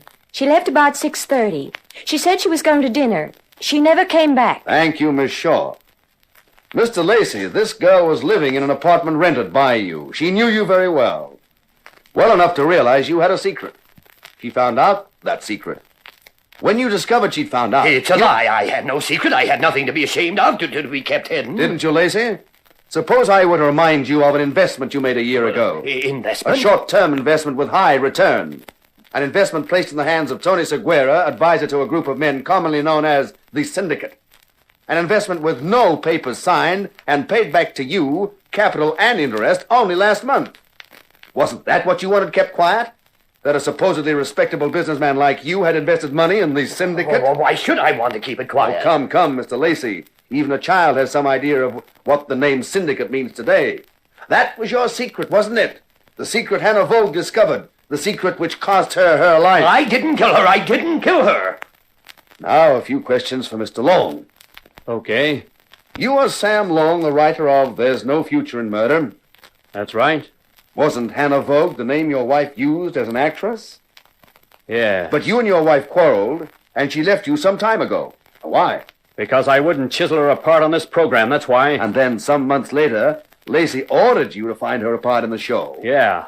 Me, the guy she was married to who lost her because he wouldn't do just that. Did you ever see your wife again? Once. Last Tuesday night after last week's show. She came to see me.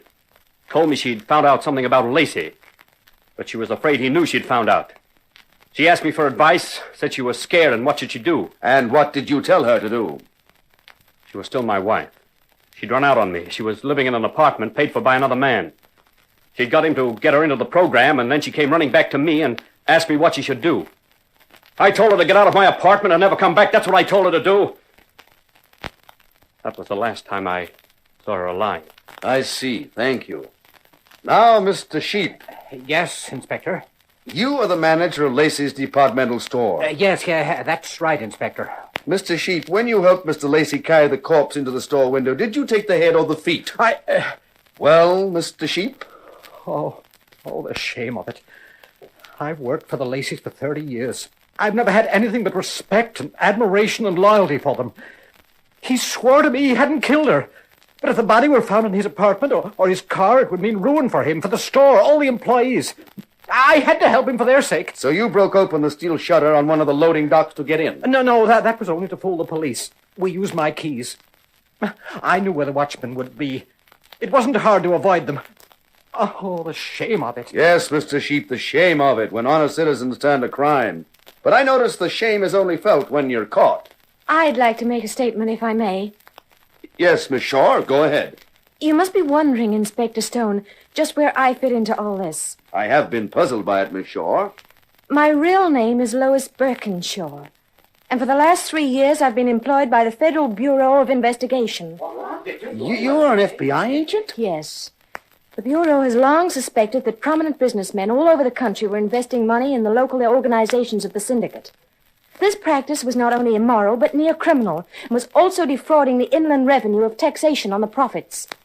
I'm one of the agents whose task it was to obtain evidence of this in the hope of stamping out the practice. So that's how you knew about Kathy? Yes, Miss Malden. That's how I was able to furnish Inspector Stone with the details of Mr. Lacey's dealings with the syndicate through Mr. Seguera. It was part of your job to get close to the syndicate? Yes. And I also became friendly with Hannah Vogue in an attempt to pin the charge on Aldous Lacey. Thank you, Miss Birkinshaw. Now we'd better clear up something with Miss Malden. Yes, Inspector. You are Arlene Malden, the producer of this show. Yes. The name you mentioned a moment ago, Kathy, was the name of your sister who was recently found drowned in San Antonio? That's right. Isn't it a fact that your sister had been living under the protection of Aldous Lacey? Yes. That he'd thrown her over and she wrote you a letter saying she knew something about him and intended to make him pay for it? Yes. You destroyed that letter and said nothing about it in the coroner's court for lack of proof and to avoid scandal. That's correct. No, it's a lie. You witch, you lying devil. Take it easy, Lacey. You're going to need all your strength for the trial. All right. It's true, part of it. Kathy did find out about the money I'd put into the syndicate. I killed her. I was desperate. We went swimming, and I held her head under the water. But when I got back here, I had a visit from her sister, from Arlene Malden, with the copy of a letter from Kathy giving her the story. What? You didn't destroy the letters? And you didn't tell me about the most important one? No, because she wanted to use it for blackmail. I've been paying her $1,000 a month to keep her from showing that letter to the San Antonio police. It's a lie. It's a fantasy. I never took a cent from him in my life. The account is in the CARY branch of the Devonport Bank in the name of Arlene Strang. What about Hannah Vogue? Well, she found out, too. I nearly went out of my mind. I couldn't kill again, but I couldn't afford to pay 2 lots of blackmail.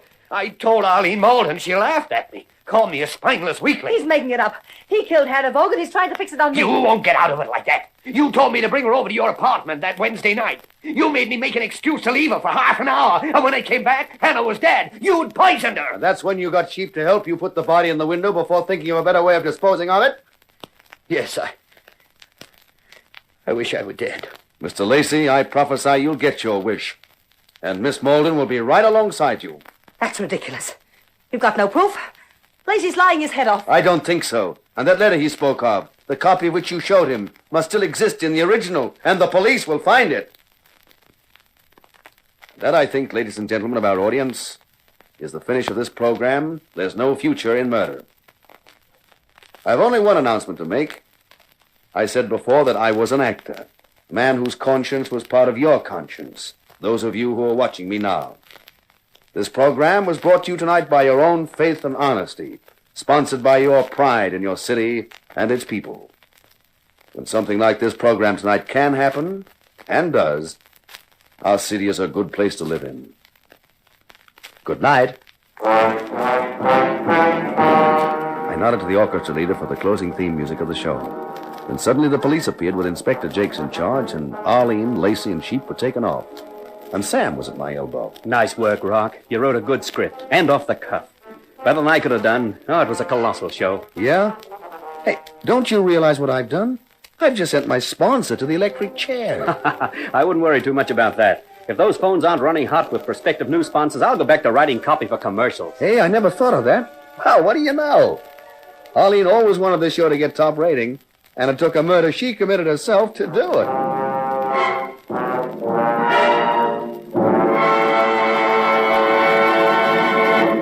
This is Carter Brown. Well, I guess after that story, nobody's going to want me to write for TV. But you know, I agree with my hero. There's no future in murder, except in writing about it. And it's fun, too. I'll be back again with another story for you, called Hazard in Hong Kong. And the hero's name is Tony Masters. Or at least, that's the name he finds himself saddled with. If you're listening, you'll find out why. Meanwhile, this is Carter Brown saying so long for now. Be seeing you.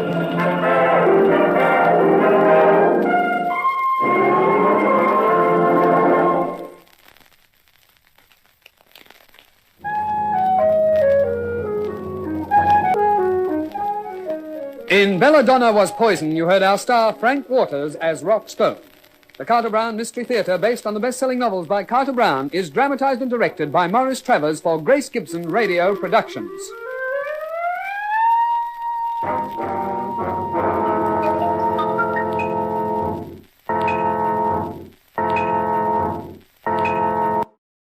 Next, Mr. Chameleon and the case of a snarling corpse.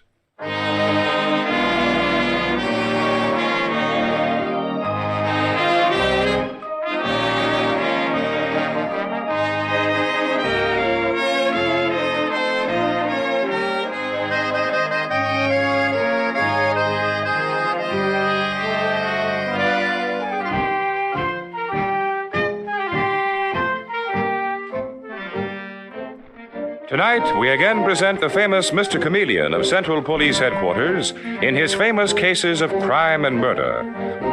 Mr. Chameleon, as you know, is the famous and dreaded detective who frequently uses a disguise to track down a killer, a disguise which at all times is recognized by the audience. Tonight, we give you Mr. Chameleon in the case of the snarling corpse.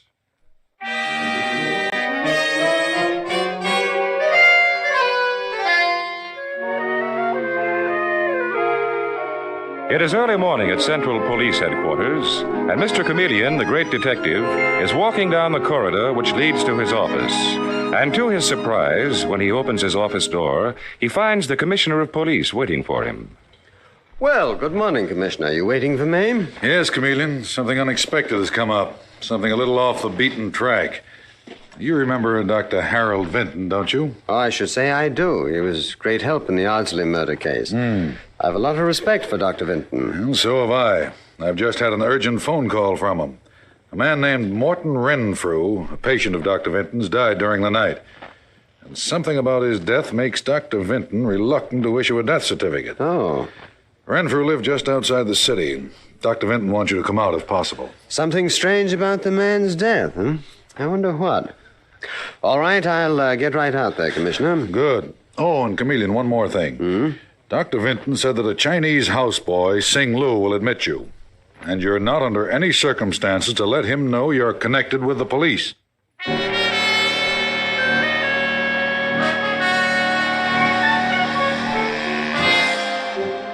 So, a little later, in a suburb a short distance from New York, we find Mr. Chameleon ringing the doorbell of a huge old-fashioned house, obviously a home of wealth. And Chameleon smiles pleasantly as the door opens a crack and a Chinese servant peers out at him suspiciously. Good morning. I'm a friend of Dr. Vinton. Dr. Vinton, no see anyone. But Dr. Vinton is expecting me. Dr. Vinton, no see anyone. I think he will. I'm sorry, I'm coming in. Dr. Vinton. I'm in here, Mr. Chameleon, in the library at the right. What's the matter? Didn't Sing Lu want to let you in? He most certainly did not. What is the trouble, Dr. Vinton? Come here. I want you to look at the body of Morton Renfrew. Poor old Morton. He was my friend as well as my patient. Oh. Look at him. Look at his face, Mr. Chameleon. Good Lord, Dr. Vinton. He looks as though he were snarling. His teeth are bared like an animal's. I've never seen anything like it. No, it's not very pretty. But that snarl, Mr. Chameleon, is known as Rhizonis sardonicus. It's a sign that he had died of lockjaw. Oh, well, did he die of lockjaw? Oh, yes, there's no question of that. Well, then what makes you think his death is a matter for the police? Look here. See this nasty festering cut between the thumb and forefinger of Morton's hand? Oh, yes. Well, that was made yesterday by this rusty knife. He was sharpening pencils. Here are the pencils laid out on his desk. Well, Dr. Vinton, I still don't see Mr. Chameleon, a cut like that does not necessarily cause lockjaw. That's a fallacy. Most people believe it, but it's not true. Besides, Morton Renfrew had a great fear of knives. It was almost a phobia. Are you sure of that, Dr. Vinton? Positive, Mr. Chameleon. Morton cut himself badly in the leg when he was a boy. Yet he was using a rusty knife to sharpen pencils, presumably. I'd like to open his desk. Yes, Doctor, look. Here is a pencil sharpener in the drawer. 2 of them. Yet Morton Renfrew was fooling with a rusty knife. When were you first called in? Last night, Mr. Chameleon. When I came back this morning, Morton Renfrew was dead, less than 12 hours after he cut himself. Now, lockjaw seldom works that fast. That is very interesting, too. I can't understand it. The tetanus germs were already in Morton's spine, which is where they go in lockjaw cases, and they hadn't time to get there. You mean from a simple cut on the hand? Well, suppose that someone had injected those germs into Morton Renfrew's body. So far, I haven't found any mark of an injection anywhere on his body. Wait. Under his beard. Look, Mr. Chameleon. Right here under the beard. There's the mark. Someone did make some sort of an injection. Yes, you're right. But where did they get the lockjaw germs? This knife, Dr. Vinton. When I first saw it, it looked unusual. I recall now what it is. It's a kind of knife they use to pare horses' hooves. Are there horses on the place? Yes. The Renfrews have quite a stable. Both Morton and his brother Louis are great horsemen. That's it. Tetanus germs that cause lockjaw flourish in stables. Dr. Vinton, this is murder. I'm going to call Central Police Headquarters and have Detective Sergeant Dave Arnold sent up here to help me. Then I want you to give me a quick summing up of the people who lived here with the murdered man. There's a phone there on the desk, Mr. Chameleon. Thank you.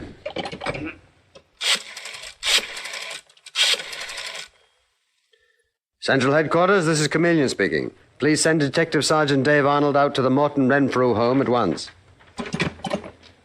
Now, Dr. Vinton, what about the Renfrew household? It's a small one, Mr. Chameleon. Morton Renfrew was nearly 50. His brother Louis is a little over 40. They're both retired and both bachelors. I see. They have a housekeeper, Mrs. Whipple. And Sing Lu, the Chinese houseman who didn't want to let me in. And Sing Lu. I've never liked or trusted that little man. I sent him up to fetch Louis Renfrew and Mrs. Whipple. And here comes Louis, charging like a rhinoceros. Dr. Vinton, what is this? Sing Lu tells me that the police are here. What is this insanity? It is not so insane, Mr. Renfrew. I am Chameleon of Central Police Headquarters. Your brother Morton was murdered. Murdered? What nonsense. Morton died of lockjaw. Any doctor should know that, but Vinton's a fool. A meddling old fool. Now, look here, Louis. Take it easy, Dr. Vinton. Let me handle this thing. Do you mind waiting outside for Detective Sergeant Dave Arnold? Perhaps you can help with a police autopsy. I'll be glad to, Mr. Chameleon. Call me if you need me. Police autopsy? Mr. Chameleon, I won't have this. My brother died of lockjaw because he cut himself with a rusty knife. But your brother Morton was terribly afraid of knives. Oh, Morton got over that childish fear years ago. Mrs. Whipple will tell you. Oh, here she is right now. Mrs. Whipple, that fool of a Vinton sent for the police. The police? Whatever for? Well, I'll tell you what for, Mrs. Whipple. Murder. I'm Chameleon of Central Police Headquarters, and I want you to tell me the truth about what happened to Morton Renfrew. But it's as plain as the nose on your face, isn't it? Mr. Morton died of lockjaw. He cut himself on that knife. A cut like that between the forefinger and the thumb always causes lockjaw. Does it really? I'm surprised a smart detective like you didn't know that, Mr. Chameleon. Well, I'm learning all the time, Mrs. Whipple. All the time.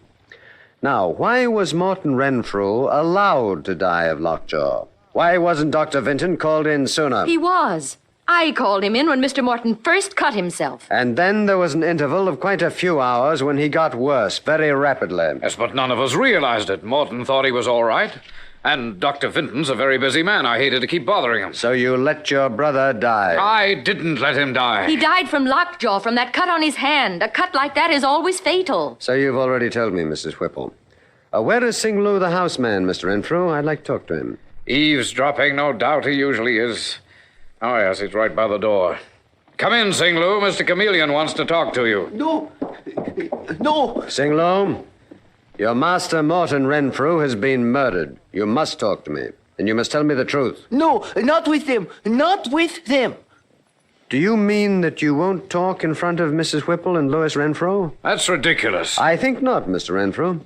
All right, Sing Lu, we'll step outside. What Sing Lu has to say, he can say in front of us. Let me remind you, Mr. Renfrew, that I am handling this case. Come along, Sing Lu. All right, Sing Lu, they can't hear you. What do you have to tell me? Did Louis Renfrew quarrel with his dead brother, Morton Renfrew? Oh, yes, all the time. Never used to, but now all the time. What did they quarrel about, Sing Lu? Huh? Mrs. Whipple? Yes, Mrs. Whipple. Why? She make love both of them. She smart woman. Do you mean both Louis and Morton Renfrew were in love with Mrs. Whipple, the housekeeper, and they quarreled about her? Yes, yes. Mr. Morton, he say Mr. Louis cannot marry her. All the time they shout at each other. I see. Well, Sing Lu, I told you that I won't let anyone hurt you, so you needn't be afraid. Mr. Renfrew, Mrs. Whipple. Sing Lu has just told me that you, Mrs. Whipple, made trouble between the brothers. If he said that, he's a liar. Why, the dirty little sneak. I'll kill anyone who says that about Helen. Oh, so it's Helen now, is it, Mr. Renfrew? Are you in love with Mrs. Whipple? Yes, he is. We're engaged to be married. And my brother Morton approved of it, no matter what Sing Lu says. Suppose that he hadn't approved, Mr. Renfrew. Could he have stopped the marriage? He was the eldest brother, wasn't he? Did he hold the purse strings in the family? Well, I can easily find out, you know, Mr. Renfrew. Yes, Morton did control the estate. But Sing Lu had a better reason for killing my brother than I did. He liar. He wicked man. He lie, Mr. Chameleon. Well, that seems to be your favorite term for each other. Answer that doorbell, Sing Lu, and let me know who it is. Well, answer it. Yes, sir, but he wicked man. Oh, that wretched little creature. He should have been fired long ago. I told Mr. Morton he should have been fired. Why, Mrs. Whipple? Because he was stealing from my brother Morton, Mr. Chameleon. Only small sums, but he was definitely stealing. Mr. Morton even threatened Sing Lu with the police. So you believe that it's quite possible that Sing Lu murdered Morton Renfrew? Yes. Well, Mrs. Whipple, you're contradicting yourself. You've been shouting that Morton Renfrew died from lockjaw because he cut himself on that knife. Well, I still think that's true. Everyone knows a cut like that causes lockjaw. Mr. Chameleon. Yes, Sing Lu, I'll be right there. And, Mrs. Whipple, let me say that repetition can sometimes be dangerous. You are determined to make me think that a cut like that is always fatal. Well, I happen to know differently. So, stop working at it so hard. Who's at the door, Sing Lu? Miss Ethel and Clark. Who are they? I mean, Mr. Bailey, Mrs. Bailey. He young nephew. Oh, I see. Morton Renfrew's nephew and his wife. Singlo, did anyone enter this house while Mr. Morton was ill, beside Dr. Vinton? No, sir, no. All right. That the young couple there? Yes, sir. Mr. Bailey, I'm Chameleon of Central Police Headquarters. I understand that you're the nephew of Morton Renfrew. Why, yes, Mr. Chameleon. And I've heard of you, of course. Sing Lu said the police were here. Yes, Mrs. Bailey. Morton Renfrew is dead. Dead? Oh, Clark! Clark, we're too late. Oh, Ethel, darling. Mr. Chameleon, this is horrible. What do you mean? And why do you say that you're too late? We got this letter just this morning, Mr. Chameleon. We hadn't seen Uncle Morton in weeks. He turned to us for help, and we got here too late. Let me see the letter, Mr. Bailey. My house has become a place of horror. I cannot sleep nights. I live in constant fear. If I should die unexpectedly, look for murder, for I am sure I shall be killed in some peculiarly horrible way. Signed, Morton Renfrew. How did he die, Mr. Chameleon? As he prophesied he would, in a peculiarly horrible and diabolical way.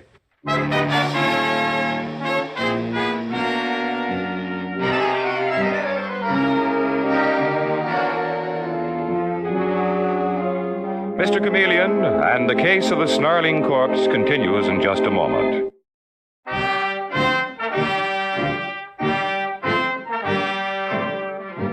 And now, back to Mr. Chameleon and the case of the snarling corpse.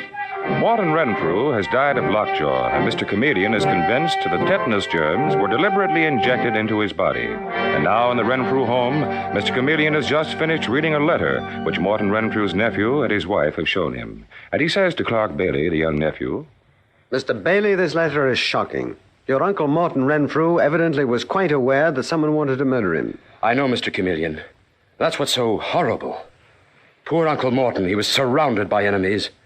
Evidently, he trusted only my wife, Ethel, and me. Well, Mr. Bailey, why didn't you come to his aid sooner? This letter is postmarked 3 weeks ago. But we only got it this morning. We've been away in the country. Our apartment was closed, Mr. Chameleon. We just came in to get our mail. And the letter is typewritten, so there may be a carbon copy of it somewhere here in the Renfrew home. There should be, yes. We thought of that, too. Come along. I want to show it to Louis Renfrew and Mrs. Whipple. That horrible housekeeper. Why horrible, Mr. Bailey? Because she did her best to try to marry Uncle Morton. Then when he wouldn't fall for her, she went after Uncle Louis. Ah, yes. Charming creature. Mr. Renfrew? Yes, Mr. Chameleon? Well, and here's Ethel and Clark. It didn't take you long to get here to collect your inheritance, did it? Don't talk like that, Uncle Louis. That's not why we're here. No, they're here, Mr. Renfrew, because your dead brother wrote them a letter saying that he fully expected to be murdered. What? Let me see that. This letter is a fake. Of course it's a fake. The Baileys wrote it themselves. Oh, did they really, Mrs. Whipple? Well, we'll try to find out. You have a safe here, Mr. Renfrew? A safe? Why, yes, behind the tapestry. Open it, please. What for, Mr. Chameleon? I said open it, please. I presume you know the combination? Naturally, my brother Morton and I were the only ones who knew it. Well, then open the safe and look through it, Mr. Renfrew. Let's see if your brother kept a carbon copy of this letter. Very well, but it's ridiculous. It's an outrage, too. Morton wasn't murdered. He died of lockjaw from that cut on his hand. Mrs. Whipple, if you say that once again, I will be convinced that it was you who made that cut to cover up the murder. Well, Mr. Renfrew? There's no letter in this safe. You sure? Look carefully. If you conceal anything, I warn you, it'll go hard with you. Here's something, Mr. Chameleon. Let me see it. Yes, this is it. To whom it may concern, I live in fear of my life. This is a house of horror, etc. So you see, Mr. Renfrew, the letter was not faked. Your brother expected to be murdered, and he was. Hideously.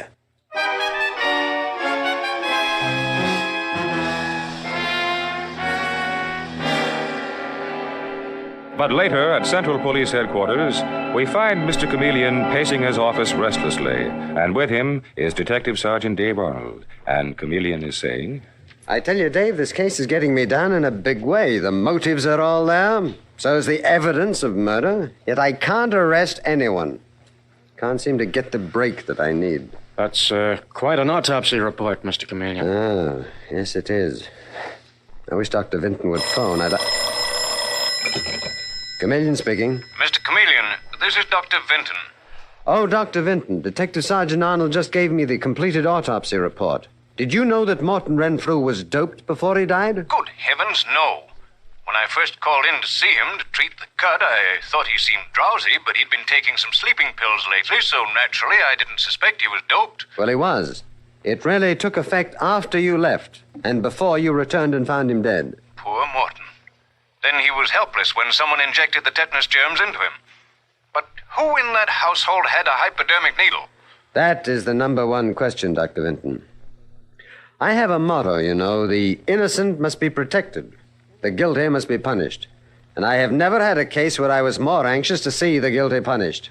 Well, if there's anything more I can do, Mr. Chameleon... Yes, well, I'll let you know, Doctor. Thank you. Mr. Chameleon, didn't Dr. Vinton realize Morton Renfrew was doped before he was murdered? No. Dave, there is something here that smells to high heaven. And we have only one little lead, one very peculiar angle, which may or may not betray the killer. Anyway, let's go. Where to, Mr. Chameleon? I want to pay a call on Clark and Ethel Bailey. What for? Well, among other things, to ask them about Sing Lu, the Chinese servant.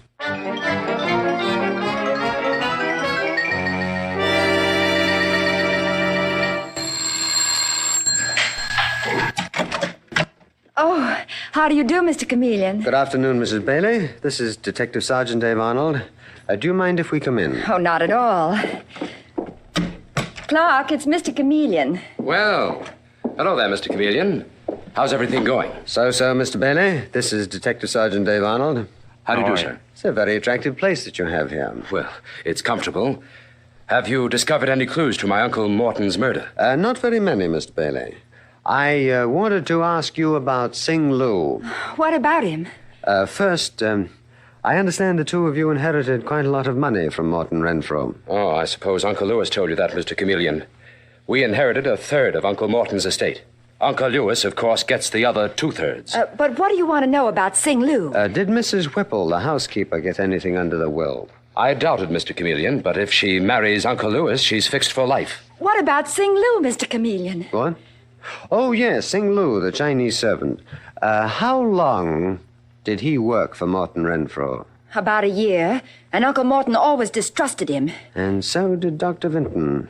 So did Dr. Vinton. Well, what else do you want to know about Sing Lu? Well, that's all, Mrs. Bailey. Dave, come along. You mean you're leaving already, Mr. Chameleon? I can't say that we've been of much help. Yes, you have, Mr. Bailey, and you can help me still more.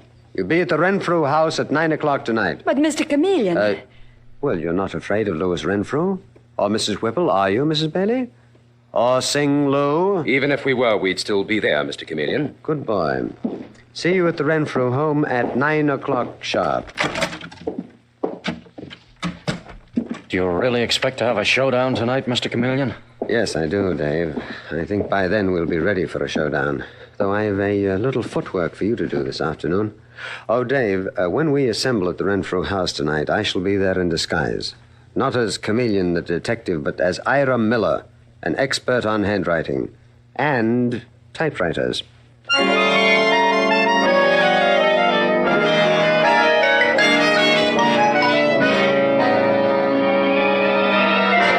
And that evening at 9 o'clock, we find Mr. Chameleon in the drawing room of the Renfrew house with Detective Sergeant Dave Arnold. And Dave is looking at Mr. Chameleon with admiration and saying to him, By gosh, that's some disguise, Mr. Chameleon. Where'd you get that baggy suit and the walrus mustache? You look 10 years older. Well, thank you, Dave. And here comes Dr. Vinton. Let's try the disguise on him. Introduce me as Ira Miller, and I'll speak in Miller's voice. Okay. Hello, Dr. Vinton. I'd like you to meet Ira Miller. Mr. Miller, Dr. Vinton. How do you do, Dr. Vinton? How do you do, Mr. Miller? But where's Mr. Chameleon? He'll join us later, Dr. Vinton.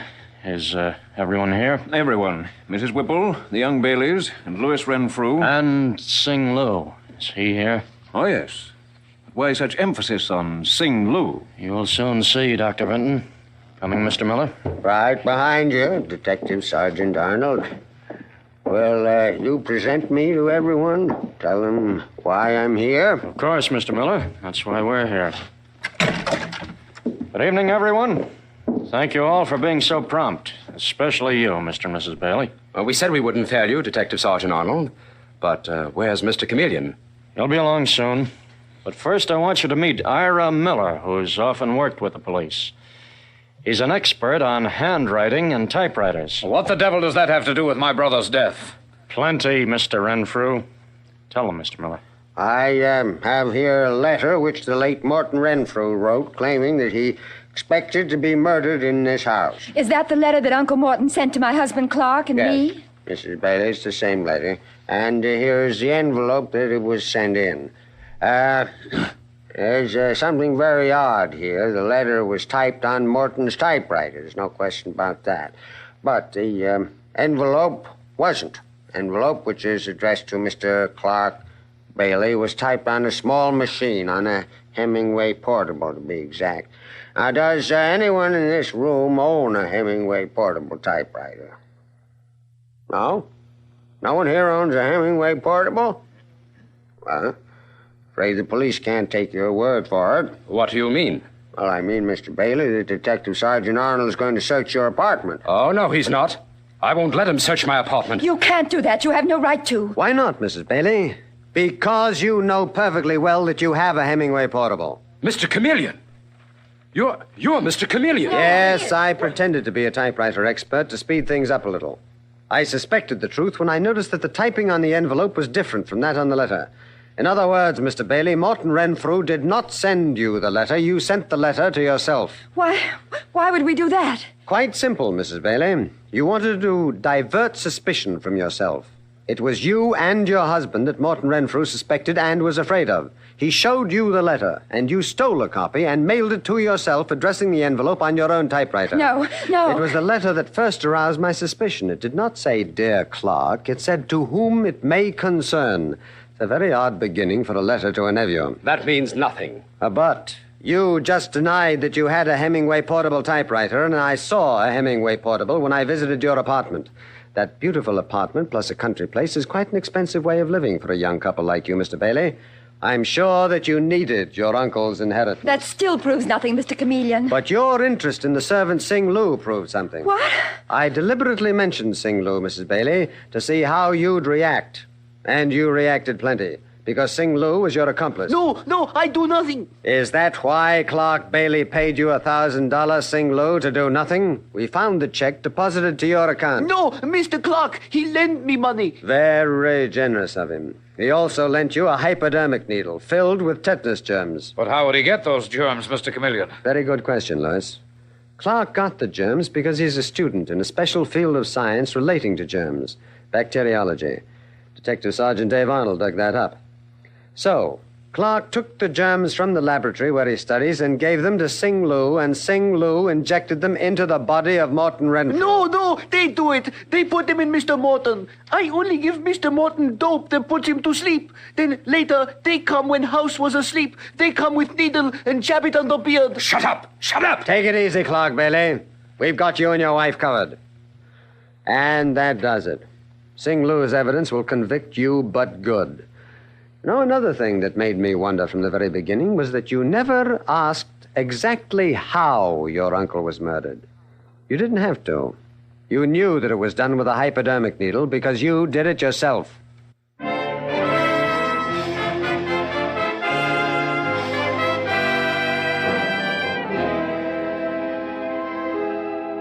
And with these words, Mr. Chameleon concludes tonight's murder case.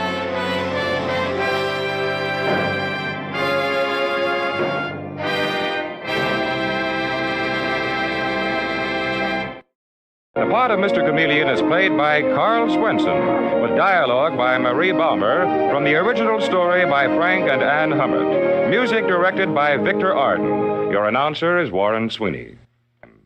This is CBS, the Columbia Broadcasting System.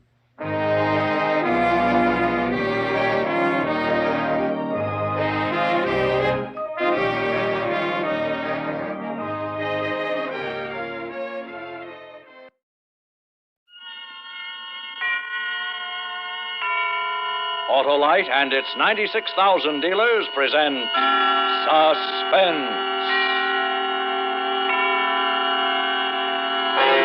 Tonight, Autolite brings you On a Country Road, a suspense play starring Mr. Cary Grant.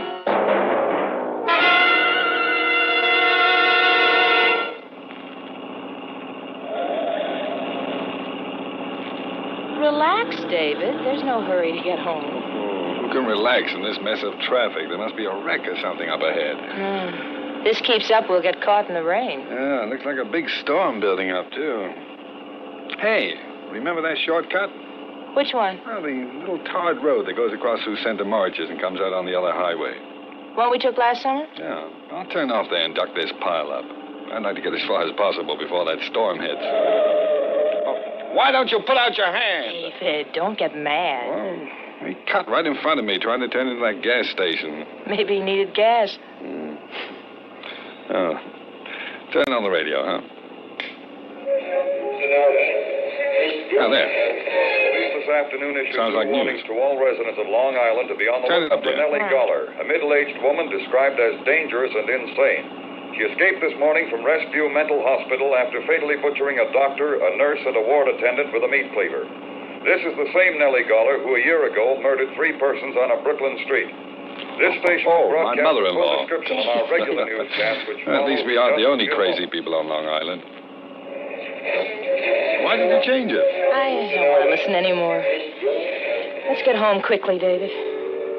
I don't like being out here with that woman running loose. Uh-oh. Here's the storm. Roll up the windows. In just a moment, Mr. Cary Grant in the first act of On a Country Road. Amazing, Wilcox, amazing. What's so amazing, Senator? Your victory in the election. My candidate's victory, Senator, the famous Autolite Stay Full battery, the battery that needs water only 3 times a year in normal car use. Why, everybody voted for the Autolite Stay Full battery. You had plenty in reserve, Wilcox. Reserve? Why, the Autolite Stay Full battery has over 3 times the liquid reserve of batteries without Stay Full features. Didn't you campaign with fiberglass retaining mats? Sure did, Senator, because every positive plate of the Autolite Stay Full battery is protected with a fiberglass retaining mat to prevent shedding and flaking and keep the power-producing materials in place. Why, your candidate is in for life, Wilcox. Longer life, Senator, because the Autolite Stay Full battery gives 70% longer life as proved by tests conducted according to SAE minimum life cycle standards. So, friends, get acquainted with the Autolite Stay Full battery, the battery that needs water only 3 times a year in normal car use. See your neighborhood Autolite battery dealer now. And remember, you're always right with Autolite. And now, with On a Country Road and the performance of Mr. Cary Grant, Autolite hopes once again to keep you in suspense.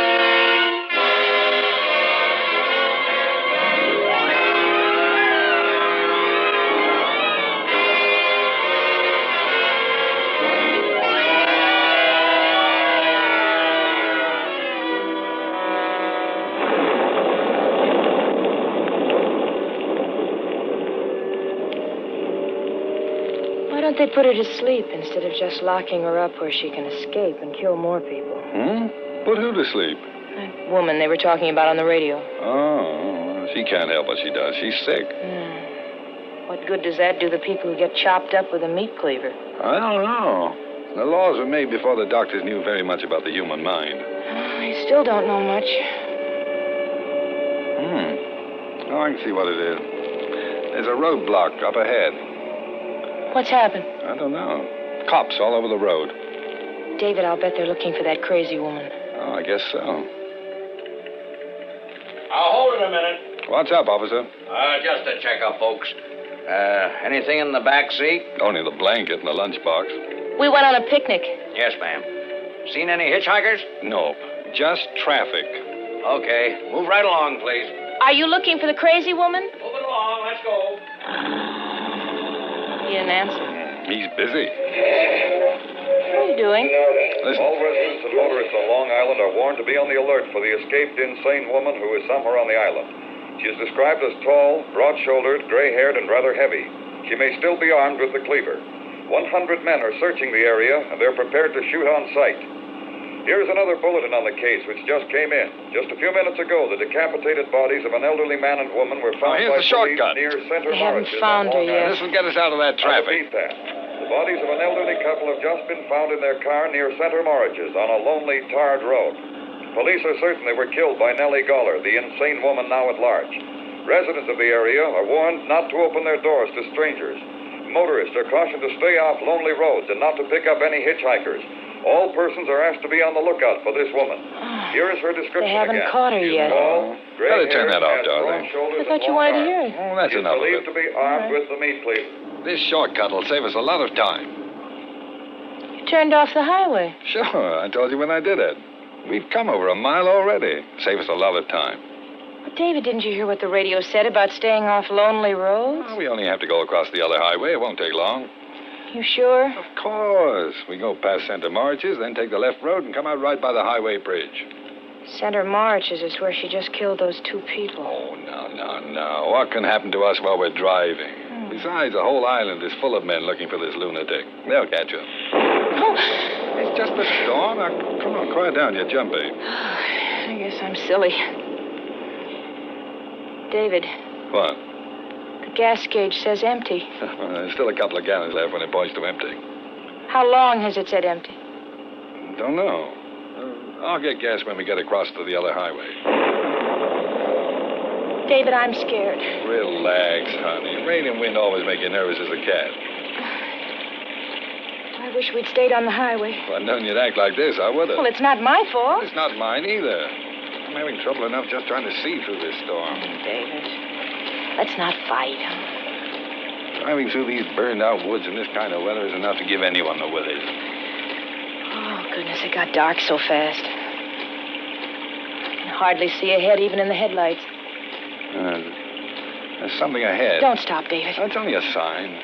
David, the crazy woman could be around here. I'm not picking up anyone. I just want to know where I am. Oh, don't get out of the car. I'm not.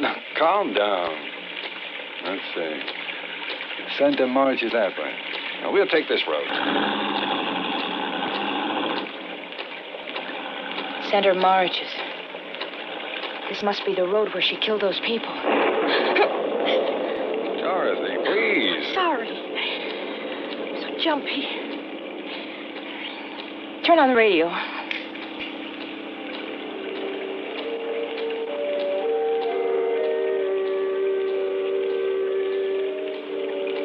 Oh, this is a desolate place. We haven't even passed a house yet. Miles of woods on both sides of us. It's so dark we couldn't have seen one if it were there. This rain seems to be getting worse.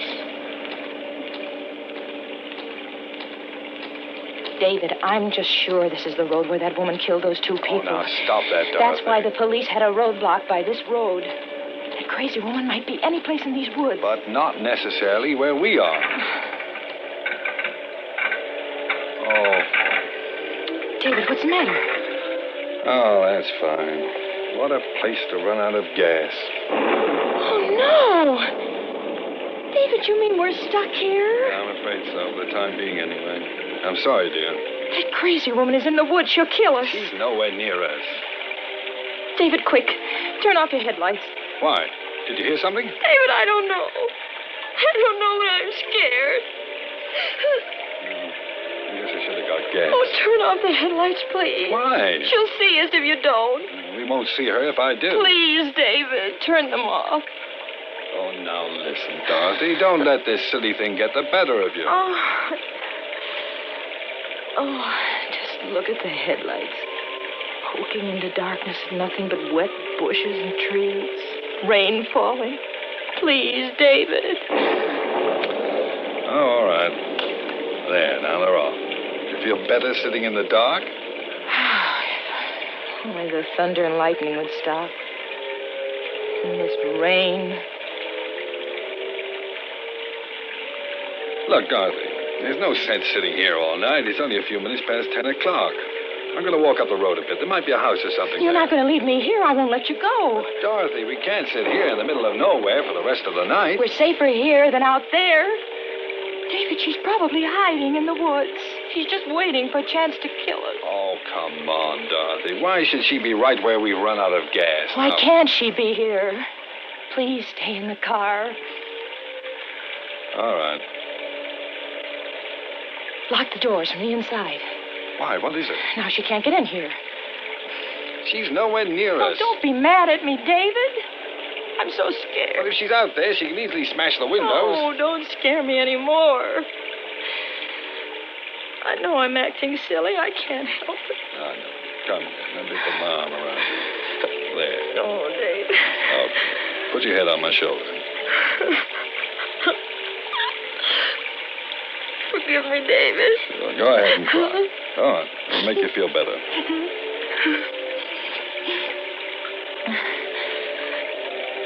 Isn't there some popular music?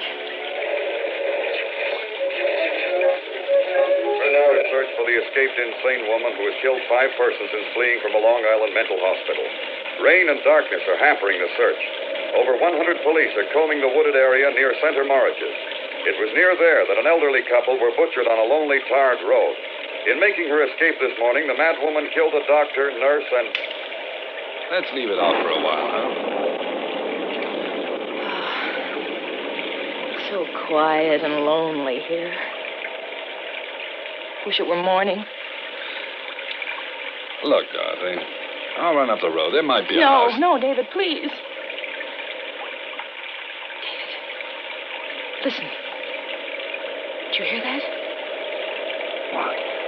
I don't hear anything. Listen. There it is. No, I can't. It's a dog. A little dog barking. Oh, David. Well, I guess it's only a lost dog, or maybe there's a house nearby. Or the crazy woman. Oh, David! She's out there! Something hit the back of the car. It's her! Is the door locked on your side? Yes, yes. Well, what if she breaks the windows? She's got a cleaver. In that flash of lightning, I saw somebody. Is it the crazy woman? I can't tell. She's lying on the road. Can you see her? Is she still there? Too dark to see. Have to wait for the lightning. I saw her. She's getting up now. She'll kill us. She'll kill us. Calm down. Please. What is she doing? I don't know. She must have been running. She didn't see the car and ran right into it. She's at the window, right next to you. Oh, my Lord! Look at her. Get away from that window. David, she's trying to get in the car. Look at that face. And her hair. Go away. Let me in. I'm not crazy. The crazy woman is after me. David, don't let her in. Let me in. I'm going to scare her. Go away. Go away. We've got a gun. We'll shoot. It worked. She's staring at us. I'm warning you. I'll shoot. David, she's coming back. Please, don't leave me out here. Please. That woman will kill me. Please. David, take your pipe. Hold it like a gun. It'll look like a gun. Where is it? Where's it? In the glove compartment. Here it is. Here. Look. I've got a gun. I'm going to shoot. She's backing away. Keep going before I start shooting. David. She's gone. She disappeared. We can't get out now. All we can do is sit here all night and wait for help. Can you see her? Where'd she go? I don't know. She's out there, though. Probably planning on how to get in this car. David, what are we going to do? She's the one I know. She didn't have a cleaver? She must have dropped it when she ran into the car. Her face is all twisted, her hair hanging down. And she's back there looking for the cleaver now. She'll kill us. She'll kill us. Dorothy, stop it. She'll kill us. David! David!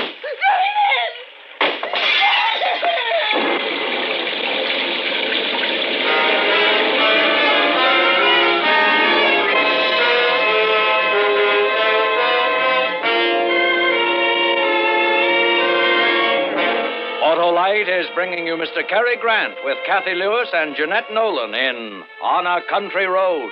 Tonight's production in radio's outstanding theater of thrills, Suspense.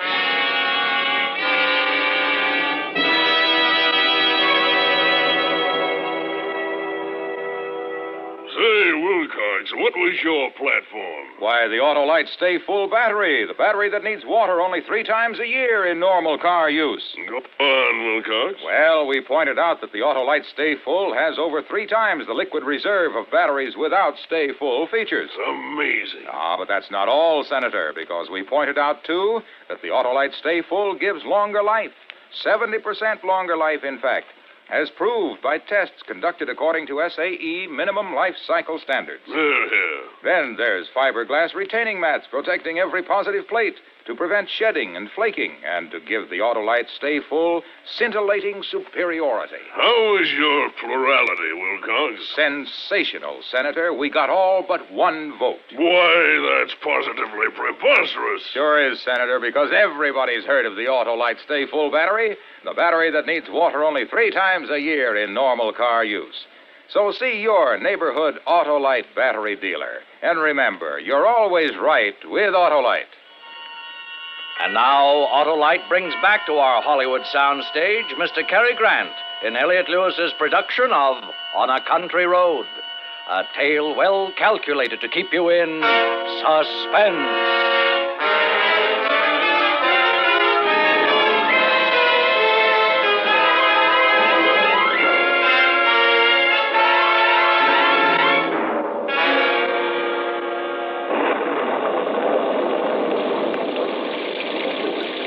The window.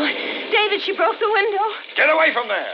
Stay out of the car. I'm coming in. I can't Now stand it. stay out of the here. car. I warn you. I've got a gun. You wouldn't shoot me. Go away. You're crazy. We know all about you. I'm not the crazy woman. Believe me. Let me in. Don't do it, David. She's trying to trick us. Listen to me, please. I've been running in this awful storm. My car is stuck in the ditch back there. How far back? I don't know. It seems like miles. I heard about the crazy woman on the radio. I was afraid to stay in the car alone. Let me in. No, David. Go back to your own car. No. It's so dark and so lonely in this storm. I locked the doors, but I was afraid I could see things and hear things in the darkness. I couldn't stand it anymore. I got out and I ran. It's the rain. That's why I look like this. I'm not the crazy woman. Dorothy, maybe she isn't a crazy woman. Maybe she's just scared and exhausted. Let me in, please. Let me in. No, David, no. She's the one. I know. The crazy woman had a cleaver. I'm not armed. The 3 of us will be safer together. No, she makes sense to me, Dorothy. We would be safer with one more person. Oh, David, I don't know. Let me in, please. I'm wet to the skin. I'm going to unlock the door, Dorothy. David. Oh, All right. Now, get in. Make one move and I'll shoot you. it's good to sit down. All right. Now, there's a blanket on the floor back there. Try and dry yourself off with it. Oh, the darkness and the rain. It was enough to drive me out of my mind. Well, just take it easy, lady. I ran and ran. All I could hear was feet chasing after me, hunting me. Do you live near here? Farther out, near Restview. I used to live in Brooklyn. Restview is the mental hospital. I know. I'm used to the crazy people, but not a night in a lonely place like this. Not the kind who kill people. You live at Restview? No, just near there. David, we can't sit here not knowing. If we could get to a phone. A phone? Why? To call the police. Get some help. No! Don't do that. Why not? Why don't you want the police? Oh, I do. But you'd be killed. What do you mean? The woman. She'll kill him if he goes away from this car. Oh, there's that dog. You hear it? Somebody's out there. Well, there must be a house up ahead. Maybe it's barking to be let in. No. It senses somebody. There's somebody out there. The crazy woman's creeping around out there. Quick! Let's get away. Look out, David. Let go of me. What are you trying to do? Start the car, quick. We'll get away. We're out of gas. Out of gas. I don't think we parked here for the fun of it, do you? Oh, such a desolate place to run out of gas. Stop barking. What does it mean? You can't just sit here. We gotta get away. Oh, I'm not a magician, lady. I can't make gasoline out of rain. Oh, we can't stay here the whole night. You hear me? Let go of me. There's nothing I can do. Try something, anything. Don't just sit there. She's scaring me. David, stop her. Cut it out. Cut it out. You'll have us all in hysterics. All right. All right, I'm sorry. Look, I got an idea. Give me your gun. What for? What for? I'll tell you. I want it. Give it to me. David. Listen to me. I'm all right, but I can't sit here all night. I'd go crazy. Give me the gun. I'll go. I won't be afraid of the dark, the noises, the feet following me. I'll go. I promise you. But give me the gun. No, now, sit down. Please. I'll go. I promise. I can't stand sitting in the dark like this. Can't you stop her, David? I told you to shut up. If you don't, you'll have to get out of the car. Not into the woods again. Oh, you're nice people, aren't you? Or do you want me to leave so you can shoot me? Is that it? We're not going to shoot you. We don't have a gun. It's only a pipe. Dorothy. A pipe? A smoking pipe? David, I'm sorry. Then you're unarmed. I'm sorry, Yes, David. that's all right. Why did you tell me you had a gun? What difference would it make to you whether I'm armed or not? I don't know you. Maybe you two are more dangerous than the crazy woman. I'll tell you what I think. I think you're the crazy woman. The way you grabbed David when you wanted him to start the car. Dorothy, stop it. Don't excite her. Don't excite me. Why? Do you think I'm dangerous? An old woman you took into your car, two of you, and you're afraid of me? I'm not afraid of you. Now, sit back in the seat and don't try anything. David, the storm is stopping. Maybe now is the time. The time for what? What are you going to do? You two are up to something. Oh, shut up! My wife meant now is the time to go for help. I did not. I meant now is the time for us to escape. David, can't you see it? She's the one. She'll kill us. You little... Oh, stop it. Sit back in that seat. You haven't got a gun. No, but I've got a knife. David! It's my jackknife, but it's sharp and strong, so don't try any tricks. All right. Threaten me. Watch me while that woman is out there. All you can do is sit and wait for her to make the next move. David, she can kill us like that old man and woman. They must have been on this same road. They were in their car, too. They must have let her in. We'll leave then. The three of us will walk. We'll stay close together. We'll be quiet. Anyone hiding in the woods won't hear us. Don't get out of the car, David. Oh, how will we find our way? It's too dark. We'll find our way. Look out there. The road's full of shadows. Get her out of the car, David. She wants to kill us. Kill you? Now, look, if you want to go, why don't you leave? We're going to stay here until some help comes. Oh, I'd be helpless alone if I had a gun or something. Your knife. Oh, why doesn't somebody come? Where are the police? I can't stand this. Nobody will come. There's no one in these woods. They're burned out and deserted. Dorothy, come on, please. It was your idea to use this road. You wouldn't listen to me and stop for gas. I couldn't help it. I got lost. Oh, why don't you do something? Not just sit here waiting. Do something before we're murdered. Are you so helpless? All right. I am going to do something. I'll go for help. That's it. Get help. David, in her hand. I saw it in the moonlight. It glittered. What is it?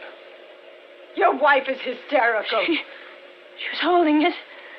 A long piece of broken glass, long and pointed. See? She doesn't answer. She's just watching us. What is she waiting for? It's from the broken window. That's where she got it. So what if I have it? I'm not going to sit here defenseless. She's going to attack us. Don't be silly. It was all right for you to have a knife. Why can't I be armed for whatever may come? Give me that broken glass. Give it to you. You think I'm crazy? You couldn't protect us from anything. Oh. David, what are you doing? Why are you climbing over the seat? I warn you. I'm through letting my wife be terrified. Give me that glass. Stay away from me! Once I left the car, you were going to butcher my wife. with that broken glass. No! No! David! Give me that glass. You're crazy! Let me alone. Hold her, David. Hold her. Don't let her free. Strong. Got my arm. You'll kill me! Drop that glass. You both gone crazy? Trying to kill me? Like you were going to murder us. No, I wasn't. Don't let her get free. I can't hold her. She's strong. If you have a knife, then I'll have glass. David, hold her. Much longer. I'm not crazy. Please believe me. She's got my throat. Choking me. Your knife. David, your knife. David. Oh. David, you killed her.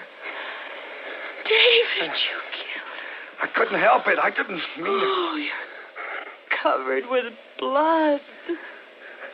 She was going to kill us.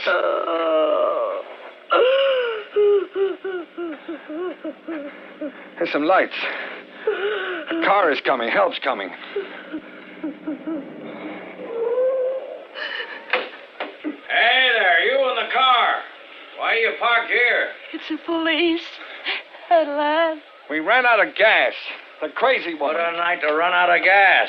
You couldn't have picked a better spot. What with that woman running around loose? Officer, we want to tell you. A farmer up the road called us, said his dog's been barking at something. We caught her. Who'd you catch? The crazy woman. She's in the back seat, dead. What? Huh. No, she's alive. Hurt bad, though. She was trying to kill us. Well, we'll get her to a hospital. You two had better come with me. We captured that crazy woman a half hour ago. I don't know who this lady is.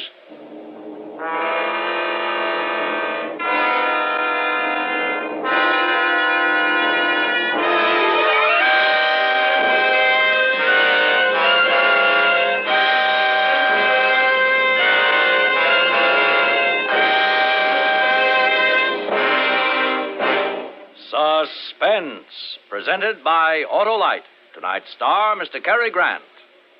Wilcott, did your candidate's entire ticket get into office? Yes, sir, Senator. Along with the Autolite Stay Full battery, the voters elected all of the 400 products made by Autolite for cars, trucks, planes, and boats in 28 plants coast to coast. These include complete electrical systems used as original factory equipment on many leading makes of America's finest cars. Generators, coils, distributors, voltage regulators, electric windshield wipers, wire and cable, starting motors, all engineered to fit together perfectly, work together perfectly, because they're a perfect team. So, friends, don't accept electrical parts supposed to be as good. Ask for and insist on Autolite original factory parts at your neighborhood service station, car dealer, garage, or repair shop. Remember, you're always right with Autolite.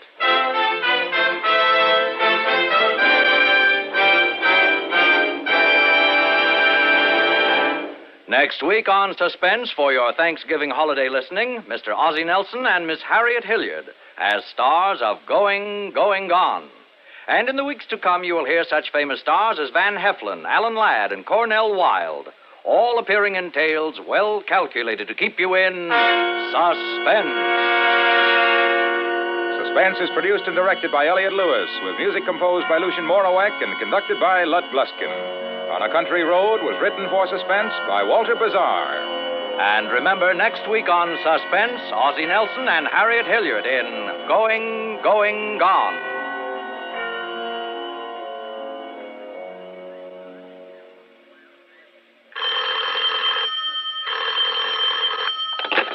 You can buy Autolite Stay Full batteries, Autolite Standard Type or Resistor Type spark plugs, Autolite electrical parts at your neighborhood Autolite dealers. Switch to Autolite. Good night. This is CBS, the Columbia Broadcasting System.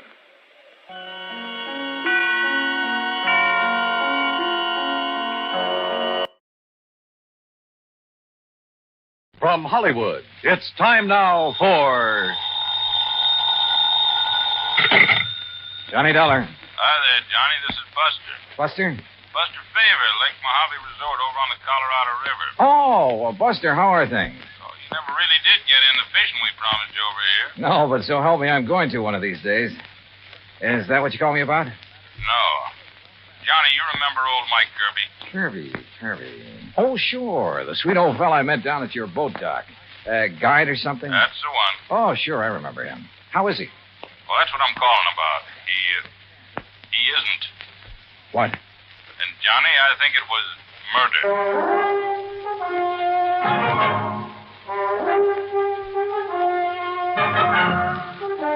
Bob Bailey in the exciting adventures of the man with the action-packed expense account.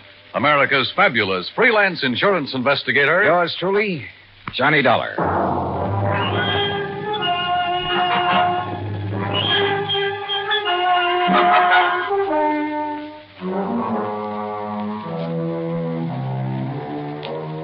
Expense account submitted by Special Investigator Johnny Dollar to the Tri-State Life and Casualty Insurance Company, Home Office, Hartford, Connecticut.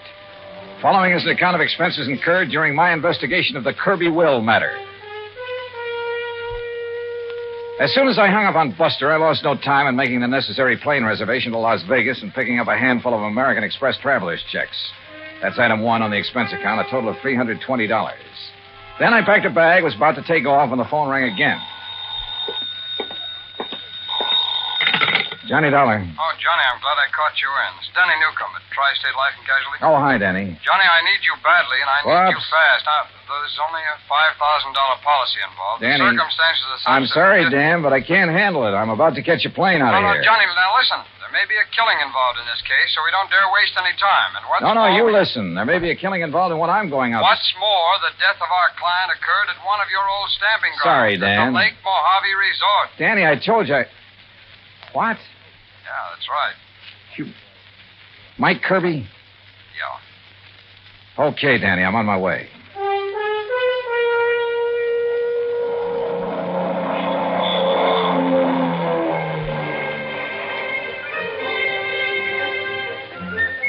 It was 7:30 a.m. when the plane dropped me off in Las Vegas, Nevada, smack in the middle of the Mojave Desert. Even at that hour of the morning, the otherwise clear, clean air was filled with the cacophony of this city of chance. The stuttering clicks of the ball on the roulette wheels, the rattle and gallop of the ivories on the dice table, the endless drone of the croupier, the flat clank of the chuck-a-luck cages, the snap of cards by the blackjack dealers, the never-ending click of poker chips and silver dollars. And over it all, the interminable chunk and whir of the slot machines, day and night from one end of the town to the other. Fabulous. I grabbed breakfast, that's item 2, then rented a car and headed south and east on Route 93 toward Kingman, Arizona. Then, just 5 miles short of that town, I swung right on 68 down toward Davis Dam, down to Lake Mojave Resort. Mile after mile of nothing but sun-baked rock and sand, sagebrush and Joshua trees, tumbleweed and cactus. And right in the middle of it, the clear blue waters of Lake Mojave. Buster Favor, who's general factotum of the resort, was waiting for me. After a hearty greeting, he led me into the office, and we sat down and got to work. Yeah, it was murder, all right, Johnny. Sure. Yeah. And by the way, I don't know how much you knew about Mike Kirby. Well, only that he seemed to be one of the fixtures around here, was obviously well-liked. Well, he'd been a businessman back east, owned a string of restaurants, made a fortune. Uh-huh.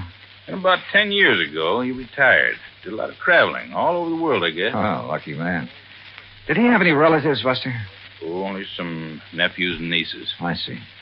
Anyhow, a little over 3 years ago, he settled down here to spend the rest of his life just fishing, taking it easy. Can't think of a better place or way to retire. How old was he, Buster? 61. Didn't look it, though. No. Well, if I remember right, he was pretty fit. He was. Well, I had the impression when I was here before that he was just a hired fishing guy, something like that. Oh, he used that as an excuse to meet folks. Half the time, he clean forgot to charge for his guide services. Accidentally on purpose, no doubt. Well, now you said... Now, don't rush me, Johnny. I got to give you the background. Okay, shoot. He kept saying over and over and over again how glad he was to be out from under a lot of responsibilities. And one day, about 6 or 7 months ago, he suddenly transferred title to his boat, his motor, his fishing tackle, and his old beat-up Ford to us. Oh? I know. I asked him at the time if he wanted to get him off his personal inventory, why not give him to his relatives? Well, what'd he say to that? Said he didn't like him. Felt they were just waiting around for him to die so they could get their hands on his money. Oh. Said he just wanted to make sure that if anything happened to him, the stuff would end up with us on account of we'd use it and appreciate it. Also, Johnny, he plunked down $10,000 in cash and insisted that we take that, too. $10,000? What for? His rent on his cabin for as long as he lived. Oh. Buster, did he leave a will of any kind? Well, now I'm getting to that. Anyhow, last Friday afternoon, he went out fishing alone like he often did. And just before dark, one of the rental boats came in with two young kids. Yeah.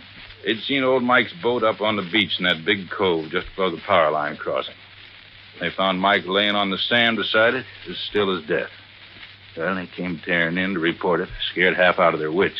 Well, I sure hope you... Oh, sure. I grabbed Ham Pratt and a big flashlight. You remember Ham. Oh, yeah, the manager of the resort. Yeah. Well? Well, we found him there. And he was gone, poor old fella. Go on, Buster. Well, Ham took one look at him and... Rattlesnake, he said. Rattlesnake did it. Mm-hmm. You could tell by the way Mike looked, laying there. Fang marks? Yeah, on his right leg, just above the ankle. And a big bruise on his head, like he'd hit a rock when he fell. But on the phone, you said you thought it was murder. And a minute ago, you said you're sure of it. Well, we put him in our boat, hitched his on behind, and brought him back here. We phoned Tad Harding of the Kingman Police Department. Oh, I remember him. Good man. Yeah, well, Chief Harding took one look, and he agreed with Ham. Poison from a rattler. Well, they took him into Kingman, and I telegraphed the relatives. But, Buster, now look, you... Then I got to thinking. There was something wrong. What do you mean? Well, there are very few rattlers in this part of the country because of the heat. They can't take it. If anybody'd know better than to fool with one, it'd be old Mike. And they always sound a warning before they strike anyhow, don't they? Sure. So early next morning, I went back to the cove. And? Number one, there was no sign of any rock that Mike might have hit his head on when he fell. Go on, Buster, go on. There was no trail from any kind of a snake anywhere around. Well, the sand could have drifted over. No, sir. The footprints Ham and I and the kids had made were clear as crystal, but no tracks of a snake. All right, go on. Well, then I noticed it. Where another boat had been beached. Strange one, not from our landing. It was right next to where Mike's had been, right alongside. Any footprints from it? Well, if there were, we and the kids had mashed them all out. Then I remembered the way Mike had been laying there, as though he could have been rolled out of his boat or thrown out right on the sand. Then it looks as though somebody met him out on the lake, banged him over the head, made the fang marks, which isn't hard, then lashed the two boats together, dumped him off at the cove, and left. It sure does, Johnny. I want to see that place. Yeah, and all the excitement, I might have overlooked a lot of things. Oh, that I doubt. Now, Buster, if there's no sign of rattlesnake poison in old Mike's body... Well, right after I called you, I phoned Chief Harding. Coroner's making his autopsy today. He'll call me. Well, now, look. These nephews and nieces of Mike's, how much do you know about them? Oh, I never met them. But according to their answering telegrams, they're going to descend on us like a swarm of locusts. There are a lot of them? Well, no, I was thinking of the way that they... Well, one, there's a woman named of Martha Woodbury who... Excuse me. Mr. Faber? Yeah, I'm Buster Faber. I am Miss Martha Woodbury. Oh, well, Miss Woodbury, we were just at... this is Mr. Johnny Dollar. How do you do? Mr. Faber, I'm a niece of Michael Jonathan Kirby, and probably the major beneficiary of his estate. I wired you that I would be here, and I am. You got here kind of fast, too, didn't you? I also wired Uncle Michael's attorney in Kingman that I saw no reason why he should delay the reading of Uncle Michael's will. Lawyer Guilford phoned me about that, and I guess you weren't the only one. You should be here late this afternoon. I also wish to make funeral arrangements befitting one of his financial status. Won't you sit down? Now, please tell me the circumstances of his death. And, of course, I wish to see the poor darling's body. Miss Woodbury. Yes? What do you do for a living? Why, if it's of any concern to you, I teach at Armand College. Toxicology. Toxicology, huh? Yes. Poison. Very interesting. Is it? Why? Who are you, Mr. Dollar? Well, I'm a special investigator for your uncle's insurance company. What? Yes, you see, we have good reason to believe your uncle was murdered. Murdered? Murdered? Who said that?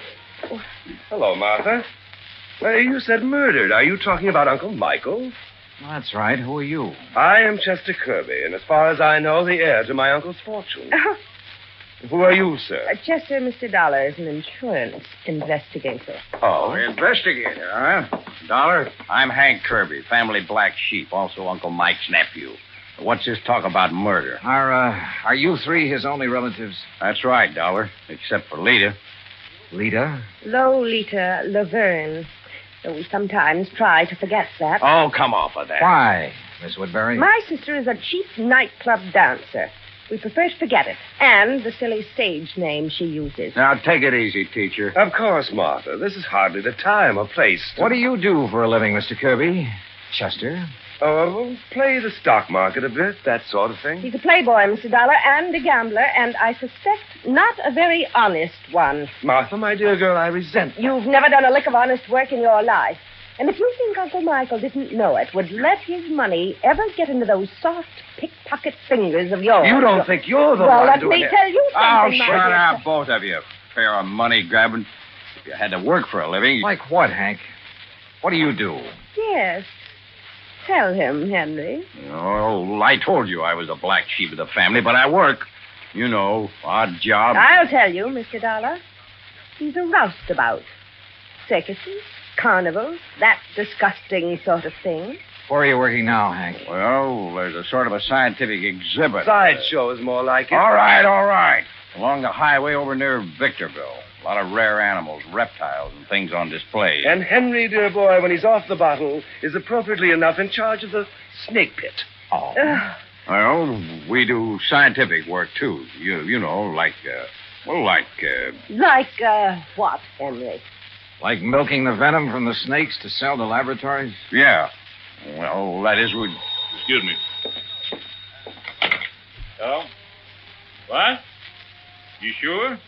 Well, what? Mr. Dollar, Now, I wait a think it's second. about time you tell us Hey, what you Johnny. meant when...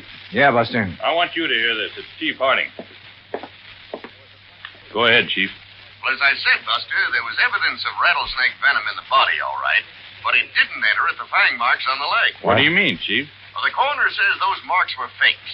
The venom was injected with a needle up near the armpit where it wouldn't be noticed. Chief, this is Johnny Dollar. Oh, hi there, Mr. Dollar. Haven't seen you since you were out here working on the... Listen, was the venom injected into his body before or after old Mike received the blow on the head? Was the coroner able to check that? I don't think he's tried, Mr. Dollar. Well, have him do it, will you please, if he can? Well, sure. Also, I'll do me a favor and check with Lawyer Guilford. I'd like to know when he's coming out here with a will. Oh, I saw him just a few minutes ago, and he asked me to tell Buster sometime this afternoon if he can get away. Good, thanks. I'll talk to you later. Well, sure, Mr. As I started to say, Mr. Look, Dollar, Miss Woodbury, there is nothing that you or any of us can do until we get the complete report from the coroner. Well, you can at least tell us what you meant. And when what you meant... about dear Uncle Michael's will, Mr. Dollar? That will have to wait for the attorney. He expects to be here sometime later today. Now, wait a minute. You said murdered. Incidentally, I suppose the will shouldn't be read until Lolita, or whatever her name is, gets here. According to a telegram, she ought to get here today. Well, she better.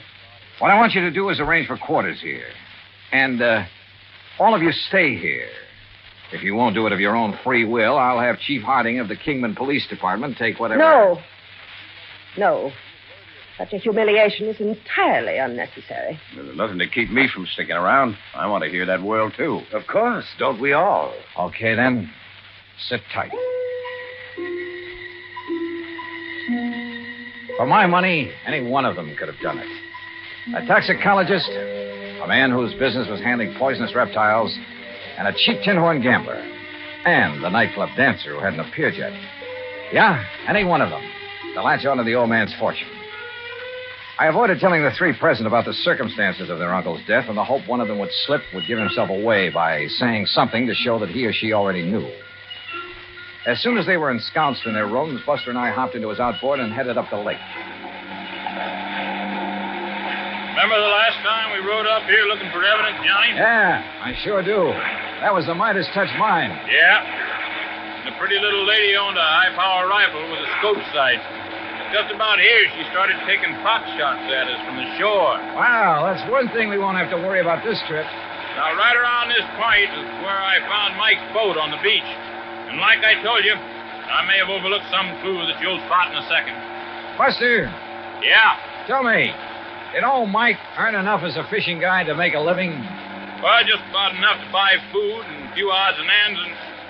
Well, like I told you, most of the time he deliberately forgot to George, not needing the money and all. Hey, Johnny, there in the cove. What? A boat, right where Mike's was. Whose is it? Do you know? Isn't out of our landing by... Hey, that's puff of smoke from behind the bush way up on the sand dune. Swing us around. That's somebody with a gun. And look, we're taking in water, those holes in the bottom. Grab that can, start bailing. Hey, that guy can shoot. Pull us around, Buster. We're like a pair of sitting ducks out here. Right.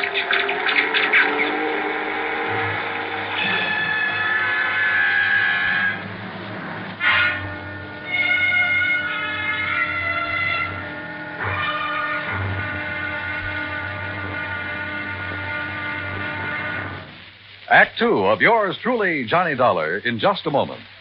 Democracy. It takes an awareness of life and a respect for mankind to make democracy work.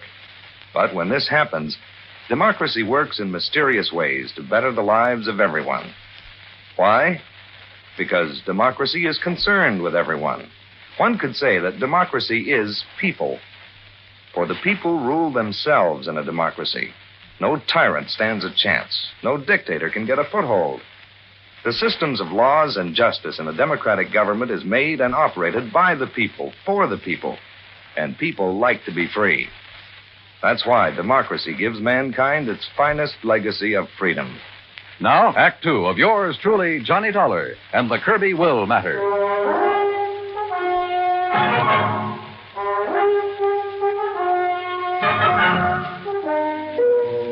Whoever had been shooting at us from the shore there on Lake Mojave had a good eye. But a 30-mile-an-hour outboard at over 200 yards and swerving like mad can be a pretty tough target. With a hull full of holes, we had no choice but to go back to the landing. There, I made a quick check of the three I suspected of having killed old Mike Kirby. First, his nephew, Chester. Right here in my room, Mr. Dollar, reading. Then a brief walk in the hills. Why? And when is that lawyer coming to read Uncle Michael's will? Then the niece, Martha Woodbury. Gathering a few desert plants, as you must know. Hardly racing about on the lake armed with a gun, as you seem to suspect. Why don't you question Henry? If anyone should know how to handle a gun, he should. So I questioned Hank Kirby. Frazier, that's what. I saw no reason to just sit around waiting for that lawyer to arrive. I was fishing in that first big cove on the right. On the Arizona side. That's right. And I saw you and Buster tearing back here. That's when I come back to see what was up. Now, what is up? Mr. Kirby? Yeah, Buster? On the payphone, the phone booth next to the cafe. Yeah? Kingman operator just called. Yeah? She still hadn't been able to reach your party on whatever that call was you made. Oh, yeah, thanks. What call, Hank? I've been trying to locate Lita to find out why she hasn't got down here. Maybe she doesn't care about the will. Where is she, Hank? She was to a dive up in Las Vegas that I sent the telegram, Johnny. Yeah, that's where she's been working. Is that where you called earlier, Hank? Earlier? Yeah, didn't I see you in that phone booth when Buster and I pulled out? Oh, yeah, sure. Trying to get Lita then, too. Yeah. Yeah, it reminds me, Johnny. Lawyer Guilford just phoned me from Kingman. He'll be over here in about an hour. Then the will gets read, huh? Perhaps we ought to wait for Lita. What do you think, Hank? She'll be. Well, did you talk to her? Is she on her way? Yeah, she's on her way. All right. If Buster's willing, we'll use the office when Guilford gets here. Sure. So, Hank, you tell the others to be ready and waiting. Yeah, sure thing. Come on, Buster. Right, Johnny. What's on your mind? Well, maybe it's just a hunch, nothing more. But I want to get on that phone in the office. I called Armand College first. Yes, Miss Martha Woodbury had left there only last night.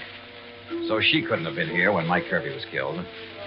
A call to Chester's Hangout, a private gambling club in Reno, indicated the same thing. Call number 3 was to the so-called museum where Hank Kirby worked with the Snakes, a place within easy driving distance of Lake Mojave. But the records showed he hadn't left the place in 2 weeks until this present trip to be here.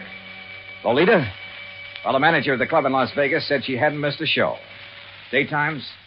Well, who knew? But she was there every night. Then I suddenly remembered something about the geography of Lake Mojave. Yeah, Johnny. Cottonwood Landing is only about 25 miles north on the west, the Nevada side of the lake. Could that boat we saw in the cove? Sure. That's where it came from. I knew there was something familiar about it. Hey, what are you going to do, Johnny? Kingman. Operator, get me Cottonwood Landing, please. It's one of their rental boats, Johnny. Yes, sir, I'm sure of it. Any number? Any identification on it? All that I didn't see. Anyhow, they rent so many to fishermen every day. Hey, here comes Lawyer Guilford driving up. Good. Cottonwood. Hello, this is Johnny Dollar, special investigator. Yes, sir. What? I want to know if you rented a boat today to a girl named Lolita Laverne. Laverne? I'll meet him, Johnny, and I'll bring them all in here. Okay. No, sir. Nobody with that name rented today. Well, what about Friday? Friday afternoon. Friday. Yeah, that's right. Well, the only women we rented to on Friday was old lady Newberry, down from Canada for a couple of days. No, this is a young girl. Well, the other was Miss Hancock. Hancock? Lucy Hancock. Okay. Thanks very much. I've never seen Johnny, this is Lawyer Guilford. Lawyer, Mr. Johnny Dollar. It's a pleasure, Mr. Dollar. How are you, sir? Now, if you'll all please sit down. All righty.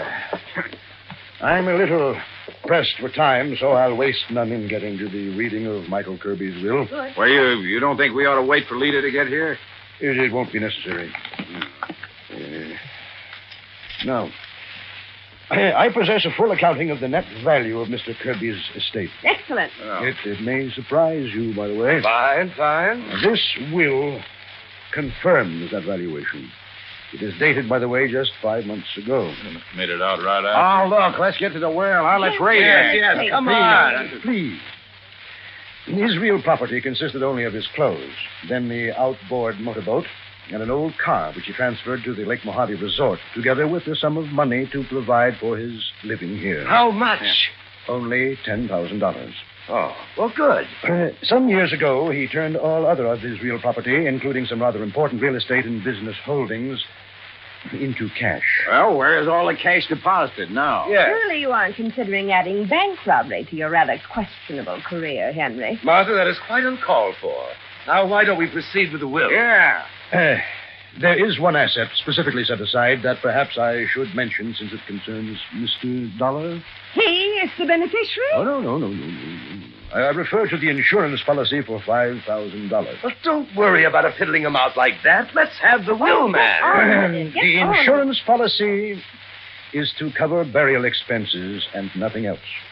All of it is to be used. Okay. Let's have the rest of the will. Yes. And to leave all out. Very well. I, Michael Jonathan Kirby, do make, ordain, and declare this instrument to be my last will and testament. Oh, why don't you skip that stuff? Please. Being of sound mind and body, determined to enjoy the fruits of an industrious life to the fullest. The bequests, man. Life to the fullest. And rather than burden others with the responsibility that money demands. What? For these and other reasons, I have carefully spent every dollar I ever owned. What? No, he was out of his mind. That is the will of Michael Jonathan Kirby in its entirety. Good day. Good day. What fools we've made of ourselves. What fools. And it's no less than we deserve. I only wish that Lucy had been here. Wait a minute. Lucy? Yes, Lucy. Her real name, her proper name, not Lolita Laverne. It's Lucy Hancock Woodbury. But as I told you before... Now listen, all of you. You're to stay right here. Stay in your rooms. Oh? What's the point? Now we know the contents of that stupid will. Yeah. By Buster, what right, call Chief Harding? Tell him to stand by in case these people get itchy feet. Right. What little I've done so far in this case was based on nothing but hunches. So when 10, then 11 p.m. came and Lolita, Lucy Hancock Woodbury, hadn't arrived, I acted on another hunch. Sure, Johnny. My room is right next door to the office, so if this leader arrives and signs in, I'll let you know right away. No, Buster, no. Huh? Just sign her into a room after you've done a little tampering with the register. What do you mean? Chester is in number 6, isn't he? That's right. All right. Change that on the register to number 8. That's this one, your room. That's right. And be sure that Lita sees the register. I don't understand. You don't have to, Buster. Let's just hope she gets here. Buster left. And with my door ajar, I turned off the light and lay on the bed and waited. It must have been after midnight when I heard the car pull in. Heard Buster admit someone to a room a couple of doors down the line and then go back to his own. Then, silence. Then the quiet click of feminine footsteps approaching my door. Quickly, in the darkness, I lit a cigarette, held the glowing end away from my face.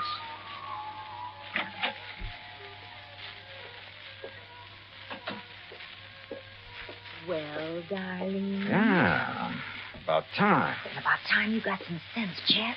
No, don't turn on the light. The others asleep. Their rooms are dark. Uh-huh. Listen, dear cousin, have you lost your mind? Huh? Shooting at that boat from over the ridge between the two coves. What were they? Police? Detectives? You should have known you couldn't have hit them that far away, Chet. Should have waited till they got on shore looking for me. Wow. Did they fall for the rattlesnake bite we made on the old man? Uh-huh. Well, they'll never find the needle I used. It's at the bottom of the lake. And look, if the cops question you, I hope you had sense enough to remind them what Martha and Hank do for a living. No chance. And what about the will? Would you be surprised? What? Say that again, Chet. Say anything. You sound like somebody else. Yeah, like Johnny Dollar. Let's have a light. Dollar? That's right, special investigator. Oh, no. Let me out of here! Now, where do you think you're going? No, let me go of me! Come on now.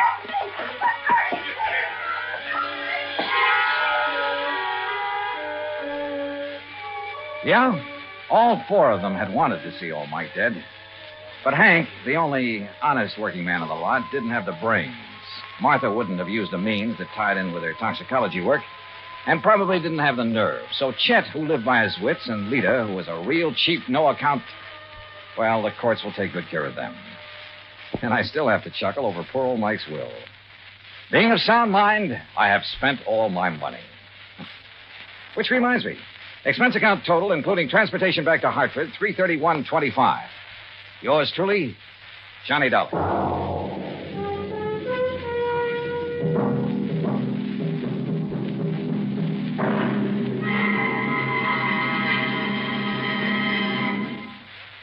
Now, here is our star to tell you about next week's story. Next week, the most complicated case in years comes up, but the simplest, most obvious solution.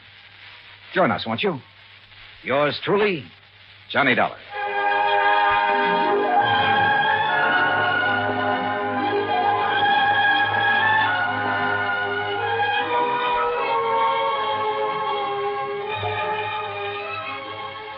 Yours truly, Johnny Dollar, starring Bob Bailey, originates in Hollywood. It is produced and directed by Jack Johnstone, who also wrote tonight's story.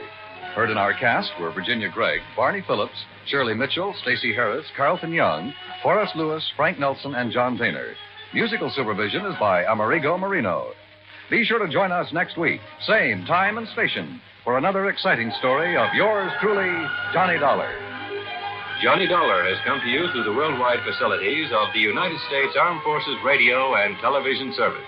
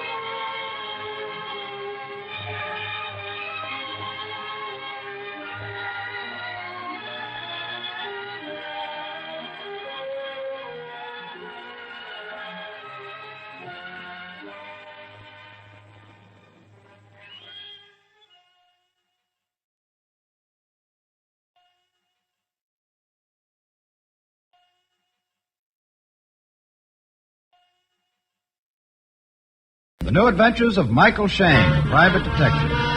Michael Shayne, reckless, red-headed Irishman, is back again in his old haunts in New Orleans. This is your director, Bill Russo, inviting you to listen to another transcribed episode, which we call The Case of the Deadly Doe.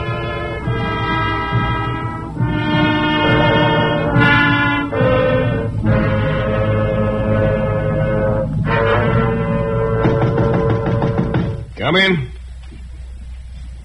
Come in. Must be hard to hear. What's the matter, didn't you? Huh? Okay. Hey, look, why the hush-hush routine? Thought I heard a noise down the hall. Noise? So what? So maybe I was being followed. Oh, look, little man, let's start from page 1. Who would... You Mike Shayne? Yeah, who are you? They call me Wichita. Who's they? Skip it. I got a job for you, Shayne. You know, that's the first thing you said that makes sense. I'll give it to you fast. I haven't got much time. Here. What's that, the key to the city? The key to a baggage locker down at the Canal Street station.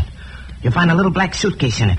Take it to this address on Bienville Street in the French Quarter. It's an empty room. Leave the suitcase in the room and come back here. Well, go on. What else? That's all. You mean all I do is pick up a suitcase and take it to an empty room in the quarter? You catch on quick. There's a chance you might be followed. If so, shake them at the depot, huh? I'll wait here in your office and pay you when you come back. That sounds simple enough. It is. So simple, I'm wondering what the hook is. There's no hook. And why you don't pick up the bag yourself. Look, Shayne, I got $50 waiting for you. Does that answer all your questions? Yeah, I guess it does. $50 just for doing what you said, huh? $50. But it's worth it to me, Shayne. Believe me. I left Wichita sitting in my desk chair and went down to the Canal Street station. He was right. I was followed for a while, but I didn't get a decent look at the guy. Anyway, I shook him before I got to the depot. I looked up locker number 1245, the number on the key. Suitcase was in it, all right. A small one. Bienville Street, where I was supposed to leave the suitcase, was only a couple of blocks away, so I walked. I hadn't been to the French Quarter for about a month. But it hadn't changed. It never changed. I could hear one of the last chimney sweeps in existence giving his pitch. Pretty soon I spotted him carrying a bunch of straw on a rope, looking very dignified and very dirty. I was in front of a grocery store now and almost at the address Wichita had given me. I stopped and looked around again to make sure I'd shaken the guy who'd been tailing me. Then all of a sudden there was something hurtling down through the air at me. I dove for the street just in time. It's a tin bucket tied to a rope. Another custom in the quarter. I looked up. Sure enough, on a third-story balcony was a worried housewife. Please excuse me, sir. I did not see you. I wanted to go there. Okay, what did you want? It's box of soap powder. Okay. Joe, a lady wants some soap powder. And Joe came bustling out of his store and plunked a box of soap powder in the bucket, which the woman hauled up to her balcony. Efficiency. Well, the rest of the trip was uneventful. I found the room. It was empty. I left the suitcase there and went back to my office. Well, Wichita, it's just about the easiest 50 He was still sitting in my chair, his head over to one side. There was a split-lipped grin on his battered face. Wichita had been beat up. There must have been quite a beating, because he was very dead. In a moment, we'll return to the new adventures of Mike Shayne and the case of the deadly doe.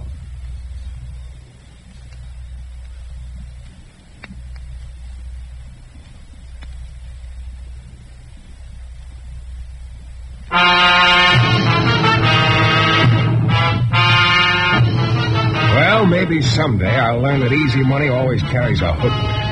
The easy money in this case was the $50 a little character named Wichita offered me to go down to the depot, pick up a small suitcase, and leave it in an empty room in the quarter. Yeah, that was the easy money.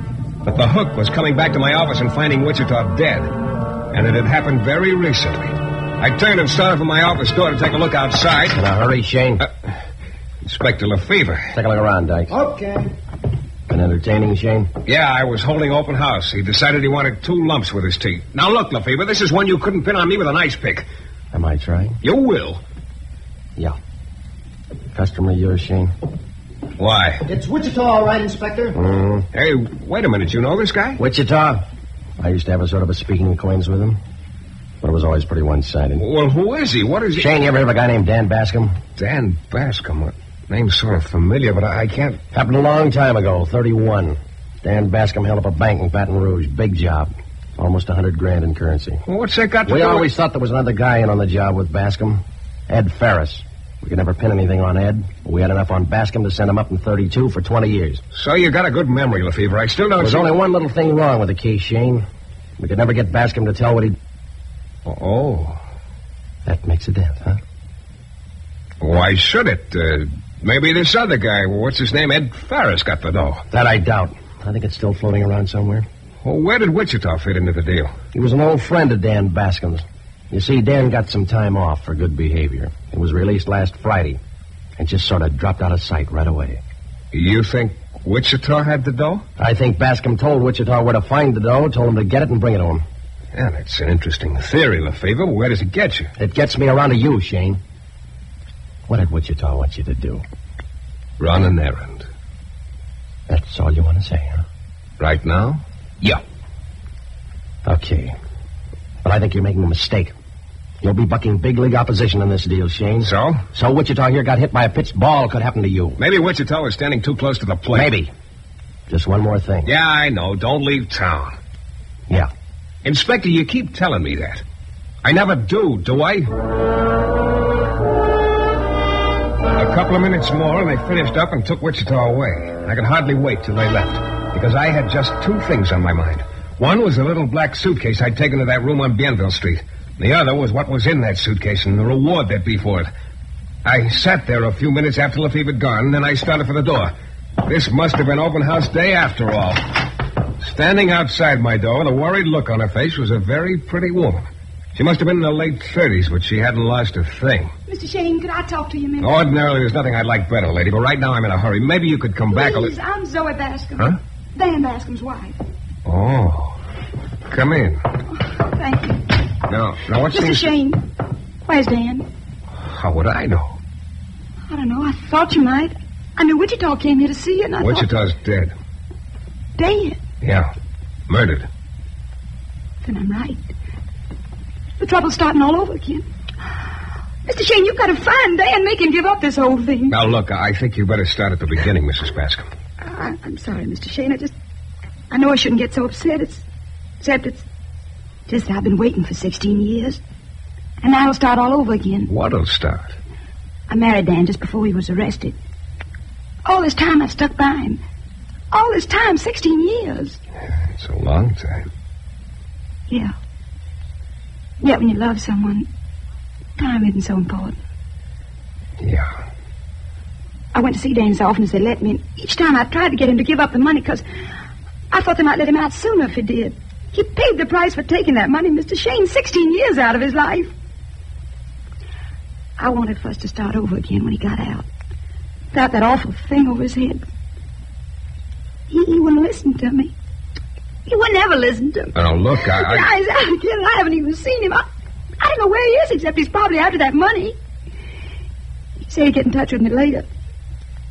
Mr. Shane, it'll start all over again. I know it. The trouble, the fear that money's toted with it. I can't stand it. I couldn't go through it again. I just couldn't. Look, Mrs. Bascom, I'll see what I can do.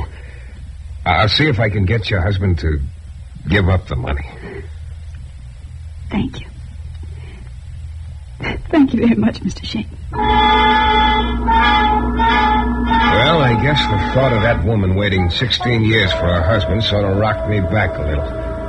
And anyway, it occurred to me that she and I both wanted the same thing, to get the dough away from Bascom, although for slightly different reasons.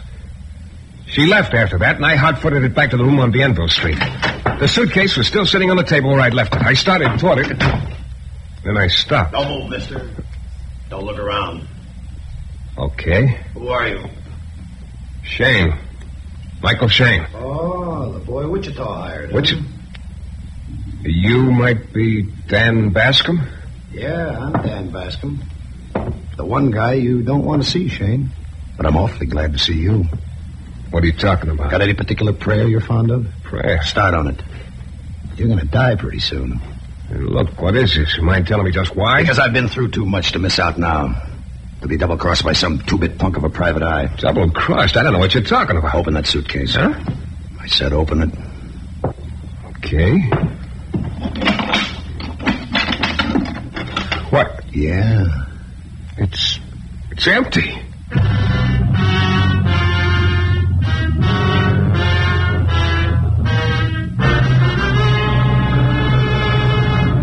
In a moment, we'll return to the new adventures of Mike Shayne and the case of the deadly dough.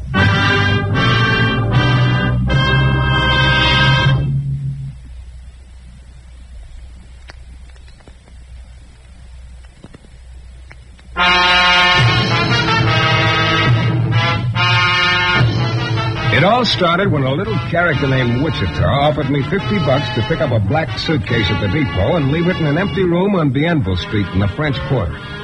I did, and came back to my office to collect the 50 from him. But Wichita wasn't in a position to pay off anymore. He'd been beaten to death. Inspector LaFever came in about then and told me Wichita was a friend of Dan Bascom, who'd just been released from prison after serving 16 years for a $100,000 bank robbery back in 1931. It seems Dan had never told anyone where the dough was. Of course, about that time, I had my ideas, most of which concerned that little black suitcase.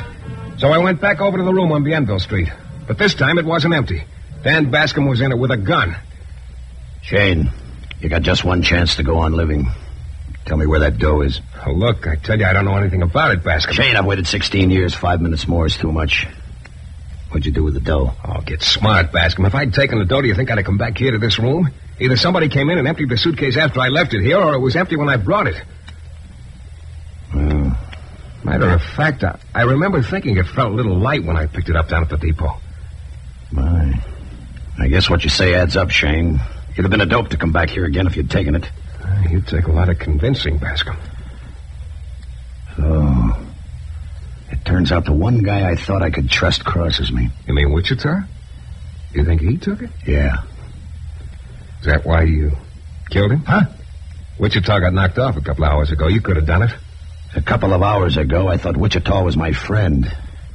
I didn't kill him, but I got a pretty good idea who did. Who? Never mind, Shayne. I'll handle this my way.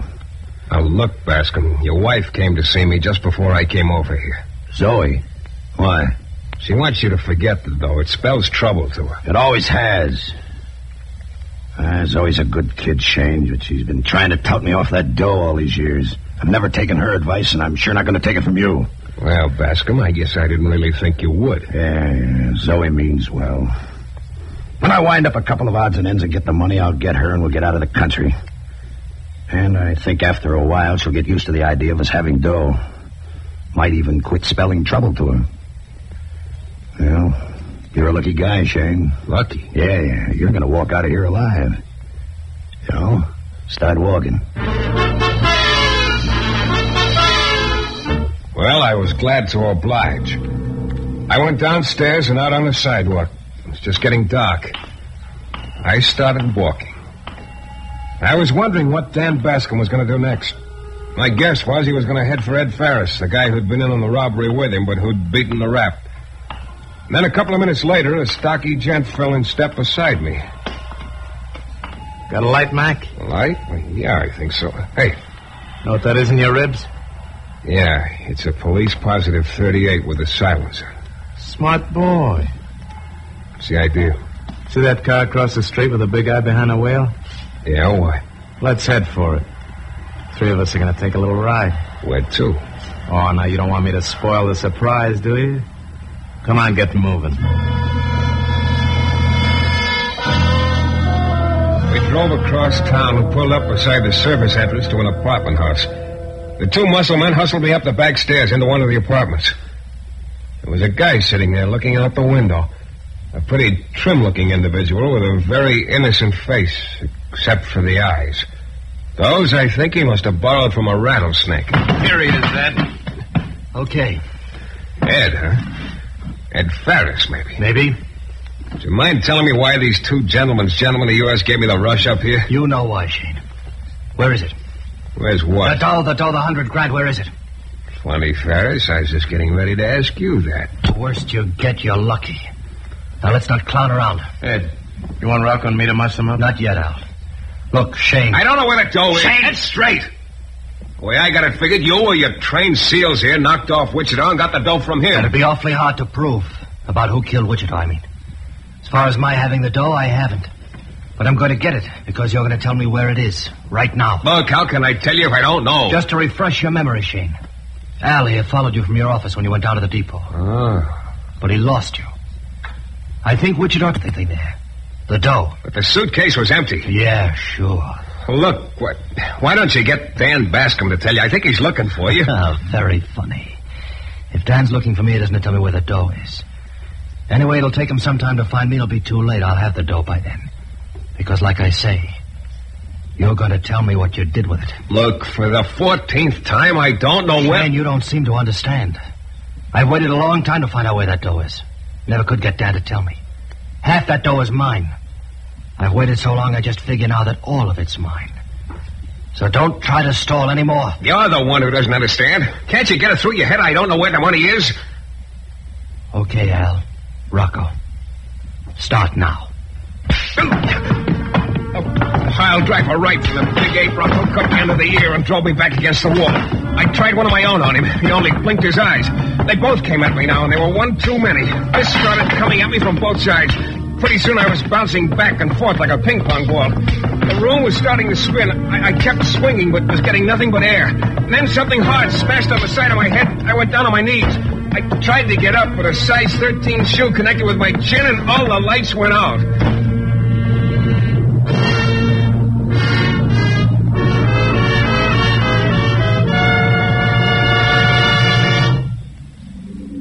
About 2 months later, it seemed like, the darkness started to fade a little. I started wishing it wouldn't, because I felt like one big bruise.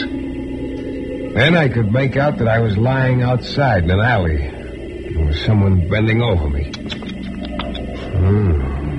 Still alive, huh, Shane? Am I? How can you tell, Inspector? Well, you're lucky. Sure. Well, cheer up. You might have solved a murder for me. The hard way. Yeah? Look, if I'm in line for a medal, I'll trade it for an ice bag.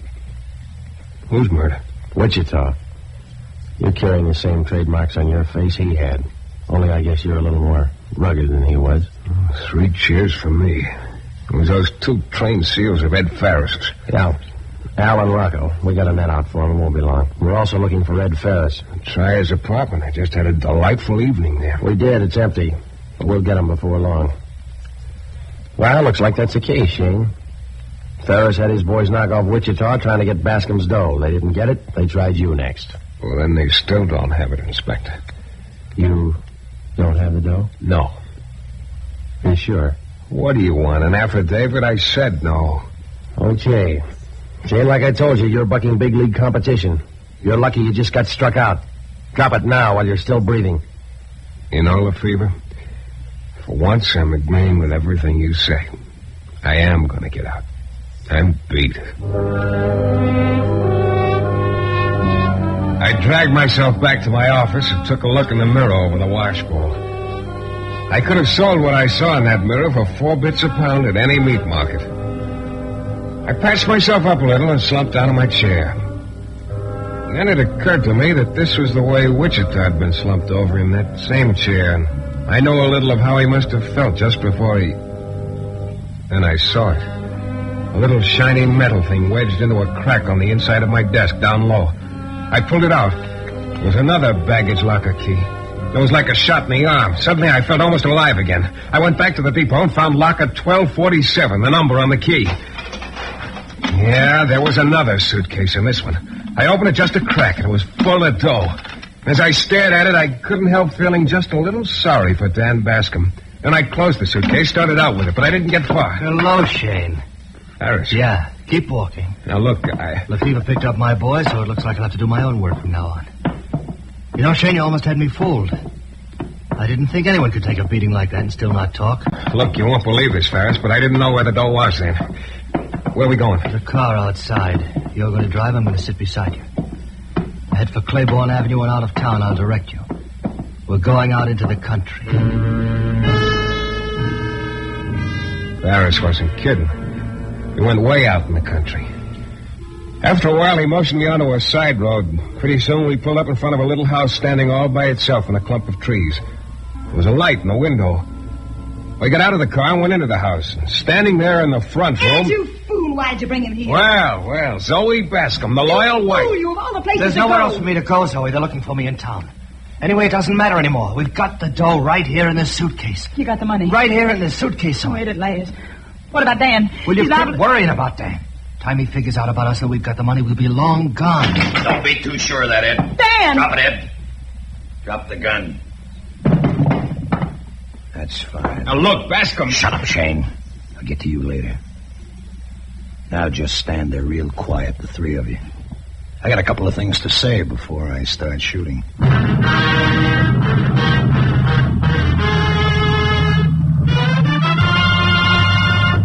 In a moment, we'll be back with a thrilling climax to tonight's Michael Shayne adventure.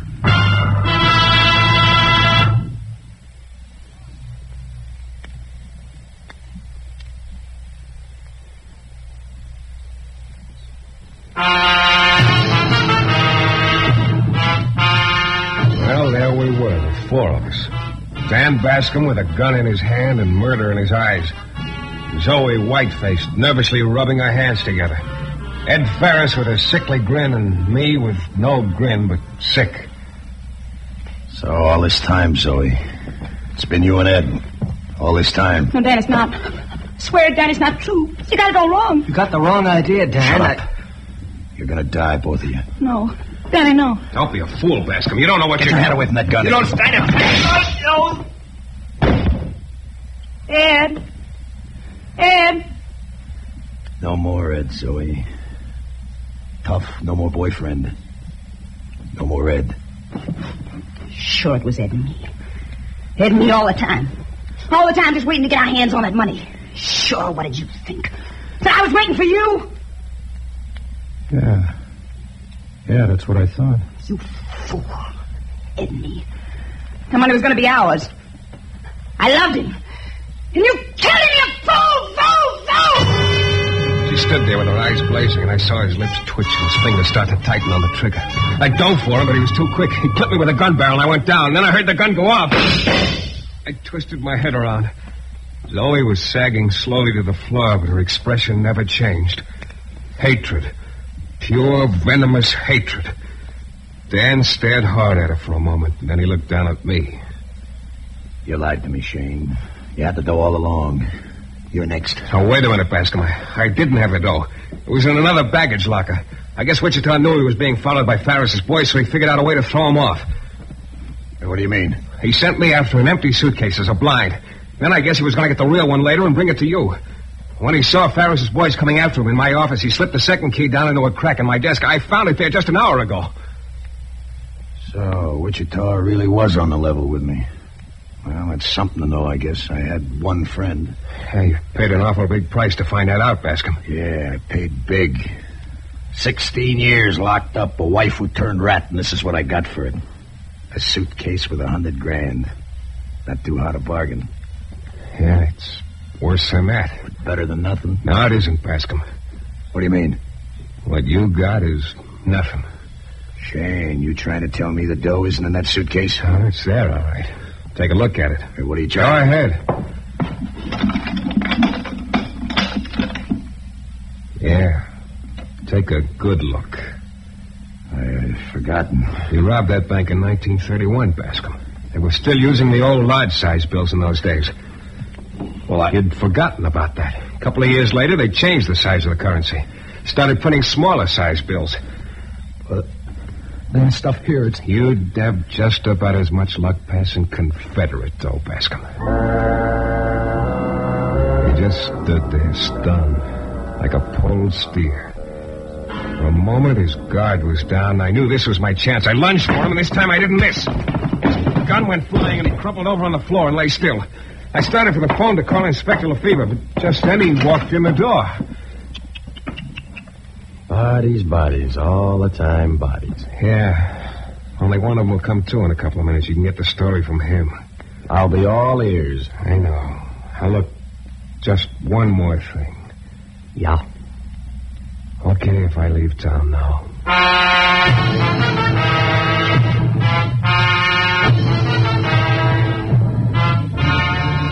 This is your director, Bill Russo, again. Our story is based on characters created by Brett Halliday. The music is composed and conducted by John Duffy, and Michael Shayne is portrayed by Jeff Chandler. The New Adventures of Michael Shayne is a Don W. Sharp production, transcribed in Hollywood and distributed exclusively by the Broadcasters Guild.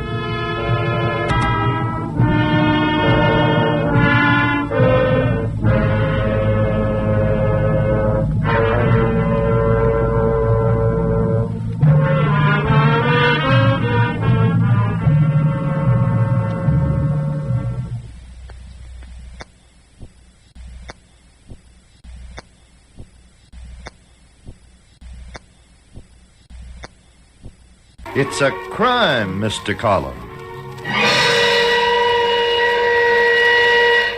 It surely is. After all, what would you do if a gang of professional killers broke up your wedding night? That's exactly what happened.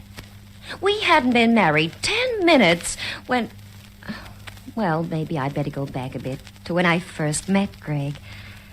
You see, my husband is a private detective. I'm Gail Collins, and I'll be back in a minute to set the stage for our puzzling crime.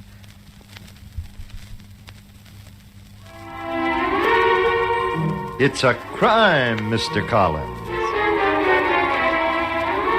Now, Mrs. Collins, what did you mean when you said a gang of killers broke up your wedding night? That's exactly what happened, Mr. Little. It scared the daylights out of me.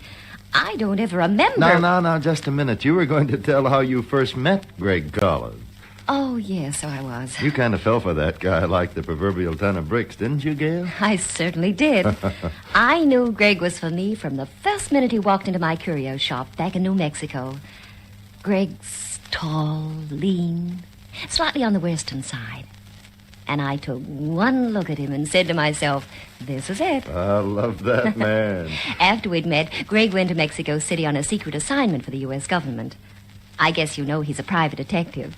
And a darn good one, too. Oh, you're right. But sometimes he does special jobs for the government. Greg called me from Mexico City and proposed over the phone. So I flew down and we were married. Then we ran to one of those dreamy honeymoon cabanas at the Hotel Dos Reyes. Well, like the man says, we're alone at last, Craig. Uh-huh. That's right, Gail. Well?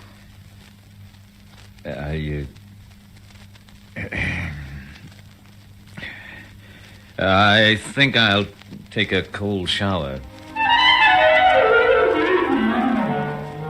That didn't bother me. I knew Greg would be out soon, grinning like mad, having drowned himself in that Tweedy shaving lotion he knew I liked so much. So Greg started to take his shower. And to sing. I sprawled on the chaise, feeling languid and Marilyn Monroe-ish. After all, Mother had forgotten to tell me what to do about gangsters who break up a girl's wedding night. But there I was on the chaise when... Yes? Who is it? Oh, 1 second. Yes. What did you want? Take this. The paper bag? What for? Who are you? Now, look, Buster, if this is a gag because we just got married... Gail, I was at... Oh, have we a visitor? I don't know who he is, Greg, but I think he's awfully drunk. Take the bag. Look, I don't want your paper bag, and besides... Della Turner. Get to her quickly. Della Turner? Wetbacks, they're murdering. Murdering? And gang, where's it? Singing watch. Look out, Gail.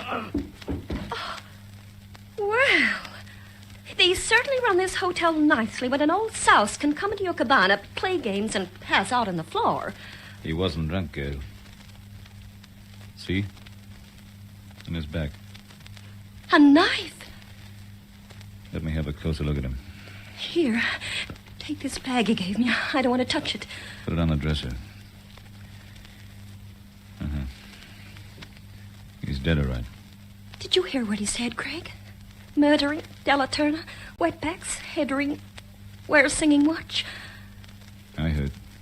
Well, don't just stand there. Do something, darling. Do something clever.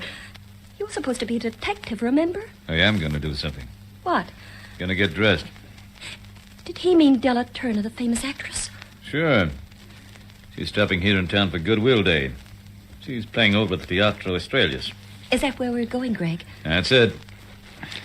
Now, let's see what's in that paper bag he gave you.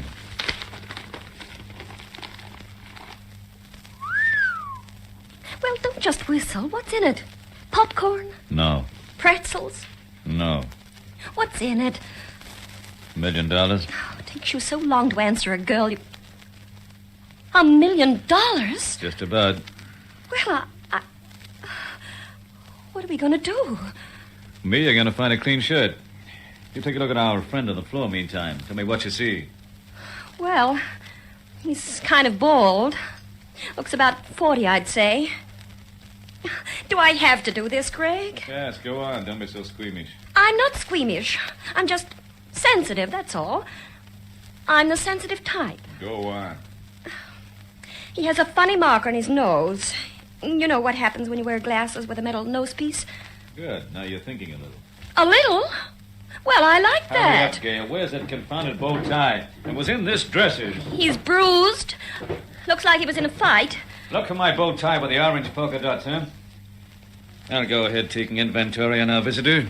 All right. I wasn't enjoying myself much anyway. Orange polka dots, huh? Weighs about 150 pounds. About 5'7". Fingers have calluses on them. Now let's turn him over and get a better look. I'll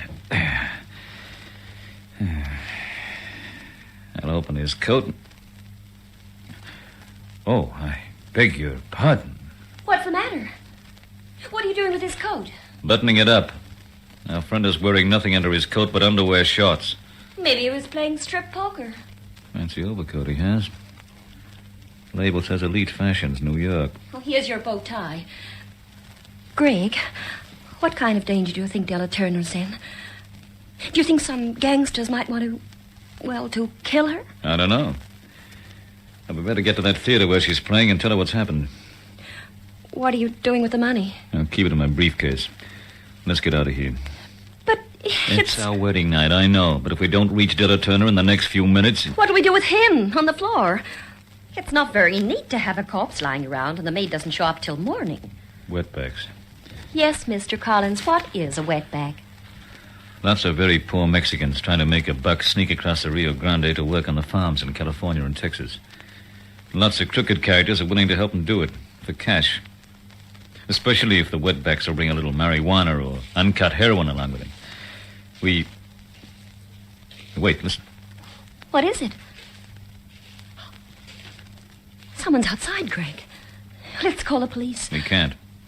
We have to reach Della Turner before somebody knocks her off. She probably knows something about a ring that's smuggling wetbacks across the border. If we call the police, how do we explain this? We're strangers in town. Unidentified body in our room. We lose hours. Might never convince them. By that time, Della Turner might be dead. Maybe that's the police. No. I think that's the gentleman who put a knife into our friend there. And I wouldn't like to take a chance on his meeting us either. Come on. This back window. Up you go. Up. Now, run to the plaza, find a cab. Oh, Greg. What's the matter now? The night a girl gets married, her groom always carries her across the threshold. And what does mine do? He throws me out the window. Well, Gail Collins, this is your life.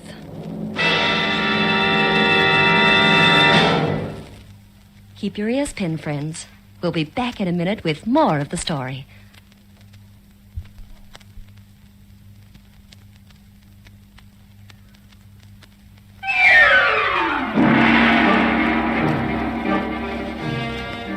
Greg and I dashed to the plaza to find a taxi. Well, he dashed. He and his college track medals. I puffed along a very unimpressive second. After about 5 minutes of frantic waving, we grabbed a cab. It was an easy 12 miles to town. Teatro Australia, pronto. Si, senor. Non habla en lengua española. Oh, we'll be entertained. He has the radio on.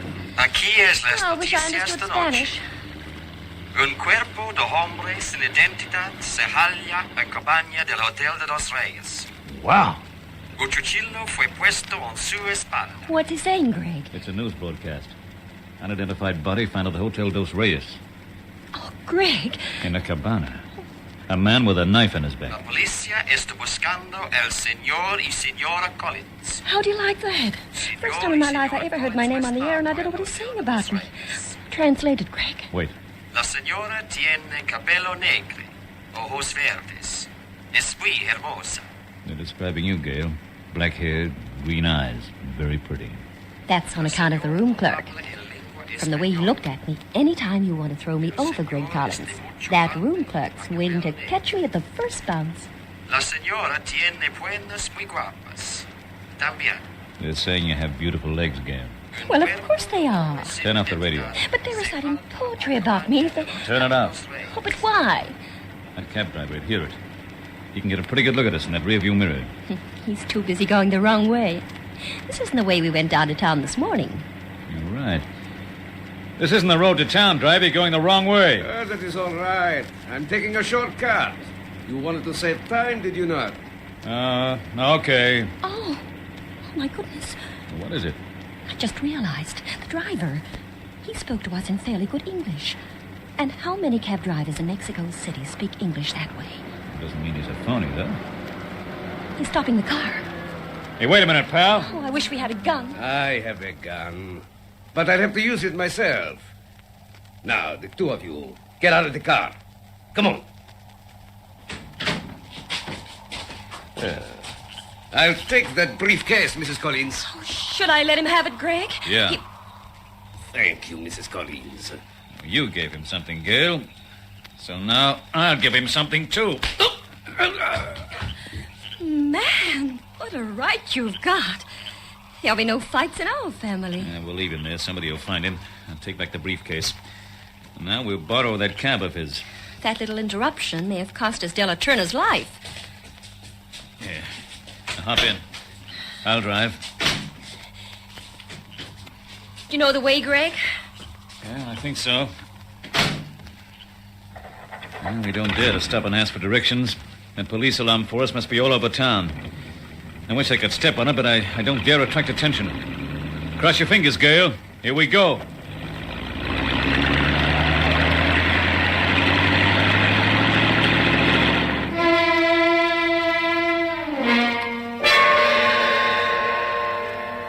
When we reached the theater, the performance was on. Greg bought 2 tickets, reserved seats at the box office. Then, instead of going in, he dragged me to the stage door.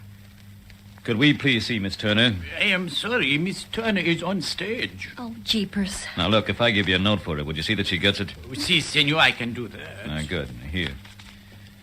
And this is very confidential.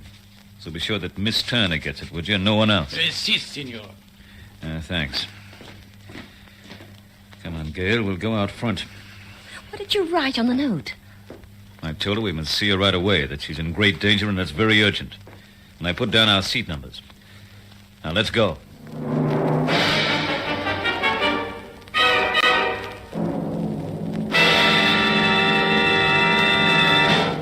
Don't go away. In just a minute, we'll bring you the climax of the case.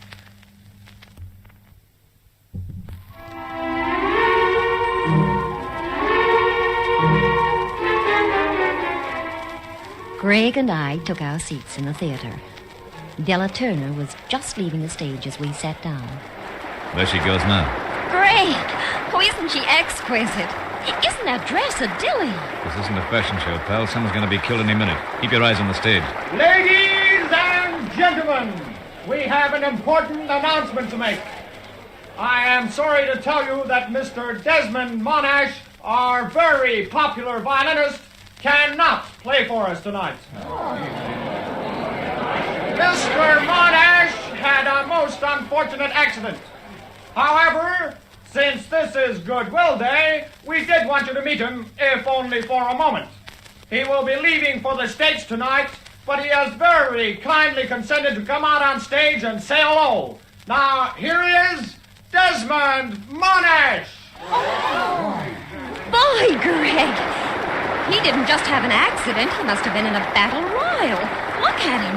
Face all bandaged, his arm in that sling. Gail, we have to get out of here. And now, on with the This show. place isn't as healthy as I thought it was. What do you mean? What's wrong? I just found out who the dead man is lying back in our cabana. What? Now, let's leave here. Oh, wait. There's that doorman. He's pointing at us. Mr. Collins? Yeah? Here's a note, an answer from Miss Turner. Oh, thank you. What's it say? That part of the show must be over. She wants us to meet her right away at the Casino del Toro on Flora Street. An out-of-the-way place like that? Come on, you just keep the handle of the briefcase clenched in your hot little fist and be quiet. But, Greg... Quiet! And a happy wedding night to you, darling. The Casino del Toro was in a very sordid section of Mexico City. As we pulled up in front, it had begun to rain.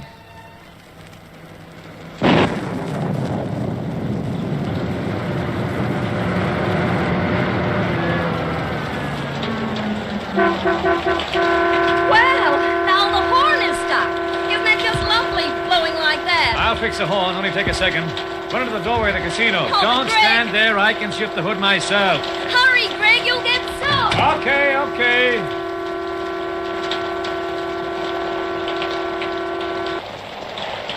There we are. That does it. Now let's meet Miss Turner.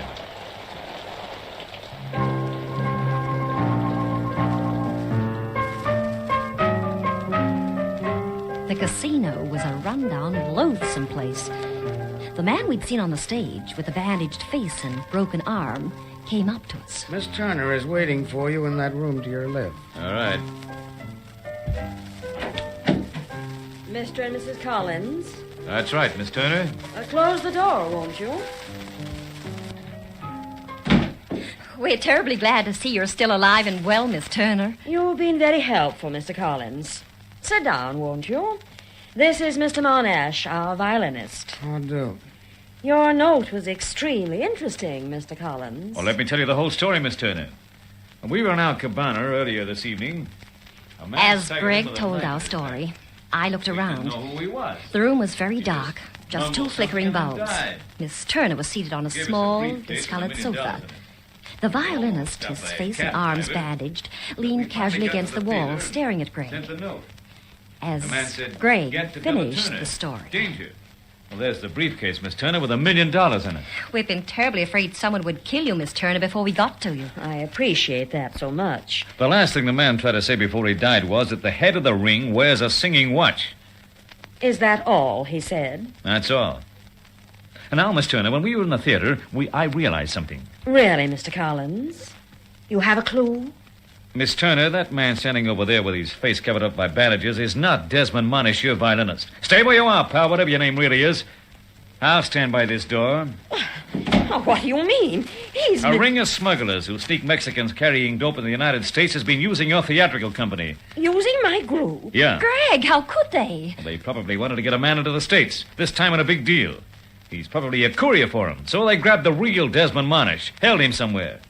This man took the violinist's place in your troupe tonight, after inventing a story about having an accident so he could cover his face. Are you leaving for the States tonight? I plan to, but... See? In another few hours, this man will be stepping off a plane in the United States. But the briefcase... Payoff money. Probably part of one of their deals in helpless human beings. They're a vicious mob.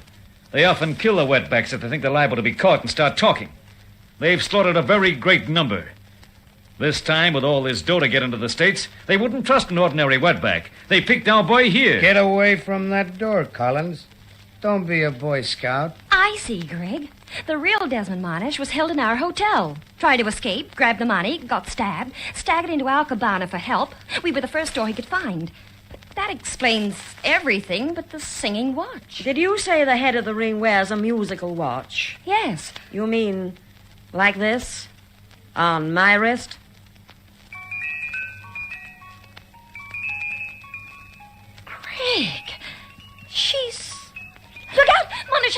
Stay where you are, both of you. I'm sorry you learned so much, Mr. Collins. We didn't plan to kill you and your lovely wife, but now you made it necessary. I don't get it. Della Turner? Head of the ring, Gail. The distinguished actress. You're dating yourself, darling. You used to be big. Then she was a washout. You get desperate for money, Miss Turner? Decide maybe your once fancy name and your acting troupe was a great cover for a racket? Mr. Monash? Yes, Della? You better dispose of them now. We've very little time. Our plane is waiting. I wish you two wouldn't leave, Miss Turner. Oh, I'd love to sit and chat with you, Mr. Collins, but we're rather late. And you and your wife are much too well informed. I'm an expert shot. It won't be very painful for either of you. Go on, Mr. Monash. We're losing precious time. I said I wish you wouldn't leave, Miss Turner.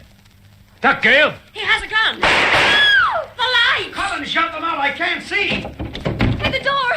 Oh, it's a policeman. I will turn on my torch. Della, quick, the window. Greg! She's going out the window. Stop them! I'll get him. I'll get him.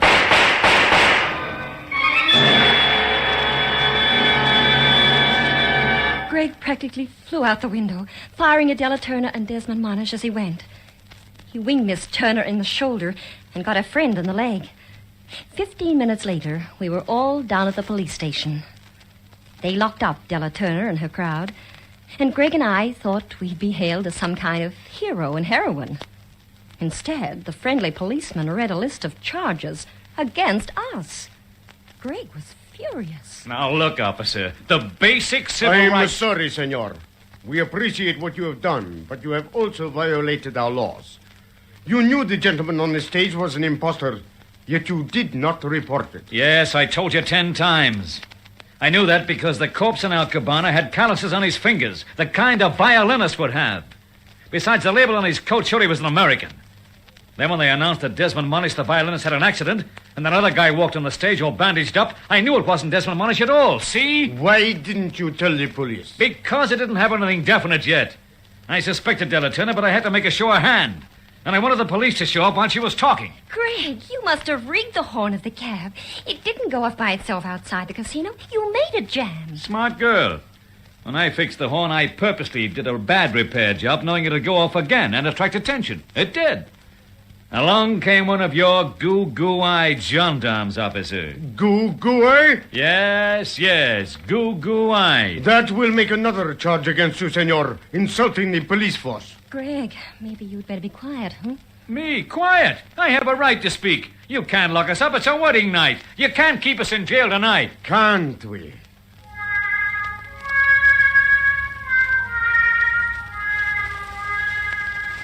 Hey, cellmate. You across the aisle. Yes, Gail? Tell a fella a secret, huh? What kind of secret? Where'd you get the gun to shoot out the lights in the casino? I took it from the cab driver when I knocked him out. Oh? Well, tell me one more thing. How about your assignment from the government? Well, that's what I was going to tell you. I just finished it. That was it. The government asked me to look into the wetback problem down here. What? Nice of the violinist to walk in and hand me the case on a platter, huh? Or should I say, hand me the case in a brown paper bag? That'll do. I don't want to hear any more about the case. You know, there was a case in Boston... Quiet! Fine wedding night this is. Me way over here, alone. Oh, sorry, chum, I didn't arrange the separate cells. Fine thing on my wedding night. Very fine thing. Greg, I've got an idea. Oh, what is it? It's based on the old-fashioned saying, money talks. Bribe him, Greg. Get him to put us in the same cell. It mightn't work. Why? Because we've been running around all night with $1 million. But me, I have exactly $1.49. $1.49? You mean you left your money at the cabana? That's it. Well, we'll have to try it anyway. Yoo-hoo! Oh, officer! Yes, senorita. Oh, come here, officer.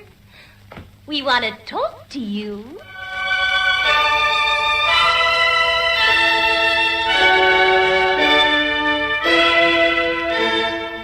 Moral of the story. Prices are very high these days, but you'd be surprised at what you can accomplish with $1.49. Footnote tomorrow for June brides. If you're planning a honeymoon out of town, the jails in Mexico City are wonderful. Oh, just wonderful.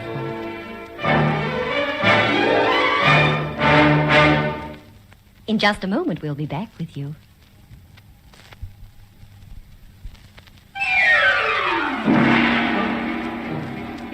We hope you enjoyed our adventure, The Brown Paper Bag. Be sure to visit us next time for another puzzling murder. For where there is crime and romance, there you'll find Mr. And Mrs. Collins. It's a Crime, Mr. Collins was produced in the studios of Hector Crawford Productions by Dorothy Crawford.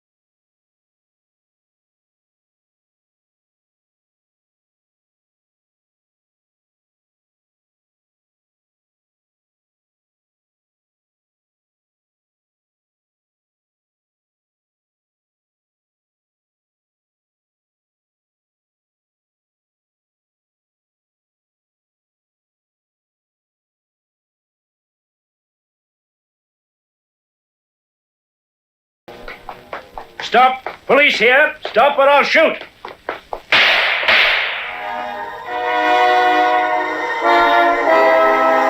This is the true story of the feathered hat.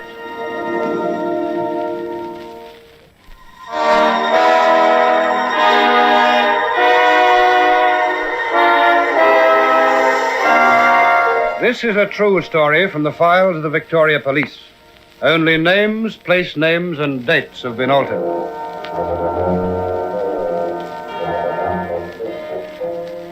Most of Melbourne was asleep when Robert Atkinson started off for work one early morning in 1947. For Robert Atkinson was a dairyman, and it was up to him to see that milk was loaded onto the various carts, to check the drivers off on their rounds. He had been doing this sort of thing for years, and he was quite used to the lonely, dark streets along which he walked from his home to the dairy. Always his routine was the same. He'd go along the lane at the side of the dairy, open the side gate, take a few steps to his office door and unlock it and go inside. And on this particular morning, he saw no need to do otherwise. So he walked down the lane, stopped at the side gate and opened it, went forward to the office door and put his key in the lock, and tried to open the door. Funny. The key turns all right, but the door's stuck. Now, what the dickens is wrong with it? Jammed tight. Having trouble, mate? Who the devil are you? What are you doing here? Relax. Me and my mate here's been to a party. Didn't feel so good after, so we nipped inside the fence for a bit. Won't that door open? No, it won't. Something must be jamming it. Yeah. Ah, that's what's doing it. Huh? There's a screwdriver wedged underneath the door. Hey. You blokes know about this? No, we don't. Oh, yes, you do. But I can't take on the two of you.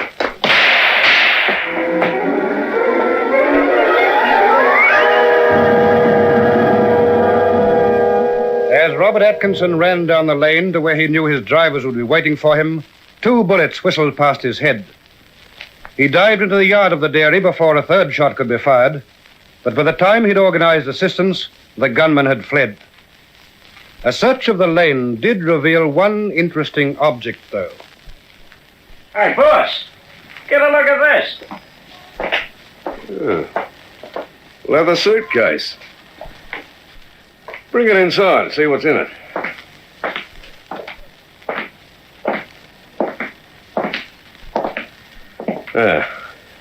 Put it on the table. Now, let's see.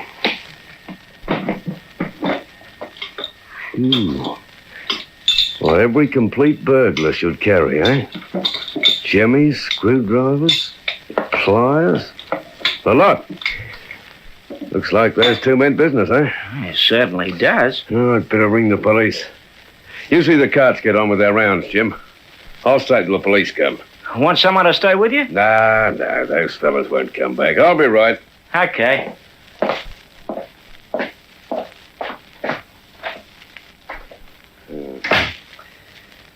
Now, the police. What's the number? FO244. Oh, what's this? Hello. Is that the Peerless Dairy? Yeah, that's right. Is that you, Mr. Atkinson? Yes, who's there? This is Mrs. Fletcher. Oh, good morning, Mrs. Fletcher. You're up early this morning? Yes, I am, and it's your fault. My fault? Yes. I'm not the complaining type of woman, as you know, Mr. Atkinson, but I really think you should show a little more consideration to your neighbours.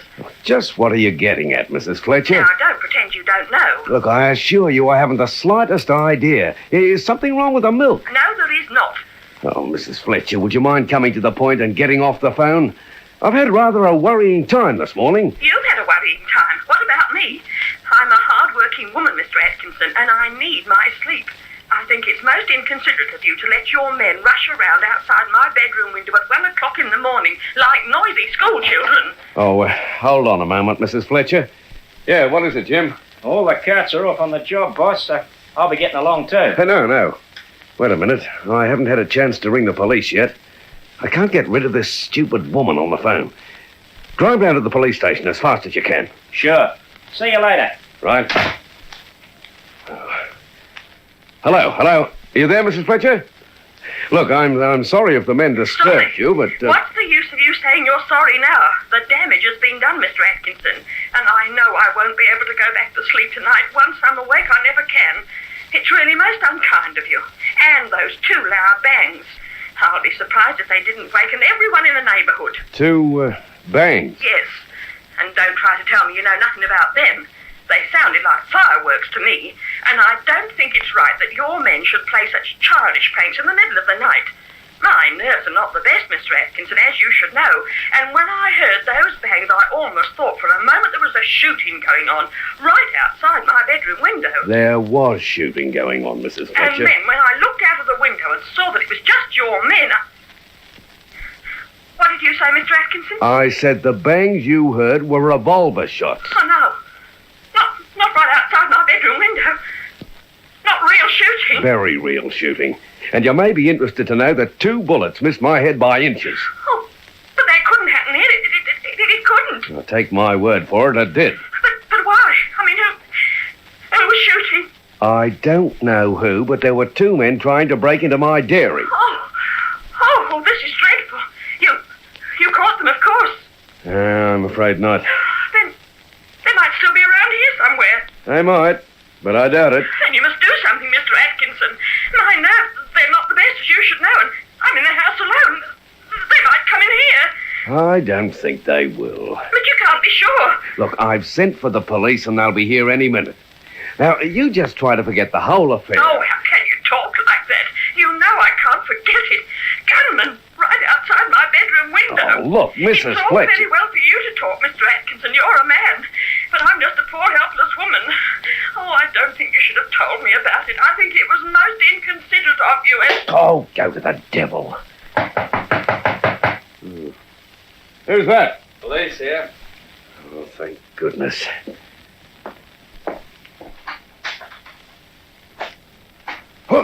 Get inside and shut the door. It's you again? Yeah, shut up. What do you want? Shut the door and I'll tell you. Go on, shut it. I won't miss next time I take a shot at you. Well, now, what do you want? The suitcase. I don't know what you're talking about. No? I left a suitcase outside in the lane. I want it. I haven't got it. You're a liar. Move out of the way.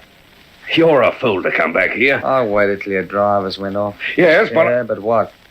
Have you called the cops? Have you? No. I'd finish you right now if I thought you had. No. You was talking on the phone to someone. Who was it? No one. At least it wasn't the police. Who was it? Oh, just the woman across the lane. The shots woke her up. I only hope you're telling the truth. Yes, I am. All right, then. Now, give us the case. Come on, I know it's in here somewhere. In that office. Then get it. Get it yourself. Get it, I said. All right. And I'll be right behind you. So no tricks.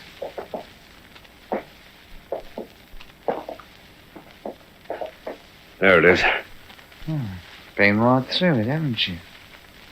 Put the stuff back and shut it.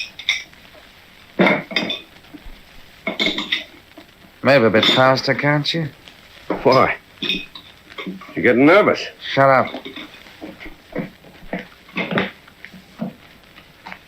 There. Now take it and get out. Just a word of warning before I do. If you try to ring the cops before I... Who's he? How do I know? Is it the cops? How could it be? Where's that other door lead? Out into the backyard. Okay. That'll do me.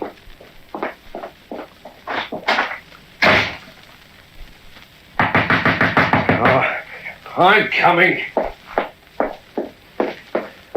Who's that? Police here. Mr. Atkinson? Oh, thank heavens you've come. Quick. He's just rushed out the back way.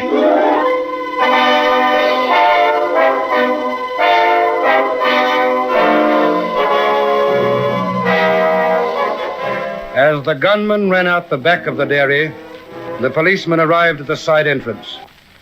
In a few moments, we'll continue this true story from the files of the Victoria Police.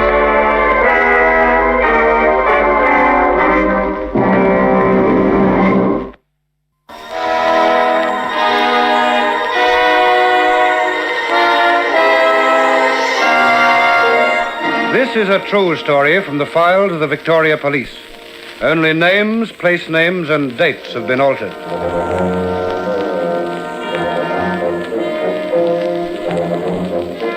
The unknown gunman who'd fired 2 shots at dairyman Robert Atkinson and then returned to the dairy to retrieve his suitcase hurried out through the back door as Constable Osborne arrived at the side entrance.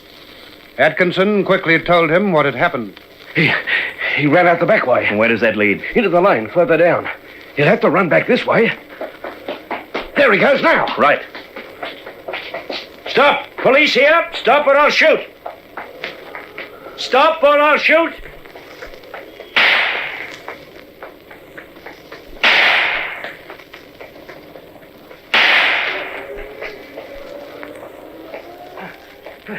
Did you get him?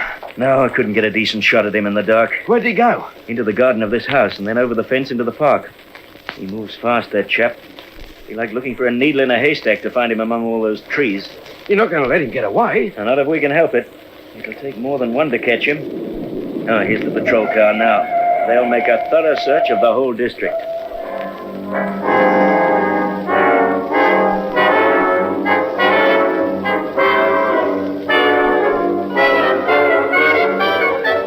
But the search was fruitless. Under cover of darkness, the gunman escaped. The next act in the drama took place a few hours later. Gerald Baxter, a Collingwood chemist, had only opened his shop for a few minutes on that same morning when 2 men walked in, one limping badly. Good morning, gentlemen. Something I can do for you? Yeah. I'm in a bit of trouble. Oh, yes? There's somewhere we can talk privately? Well, I suppose you could come into the dispensary. Okay, lead the way. Come on, Mick.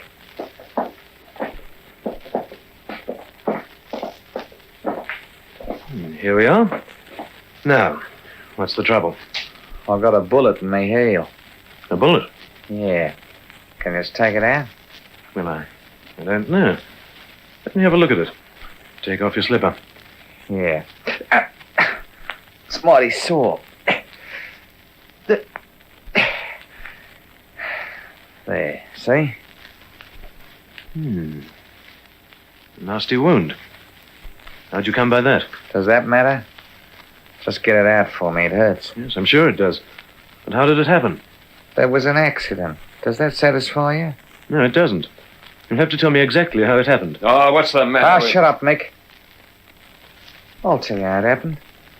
We was at a party last night. Everyone got a bit full. Some galah was messing about with a revolver, and it went off by mistake. That's all. You're sure it was a mistake? It was a mistake. Now, will you take it out? Why didn't you go to a hospital or to a doctor? I didn't want no questions asked. Someone might get into trouble, and it was only an accident. Well, I don't think I can help you. Aye? Let me talk to him. I said to keep quiet, Mick. Now, look here, Mr. Baxter. We don't want to make no trouble. But I got to get this thing out of me foot. It's mighty sore. And it was only an accident, so just take it out for me, will you? And then forget about it. I'm sorry. But it's not really in my line. It's a doctor's job, and I'm a chemist. The bullet's in a good way. You can't play around with things like that. Oh, I wish I was in Sydney. I'd get someone to take it out quick enough. I can give you the name of a good doctor if you like. I don't want no doctors. I'm afraid there's nothing I can do about it. Who's the doctor? Dr. Bennett. Lives just round the corner. Is he a good bloke? Very. Will he ask a lot of questions? You'll want to know how it happened. It's the law, you know. You won't change your mind and do it for me? Sorry? No. Why not? Come on, Mick. We'll go round and see the doc. But the men had no luck with the doctor either. He recommended that they go to a public hospital, but that, of course, was not to their liking. Meanwhile, detectives were busy on the case, and a little later in the morning, it was the subject of discussion in the CIB muster room. Now, these two articles were found in a garden near the scene of the shooting early this morning. This suitcase and this grey hat. Both obviously dropped by the offender when he was being chased by the constable. No marks of identification on either of them. Just hold that hat up a bit higher, will you, Sergeant? There you are. Can you see it clearly now? Turn it round a bit. That all right? Yeah, that's fine. I know that hat. Eh? It belongs to Frank Davies. You sure? Almost positive. Here, let me have a close look at it. That's Frank's, all right. He was wearing it when Jack Roberts and I booked him for consorting last week. See those bright red feathers in the band?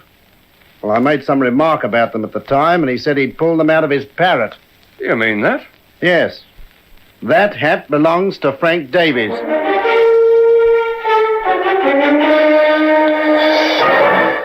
A valuable clue at last. Davies fitted the dairyman's description of the intruder. And so the call went out. D24. D24, calling all cars and stations. The following man is wanted for questioning in connection with the shooting at Armadale early this morning. Frank Davies. Repeat, Frank Davies. And the public got to know of the shooting, too, by means of the newspapers and broadcasting stations. And all the publicity rang a bell with one man in particular. Hello, Detective Sergeant Palmer. My name's Baxter. I'm a chemist. Yes, Mr. Baxter. Two men came to my shop in Collingwood this morning. One of them wanted me to remove a bullet from his foot. Oh? I might be quite mistaken, of course, but it occurred to me that it might have some connection with the shooting at that dairy in Armadale this morning. The constable fired shots, didn't he? Yes, he did, but he didn't think he hit the man. Oh. Well, then I'm probably wrong about the whole thing. Not at all. Let me have all the details, Mr. Baxter, and we'll follow it up from there.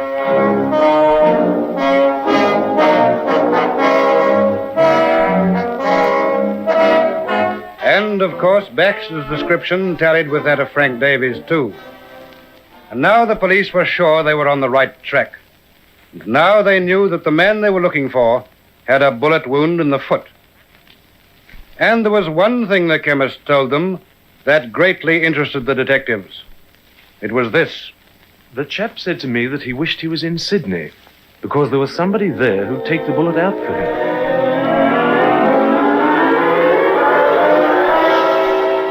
And so, when no trace of the wanted man could be found in Melbourne, details of the case were flashed to Sydney, and detectives there promptly made inquiries. Hello? Detective Sergeant Palmer. Sydney CIB calling you, Sergeant. Oh, thanks. Put them through. There you are. Go ahead. Hello. Sydney? Yes. This is Sergeant Forbes. Oh, Sergeant Palmer here. What can I do for you? I think we can do something for you. About your inquiry about Frank Davies. You've got something on him? We've had a report from the Sydney hospital. A man who could be Davies went in there for an X-ray to his foot this morning. Said he had a bullet in his heel. Did he? That sounds promising. Well, he'd left before we got wind of it, of course, but he's made an appointment to have it removed by one of the doctors tomorrow. Good. So we'll have a couple of men there, too. Well, thanks, Sergeant. So we look forward to good news from you tomorrow.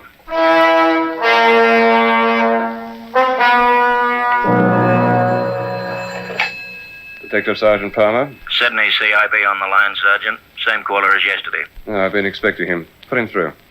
There you are. Go ahead. Hello, Sergeant Forbes? Yes. That you, Palmer? Yes. Did you get our man? Sorry. No. Eh? Oh, we were at the hospital all right, but Davies didn't turn up. I think the doctors must have asked him too many questions, and he thought better of keeping his appointment. Oh, well, it can't be helped. There's one thing I did find out today, though. Yes? One of the doctors told me that Davies wanted the appointment for today so that he could get back to Melbourne in a hurry. Any idea how he'll be traveling? Afraid not. All right, thanks for your trouble, Sergeant. We'll keep a lookout at the airport and at Spencer Street.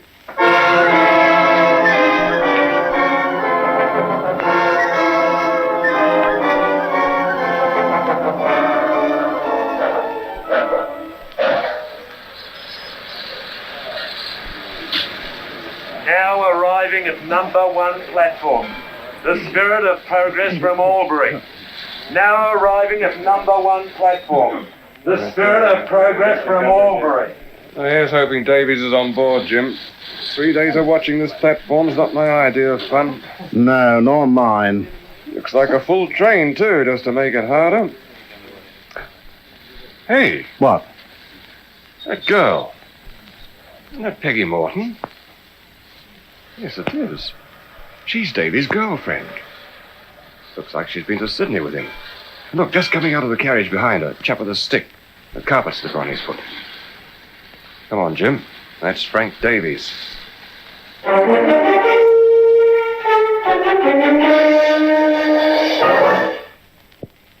So you were shot at a party, Davies? Yeah, I was. Who shot you? I'm not saying. Why not? If it was an accident, as you claim, there'll be no trouble for whoever fired the shot. I'm still not talking. You're going to a lot of trouble to protect someone, aren't you? All the way to Sydney and back just to keep it quiet? That's my affair. Well, did you get the bullet taken out of your foot or not? I'm not saying. I think we'd better find out. Will you come with us to the Royal Melbourne Hospital and have your foot x-rayed? Why not? All right. But before that, there's one other thing. What? The dairyman and the Armadale constable say they can identify the man who was at the dairy. We want you to take part in an identification parade. Do what you like. All right. Let's do it right now.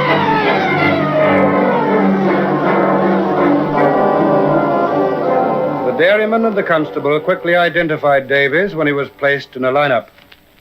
Later, an X-ray at the Melbourne hospital showed that the bullet was still in his foot, but Davies refused to have it removed. And his grim determination to prevent that bullet falling into police hands was made clear at his subsequent trial in the Melbourne Supreme Court. Davies, this X-ray picture, which was taken on your return to Melbourne, shows a bullet in your foot. There's no bullet in your foot now, is there? No. Who removed it? I did. You took it out yourself? Yeah. What with? A pocket knife and a pair of tweezers. Did you ever hear of septicosis? Eh? Blood poisoning. Yeah, I have. Well, then you know that it's possible to be poisoned by dirt getting into a wound like that. Yeah, I do. Then I put it to you that you removed the bullet yourself to prevent it from being examined. You knew that the police ballistics expert could prove that bullet came from Constable Osborne's pistol when he was pursuing the man at the dairy. No. And further, that bullet could prove that that man was you.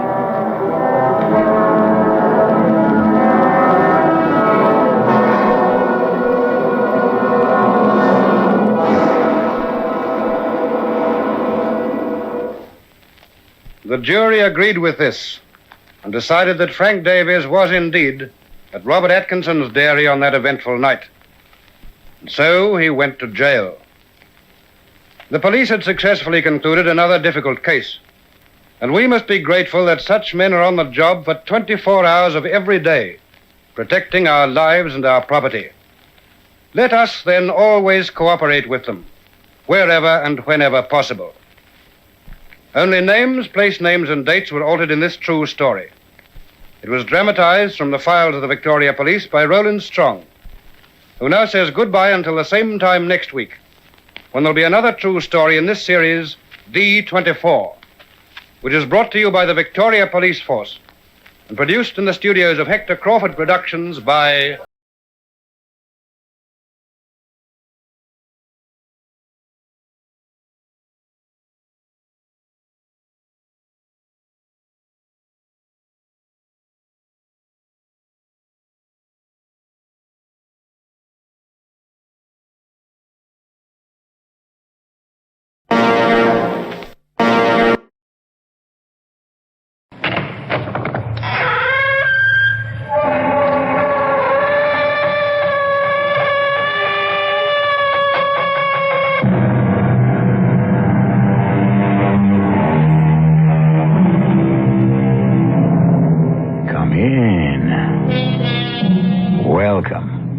I'm E.G. Marshall.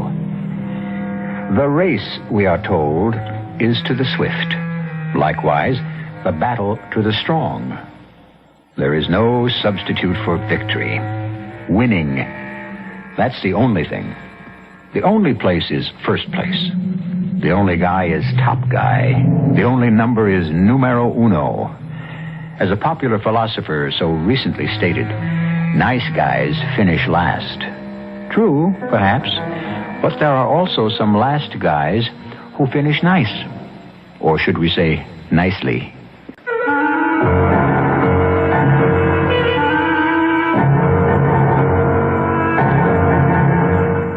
Our mystery drama, The Secret Chamber, was written especially for the Mystery Theater by Sam Dan and stars Ian Martin.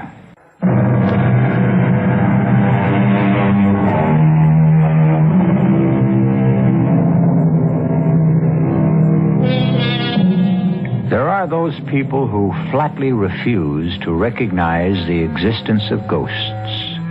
But, as Mark Twain once said, those are the people who never saw one or heard one. There is something about the sight of a ghost, the sound of a ghost on a dark night in a deserted house that will dissolve the doubts of the most skeptical and make fervent converts of the most cynical. After all, seeing is believing, isn't it? Well, why don't we discuss this matter with a man who's more or less an authority on the subject? Tattersal's the name. Thomas Tatum Tattersall. Though just plain Tommy suits me fine. Been a real estate agent all my life, though. Nowadays we have a fancy name for it, Realtor. So, you say you're in the market for a fine old colonial, huh? Dating back to the Revolutionary period. Well, I got just the thing, a real beauty, the Hargraves house. Oh, you know about that one, huh? You hear it's haunted, huh? Now, would I sell you a haunted house? Well, the fact of the matter is it used to be haunted, but no more. Can I guarantee that? Well, now, supposing I just tell you the story. No extra charge, and you can decide for yourself, huh? Is that fair enough? Well, now, you got to go back a ways to the war. Well, I guess you'd call it the First World War. I didn't get to go myself. I was just a shade too young. I was also just a shade too young for a beautiful girl named Felicity Hargraves. Anyhow, she was in love with Lieutenant Bobby Lightfoot, who was fighting in France with the Rainbow Division. Well, one morning, Felicity's mother asked me to drop over to the house. Thomas, you have to help me. Oh, how, Miss Hargraves? Bobby Lightfoot is dead. Bobby Lightfoot? Yes. But he just... Felicity was notified. Bobby fell at a place called Chateau Thierry. Oh, gee, I feel so bad for Felicity. Yes, Felicity. Thomas, I'm frightened. You see, when Felicity found out she was standing right here in this room, she didn't say one word. Not a solitary tear ran down her cheek.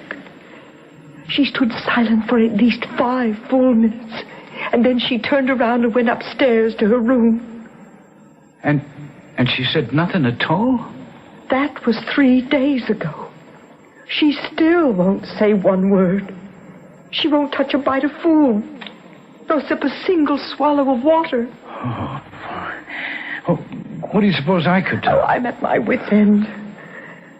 Oh, if only her father, the judge, was alive, and her Uncle Dumont's off in the Navy.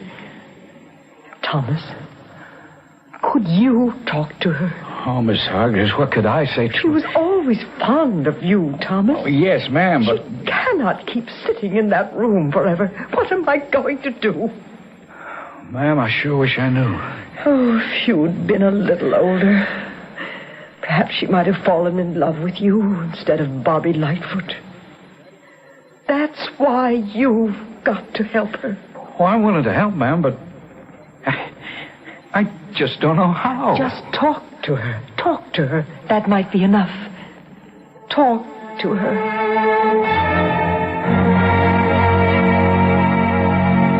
Felicity? It's me, Tommy Tattersall. Felicity? Yes, I know. Tommy. Gee, I'm sorry about Bobby. Bobby? Who? Who's Bobby? Bobby Lightfoot.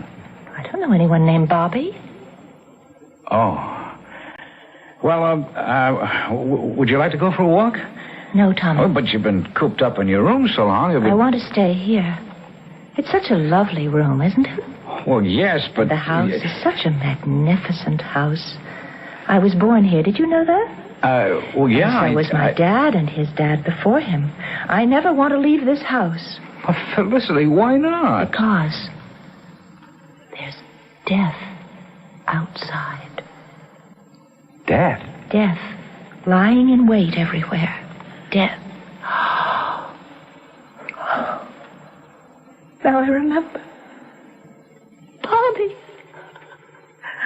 My own Bobby Lightfoot. Didn't I plead with him? Don't go, Bobby. Don't leave. Death is waiting there outside. But he didn't listen. My Bobby didn't listen. But I won't leave this house. I won't go out there. Out where death is waiting. Now, look, Felicity, could I tell you something? I'm safe here. These rooms, these walls, these floors and ceilings, they all know me. They all love me. But look through the windows. Look out on the street and see how bright and how clear and how lovely everything is. This house, it shelters and protects me. I'll never and just leave. up the street, you see my dad's office, you see? I don't want to look out on the street. Look, start I'm tomorrow. afraid. I go to work there. Why don't you come by early in the day and just say hello to me? You can trust me, Felicity. I wouldn't let anything bad happen to you. Just say hello to me at the office tomorrow. Take a walk over. Then it'll have to be a very short walk. I'm so afraid to be outside. There's so much death.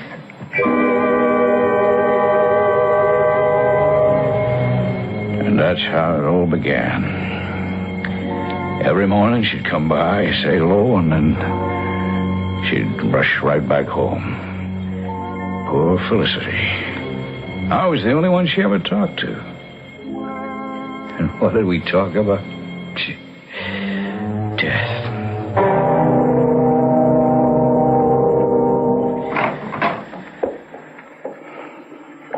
Good morning. morning, Tommy. Morning, Felicity. How do you feel this morning? I don't feel well. I did a terrible thing. Oh, not you, Felicity. Yes, I did. I stepped on an ant. Oh. I saw him. Him? I should have waited till he'd gone by, and I did stop.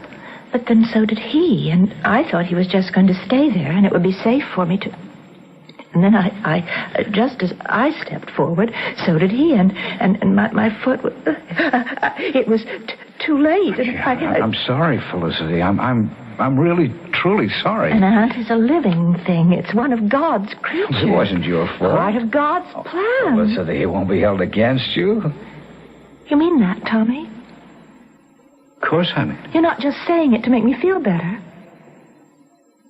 Would I lie to you? And I'll be forgiven someday? Oh. You've been forgiven already. Felicity Hargraves. Once the loveliest, liveliest young lady in the county. As time went on, she got no better. I guess you could say she got even worse. So the years went by. She was so tall, so beautiful, and I was so much in love with her. But nothing could ever come of that. So anyway, one night I got a call from Mrs. Hargraves, and seeing her was a shock. I mean, she'd been such a sturdy, well-built, strong woman, Felicity's mother. And here now, all of a sudden, it was like as if she'd shrunk to almost nothing. Tommy. Oh, Mrs. Hargraves. Yes. Oh, you don't know what to make of me. I can't understand it myself. It happened almost overnight. But what's wrong? I'm dying. And Felicity's going to need a friend more than ever. Well, she's always got a friend in me. Her Uncle Dumont will take care of her financial affairs. Dumont? Yes. The judge had him named executor of the estate when I die. Oh. I know he'll pay her bills and see that she always has this house. But, Tommy, he won't have time for her. Felicity will need someone to talk to. Someone who will worry about her. Promise me, Tommy? Promise? Less than a month later, that fine lady was dead. And Dumont Hargraves took active charge of the family money. Maybe what happens next is a story you might have heard before. Why not? Don't it occur all the time? There was all kinds of talk in town that Dumont was running through all the assets, that he was making unwise investments, that he was gambling and, of course, losing heavy. Well, none of this could be proved. But one day, Dumont came into the office. Morning, Tommy. I'd like to throw a little bit of business your way. Oh, yes? Oh, that yes. You ever see a bird look at a snake? Well, Dumont, watching you, I now see how a snake looks at a bird. You don't like me, Tommy. That's true. You think I'm robbing Felicity of her inheritance? Well, you are, aren't you? Well, it looks that way, I admit. But, Tommy, it's not my fault. Yeah? So what's this business you want to throw my way? First, I wanted you to understand that I didn't ask for the job of executive. All right, Dumont, get to it. Well, I had to sell the house. The house? The old Hargraves homestead. But you can't sell the house. Why not? Well, because Felicity's... Well, what about Felicity? Oh, well, where will she live? Where? Where she belongs. In a sanitarium. How can you say that? Well, it's true. How can she live all by herself in that big old house? She manages very nicely. Tom, I'm her uncle. I love her. I want to do what's best for her. Felicity simply is not right in the head. Dumont, don't you say that. Oh, poor Tom. You had a crush on her all your life. And then when Bobby Lightfoot got killed, you might have had a chance, but she went crazy. I tell you, don't use that word. Can you suggest another one that describes the situation more accurately? Look, Dumont, the house, it means so much to her. It's all she has in the world. It's all I have in the world, too. What do you mean? There's nothing left but the house. Nothing left? How can that be? Oh, I don't know, Tommy. Here and there, this and that. It all adds up to nothing. Dumont, I won't let you sell that house.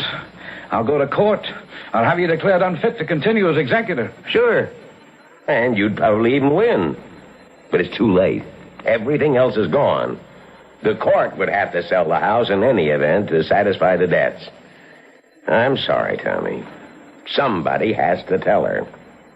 Tell her what? That she has to leave the house. Oh, sure. That's right. Somebody does. Somebody has to break her heart, destroy her spirit, and turn her whole world into ashes and ruins. And you know who that somebody is going to be, Dumont? You, Tommy, you. Oh, no, this is all you're doing. You're going to tell her. Justice demands it. But if I tell her, it'll kill her.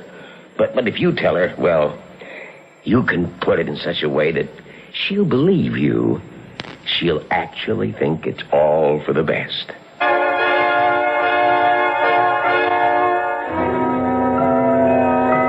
There are those people who are always pulling chestnuts out of the fire.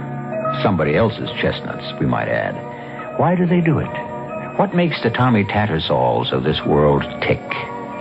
Since there's a little bit of Tommy in so many of us, perhaps even in you, why not ponder the problem for a few moments until I return shortly with Act 2?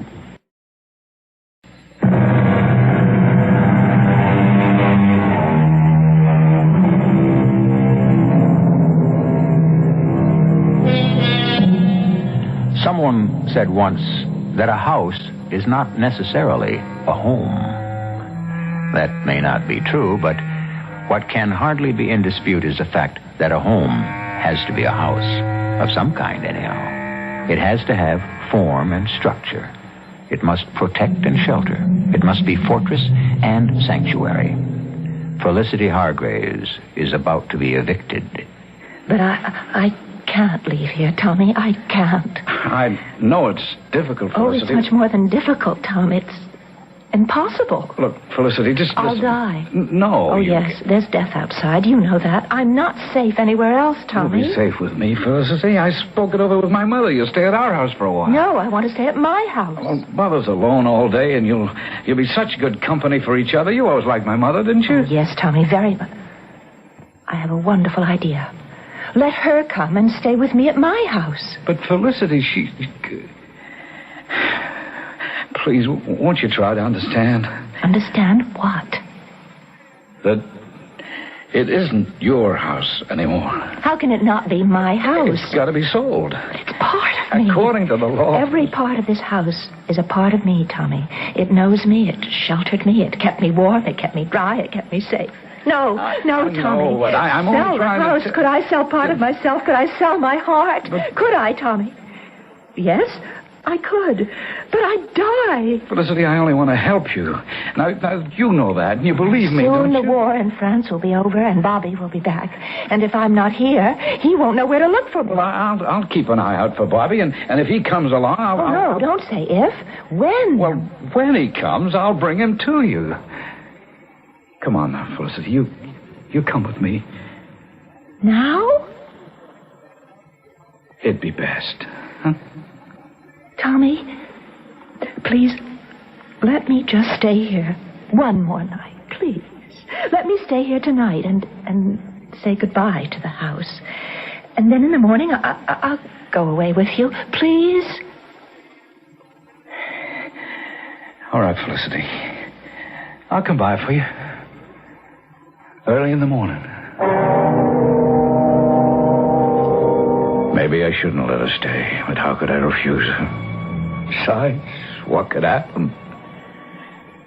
Well, a great deal happened. I came by for her in the morning, and she was gone. Felicity? Felicity? Where are you? Felicity! Sheriff, it's Tommy Tattersall. Yeah, it's Felicity Hargrave. She's gone. Yes, sir, that's what I mean. She's disappeared. Oh, well, I'm here now. Yeah, I searched the house from top to bottom. There's not a sign of her. I don't know where she went. Where could she go? Where could she go? Well, there was all kinds of talk, foul play, or maybe she might have just wandered off into the woods and beyond them down into the swamp. If she'd gone and done that, then she'd be lost forever. Well, that's what I told people. Because I realized what Felicity had been trying to tell me. That if she had to leave that house, she'd kill herself. That's what all the talk about death had amounted to. And I felt it was my fault. Why had I let her stay that final night? Why had I left her alone?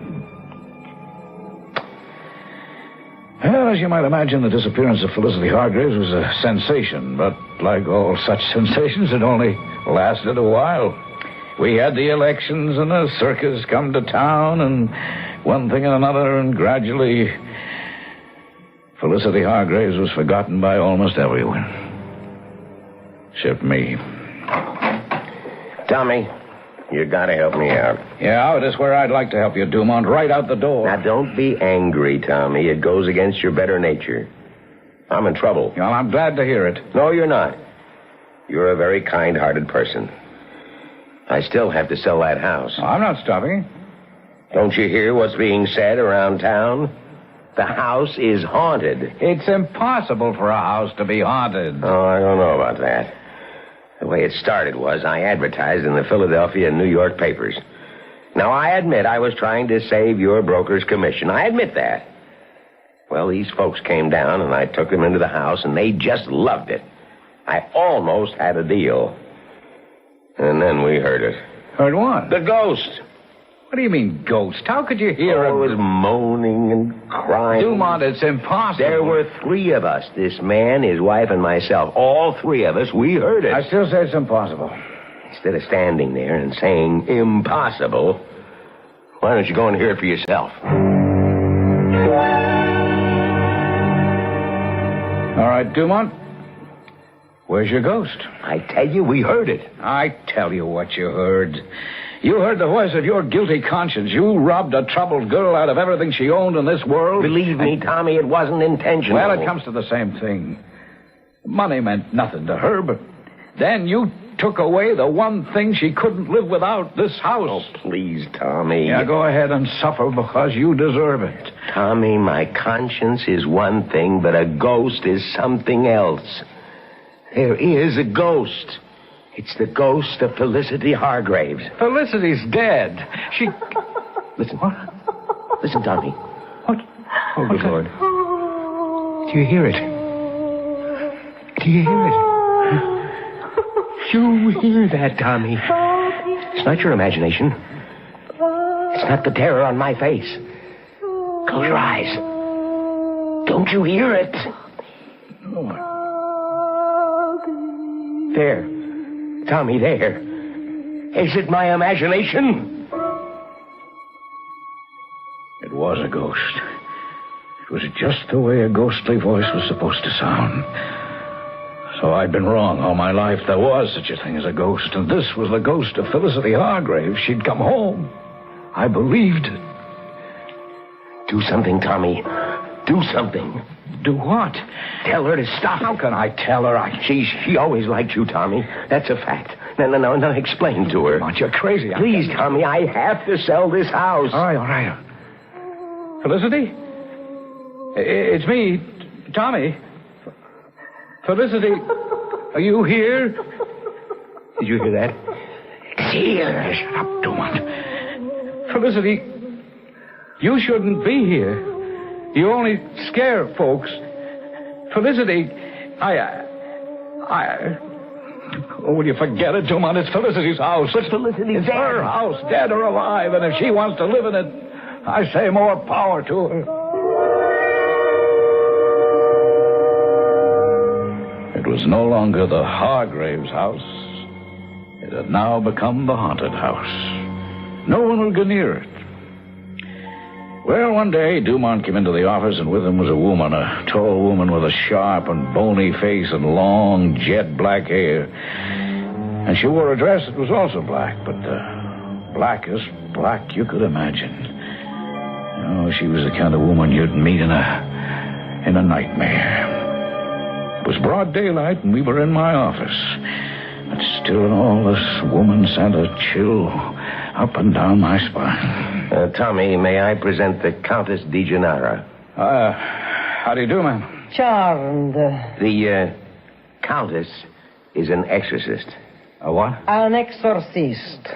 I am the one who banishes the evil spirit. Look, what kind of joke is this, Dumont? Tom, this lady is a great artist. What is she here for? I am to exorcise the evil spirit from the house of Hargraves. Now, ma'am, there's no evil spirit in the house of Hargraves. There is a spirit. You have heard the spirit. Now, that's Dumont. You just get taken in by his mumbo-jumbo. Tommy, I'm desperate. Mumbo-jumbo? Mumbo Now, jumbo. see what you've done. You've irritated her. You do not believe in spirits?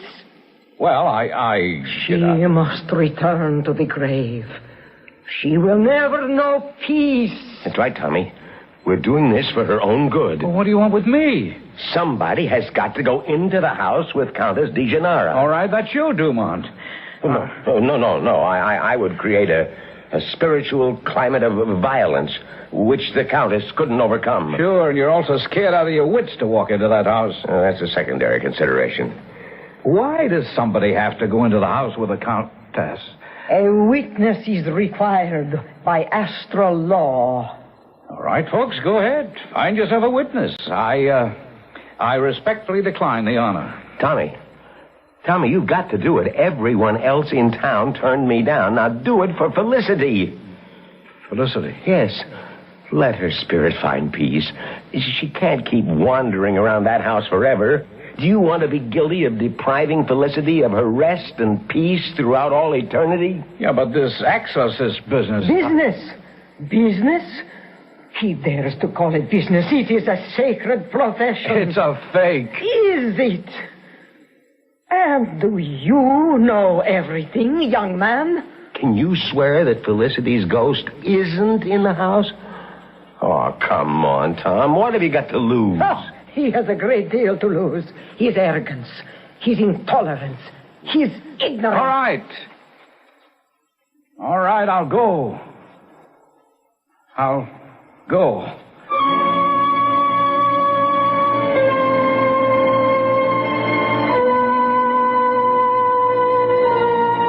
And here he goes again.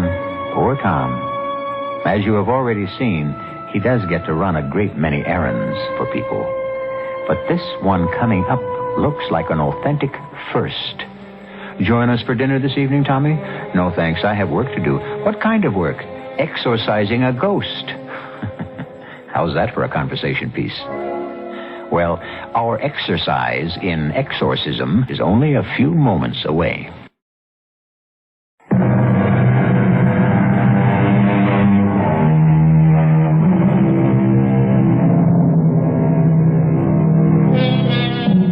Exorcising spirits is a practice that's as old as mankind. However, in practically all recorded cases, the spirits were evil and therefore deserved to be driven out. We have a slightly different problem here. We have a spirit that's kind and gentle, the ghost of a beautiful lady. But evidently that won't help her. Since she's a ghost, out she must go. All right, Madame De Gennaro. When do we go to the house and start your little con game? Mr. Hargraves, I simply cannot tolerate the attacks of this boorish, ignorant lout. Now, Tommy, in the first place, she's a countess. In the second, it's an ancient and honorable profession. Yes, but since I'm to be a partner in this deal, all I want to know is when it starts. When the moon has risen. and Venus has approached perihelion. All right, just give me the time. At the stroke of midnight, you and I shall stand in the geocentric ordained perimeter of the presence, and the ritual shall begin. Well, I tell you, it was easy enough to laugh at this dame. But the more she got herself involved in what she was doing, the more she started to kind of scare you. Her black eyes began to send out sparks. You could feel fire in her voice, and before you knew it, you kind of began to believe it wasn't an act. But that there was something dark and mysterious and scary about it. She closed her eyes and pressed her hands against her head as if her mind was on fire, trying to burn through her skull. Out! Out! I command you! Out! Go! Go! Sever the bonds! Cut! Crack! Break! Go! Spirit, you who in life were Felicity Hargraves, I command you to leave. Within me is the soul of the high priest of the temple. I will now exorcise you. Leave! Go! Or I shall pronounce the ineffable, forbidden tetragrammaton. I shall thunder under the name of...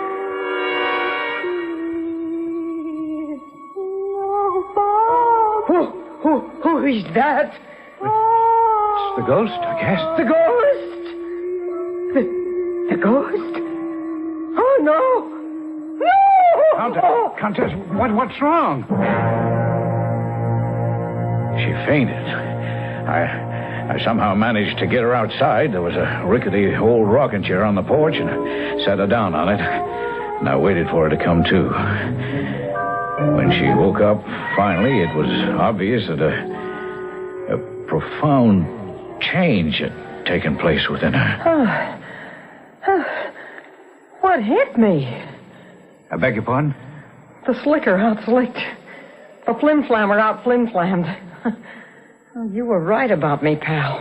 Back there in the office when you called it a con game. That's all it was, a racket.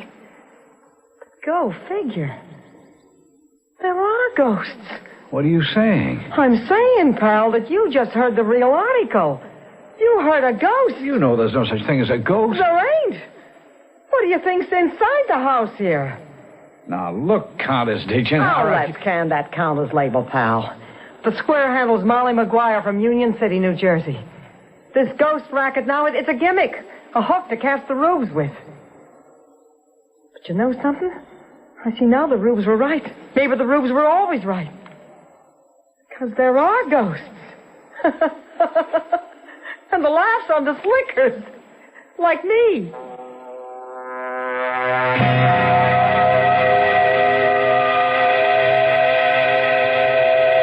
And so the time went by. And the house became more haunted than ever. And then one day, Dumont came in. Oh, he was considerably older now, and he looked the worse for wear, or I should say, the worse for work. Because these days he had to earn a living. And in many respects, he was still the same old Dumont. Tommy, you've got to help me. I've got a chance. A 1 in a million, once in a lifetime chance to recoup. Yeah. I've been working. Tommy, you know I've been working for years now. Ever since Felicity left us. Well, whose fault was that, Dumont? Tom, I didn't come to open old wounds. But now there's a chance. Some folks from New York want to buy the house. All right, sell it. How? The house now has a national reputation. So what can I do about it? Something.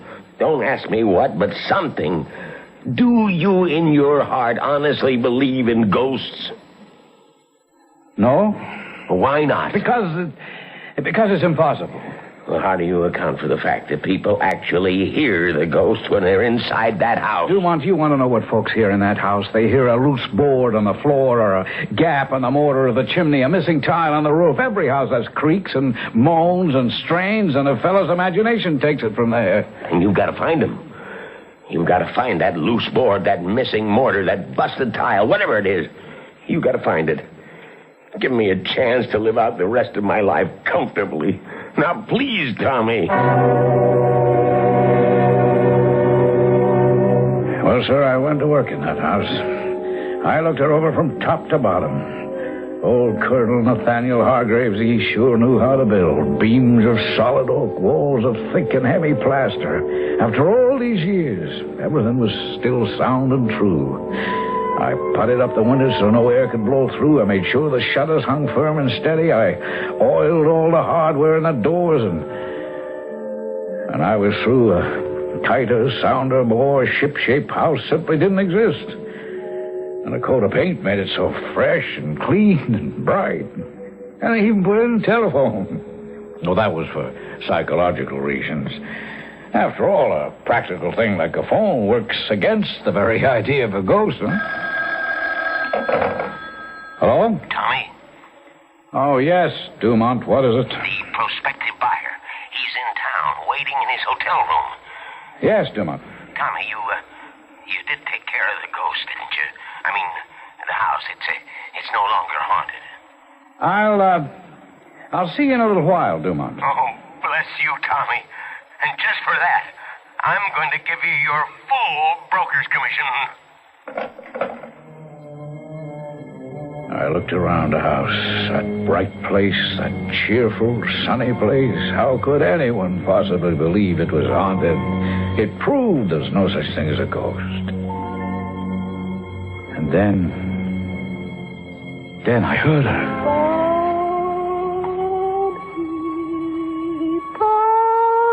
Felicity. Felicity. It's me. It's Tommy. Tommy Tattersall. Talk to me.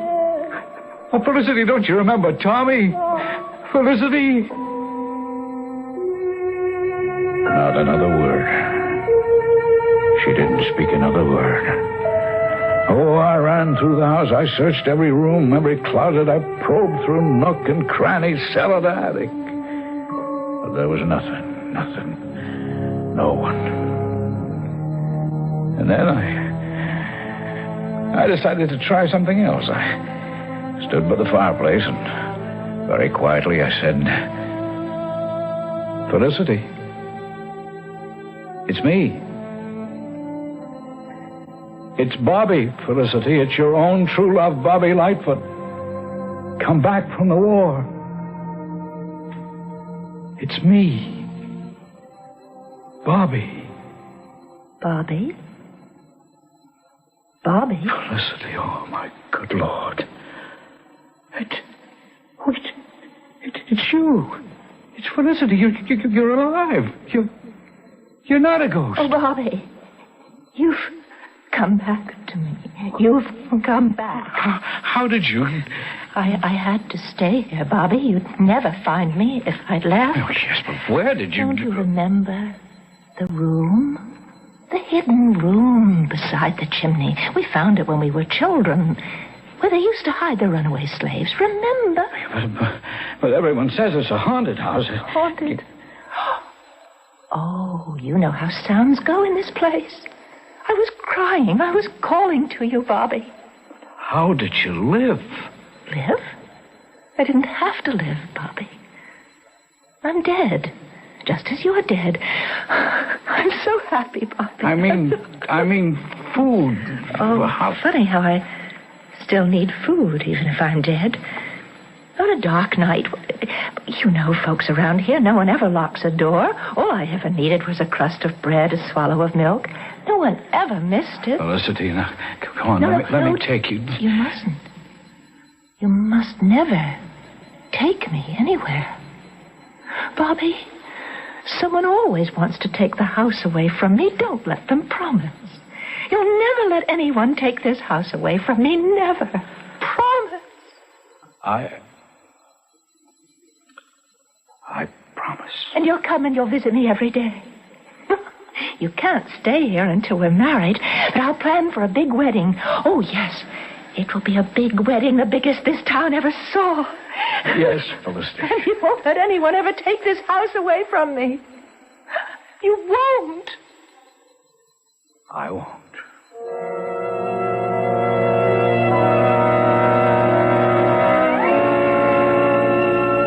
Yes, Mr. Hastings. I'm sitting in Mr. Tattersall's office right now. We'll be by to pick you up. Why, here's Mr. Tattersall walking in right now. Hang up the phone, Dumont. Shouldn't take us more than 5 minutes. I said all hang told. up the phone. Yes, sir. You just have your checkbook Dumont, ready. Hang up, will you? We'll see you right away. Oh, no. You will not see him right away. Do you realize what a deal I just worked out for the house? You'll have to call it off, Dumont. House and property for $350,000. What do you mean, call it off? Well, it's all contingent on the house not being haunted, right? Yes, but that's what you went there to ascertain, to prove, to establish beyond the shadow of a doubt. Well, it's haunted, Dumont. It's what? Haunted. Oh, nonsense. There's no such thing Bring as your buyer here. I guarantee he'll hear enough to run screaming out of the premises. No, Tommy, I can't work anymore. I just can't. I'm afraid you're going to have to. I've got to sell that house. I've got to. You can't sell a haunted house, Dumont. Oh, no. And the home of Felicity Hargraves is haunted.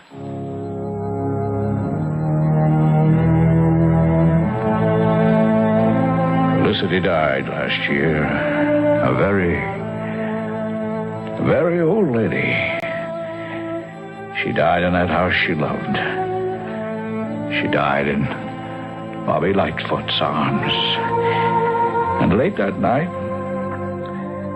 Bobby buried her in a secret place. Well, now that we have all that ghost story business out of the way, let me show you the finest, the most nicely kept, the best constructed, the most attractive colonial period home in the entire USA. The Hargraves house. Oh, I vouch for each and every beam, board, and brick. And I'll even show you the secret chamber.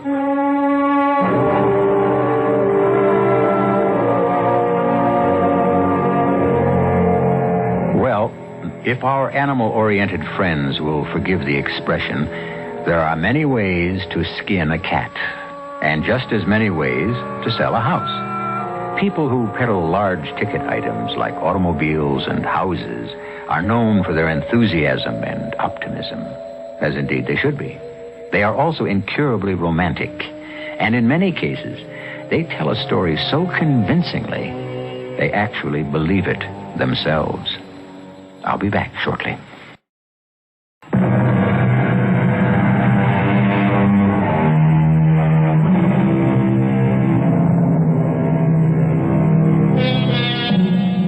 You have just heard a ghost story. But what is a ghost story? Indeed, what is a ghost? Mr. Ibsen says we are all ghosts. We are what we have inherited from our departed ancestors. We are all sorts of dead ideas and beliefs. Who knows what lies dormant in each of us? Who knows what we keep locked up in the dark of the soul? Our cast included Ian Martin, Marion Seldes, Joan Shea, and Leon Janney. The entire production was under the direction of Hyman Brown. This is E.G. Marshall inviting you to return to our Mystery Theater for another adventure in the macabre. Until next time, pleasant dreams.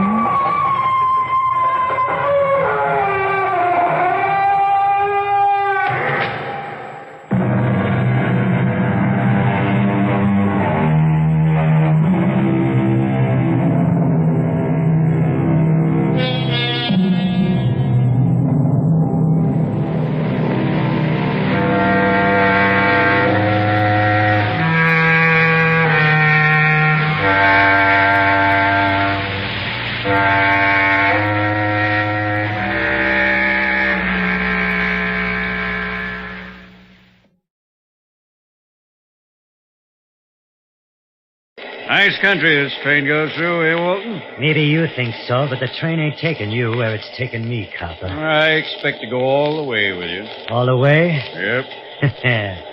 Don't I wish it? And you first. Well, almost all the way. Yes, this is beautiful country. Yeah, with a beautiful electric chair waiting for me at the end of the line. Well, Walton, that's something you should have thought about. What's the matter with this train? Just like we hit something. Stop it. You're not getting out of this drawing room to see why. Grab him, Walton. I'll finish the job. I got him. What is... Nice work, Pete. Slug him, quick. Get the keys off him and get me out of this slave bracelet. Till I find it. I hope you picked a good place to stop this train. Sure I did. There's a thick woods alongside the track. Yeah. Bill's waiting on the highway with a car. Good. Here's the copper's keys. Okay, get me out of these cuffs so I can get going. Where to? To the guy who wanted to send me to the chair. That rover boy named Boston Blackie.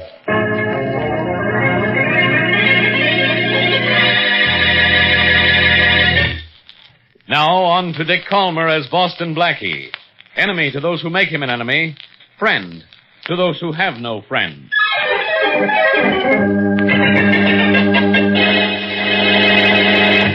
Come here, baby. No. Why not? Who buys your furs? Who buys your jewels? Who got you that nice new car? Oh, you did, Henry, darling.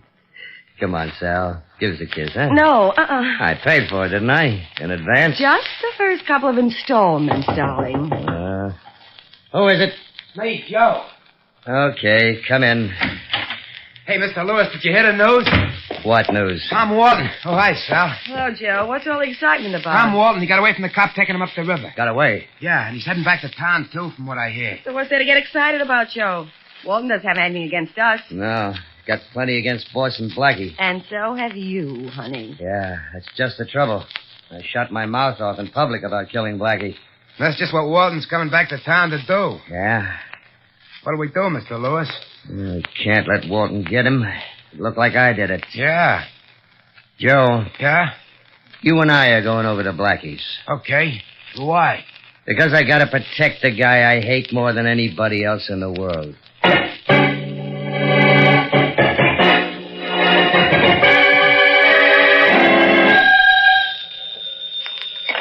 Hello. Hello, Blackie. Oh, hello, Mary. Blackie, did you hear the news? About Tom Walton? Yeah. Well, Blackie, the police can't find him. They know he's on his way back to the city, but they haven't found a trace of him. So what? Well, so don't you think you better do something? No. He threatened to get even with you for your part in convicting him. I know. I just hope he'll try. Oh, Blackie. But things have been so dull lately. Blackie, Walton knows his way around. He said he'd escape, and he did it. So what? I'm not worried about him. If I'm going to start getting gray hairs, it'll be over Henry Lewis. He's the guy I've got to keep away from. You see, he would... Blackie, what's happened there? What's the Hang up that receiver, Joe. Sure, Mr. Lewis. Blackie! Well, Joe, if you didn't bust Blackie's skull with that gun butt, we're okay. Are we? Mm-hmm. Well, what happens now? Now we hide Blackie until the cops grab Walton. Then it'll be okay for me to get sore at Blackie again.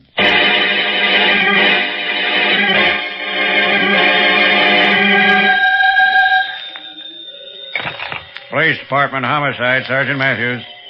What? You've seen Walton, have you? Okay, where? 110 Wellington Street, huh? This is the fifth tip we've had that somebody's seen him. I hope that 5's his number. Thanks. Yeah.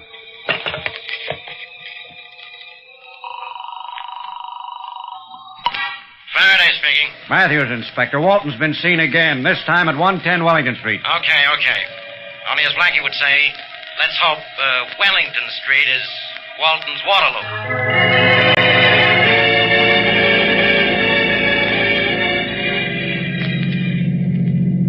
Looks like another false alarm, Sergeant Matthews.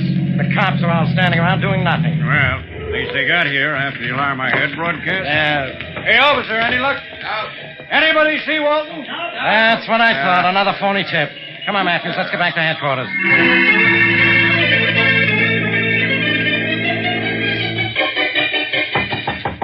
Come in.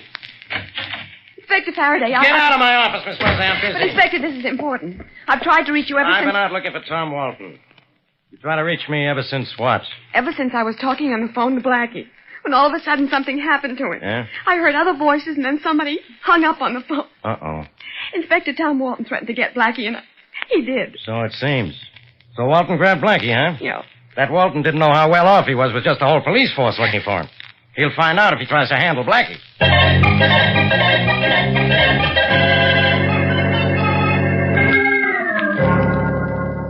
Oh, brother. Feeling better, Blackie? Oh. I'll let you know as soon as I get my head back. Okay. Right now, it's floating on the ceiling. Who are you? Just a fella. Fella works for Henry Lewis. Lewis sent you to crack my skull and bring me here. Yep. Wherever here is. Sure, he wanted to grab you and keep you away somewhere so Walton couldn't get you. Hitting you on the head, though, was my own idea. It was? Yep. What'd you use, a steam shovel? Nope. My gun.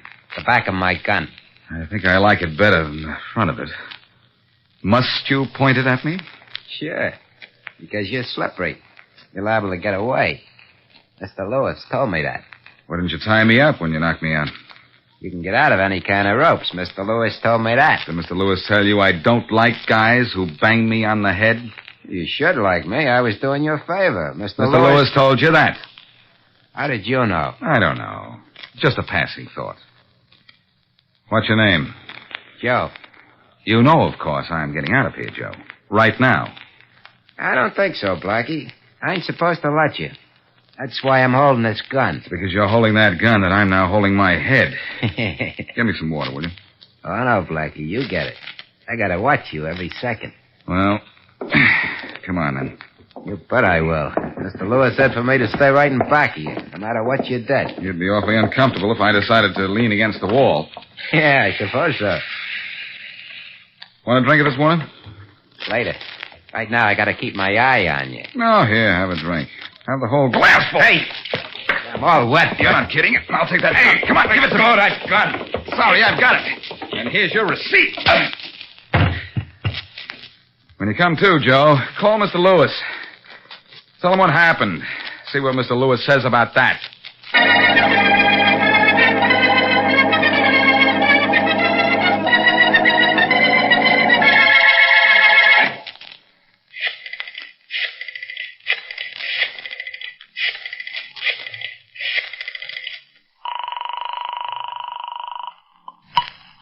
Hello? I want to speak to Mary Wesley. Speaking. Miss Wesley, Boston Blackie's girlfriend? Yeah, do you know anything? Look, I'll do the talking. You know something about Blackie? I said I do the talking. Who is this? Nobody important. Just call me Sal. But Blackie's important, isn't he? At least to you? What do you want? Oh, you're the one who wants something. Blackie, maybe? Yes, where is he? Oh, that'd be telling. Not that I mind telling, but I don't want to do it for nothing. You know where he is? I sure do. Where? Tell me, what's happened to him? Is he all right? So far, so good. But I'm going just so far without being paid. Oh? How much do you want? $10,000 will do. $10,000? Now, don't give me that old gag about not having it. But I don't, and I don't know where I can get it. Well, you better get it. Next time I call, I want to see you with $10,000 in your hand, or you'll see your friend Blackie with a hole in his head.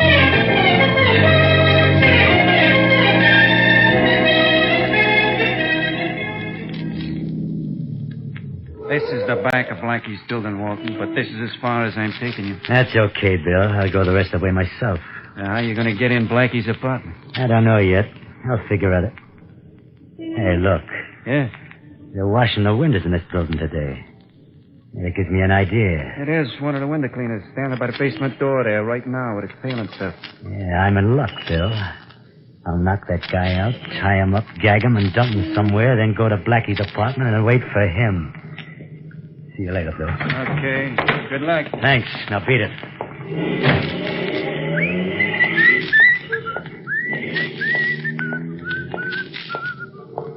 Hey, buddy, you got a match? Oh, sure, mister. Got a whole box over in the pocket somewhere. I'll find it. Yeah, there's no hurry about it. Hey, look. Huh? So do I. That's this. Pleasant dreams, buddy. Now I'll take those overalls and that pail of yours up to Blackie's apartment and see to it that he kicks the bucket.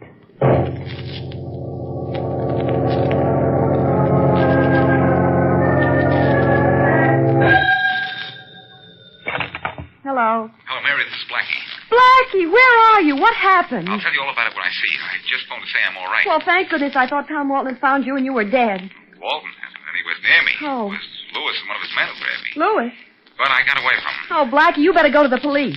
And have Faraday laugh at me? Oh. Nothing doing. I'll handle this my own way. Mm-hmm. And what way is that? Well, Lewis and one of his boys grabbed me in my apartment, so they won't try it there again. I'm out in the country, so it'll take a while, but that's where I'm going, to my apartment, where I'll be nice and safe.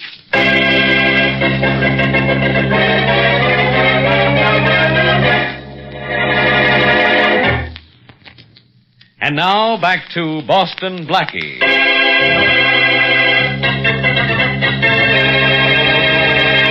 Killer Tom Walton escapes from the police officer, taking him to prison, and returns to the city to kill Boston Blackie.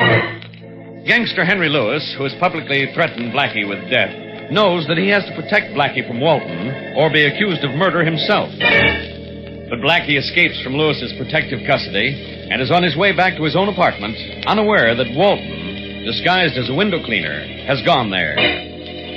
As we return to our story, Lewis and his girlfriend are in Lewis's apartment. Come here, baby. Oh, I'm happy where I am, Henry darling. Oh, baby, that's no way to treat the guy who makes you look so good. I was born looking good. You just gave me the accessories to match. Well, come here and let's see. Who could that be? I don't know, but remind me to thank whoever it is. Hello, Mr. Lewis. Joe, what are you doing here? I'll tell you, Mr. Lewis, I had tough luck. You didn't kill Blackie, did you? He almost killed me. What? He got away, Mr. Lewis. He grabbed my gun and got away. Oh, you don't. You dumb ape. I told you what would happen if you didn't hold Blackie. Well, I did my best, Mr. Lewis, but he... What's the idea, clipping me? I've only just started. Why don't you both stop? Stop. I'll show him what happened when he doesn't do as he told. Lewis, I'm telling you, don't clip me no more. No, okay, call this anything you like. Boy, you... Well, thanks, Sal. Thanks for breaking that vase over this mug's head. It wasn't anything, sweetie. You were losing the fight. You shouldn't hire men you can't lick, Henry. Oh, no? Besides, a new dress would thank me much better than anything you can say. Don't bother me about a new dress.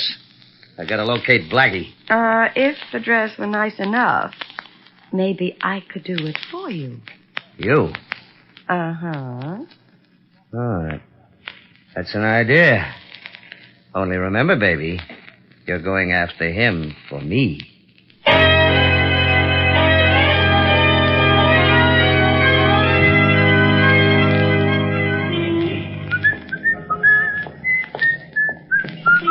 Are you Boston Blackie? Huh? You're Boston Blackie, aren't you? Uh-huh. And you're beautiful. We'll talk about that later. I'm Sally Brumwell, and right now I need your help. Well, help must be the only thing you need, because you certainly have everything else. Thanks. Will you help me? Sure. But, first I have to go up to my apartment here and change. Come along with me, will you? After I get washed up, I'll try to clean up whatever trouble you're in.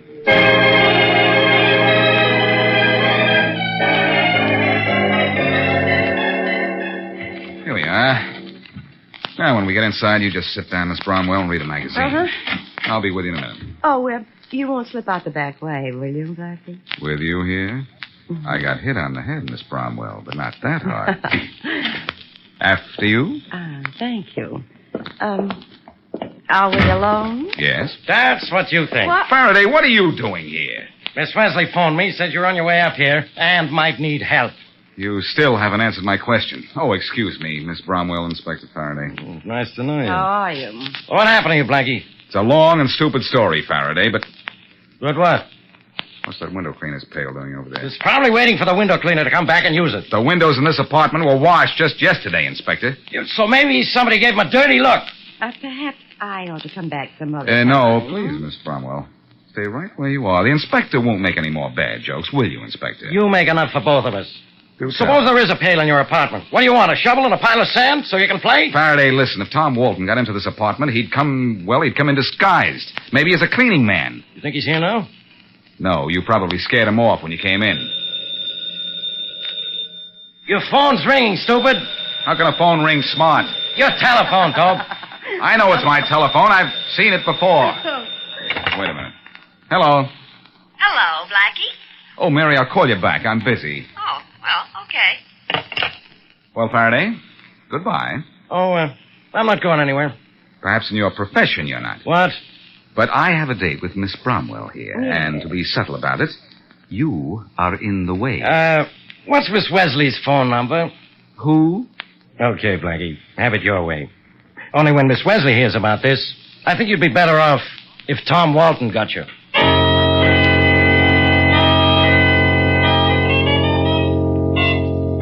Any after effects of that smack you got in your head, Joe? No, Mr. Lewis. I'm sorry we had that battle. I like working for you. That's all right, Joe. We have a job to do now that'll make everything all right. If Sal takes care of her part of the deal. She'll be able to get Blackie out here, you think? Well, I don't know why not. We're safer out here than at my place. But look, turning off the highway. It's our car. Look out the window. And Blackie's with her. Good. Get ready. When he opens the door, slug him as hard as you want this time. Get back at the door, quick. Okay. He'll be coming through this door in a minute. They're just outside the door. Here, you see. What I want to show you is in the living room, Blackie, to the left of the door. All right. Now, Joe. Oh, good. That's got him. Yeah. Close the door, huh, Sal? Sure. Well, Henry, aren't you going to thank me? I'll thank you, baby. The usual way. That'll be a fur cape in addition to the new dress. Good enough. Thanks to you and Joe, Blackie isn't going to get away from me now. Yeah. Joe, you know what to do now, don't you?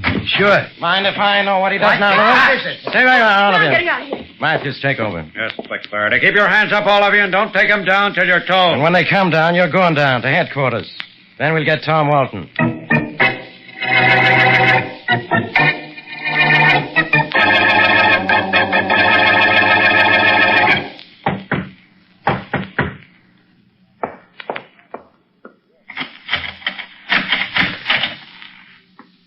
Hiya, Bill.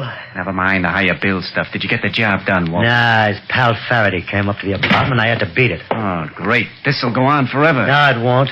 I'll get Blackie yet. Not the way you're going. Look, I'm not going to put you up forever. You're too hot. I've been expecting this. You can't blame me, Walton. The cops are looking everywhere for you. I don't want you around when you get grabbed. You thinking of kicking me out of here? No, Walton. Just be sure you don't think about it. Look, I'll get Blackie this time and then beat it out of town. That's what you said before. I know, but this time I got a plan. You see, I just remembered something. Yeah? What? Blackie's got a girl.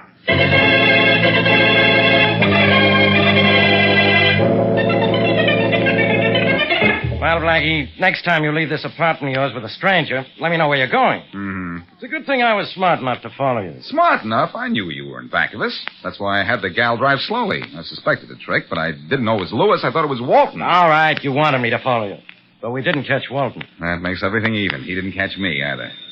That's my phone, the one you pointed out to me, remember? Well, answer it before I really answer you. Hello. Hello, Blackie, this is Mary. Oh, yes, Mary. Blackie, I want you to come up to my apartment. Right away. All right. Alone? Yes? I get it. Put Walton on. Huh? I said put Walton on the phone. Oh, yeah, just a minute. Hello, Blackie. Think you're smart, don't you? Smart enough to guess you were up there. Well, let me tell you what that guess did. It killed your girlfriend. If I can't get you, I'll get her. No, wait a minute. She's not the one you want. I am. I'll make a deal with you. I'd like it a lot more if you'd make a target for me. That's just what I will do. But you've got to let Mary alone. Listen, Walton. Keep talking to him. I'll send him. Quiet, Faraday. So Faraday's there. Well, Okay, Blackie, that does it. I'm getting you by remote control. Your girlfriend goes. now wait, Walton. It's really me you want, and I'll set it up so you will get me. If you leave Miss Wesley alone. How do you do that? She knows the location of a shack that I have in the country. Nobody else knows it, not even Faraday. And I guarantee to lose him. Come on up there with her. And if I set myself up so you can get me, will you let her go? What about cops? That shack of mine is out in the open. There's no place for any cop to hide. There won't be any policeman, I promise. So long, Blackie. I'll think it over. Where is that shack of yours, Blackie? Where is it? I'll have the whole place loaded with cops. No, you won't, Faraday, because I'm going up there alone, and you won't follow me up there. Why not? I made a bargain, and I'm going to keep it if it's the last thing I do. Which it might very possibly be.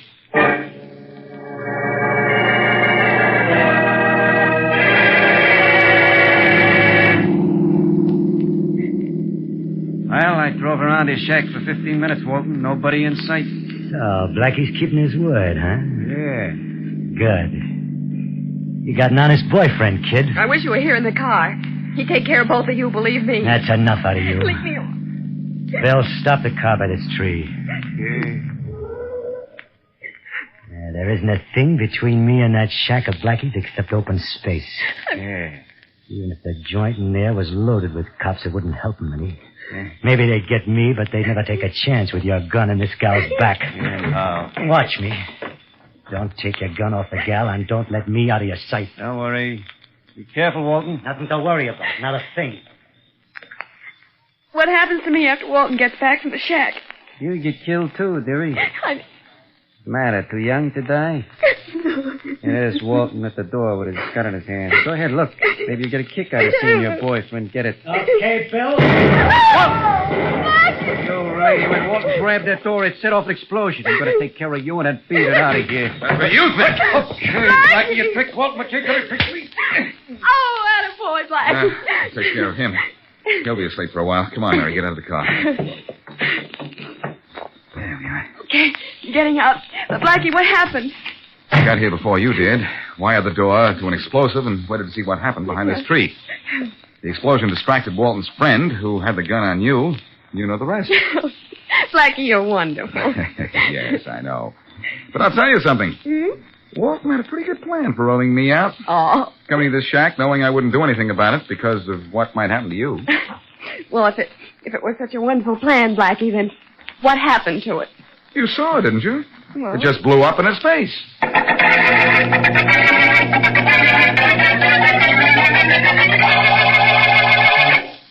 Blackie, I hope the police are going to make sure that Mr. Walton doesn't get away from them again. He's on his way to prison with a 4-man guard this time. They'll get him there, Mary. Well, I hope so, because he almost got us out at your shack. Almost isn't quite good enough. Well, it's good enough for me.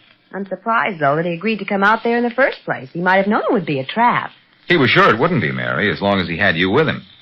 And he looked around plenty before he drove up to the shack, didn't he? Oh, yes, for quite a while. I was sure he'd look around for a long time. I knew I'd have time to rig up something to trap him, but I think Walton would have come after me, trap or no trap. Anything to get revenge, huh? Mm-hmm. Walton knew he was going to the chair, and it didn't matter to him whether it was for 1 murder or 2. Or 3. He was going to kill me, too.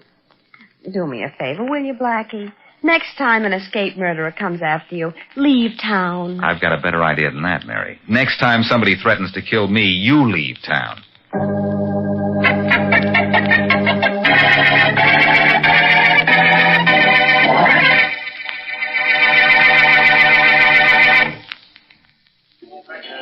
Oh, good evening, Miss Anderson. Good evening, Joe. Table for 2? The best in Joe King's fraternity house, Miss Anderson, for the prettiest model in the city. That's what you tell every model who comes in here, Joe, and don't deny it. I won't. Every model in the city comes in here, and each one of them is the prettiest. You're meeting the usual, unusual young man tonight? No, I'm having dinner with Clyde Winston, the photographer. Oh. We'd like a rather quiet table to talk business. Well, I'll give you the quietest table in the place. Right this way, Miss Anderson. Thanks. I was at Mr. Winston's studio this afternoon. He wants to talk about giving me a contract. I've been trying for a contract with him for a long time. So is every other model. Don't I know? Well, how about this table? Well, this one will be perfect, Joe, thanks. I'll wait for Mr. Winston before I order. Oh, of course. Uh-oh. Maybe you'd like to switch to a table for 3. Well, why do you say that? Well, here comes your regular young man. And he looks as if he's looking for you. But when isn't he?